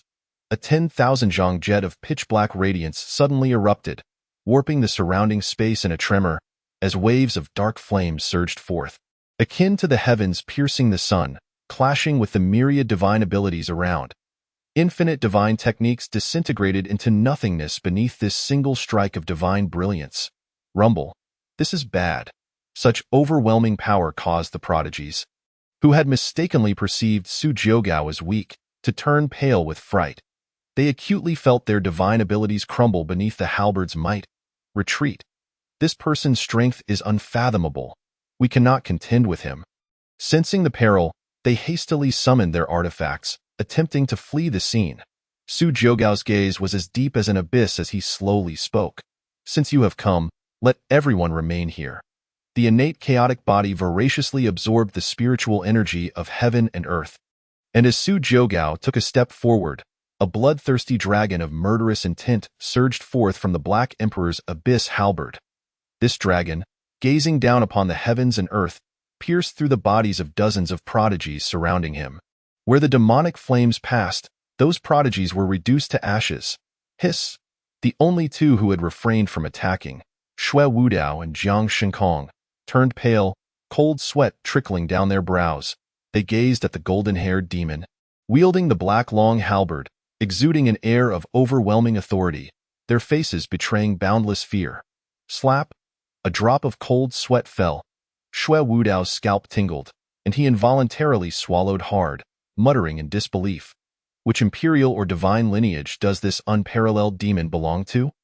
A single individual with a halberd effortlessly annihilated dozens of prodigies from various immortal lineages. Jiang Shinkong felt a chill run down his spine. Though he was not the target, he felt icy coldness envelop him. His legs turning weak and immobile to this moment, he was immensely grateful he had not intervened. Otherwise, he would have joined the ranks of those prodigies turned to ash in the sky. Wu Xian's beautiful eyes sparkled with apprehension. Her expression not much calmer than the two, such a prodigy, within her Tsangqiong celestial clan, could likely only be matched by the true immortal Daozi. The true immortal Daozi was the sole prodigy of the Tsangqiong celestial clan, holding a status far exceeding that of the holy sons or daughters, representing the foundation for the clan's aspirations. After slaying dozens of prodigies, Su Jiugao felt no turmoil within. They were too weak. Compared to the era of the Emperor's fall, are the prodigies in the current immortal lineages truly this feeble? Su Jiugao cast a dispassionate glance at Jiang Shinkong and Xue Wudao, who were filled with trepidation. Both shivered involuntarily, and Xue Wudao's complexion drastically changed as he hurriedly waved his hands, saying, "We shall take our leave. We shall take our leave. This true immortal bone is only worthy of being possessed by an unparalleled prodigy like you." Jiang Shinkong, equally stricken with fear, chimed in, "I recall some pressing matters to attend to in the sect. Ha ha ha, Brother Xue, wait for me." At this moment, they wished they had 4 legs. exerting all their strength to flee towards the heavens. Escaping this realm, observing their prompt understanding, Su Jiugao could hardly be bothered. Below, the disciples of the Hanhai sacred sect were left paralyzed with fear. The dozens of prodigies were nothing more than ants in the eyes of that golden-haired demon.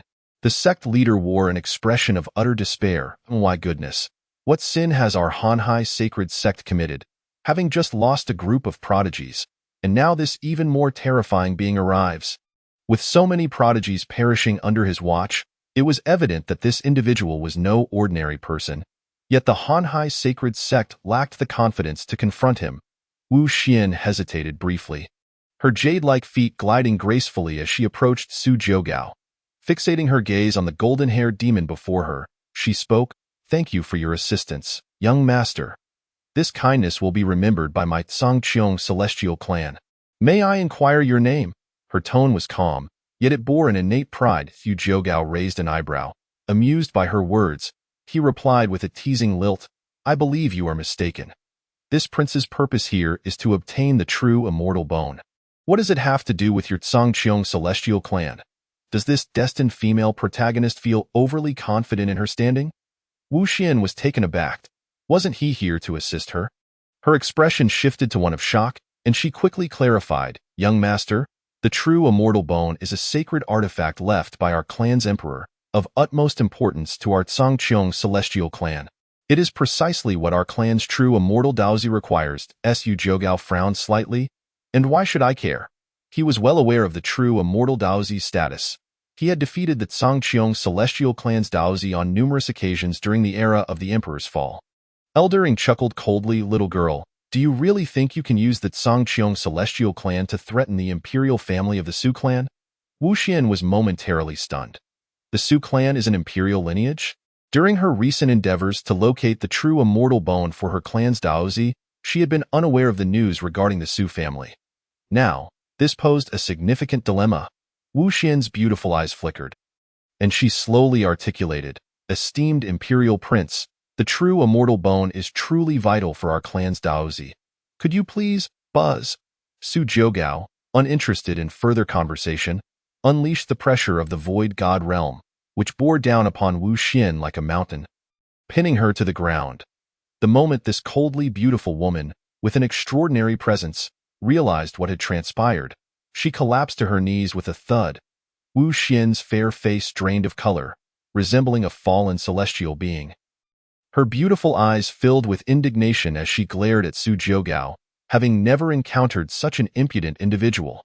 Su Jiugao, his imperial gaze devoid of warmth, fixed his eyes upon her, speaking with unyielding authority. "I do not wish to repeat myself. Do you wish to die? The destined female protagonist, if she continues to prance before me without knowing her place, I, Su Jiugao, would strongly advise against allowing her to accompany that previous group of prodigies." Upon hearing these words, Wu Xuanshu's delicate frame turned icy, trembling uncontrollably. She could sense that the radiant figure of the imperial clan before her was speaking no falsehood, as the saintess of the Tsangqiong immortal clan. She was always the center of attention, adored by all. How could someone so accustomed to a life of luxury confront such a situation? At that moment, Su Jiugao keenly detected a gaze filled with intense animosity. Turning towards that direction, his imperial eyes flickered, and the corners of his mouth slightly curved upwards. Finally, he had found it. This individual was quite adept at hiding in the throng of disciples from the Hanhai sacred sect below. Su Jiugao's gaze landed upon a young man with a strikingly handsome appearance, yet his eyes betrayed a simmering hatred. Name: Yishang, identity: the destined protagonist, outer disciple of the Hanhai sacred sect. Age: 20. Personality: arrogant, patient, resilient. Realm: third stage of the Songhai realm. Physique: devouring divine body, not yet activated. Technique: Hanhai heavenly scripture. Treasure: origin level, wheel of time, fragment. Life experience: rebirth of a quasi-emperor. Current fortune value: 20,000. After reviewing Yishang's profile, Su Jiugao was momentarily taken aback. For this destined protagonist, both his cultivation and techniques were the weakest he had encountered among protagonists. Yet, his fortune value was astonishingly high. 20,000. Neither Lin Yi nor Su Nian could compare. Su Jiugao's eyes narrowed as he grasped the crucial point. Rebirth of a quasi-emperor? And that origin-level wheel of time? How fascinating. This is exceedingly intriguing. The corners of Su Jiugao's mouth slowly lifted.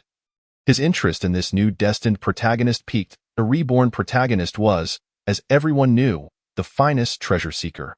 Among the disciples of the Hanhai sacred sect, Yishang's chest was filled with rage as he fixated on Su Jiugao and the kneeling Wu Xianshu in the distance.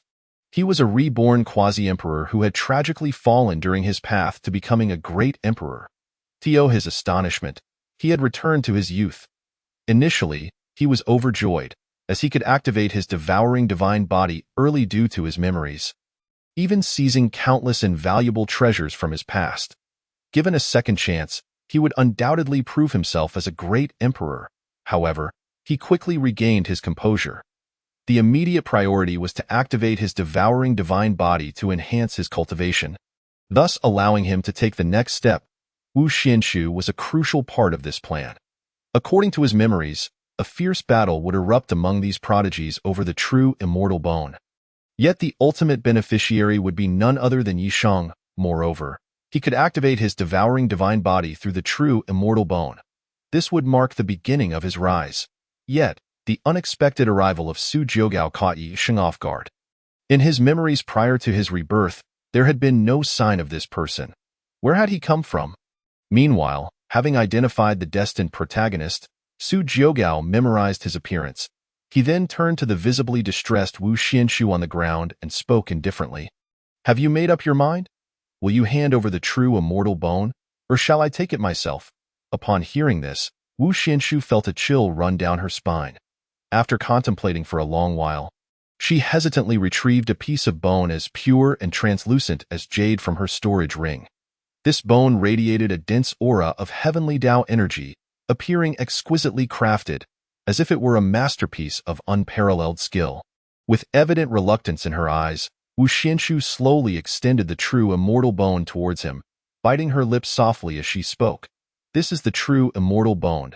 An invisible force gently lifted the true immortal bone into the air, making it float quietly before Su Jiugao. The countless disciples of the Hanhai sacred sect below breathed rapidly, their eyes filled with longing as they gazed at the jade bone. Su Jiugao murmured, "So this is the true immortal bone. It appears no different at first glance." Elder Ying's eyes flickered as he slowly began to speak. "Your Imperial Highness, this true immortal bone can only be produced after the fall of a great emperor from the Zhangqiong immortal clan. It is marvelously unique and is said to contain the essence of immortality, capable of purifying one's physique and enhancing one's comprehension of the heavenly Tao." "Oh?" Su Jiugao raised an eyebrow at this revelation, placing the bone into his storage ring and nonchalantly replied, "That certainly seems like a valuable item. After all, anything connected to a great emperor must possess substantial worth." Upon witnessing Su Jiugao secure the true immortal bone, Yishang felt as if his teeth were about to shatter. His eyes turned crimson as he internally roared, "That true immortal bone belongs to me. It is mine, Yishang. Why is this different from my memories?" Despite his overwhelming hatred, he did not lose his composure. This individual had effortlessly slain dozens of prodigies without fear of those backing them, disregarding even the identity of Shuer. Clearly, he was no ordinary person. The unmasked hatred in Yishang's gaze caused Su Jiugao to furrow his brow and casually glance over, feeling a hint of curiosity. What manner of situation is this destined protagonist in? I have yet to make a move, and he has already reached such a climax? Wu Xianshu bit her lip defiantly, raising her head to meet Su Jiugao's gaze. Her voice was cold as she declared, "Su family Imperial Son, this matter will not be forgotten by my Zhangqiong immortal clan."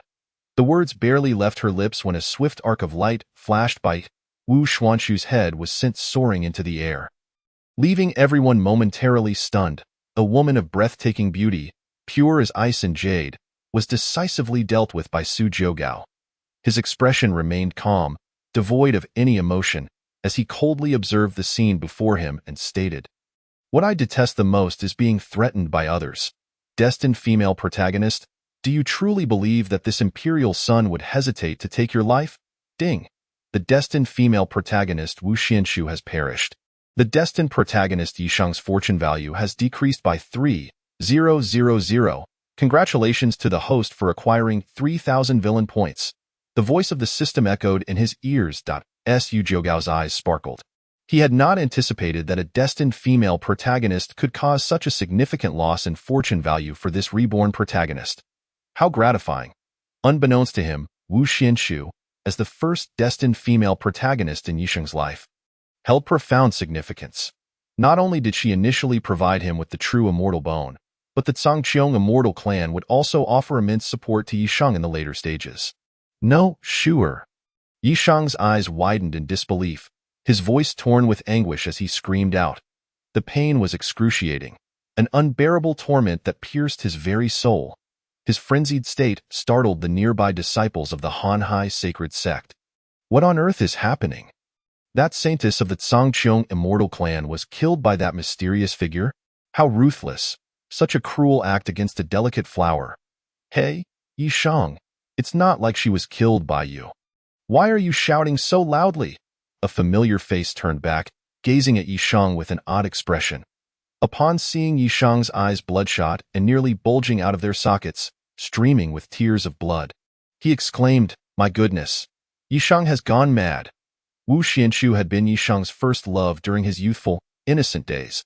Though it occurred before his rebirth, the memories of their time together were vivid and deeply etched in his mind. He had thought that losing the true immortal bone would be manageable, given his memories from his past life, and he could find alternative ways to activate his devouring divine body.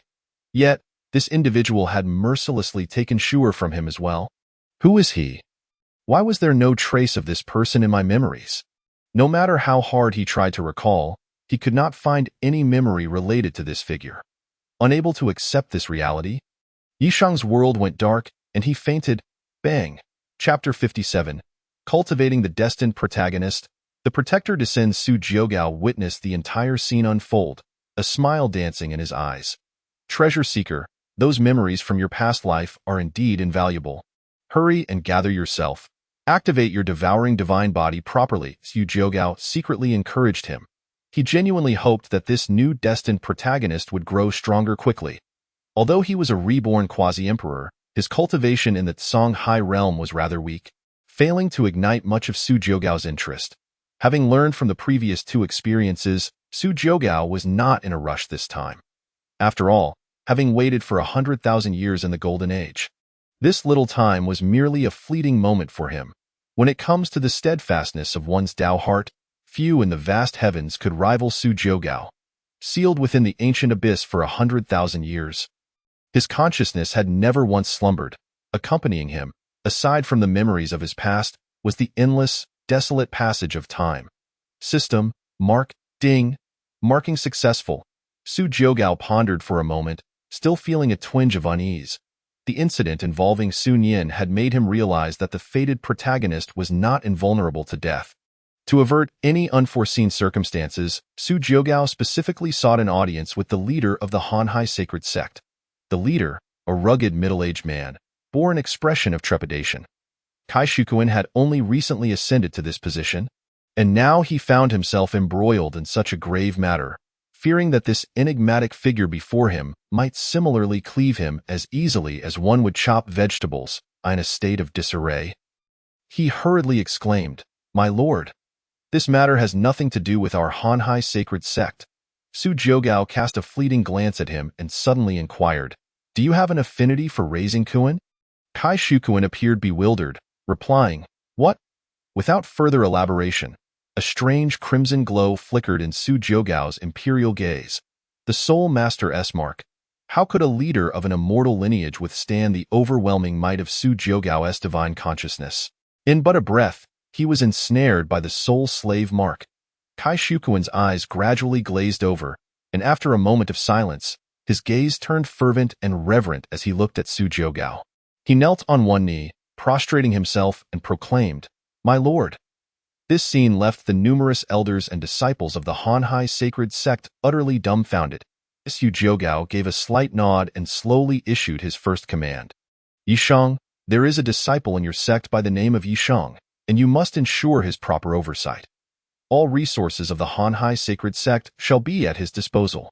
Should any harm befall him, the existence of the Hanhai sacred sect will no longer hold any purpose. Upon hearing this, Kai Shukuan trembled and repeatedly bowed in assurance, I shall heed your commands. My lord, satisfied, Su Jiugao nodded. The soul slave mark proved to be quite effective. It would not alter a person's thoughts or will. Apart from his absolute loyalty to Su Jiugao, he would remain himself. With this added safeguard, Su Jiugao felt at ease, allowing Yisheng to develop properly. Su Jiugao's gaze flickered, lost in thought, and he murmured, It is time to return to my clan. The coming-of-age ceremony is not a trivial matter.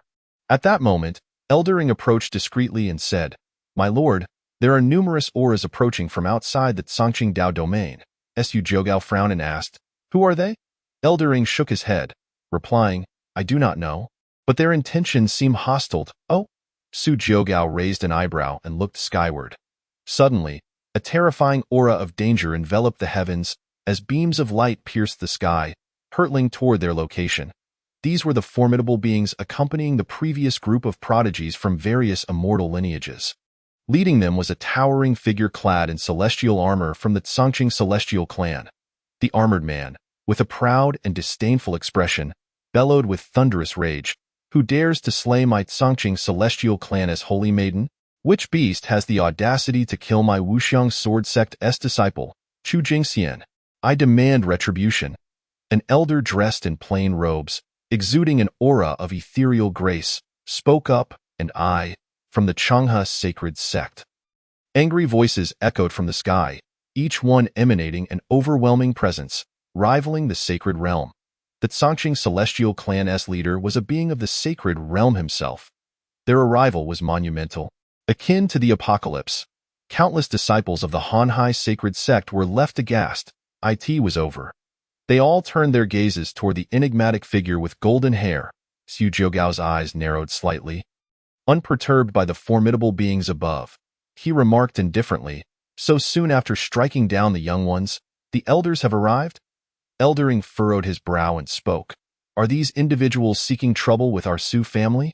The supreme divine roar sensed the overwhelming malice and let out a resounding roar. The sheer force of its presence caused the formidable beings above to falter, momentarily losing their balance. What manner of beast is this? The aura of the sacred realm? This beast is, astonishingly, a being of the sacred realm. Several formidable beings from the immortal lineages looked on in shocked.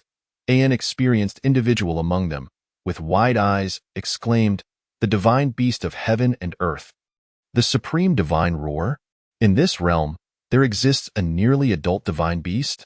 What? The supreme divine roar?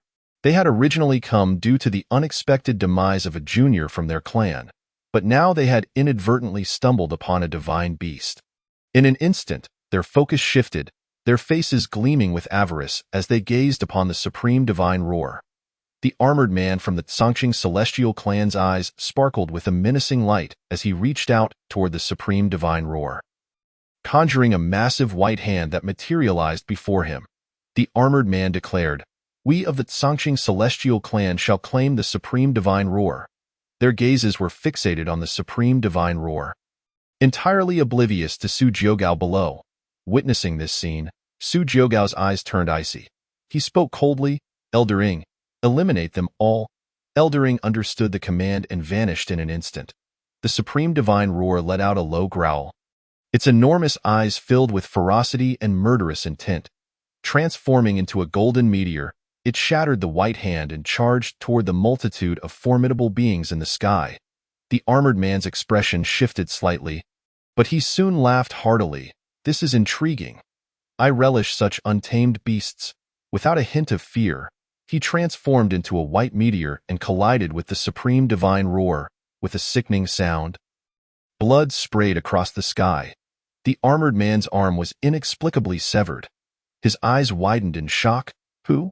Meanwhile, the supreme divine roar rampaged through the fray, devouring all in its path. No, don't come any closer. It roared. The supreme divine roar opened its massive maw, crushing several formidable beings of the sacred realm and swallowing them whole.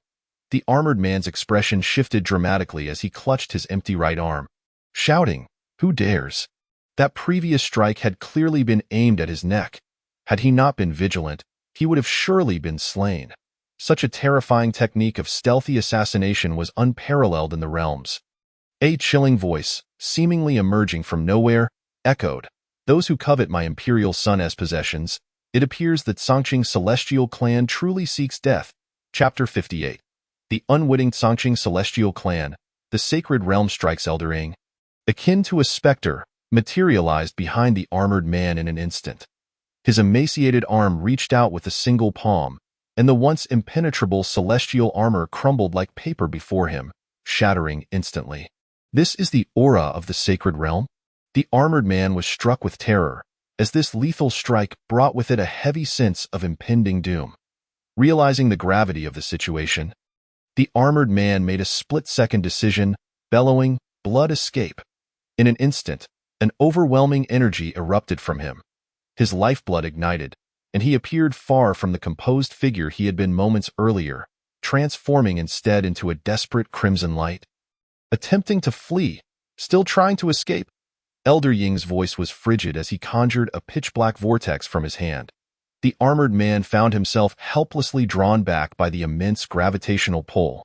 With a cold snort, Elder Ying's hands clamped around the man's throat, causing his face to flush as he roared, "You scoundrel! I am of the Songqing Celestial Clan. Do you dare lay hands on me?" As a being of the sacred realm from the Songqing Celestial Clan, he had never been subjected to such humiliation. Elder Ying transformed into a streak of black light and appeared before Su Jiugao. Meanwhile, the supreme divine roar was in a frenzy, wreaking havoc among the formidable beings from the immortal lineages, resulting in a one-sided massacre. The sky rained blood as the supreme divine roar, drenched in gore, shredded and devoured numerous beings of the sacred realm. Within mere moments, the once arrogant and self-assured beings of various lineages were filled with terror, scattering like frightened birds. Their earlier bravado of capturing the supreme divine roar had vanished entirely. Su Jiugao observed this scene with indifference. Boom! The armored man's body crashed heavily to the ground. He struggled and roared, his sacred power igniting, but despite his sacred realm cultivation, he was as powerless as an ant before Elder Ying. "Release me. Do you know who I am? I am Wu Jitian of the Songqing Celestial Clan. I have shattered the communication talisman. When our clan's supreme being arrives, none of you shall escape." The armored man continued to rant. Oblivious to the danger he was eyeing, Su Jiugao's imperial gaze flickered. The Songqing Celestial Clan is even more arrogant than I had anticipated. Elder Ying, silence him. Elder Ying's eyes narrowed. The flash of black light coursed through the air, and he severed the armored man's tongue in a swift motion. Blood spewed forth from the man's mouth as he let out a heart-wrenching wail. Alas, devoid of a tongue, he could only emit agonizing howls. In the distance, the disciples of the Hanhai holy sect stood paralyzed, too frightened to stir. This gruesome and brutal scene nearly sent their souls fleeing. Who, pray tell, is this enigmatic figure? This is indeed a sage of the Songqing Celestial Clan. Roar! Above in the heavens, the supreme divine roar annihilated and consumed the numerous formidable beings from the immortal Dao lineage who had approached. Its golden mane, stained crimson with blood, exuded streams of burning heat. And in no time, it reverted to its former majestic and resplendent form. It landed before Su Jiuga, letting out a low growl. "Well done." Su Jiuga patted the supreme divine roar's head and stepped forward to scrutinize the armored man on the ground.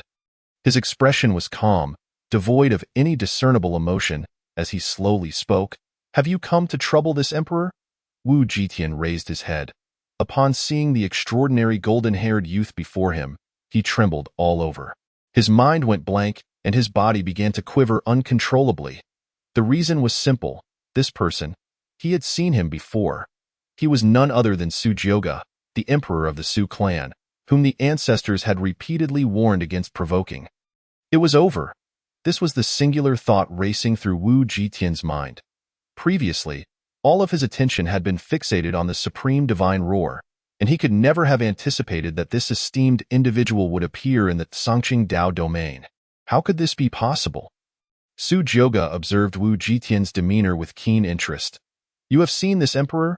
Wu Jitian's pupils were filled with terror, yet his tongue, severed, could utter no words. He could only kneel on the ground, straining to bow repeatedly with all his might. Thud, thud. With each impact, he expended every ounce of his strength, as if to convey his response to Su Jioge watched him bow in silence. After a lengthy pause, he spoke. Since you are so fond of this emperor's mount, or rather, since your Songqiong celestial clan is so fond of it, should this emperor not present it to you with both hands? Expressing my heartfelt gratitude? Wu Jitian trembled violently. Had he known this was the mount of the emperor, even with 1,000 lives, he would never have dared to act so audaciously. He bowed even more fervently. Shaking his head vigorously, Elder Ing, observing from the side, sneered. Ever since the various imperial clans withdrew, the Songqiong celestial clan has grown increasingly arrogant. Now, upon encountering the emperor, why do they not exhibit their former bravado? The Songqiong celestial clan, a race blessed by the heavens, is comprised of individuals who consider themselves superior, even referring to themselves as divine beings, a trait that has persisted for quite some time. The disciples of the Hanhai holy sect were utterly bewildered. What was happening? Why was the sage from the Songqiong celestial clan exhibiting such fear upon encountering this mysterious figure? They simply could not fathom anything more shocking than this. Su Jioge's eyes flickered as he coldly remarked, "What a repugnant clan. Cultivate your saintly fruit and then take your own life." Wu Jitian's complexion brightened with joy. He nodded fervently. For him, this was undoubtedly the best outcome. Just then, a terrifying aura locked onto Su Jioge below. An ancient, merciless voice echoed throughout the realms. Who dares to harm a member of my Songqiong celestial clan's Wu family? It seems that my Songqiong celestial clan has not appeared in ages, and the world has nearly forgotten our terror. Upon hearing this familiar voice, Wu Jitian, who was on the verge of self-termination, suddenly recalled the communication talisman he had shattered earlier. His pupils widened in shock as he shook his head frantically, blood flowing from his mouth as he emitted muffled sounds. At this moment, an overwhelming fear consumed Wu Jitian's very being. No. He wished to inform the ancestor that this individual before him was precisely the Su Jioge of whom they had spoken. Yet he could not utter a single word. Su Jioge narrowed his eyes in that instant. He felt as though he were not the villain, but rather the fated protagonist. He finally understood why his father often expressed his disdain for the immortal Dao lineage and the ancient clans. Engaging in reasoned discourse with these individuals, strike down the young, and the old will come. Strike down the old, and even older ones will appear. Either they would harbor grudges for eternity or be exterminated without a trace. The Songqiong celestial clan. If that is the case, let it be a one-time resolution, eradicating all future troubles. Chapter 59.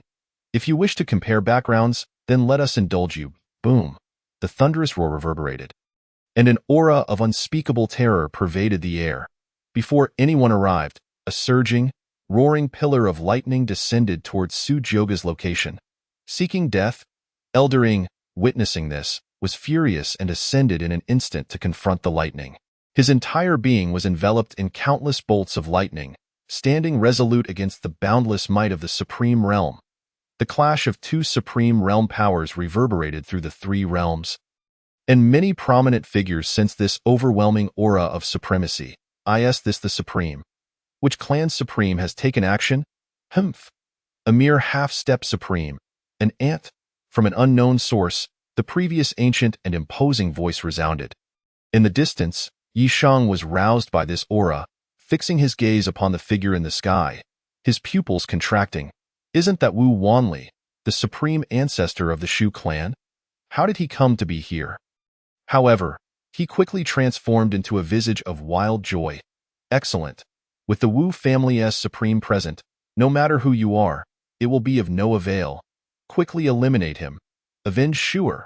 The supreme realm, as the pinnacle of visible realms, requires only a single movement from any supreme to shake the heavens. With the emperors and quasi-emperors absent, the supremes are the strongest. In the very center of the sky stood a celestial figure. Exuding an aura of ethereal grace, a youthful visage amidst the Tsangqiang celestial clan's supremes, he disdainfully surveyed the unfolding scene. When his gaze swept over Su Jioga below, Wu Wanli trembled, his heart and lungs ceasing momentarily. His expression was one of sheer horror, as though he had seen a ghost. The pressure he had exerted dissipated in an instant, and he gaped in terror, exclaiming, "The Emperor, the individual below, is he not the son of the primordial Emperor? Su Jioga, whom I met at the edge of the void." Having lived for countless years, Wu Wanli's heart raced uncontrollably, and he felt a chilling sensation throughout his body. Did I just attempt to strike against the Emperor? Whoosh! Wu Wanli vanished from the air, reappearing before Su Jioga in an instant. To the astonishment of the onlookers, he fell to his knees with a thud. Trembling with fear, Wu Wanli implored, "Emperor, how could you be here?" Witnessing this scene, everyone was taken aback, and Yisheng's face was filled with disbelief. Supreme. This is a being of the supreme realm. Why would he kneel before that detestable fellow? To elicit such terror from a supreme is something even my former self, as a quasi-emperor, could not achieve. Who exactly is he? Ding! The fated protagonist, Yisheng, felt a wave of fear towards the host, losing 300 fortune points. Congratulations to the host for gaining 300 villain points. At this moment, Su Jioga was too disinterested to pay attention to Yisheng. Wu Wanli was nearly rendered senseless, his mind racing with the memory of his previous confrontation with the Emperor. He glared furiously at Wu Jitian. "The Emperor is present. Why did you remain silent? Do you wish to bring ruin upon the entire Wu family?" Su Jioga fixed his gaze on Wu Wanli, a cold smile gracing his lips. "Your Tsangqiang celestial clan certainly has an impressive lineage. What will happen if you cannot withstand this challenge? Will you then summon your ancestral protectors to intervene?" Each word pierced Wu Wanli's psychological defenses like a blade. Wu Wanli felt a chill run through him, his trembling hands pressed against the ground as he stammered, I dare not. Emperor, it was my oversight. Please spare me." "No need," Su Jioga replied, his demeanor benign yet devoid of emotion. Eyes narrowed as he spoke. "This Emperor has already afforded you numerous opportunities. It seems that the people of the Tsangqiang celestial clan revel in comparing backgrounds and the strength of those behind them. I refrain from seeking trouble with you, yet you come forth unbidden. Since that is the case, let us indulge in this comparison." Upon hearing this, Wu Wanli's pupils constricted, and he fearfully implored, "No, Emperor, I beseech you. The Tsangqiang celestial clan is willing to pay any price." Su Jioga crouched down, flashing a radiant and warm smile. Though his lips curled in a smile, his face remained utterly devoid of warmth. As he narrowed his eyes and spoke, "It is too late in terms of background. As the sole son of the Emperor among all the realms, who could possibly compare to Su Jioga? In search of the destined protagonist, one would expect a peaceful journey. Yet, a multitude of oblivious individuals invariably appear. As the son of the infinite Emperor, his sea of consciousness naturally bears the imprint left by his father, within the ancestral grounds of the Su family. The esteemed Su Huangji gradually opened his imperial eyes. Within them, the celestial bodies of the sun, moon, and stars seemed to revolve, with the cycles of myriad paths flowing through his gaze. After consuming the divine liquid of creation, his aura became even more terrifying and enigmatic than before, akin to an unfathomable abyss, shrouded in infinite mystery. Merely his existence was enough to instill awe across the heavens. With a motion of his golden form, he traversed the vast void in the blink of an eye, materializing before the Tsangqing Dao domain. The defenses of the Tsangqing Dao domain appeared feeble in the presence of the Emperor. Merely taking a step forward shattered the barriers of this realm. Instantly, the entirety of the Tsangqing Dao domain was enveloped by an overwhelming and supreme imperial might. What is this? All beings momentarily halted their breaths. Instinctively gazing skyward, billions trembled, as if an unspeakable horror were about to descend. Among the crowd, Yisheng was all too familiar with this aura. This is the might of the Emperor, pure and vast, the overwhelming pressure of the Emperor. His eyes widened in disbelief, turmoil churning within his heart. Impossible. How could the presence of an emperor still exist among the heavens? Yisheng roared. The scenes unfolding before him deviated drastically from his memories, spiraling towards an uncontrollable situation. This left him questioning whether he had truly been reborn. Buzz! The sound of the Tao resonated, and a torrent of power surged forth like a raging tide. A magnificent golden sun tore through the firmament, akin to a deity descending to deliver judgment, radiating brilliance that captivated all eyes. The Elder gazed fervently at the heavens, murmuring, "The Emperor has arrived." This overwhelming imperial might send ripples through countless noble clans across the realms. The entire cosmos erupted in fervor. The aura of the infinite emperor. What is happening? Wasn't the infinite emperor in seclusion? Why now? This is bad. The only one capable of summoning the emperor is that Imperial Son. You don't suppose it was some fool who— Hurry! Go check on the younger generation of our clan. Ensure none have offended that Imperial Son. The golden sun in the sky radiated myriad divine hues. The blood surged mightily, and the golden light rendered it impossible to gaze upon that towering figure. From within, the hearty laughter of Su Huangji echoed, clearly in good spirits, like the tolling of an ancient bell. It resonated within the hearts of all. "Ha ha ha, my son. What brings you to call upon your father? Could it be you seek my counsel?" Su Jiugao glanced at the terrified Wu Wanli and spoke nonchalantly. "It is nothing of great concern. Merely a certain supreme of the celestial clan wishes to take my life." His tone was so casual, as if recounting a trivial family matter. "Since they have broken the rules and the supreme has taken action. Do they truly believe that my father, of the Emperor realm, is merely a spectator?" Upon uttering these words, rumble. The very heavens seemed to collapse, gale winds roared, and the once clear sky shattered like a broken mirror. Unleashing chaotic void currents that surged forth, the world appeared to transform into a crimson hue. From that colossal imperial figure, one could glimpse mountains of corpses and seas of blood. Rumbling, the ground beneath trembled violently, splitting open to reveal terrifying chasms. Merely a hint of unleashed power was enough to shatter the external void into desolation. The entire realm of Qingtian seemed to face an apocalyptic end. This formidable imperial might rendered all unable to breathe, their spirits shaken, blood spilling from their mouths. Meanwhile, the supreme Wu Wanli of the Tsangqing celestial clan wore a mask of despair, muttering incessantly, "It's over. It's over," filled with boundless regret. For millennia, every member of the Tsangqing clan had displayed arrogance, disregarding all others, including himself. They had provoked an unparalleled emperor. The Tsangqing celestial clan's Wu family it is over. Chapter 60. The Wrath of the Emperor, Annihilation of the Tsangqing celestial clan under the weight of this imperial might. The billions of beings within the realm of Qingtian found it difficult to breathe. Even ancient powers from distant realms turned their gazes toward this world. The radiant sun in the sky descended, Su Huangji's imperial gaze, captivating and overwhelming, appeared beside Su Jiugao. He scanned the trembling figures of Wu Wanli and Wu Jitian below, as if intending to see through them. The emperor's gaze bore down upon them like a mountain. Wu Wanli trembled uncontrollably, prostrating himself in fear, exclaiming, "The infinite emperor!" Elder gazed at the dazzling imperial form with fervent reverence. Kneeling in submission, "Great Emperor," Su Huangji spoke not a word, instead extending his hand. The supreme imperial power surged forth, forcibly extracting the memories of Wu Jitian and Wu Wanli. The soul-rending technique? The Wu family? Su Huangji murmured, a flicker of disdain crossing his pupils. The two men's eyes widened, bloodshot and filled with excruciating agony. "Ah! The soul-rending technique is excruciatingly painful, akin to being dismembered, flesh torn away piece by piece." Upon delving into their minds to uncover the full extent of the situation, Su Huangji's anger transformed into a mocking smile. "The Wu family. Well done, Wu family. Dare to lay hands on my son?"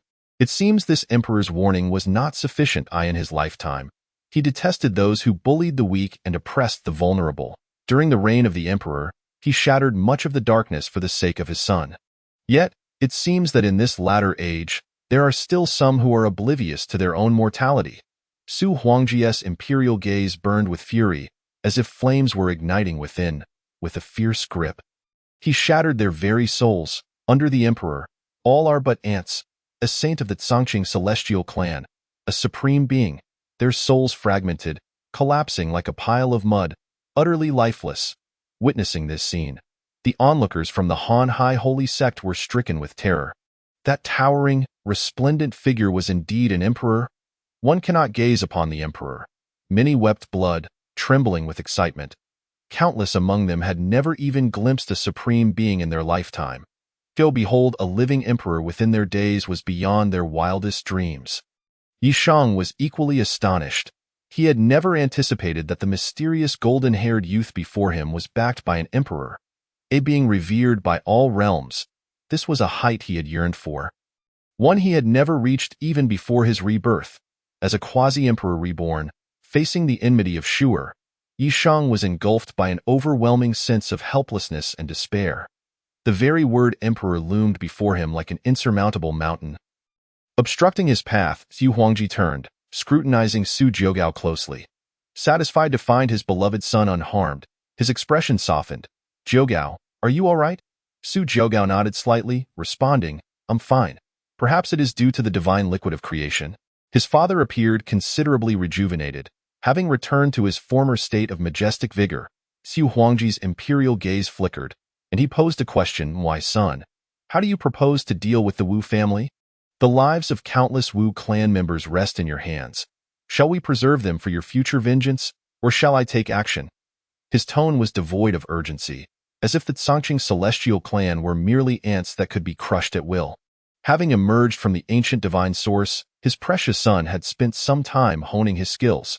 His cultivation had also progressed remarkably. He sought to observe what choice Jiugao would make in this dire situation. Su Huangji silently watched Su Jiugao in this realm. The father and son appeared as two dazzling suns, with countless beings kneeling in reverence. Su Jiugao's eyes were filled with coldness and ruthlessness as he spoke without hesitation. "Eliminate them outright. Their fate has long been sealed. Preserve them for future vengeance? I'm afraid I am no destined protagonist.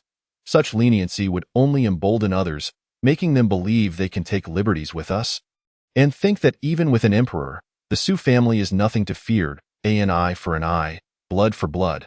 This was Su Jiugao's principle. "Excellent," Su Huangji roared. Jiugao's thoughts aligned perfectly with his own. A chilling light flickered in Su Huangji's imperial gaze as he slowly proclaimed, "My son, remember this. Your father cannot always be by your side. Only blood can teach those old fools a lesson. Fear will prevent them from erring again." Since Su Jiugao's emergence, Su Huangji had anticipated this day would come. He refrained from imposing his will because he wished to see what choice Su Jiugao would make under such circumstances. Jiugao's response pleased Su Huangji immensely, for his son would never be one to hesitate or show mercy. "Then let them all perish." The gaze of Su Huangji pierced through the vast expanse of the heavens, firmly locking onto the entirety of the Wu clan's territory. A palpable sense of dread enveloped the entire domain of the Wu family, casting a shadow of immense terror. Suddenly, a colossal golden hand, majestic and imposing, emerged from the sky, descending slowly with a supreme divine power capable of annihilating everything in its path. The spectacle was as grand as the apocalypse itself. Within the Wu clan, the long-dormant ancestral guardians stirred from their slumber, awakening in alarmed in an instant. Formidable presences, akin to unparalleled powerhouses, manifested in midair, each a final trump card of the Wu family. Each one was comparable to the supreme realm. And the leader was perilously close to becoming a quasi-emperor. An emperor? Why? What has our Wu family done to provoke that esteemed being? A voice, resounding with authority that shook the very heavens and earth, echoed throughout the ancient clans of all realms. The Wu clan, having dared to act recklessly against the son of the emperor, must be prepared to face the dire consequences of the emperor's wrath. What? The faces of the Wu ancestral guardians turned ashen. Who among the living dared to strike against the son of the emperor? Hadn't they already warned all clan members? The leader of the Wu ancestors, his expression filled with dread, hurriedly proclaimed, "Great Emperor Wuxia, Our Wu family is willing to offer our entire clan in atonement. Please spare the lives of these countless beings. This was never our intention. We beseech you to show mercy." Yet, the magnificent golden hand showed no sign of halting. Suddenly, an overwhelming divine might erupted from it. A golden radiance, vast and transcendent, illuminated the entirety of the myriad realms. Boom! The numerous ancestral guardians of the Wu clan were instantly engulfed by this cataclysmic force, reduced to dust in the blink of an eye. The heavens trembled. The celestial clan of the Wu family and countless beings within the domain had no time to react before they were all obliterated beneath this unfathomable palm. From that moment forth, the celestial clan of the Wu family ceased to exist. The imperial might, long dormant, reawakened. Countless superpowers, forbidden divine clans, immortal lineages, reclusive holy clans, and the lurking shadows of the underworld trembled at the sight. One strike, just one strike. It was thought that this emperor was frail and nearing death, yet unexpectedly, he wielded such astonishing powers. The annihilation of an entire domain. Chapter 61. Returning to the Su family, merging the true immortal bone and immortal essence as countless powerful beings trembled in fear. Su Huangji's commanding voice resonated once more. Today, I, Su Huangji, shall declare to all present that if my Su family's son encounters such injustice again, the perpetrator shall meet the same fate as the Wu clan. Annihilation. With that proclamation, Su Huangji invoked his supreme divine abilities, connecting with the laws of heaven. A mark of sin suddenly appeared on the fleeing members of the Wu clan, who had escaped disaster from thousands of miles away, leading to their immediate explosion into oblivion. Pft, pft, pft. Annihilation is no mere jest. This power is infinitely close to that of the emperor. In that moment, Su Huangji looked down upon all living beings, unmatched in the world, his imperial eyes filled with pride and arrogance. Witnessing this scene, Su Jiugao's heart surged with fervor. Is this the power of an emperor? To summon clouds and rain at will, to determine the fate of an entire realm with but a gesture. The overwhelming aura gradually receded. After obliterating the Wu clan, Su Huangji let out a hearty laugh and turned to Su Jiugao, saying, "My son, I shall take matters into my own hands. It no matter if it is the celestial clan or the immortal lineage. Even if the divine clan comes, it shall be the same. Come, my son. We shall return to the Su family." With a wave of his hand, he whisked Su Jiugao away, leaving behind the kneeling inhabitants of the Qingtian domain, trembling in fear, too terrified to rise. Yi Shang was filled with dread and self-doubt. Could a being of such terrifying status, a son of the emperor, truly seek vengeance for me? Just because of an affront from the supreme realm, even the profoundly mysterious and powerful celestial clan of the Wu had been crushed with a mere palm. The ease with which it was done felt as if one were squashing an insect.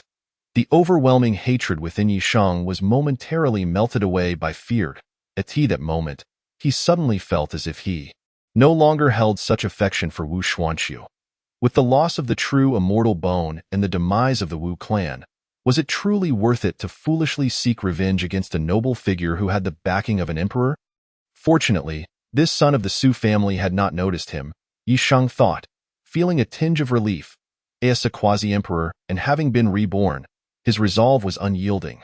Soon, he found clarity. Yi Shang's gaze flickered as he murmured, "Xuanqiu, rest assured, I, Yi Shang, shall never forget this grudge. When I grow stronger and become an emperor, I will ensure that fellow pays a bloody price." Yet, now without the true immortal bone, how long would it take to activate the devouring divine body? Suddenly remembering something, Yi Shang's eyes brightened. That's right. The Taiyuan immortal realm. In his memory, the Taiyuan immortal realm, a paradise filled with countless treasures, would soon open. In his previous life, he had been too weak to seize any miraculous opportunities within. Nevertheless, he still gained much and even met a mysteriously gifted woman.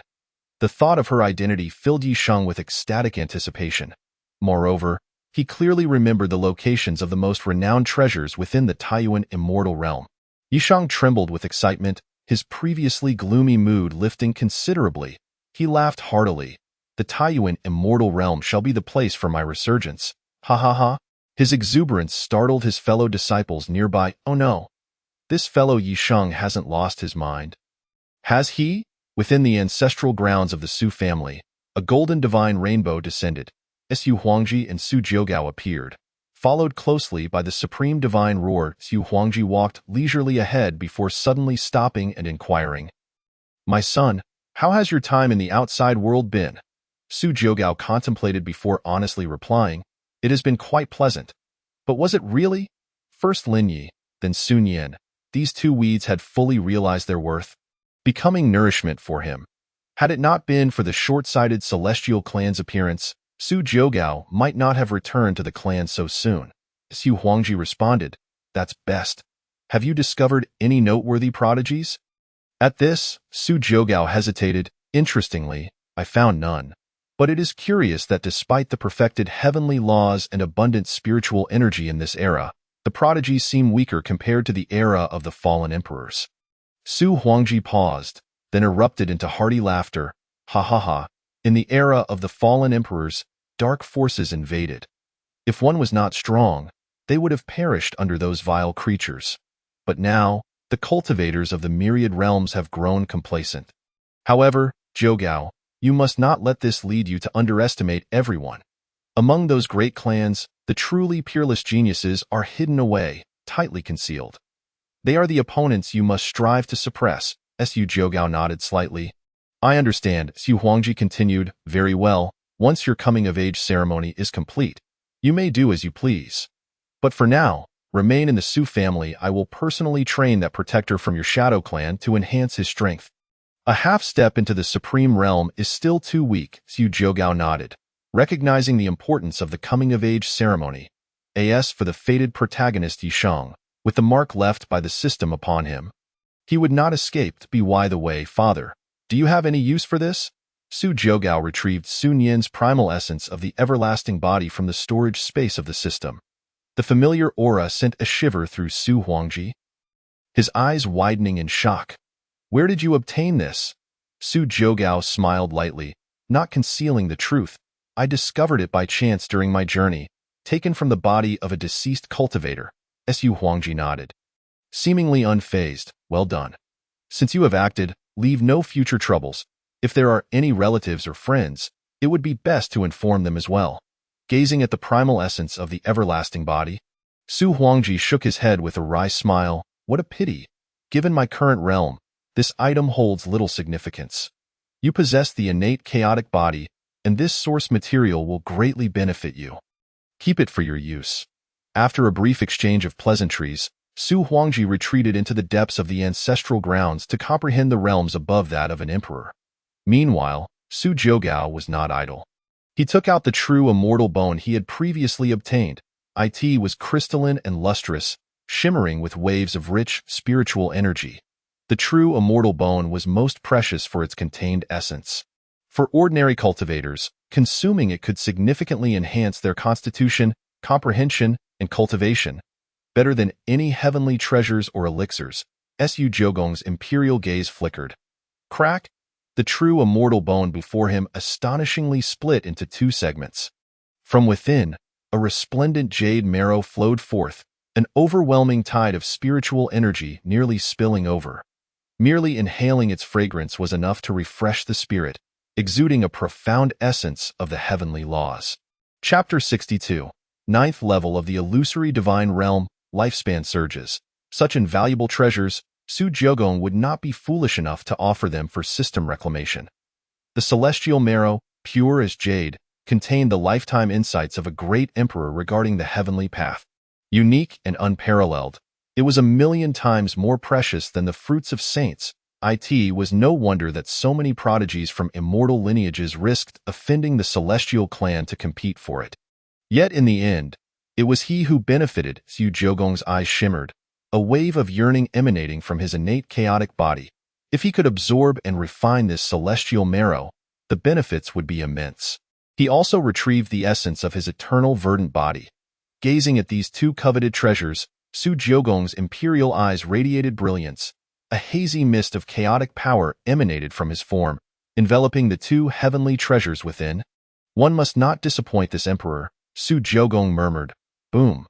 The fusion of the celestial marrow and the essence of the eternal verdant body created a majestic surge of celestial energy, transforming into a white beam of light that soared into the clouds. His golden hair billowed as if caught in a tempest. At this moment, Su Jiogong resembled an awe-inspiring deity, exuding an unmatched aura. The mere hint of his cultivation sent shivers down the spine.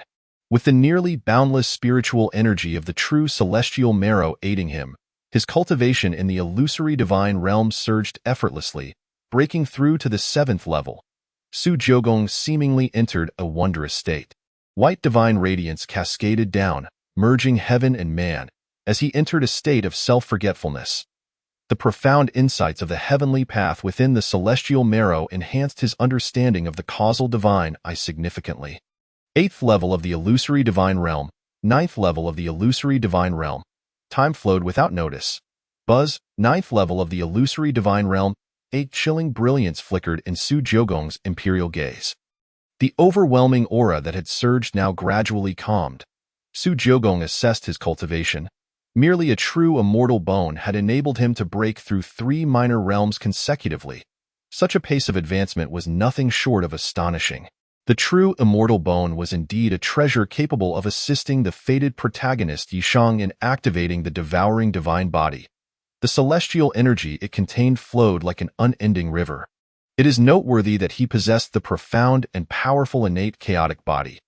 Unlike the innate Tao, which constantly absorbs celestial energy, his own needs were several times greater than that of an ordinary individual. If an ordinary person were to absorb and refine the celestial marrow within, they would likely have already ascended to the divine king realm. Su Jiogong was quite satisfied with this outcome. Clenching his fists, he felt a sense of unprecedented perfection. Not only had his realm advanced, but with the aid of the essence of the eternal verdant body, his lifespan had also surged dramatically. With a cheerful expression, Su Jiogong spoke. System. Open the panel, Master. Su Jiogong Identity. Imperial Clan Su family's young master, son of the primordial emperor realm, 9th level of the illusory divine realm physique. Innate chaotic body, essence of the eternal verdant body. Causal divine eye, 100, 002000, golden sacred blood, 100, 001200, lifespan, 192, 1939, at the age of 20, techniques, Primordial Emperor Sutra 100, 001, 0000, Soul Master Mark 100, 001, 0000, Chaotic Halberd of 8 Desolations 100, 001, 0000, Anti-Tao 13 Halberds 30003000, Qianyuan Golden Body 10001000, Treasures, Black Emperor's Abyss Halberd, 10,000 Abyss Ink Lin Armor, Creation Divine Liquid 50, Saint Slaying Golden Halberd, Celestial Spirit Pearl, Supreme Clarity Emperor Sword, Green Emperor Pill Villain Value. 8,100. Not only had his cultivation advanced, but his causal divine eye and golden sacred blood had also seen significant growth, coupled with 20,000 years of lifespan. A smile crept onto Su Jiogong's lips, filled with satisfaction. Although the essence of the eternal verdant body had diminished somewhat due to relentless consumption, the lifespan it provided still far surpassed that of his peers at the same realm. Finally, he need not worry about being exhausted by his father's relentless training. Su Jiogong contentedly mused. 20,000 years. Countless individuals toil endlessly in their cultivation, partly to seize control of their destinies, but more so to ensure they live long enough. Lifespan is something no one would ever find excessive, Su Jiogong murmured. There is still time. Perhaps he could break through to the Divine King realm before then. With that, he resumed his cultivation. Time flew by, and half a month passed in the blink of an eye. Within the Su family estate, to celebrate the young master's coming-of-age ceremony, everyone in the Su family had been bustling about in front of the grand and magnificent Su family main hall. Numerous banquet tables were set up, laden with priceless spiritual fruits and exquisite wines. At the very top of the main hall's steps, a grand bronze cauldron was prominently displayed. The cauldron, ancient and heavy, exuded an aura of antiquity. This was the ancestral cauldron of the Su family. Any disciple of the Su family reaching the age of maturity must offer incense, bathe, and don ceremonial robes for the ritual. A red carpet was laid out, and the scene was festooned with colorful decorations, creating a grand atmosphere. Even in the sky, true phoenixes and true dragons captured by the ancestors of the Su family spiraled gracefully, showering the area with starlight. The ancestors of the Su family sat at the main position, chatting and laughing, much to the chagrin of the clan leader Su Tian. Su Tian surveyed the surroundings, wiping the sweat from his forehead. Looking at the guest list in his hand for the banquet, he turned to Su Yongyu beside him and inquired, "Yongyu, where is the young master?" Having merged with the blood of the undying divine phoenix, Su Yongyu's cultivation had now broken through to the unification realm. After contemplating for a moment, he replied, "The young master is currently in closed-door cultivation at the ancestral grounds." Su Tian glanced at the several enormous spirit ships slowly approaching from afar. Feeling a headache coming on, he commanded, "Quickly summon the young master out. Various factions are arriving soon. The coming-of-age ceremony cannot proceed without him." Su Yongyu nodded and transformed into a streak of light. Departing the scene, from outside the gate, a hearty and powerful laughter echoed. "Ha ha ha, brother Su Tian, our Yun family from the Imperial clan brings the treasured enlightenment tree, celestial pearl, and 3 celestial-grade mineral veins to extend our congratulations to the young master." The first to arrive was the Yun family, the closest Imperial clan to the Holy Emperor's Dao domain. Following closely was another voice. The reclusive Holy Clan of the Lin family brings the Holy Great Artifact, the Emperor Heaven Sword, the Daylight Bow, 3 items in total, along with 10 supreme-grade treasures, 1,000 pills, and 5 celestial-grade spirit stone veins to offer our apologies. We implore the Su family young master not to hold the previous incident against us. Su Tian was taken aback. While others came to congratulate, they were apologizing instead. Moreover, 3 holy great artifacts were among the offerings. Su Tian was somewhat surprised but still laughed heartily as he welcomed them. "Ha ha ha! You two are too polite. Please allow me to express gratitude on behalf of the young master." Chapter 63. The arrogant forbidden divine clan dares to challenge death within the ancestral grounds of the Su family. Su Yongyu felt somewhat anxious as he gazed at the golden figure before him, radiating an aura akin to the blazing sun. His eyes filled with awe and respect. The supreme divine roar lay coiled nearby in slumber. Su Yongyu spoke softly. Young Master Su Jiugong slowly opened his imperial eyes and glanced at Su Yongyu. "Ah, it's you." He recognized him as the disciple to whom he had previously bestowed the blood of the undying divine phoenix. "What is it?" Su Yongyu felt that the young master seemed even more terrifying than before, his aura unfathomable and deep. He respectfully replied, "Various factions have sent representatives. The coming-of-age ceremony is about to commence. The clan leader has asked me to summon you." Upon hearing this, Su Jiugong's pupils flickered. So soon. He had lost track of time in his cultivation and felt that he was now very close to the divine king realm. Just a step away, however, since the coming-of-age ceremony had begun, it would not be appropriate for him, as the host, to remain absent. Ding! Detected the appearance of the fated protagonist. Ding! Detected the appearance of the fated protagonist. Su Jiugong was taken aback. Fated protagonist? Could it be at the coming-of-age ceremony? Su Jiugong said calmly. "Lead the way." Su Yongyu replied. Yes. The coming-of-age ceremony was abuzz with excitement as guests from all corners had gathered. Hundreds of graceful maidens weaved through the crowd, carrying fine wines and delicacies. All present were renowned figures from the myriad realms, superlative forces of considerable standing. A mere stamp of 1 foot could cause tremors across the heavens. Ancient imperial clans, reclusive holy clans, and enduring paths of immortality were in attendance, along with many from the celestial clan. If one were to deem this a coming-of-age ceremony, it was indeed an extraordinary spectacle.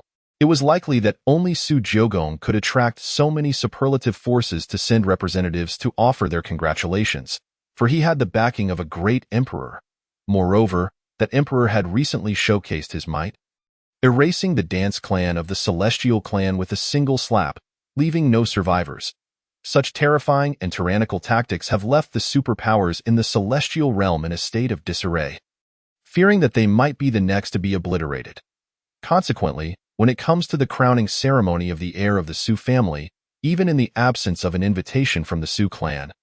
Many feel compelled to muster the audacity to present gifts. Among them, the Celestial clan harbors a deep-seated animosity towards the Wu family, with nearly every clan suffering substantial losses, arriving with a plethora of invaluable treasures to make amends. The ancient Imperial clan, the Yi family, has arrived with treasures in tow. The undying Dao lineage, the Qing Tian Dao sect, has also come bearing gifts. The Celestial clan's Shao family is here with treasures as well. Outside the main hall, the reports from the disciples of the Su family continue to echo. The originally designated hundreds of seats now seem insufficient to accommodate the influx of guests. Congratulations, Brother Su. The might of the Su family's sovereign is truly formidable. The scene of him annihilating the entire Wu family with a single strike still haunts my thoughts. A hearty laugh follows.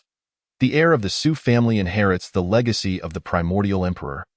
Displaying astonishing talent, surely he will emerge as another figure not inferior to the primordial emperor. One of our clan has a daughter whose beauty and grace are unparalleled. I wonder if the esteemed heir of your family has taken notice. Numerous influential figures, whose statuses rival that of their own, have come to extend their congratulations, bringing great joy to Su Tian, the clan leader. He finds himself momentarily at a loss for words. He is acutely aware that these visitors have come solely out of respect for the heir and the emperor. Since the era of the fall of the emperors, the status of the imperial clans has significantly diminished, no longer holding the same unparalleled supremacy. Many celestial sects and hidden clans now consider themselves on equal footing with the imperial families. However, the emergence of the emperor and the heir has altered this dynamic. Su Tian's heart swells with excitement as he jovially exclaims, "You are all too kind. Please, take your seats." One of the influential guests scans the surroundings and jovially inquires, "Brother Su, may I ask where the esteemed heir is?" Upon learning of the recent incident involving the Wu family, we, as members of the Celestial clan, felt deeply pained. The Wu family has indeed committed a grave offense against the heir. Deserving of severe punishment, we have stripped the Wu family of their title within the Celestial clan and have come here to offer our apologies. Su Tian nods with a smile, indicating his understanding. He then addresses the throng of guests filling the seats below. "Dear guests, please enjoy the banquet for the time being. Our esteemed heir will arrive shortly." The crowd responds in unison. "Ha ha ha, there is no rush. The heir is undoubtedly occupied with pressing matters.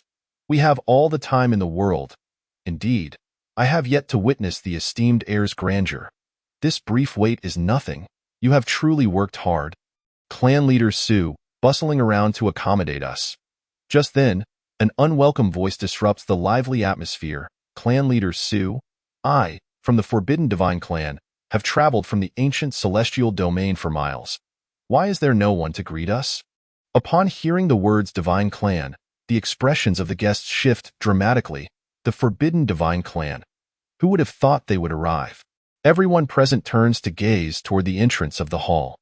There, an inscrutable elder and a formidable matriarch, accompanied by a group of exceptionally handsome and elegantly dressed youths, leisurely make their way inside. This group of youths, numbering around several dozen, are all strikingly beautiful. Exuding an otherworldly aura, their gazes filled with defiance. Each one of them seems like a favored child of destiny, their prowess not to be underestimated.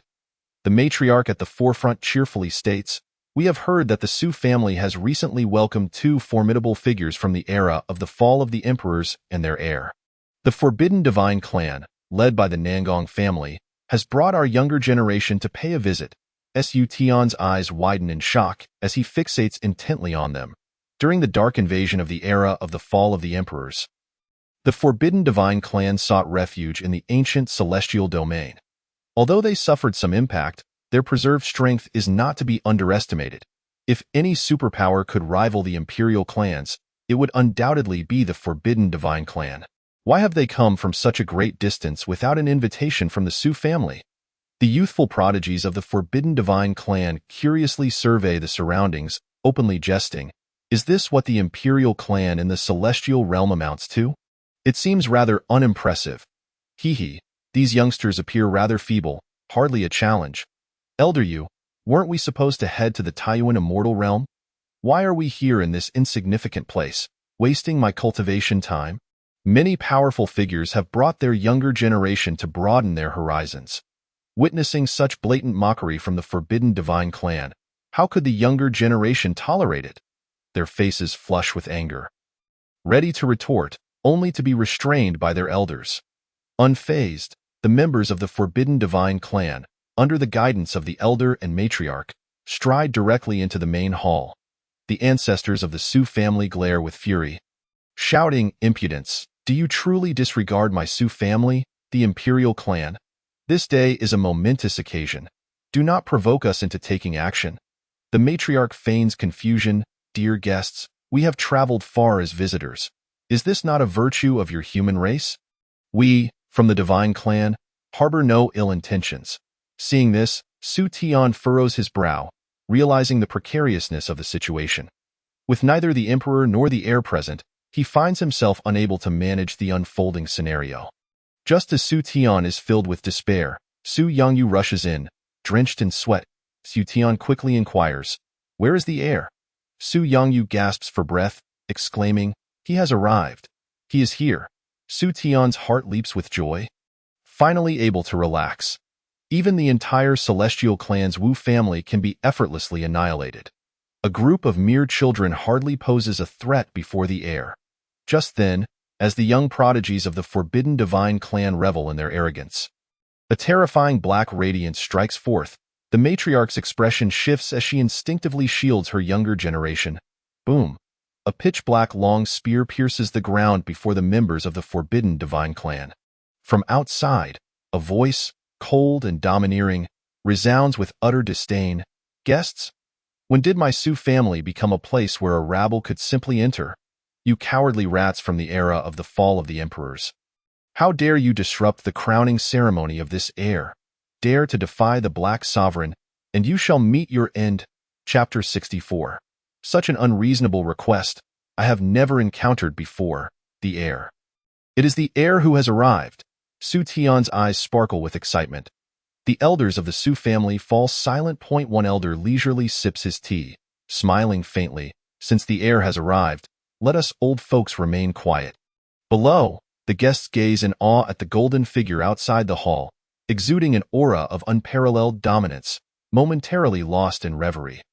Outside the Su family hall, Su Jioga arrives riding the supreme divine roar. Together, they become the center of attention. It is as if facing a radiant sun illuminating the heavens and the earth, leaving everyone in awe. All present feel as though they are witnessing a youthful emperor.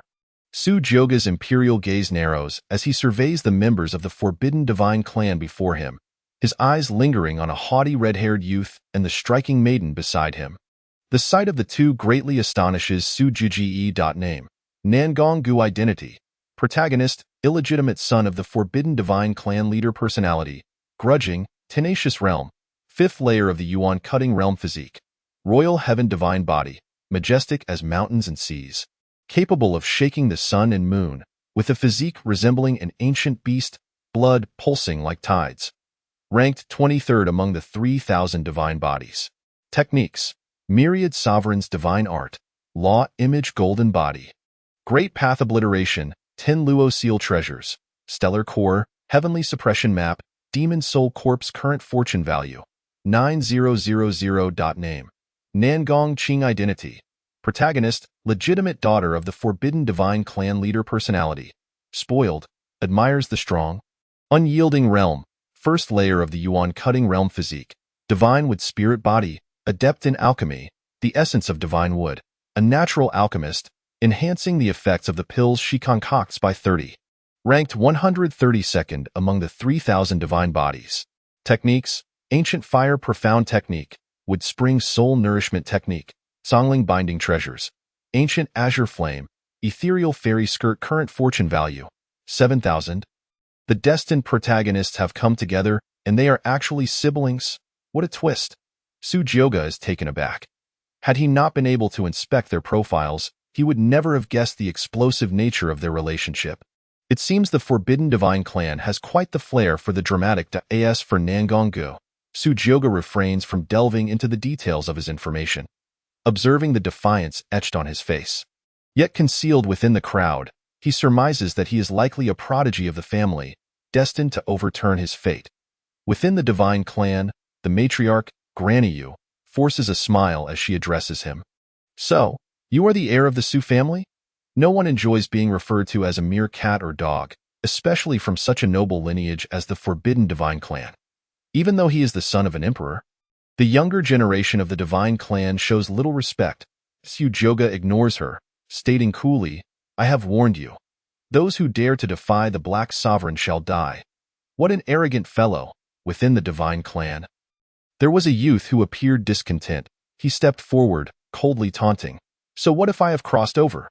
The great powers of our clan, Elder Feng and Granny Yu, are present here. I refuse to believe that this Su family's Imperial Son dares to take any action. Su Joga's eyes narrowed slightly as he responded slowly. This is the first time I have encountered such an unreasonable request. Very well, I shall indulge you. A terrifying aura began to emanate. The black Huangyuan spear, which was embedded in the ground, trembled violently. It then transformed into a streak of black light, hurtling directly towards the youth. Granny Yu's expression shifted. She had not anticipated that this Su family's Imperial Son would dare to act against her in front of the clan's great powers. She coldly retorted, Su family's Imperial Son, you truly underestimate this old woman. Just as Granny Yu prepared to respond, suddenly, boom! An overwhelming pressure locked onto her, rendering her immobile. This sensation made her feel that if she were to strike, she would be instantly obliterated. Whoosh! The pitch-black light flickered and vanished. The black Huangyuan spear pierced through the divine youth's chest like a dragon of darkness. Countless jets of scorching blood erupted forth. With a resounding thud, it pinned his lifeless body firmly against the wall, eyes forever unseeing. The deceased divine youth began to transform, morphing into a large crimson bird. The onlookers were utterly astonished. No one had expected that this Su family's Imperial Son would actually kill a member of the Divine Clan in front of their powerful elders. Granny Yu abruptly turned her gaze, fixing a furious stare upon the Su family's patriarch. Were it not for this individual, her supreme status could never have been challenged. Granny Yu's eyes brimmed with rage as she questioned, Does your Su family dare to raise a hand against us? The patriarch smiled. The words of our Imperial Son represent the will of the entire Su family. Though you truly believe that just because the elder beside you is a quasi-emperor, our Su family would fear your taboo divine clan. With that, the patriarch unleashed his own formidable aura. The assembly erupted in astonishment. A quasi-emperor. It finally dawned on Granny Yu why Elder Feng had refrained from acting. It turned out that their powerful figure was also a quasi-emperor. The destined protagonist of the Divine Clan, Nangong Gu, furrowed his brow. The cultivation of this Su family's Imperial Son was so profound that even he could not discern it. Su Joga spoke lightly. I had thought it something grand, but it seems the so-called members of the taboo Divine Clan are merely a bunch of insignificant creatures. If you wish for death, then come forth together. I, the Imperial Son, am eager to see what kind of worthless beings comprise the younger generation of the taboo Divine Clan. Upon hearing this, the younger generation of the Divine Clan erupted in outrage. How audacious! An Imperial Son dares to disregard our Divine Clan? How presumptuous! Does he truly believe himself a great emperor? Nangong Qing gazed at the domineering figure of Su Joga, radiant and resplendent like the sun in the sky. Her beautiful eyes sparkled with intrigue. To her, the death of a clan member was inconsequential.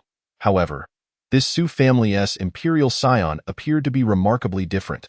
Among the crowd, a high-ranking youth of the Divine Clan directed an unyielding command at Nangong Gu. Nangong Gu, you go. Though he was the son of the clan leader, his status as a bastardy with impure blood rendered him quite lowly within the taboo Divine Clan. Commanded in such a manner, a shadow of uncertainty crossed Nangong Ji's eyes as he hesitated in place. Nangong Gu, are you deaf? I called for you to come forward. Witnessing this, Su Joga felt somewhat surprised. What was amiss? It seemed the destined protagonist did not hold a high position after all. Moreover, why was the destined heroine, Nangong Qing, not offering assistance? System, what is the deal with these two individuals? Ding. A consumption of 200 villain points is required to answer this question. Su Joga's expression darkened. Greedy, consuming, consumption successful. Nangong Qing is the destined heroine of Yisheng, not Nangong Gu. The two are unrelated. Oh. Su Joga raised an eyebrow, realization dawning upon him. This was becoming quite interesting. The situation had reached a stalemate. At that moment, Elder Feng glanced at the fallen divine disciple, his face expressionless as he spoke. Su family's Imperial Son. We of the Taboo Divine Clan have come only to learn that today is the Imperial Son's coming-of-age ceremony. We harbor no ill intentions. I hope the Imperial Son will not take offense. His tone was courteous, entirely devoid of the previous arrogance that sought confrontation. The gathered guests appeared incredulous, unable to fathom that the typically haughty and dismissive Divine Clan would actually yield to the Su family's Imperial Son. Not only them, but even the younger members of the Divine Clan were taken aback, their eyes wide with disbelief. They were anxious. Elder Feng. It was they who struck first. Indeed, we have done nothing wrong. He has killed our kin. Seeing Elder Feng speak, Nangong Gu exhaled in relief, resentfully thinking, these individuals are too cowardly to act, and now they wish for me to throw myself into the fray. Someday, I, Nangong Gu, shall trample you all beneath my feet. Su Joga chuckled mockingly. Oh? Since you are aware this is my coming-of-age ceremony, others arrive with gifts in hand, yet you, the Taboo Divine Clan, consider yourselves a noble and exalted race. Yet come empty-handed to celebrate? As he spoke, Su Joga's tone turned frigid, as though a single misstep would leave them all trapped in this place. Or perhaps, you of the Taboo Divine Clan have simply come here seeking death? Elder Feng paused, momentarily at a loss for words. Our arrival as divine beings is indeed a fortune for your Su family, yet you dare to ask us for treasures? How preposterous! Humph! Indeed, the divine youth behind him, oblivious to the impending danger, declared. Nangong Qing reprimanded, silence. No sooner had her words left her lips than the black Huangyuan spear, which had been lodged in the wall, whirled past the younger members of the Divine Clan. Returning to Su Joga's hand, its red hair scorched by violet flames. Even in the face of a quasi-emperor, Su Joga remained unfazed, wielding the black Huangyuan like a king gazing down upon all beings. His gaze landed upon those who had previously spoken disrespectfully. With a smile, he inquired, "Oh, what were you saying just now?"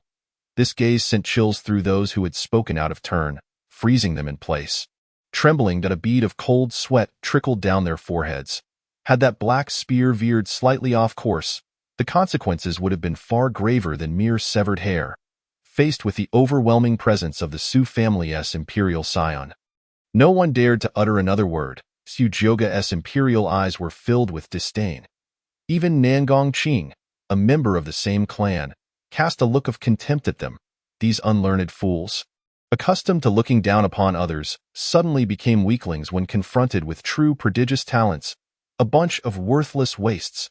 After a moment of contemplation, Nangong Qing spoke slowly, "Elder Feng, Granny Yu, allow me to handle this." As the legitimate daughter of the clan leader, her pure bloodline naturally accorded her a status far beyond that of ordinary individuals. Elder Feng nodded. Nangong Qing stepped forward, smiling as she bowed slightly to Su Joga. She began to speak. "I am Nangong Qing, the legitimate daughter of the Nangong family. It is a pleasure to meet the Su family's Imperial Son." Her demeanor was graceful, her tone calm and neither servile nor overbearing. Su Joga had not expected the destined heroine to take the initiative. Under the furious gazes of the Divine Clan, he brazenly scrutinized the destined heroine before him. Dressed in a pale red ethereal gown, her fiery red hair complemented her appearance. With delicate eyebrows and crescent moon-like eyes, her full, lustrous lips and tender skin appeared almost fragile. Her figure was graceful, particularly the pair of long, alluring legs that were subtly visible beneath her gown. Nangong Qing spoke. "We were indeed in the wrong earlier. Hope the Imperial Son will forgive you." Su Joga replied with a faint smile. "It seems your Taboo Divine Clan is not entirely composed of mindless, insignificant beings. Today, I am in a good mood. Kindly take the corpse of your insignificant creature and depart." His words were merciless, Tio remained so forceful in front of the taboo divine clan was something only the Su family's Imperial Scion could dare to do. The major superpowers from various realms were left in shock at this domineering display, their astonishment lingering long after. The hidden holy lineage, the Lin family, along with many from the Celestial clan, felt immense relief. It was fortunate they had brought substantial gifts to express their sincerity. The members of the taboo divine clan were met with such disregard by an Imperial Scion who did as he pleased. Even in the presence of a quasi-emperor, did they not see how the others dared not utter a word in response? Nangong Qing was momentarily stunned. She found it hard to believe that even after a heartfelt apology, this Su family's Imperial Scion would still wish to expel them. Yet compared to the previous brainless destined heroine, Wu Xianxu, Nangong Qing was evidently much more astute. She smiled faintly, not taking offense. Instead, she softly stated, "Imperial Scion, this matter was indeed a mistake on our part. We are certainly willing to make amends. We also congratulate you on your coming of age." With a delicate lift of her hand, streams of shimmering light flickered through the AI art in a mere gesture. Several supreme treasures and a quasi-emperor level artifact manifested. Such extravagant display left many powerful beings present in awe. Most visitors arrived bearing only a few veins of celestial-grade spirit stones and supreme artifacts. Items of imperial caliber were the pride of their respective clans, held tightly by the ancestors and not to be easily relinquished. After all, they were the esteemed Forbidden Divine Clan, whose treasures were preserved in pristine condition. Even a junior possessing such artifacts, Nangong Qing, holding the quasi-emperor level artifact, elegantly chuckled, "I wonder, esteemed prince, is this sufficient?" Su Jiogong's imperial gaze turned slightly playful. Imperial artifacts? Did he lack such items? His father was a true emperor. A mere quasi-emperor level artifact was hardly worthy of his attention. Su Jiogong jested. A pile of scrap metal dares to flaunt itself before this prince. It seems your Forbidden Divine Clan lacks sincerity. Nangong Qing's smile faltered. The surrounding disciples of the Divine Clan displayed visible displeasure, exclaiming, "Is this fellow not excessively greedy? This is a quasi-emperor level artifact. Even among our Divine Clan, such items are rare. We shall take our leave." Su Jiogong's gaze lingered on the destined protagonist, Nangong Gu, amidst the crowd. His eyes gleamed as he slowly spoke. "I find that jade pendant quite remarkable. This prince shall take it." On Nangong Gu, there hung a crescent-shaped jade pendant, which Su Jiogong, possessing the divine eye of causality, instantly recognized as the star core. The star core could only emerge from the shattered realms. Its rarity unmatched, it contained the essence of an entire domain's power, capable of not only enhancing one's own path, but also possessing a trace of superior obliteration and stellar pathways. Su Jiogong's imperial gaze flickered. Below the realm of the Divine King, all were but ants. Only by transcending the Divine King could one grasp the great paths. He bore the chaos body, inherently carrying the path of chaos.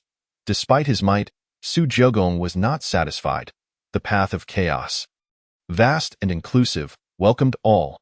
Only by amalgamating countless paths into one could he achieve the supreme path of the emperor he desired. Su Jiogong's tone was calm yet undeniably authoritative. Nangong Qing frowned slightly. Perplexed. In contrast, the destined protagonist, Nangong Gu, appeared visibly shaken, as if facing a formidable foe.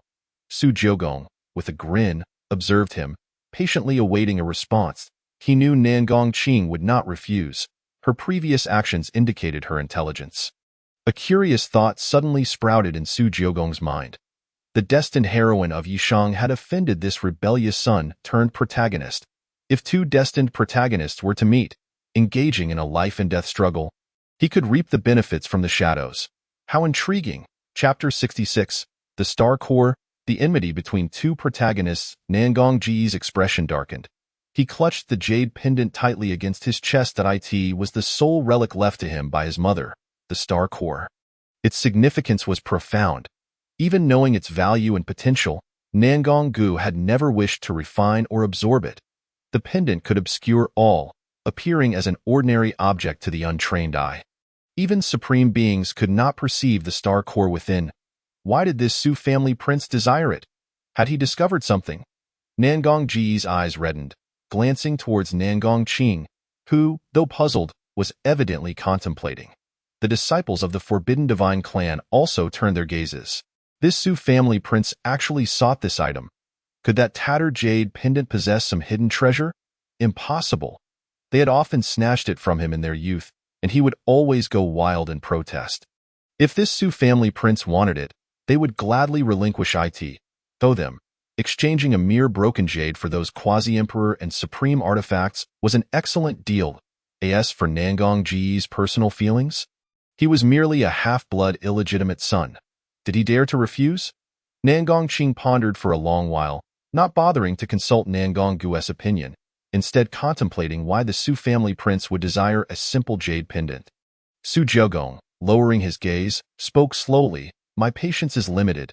If you refuse, then be gone." Nangong Qing looked up at Su Jiugong and replied with a smile, "It is but a jade pendant. If the esteemed prince desires it, we shall not refuse." With that, she turned to her brother, Nangong Gu. Though he was her brother, there was no semblance of familial affection in her eyes. Commanding without question, she asserted, "I didn't expect even you to have a moment of value." "Hand it over." "Impossible." Nangong Ji's eyes blazed red as he glared at her. "Nangong Qing, you know this is the only relic left to me by our mother. I can give you anything, but not this jade pendant." Nangong Qing's countenance darkened slightly at his words, her patience wearing thin. When did this illegitimate son dare to defy her commands? "I shall say this one last time. Hand it over." Nangong Gu gripped the pendant tightly, remaining silent. Nangong Qing's face grew icy. She cast a glance at several disciples beside her, and they immediately understood, advancing to subdue Nangong Gu. Without a word, they forcibly removed the pendant from around his neck. Sneering, "Wretch, what status do you have to refuse the clan's daughter? Hand it over. That broken jade pendant is worth several of our clan's artifacts. Consider it an honor." One of the divine disciples handed the pendant to Nangong Qing. She examined the smooth jade pendant in her hand, finding nothing particularly special about it. Her eyes sparkled as she donned a smiling facade and softly addressed Su Jiugong, "Esteemed prince, here it is for you." Su Jiugong glanced at Nangong Gu, who was pinned to the ground, and remarked teasingly, "It seems there is little harmony within your divine clan. The destined heroine is indeed decisive. This rebellious son of destiny must not have it easy among you." "But what does that matter to me? Merely a slightly tragic piece of chaff." Nangong Qing laughed nonchalantly, lightly biting her red lips as she said, "It is indeed our forbidden divine clan at fault. If the prince desires anything, feel free to mention it." Oh? Su Jiugong's imperial gaze narrowed, scrutinizing Nangong Qing. "Anything at all?" Nangong Qing froze momentarily, her expression reflecting surprise. The disciples of the Forbidden Divine Clan grew furious. "You dare to tease the daughter of our clan leader?" Nangong Qing chuckled lightly. "Esteemed prince, you truly have a sense of humor." A gentle breeze lifted the jade pendant from her grasp, sending it floating to Su Jiugong. With a slight smile, Su Jiugong caught it and stored it away in his spatial ring. Ding! The destined protagonist Nangong Gu loses the precious star core, suffering a loss of 1,000 luck points. Ding! The title of destined great antagonist triggers a threefold critical hit reward. Congratulations to the host for obtaining 3,000 antagonist points. Give it back? The roar echoed. Nangong Gu seethed with rage, powerless to prevent his mother's relic from being taken by Su Jiugong. Su Jiugong, grinning, remarked, "He seems quite unwilling. Has this prince stolen someone's beloved?" Nangong Qing responded, "Of course not. He is merely too excited to have garnered your attention, esteemed prince." With that, she turned her gaze back to Nangong Gu, her pupils contracting. What a pair of eyes, blood-red and filled with endless hatred. They seemed to devour all in their path. "Return it to me." Even Nangong Qing felt a chill run down her spine. She had never encountered such a terrifying gaze, however. She quickly regained her composure, feeling her pride wounded. Nangong Qing's face turned frigid as she furrowed her brows and advanced, raising her hand to deliver a slap. "Slap? Nangong Gu, if you don't want me to have our father expel you from the divine clan, then shut your mouth." Nangong Gu remained silent, merely gazing at her with icy disdain. Even though the person before him was his sister, there had never been any semblance of familial affection between them. Nangong Gu only felt hatred for his own lack of power, for being unable to protect the relic left by his mother. Nangong Qing, one day, you will pay for this. Nangong Gu swore bitterly within his heart. Ding. The destined protagonist Nangong Gu harbors extreme hatred for the destined heroine Nangong Qing, affecting the storyline. The destined protagonist Yisheng suffers a loss of 500 luck points. Congratulations to the host for obtaining 500 antagonist points. Is it truly possible? Su Jiogong mused with a smile. If one does not endure a single grievance, how can one be called a destined protagonist? He was curious. Should the two destined protagonists clash, who would emerge victorious? Previously, Sun Yan's affair made Su Jiogao aware that even the fated protagonists are not invulnerable to being slain by others. System, if I were to pit two fated protagonists against each other, to whom would the villain points be attributed? System. As long as the event pertains to the host, it does not affect the acquisition of villain points. Lao Liu.Su Jiogao raised an eyebrow. Oh? It would be attributed to the host, dear. Su Jiogao nodded, gaining a semblance of understanding. Meanwhile, the old woman, Granny Yu, observed Nangong Ji's scene without comment and turned to Su Jiogao, saying, Su family's young master, may we enter now? Su Jiogao spread his hands and replied with a faint smile, guests are always welcome. The arrival of the Taboo Divine Clan is indeed a cause for celebration in the Su family. Please. With that, Su Jiogao turned without looking back and walked toward the main seat. Such disregard for her Taboo Divine Clan incited a flicker of cold light in Granny Yu's eyes. With a snort, she declared, we shall enter. A group of young members of the Taboo Divine Clan followed Feng Lao and Granny Yu into the banquet hall. The gathered guests secretly gave Su family's young master a thumbs up. Truly the son of an emperor. It had been countless years since the Taboo Divine Clan had suffered a setback. Witnessing the Divine Clan take a hit today was immensely gratifying. Though they thought this inwardly, they dared not express it outwardly, for not everyone had the courage to offend the Taboo Divine Clan. The elders of the Su family were brimming with pride, rising to greet him, young master. Young master.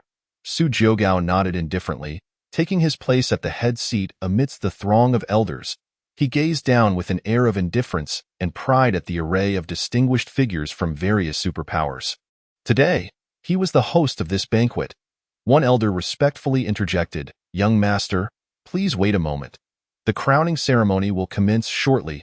Chapter 67. The Emperor's Path. Congratulations to the young master on his crowning. Su Jiogao slightly nodded. No hurry. His gaze lingered on the somewhat uneasy members of the Taboo Divine Clan below. Dozens from the Taboo Divine Clan had arrived, yet all seats were already occupied. Leaving them standing awkwardly in the venue, a young member of the Divine Clan shouted angrily, how dare you, Su family's young master? What does this mean? We have provided our gifts and etiquette. Why is there no seat for us Divine Clan members? Another chimed in, indeed. Even these insignificant immortal lineage powers have seats, yet the Taboo Divine Clan does not. Even Nan Gongqing felt a twinge of displeasure. Her clan's attitude had been exceptionally accommodating, an unprecedented display of courtesy. Su Jiogao sipped his wine, casting a glance at the group of disgruntled Divine Clan members standing below. Calmly, he pointed to an empty space and feigned oblivion, saying, oh, it nearly slipped my mind. Unfortunately, there are only this many seats today. You shall stand there at ITS all the same. What could have been a trivial matter of adding a few chairs, Su Jiogao was adamant against. The Taboo Divine Clan, so proud, he thought to shatter that pride. You. The young Divine Clan members were on the verge of anger, but Nan Gongqing took a deep breath and forced a smile. We understand. We will heed the young master's words. Standing is fine. For the sake of that matter, they could not afford to offend this young master again. Nan Gongqing thought to herself. The various powerful figures present felt their hearts racing at the young master's brazen demeanor.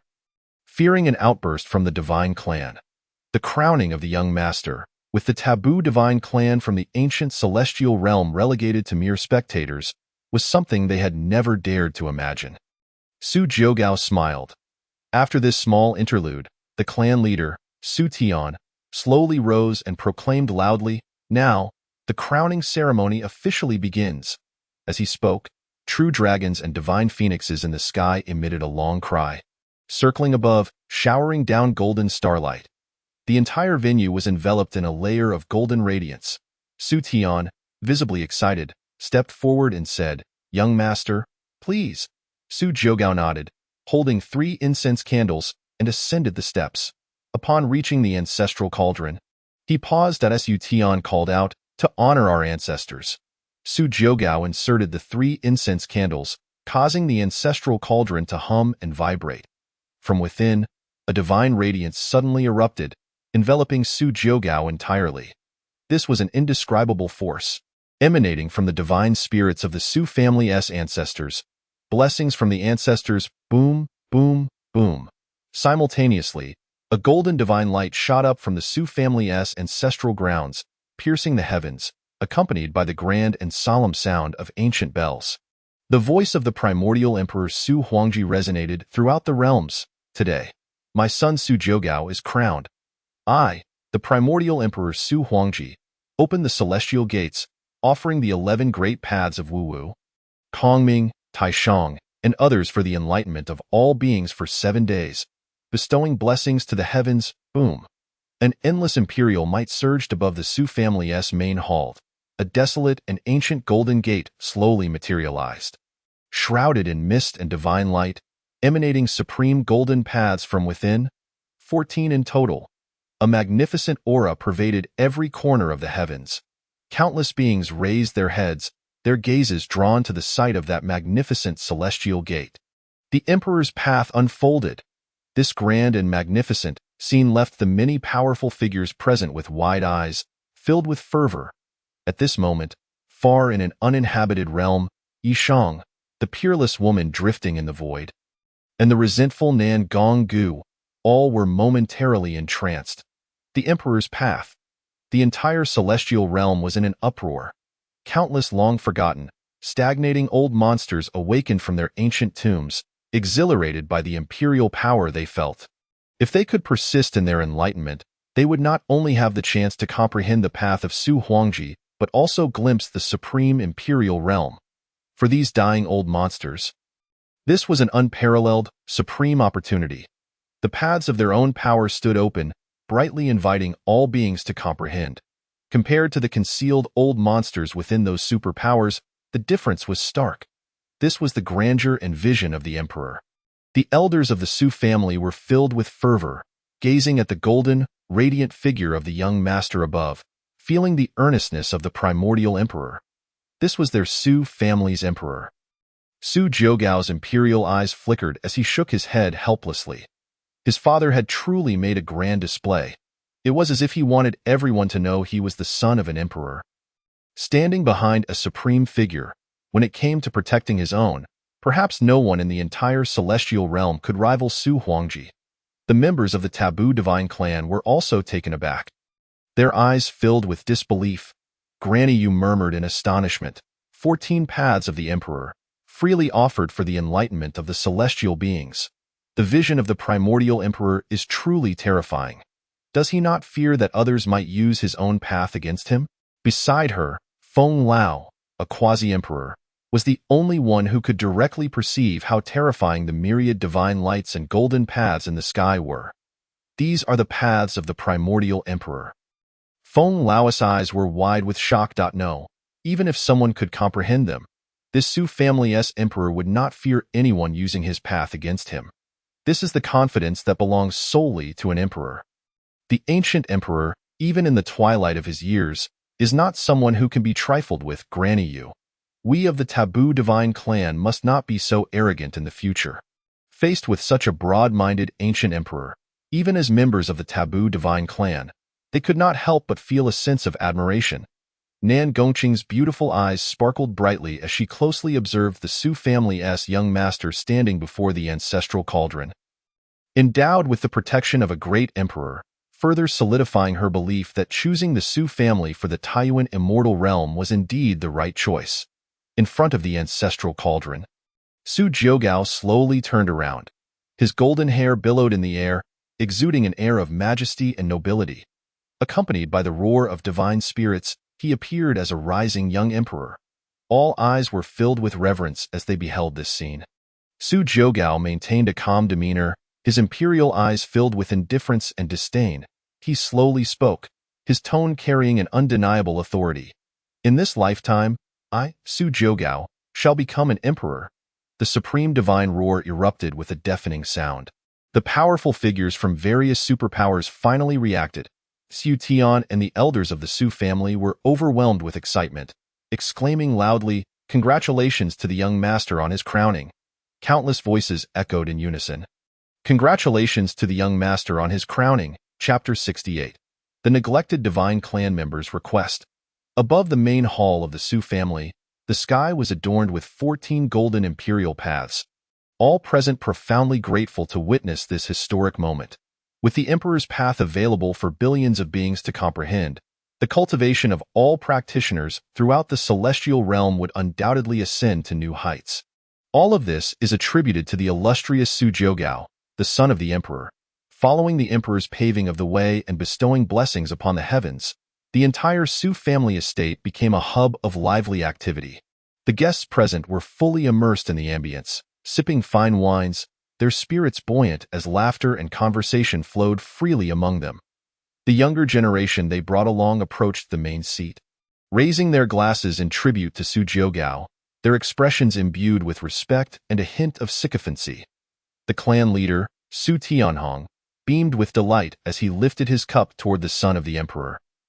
Exclaiming, "To you, my esteemed emperor," Su Jiugao responded with a gentle smile, clearly affording the Su family leader the honor he sought. Yet, a group of individuals from the forbidden divine clan appeared starkly out of place, engulfed in palpable awkwardness. None among the formidable powers present showed any inclination to engage with them. Naturally proud by nature, they were reluctant to lower themselves to converse with others. Each fleeting moment spent in this gathering was undeniably a form of torment for them. They could only murmur their grievances. This son of the Su family is surely doing this on purpose to ignore us. Granny Yu, Elder Feng, let us depart. I cannot bear to remain here any longer, complained the younger members of the divine clan. Indeed, what is so remarkable about having an emperor? They grumbled. After a moment of contemplation, Granny Yu turned to Elder Feng and inquired, "What shall we do?" Hearing the discontent of the younger generation, Elder Feng's countenance darkened as he barked, "Silence! How dare you speak of the emperor in such a manner?" Granny Yu furrowed her brow, fiercely defending, "What are you doing? Old man, they are merely children. It is one thing not to support your own, but to blame them as well?" Elder Feng shot her a glare and coldly retorted, "You are regressing with age. Have you forgotten what it means to be in the presence of a living emperor?" His gaze turned skyward to the resplendent 14 emperor paths, filled with reverence as he murmured, "9 emperor paths are already deemed extraordinary among the emperors. Yet this unbeginning emperor with 14 is simply unprecedented." He silently resolved to investigate the identity of this unbeginning emperor upon returning to their clan. After all, the era separating them had become exceedingly distant, and it had been tens of thousands of years since an emperor had graced the heavens, nearly erasing the memory of their terrifying presence. Granny Yu remained silent for a while, unusually refraining from retorting. Her expression tinged with worry as she said, "So what now? This son of the Su family offers us no opportunity for discourse. If it were anyone else regarding the Taiwan immortal realm, the outcome would surely be different." At that moment, Nangong Qing stepped forward and spoke, "Allow me to handle this matter." The two elders turned to her, and after a moment of contemplation, Elder Feng nodded. "Very well, I am well aware of Qing'er's character. She is meticulous and thorough. Had it not been for her, we likely would not have even been allowed entry for this coronation ceremony. Entrusting this matter to her gives me some assurance." Elder Feng added, "Then I leave it to you." Nangong Qing slightly nodded, lifting a cup of wine with both hands from the table. Under the surprised gazes of the potentates from various superpowers, she gracefully approached the main seat. Upon her arrival, the previously lively chatter fell into silence. Su Jiugao raised an eyebrow, regarding the destined female protagonist below, and said in a measured tone, "What is it?" Nangong Qing's beautiful eyes remained calm as she first drained her cup of exquisite wine. Her snow-white, crystalline face turned as crimson as her fiery red hair. With her lips slightly parted, she gazed up at the exalted Su Jiugao and stated with dignified poise, "I, Nangong Qing, represent the Forbidden Divine Clan, and I raise a toast to the Emperor for your coronation." This simple act astonished all the formidable figures present. No one could have anticipated that the typically haughty Forbidden Divine Clan would willingly bow their heads and lower their status. Yet, when considering that the one to whom they were toasting was the son of the Su family, they soon felt a sense of understanding. Su Jiugao was slightly taken aback. He did not press her further. Raising his own cup and saying with a hint of amusement, "I had thought you Forbidden Divine Clan would stand there all day. That is sufficient. I understand now," he added. However, Nangong Qing did not depart but remained in place. Slowly saying, "Esteemed Emperor, our Forbidden Divine Clan has an important matter to discuss with you. Might I request a moment of your time?" "Oh, an important matter." Su Jiugao chuckled, candidly piercing through her intentions as he remarked, "So your Forbidden Divine Clan has not only come to congratulate me on my coronation, but also seeks something in return." With a languid wave of his hand, he continued, "What could you possibly want that you should come to me? Isn't your clan leader sitting right here?" Nangong Qing shook her head, fixing her gaze on Su Jiugao as she insisted, "This matter can only be decided by you, esteemed Emperor." At this, many powerful beings present began to regain their clarity. Intrigued by the Forbidden Divine Clan's motives for approaching the Imperial Su family, Su Jiugao's eyes narrowed slightly, piquing his interest. The elders of the Su family also furrowed their brows, filled with curiosity.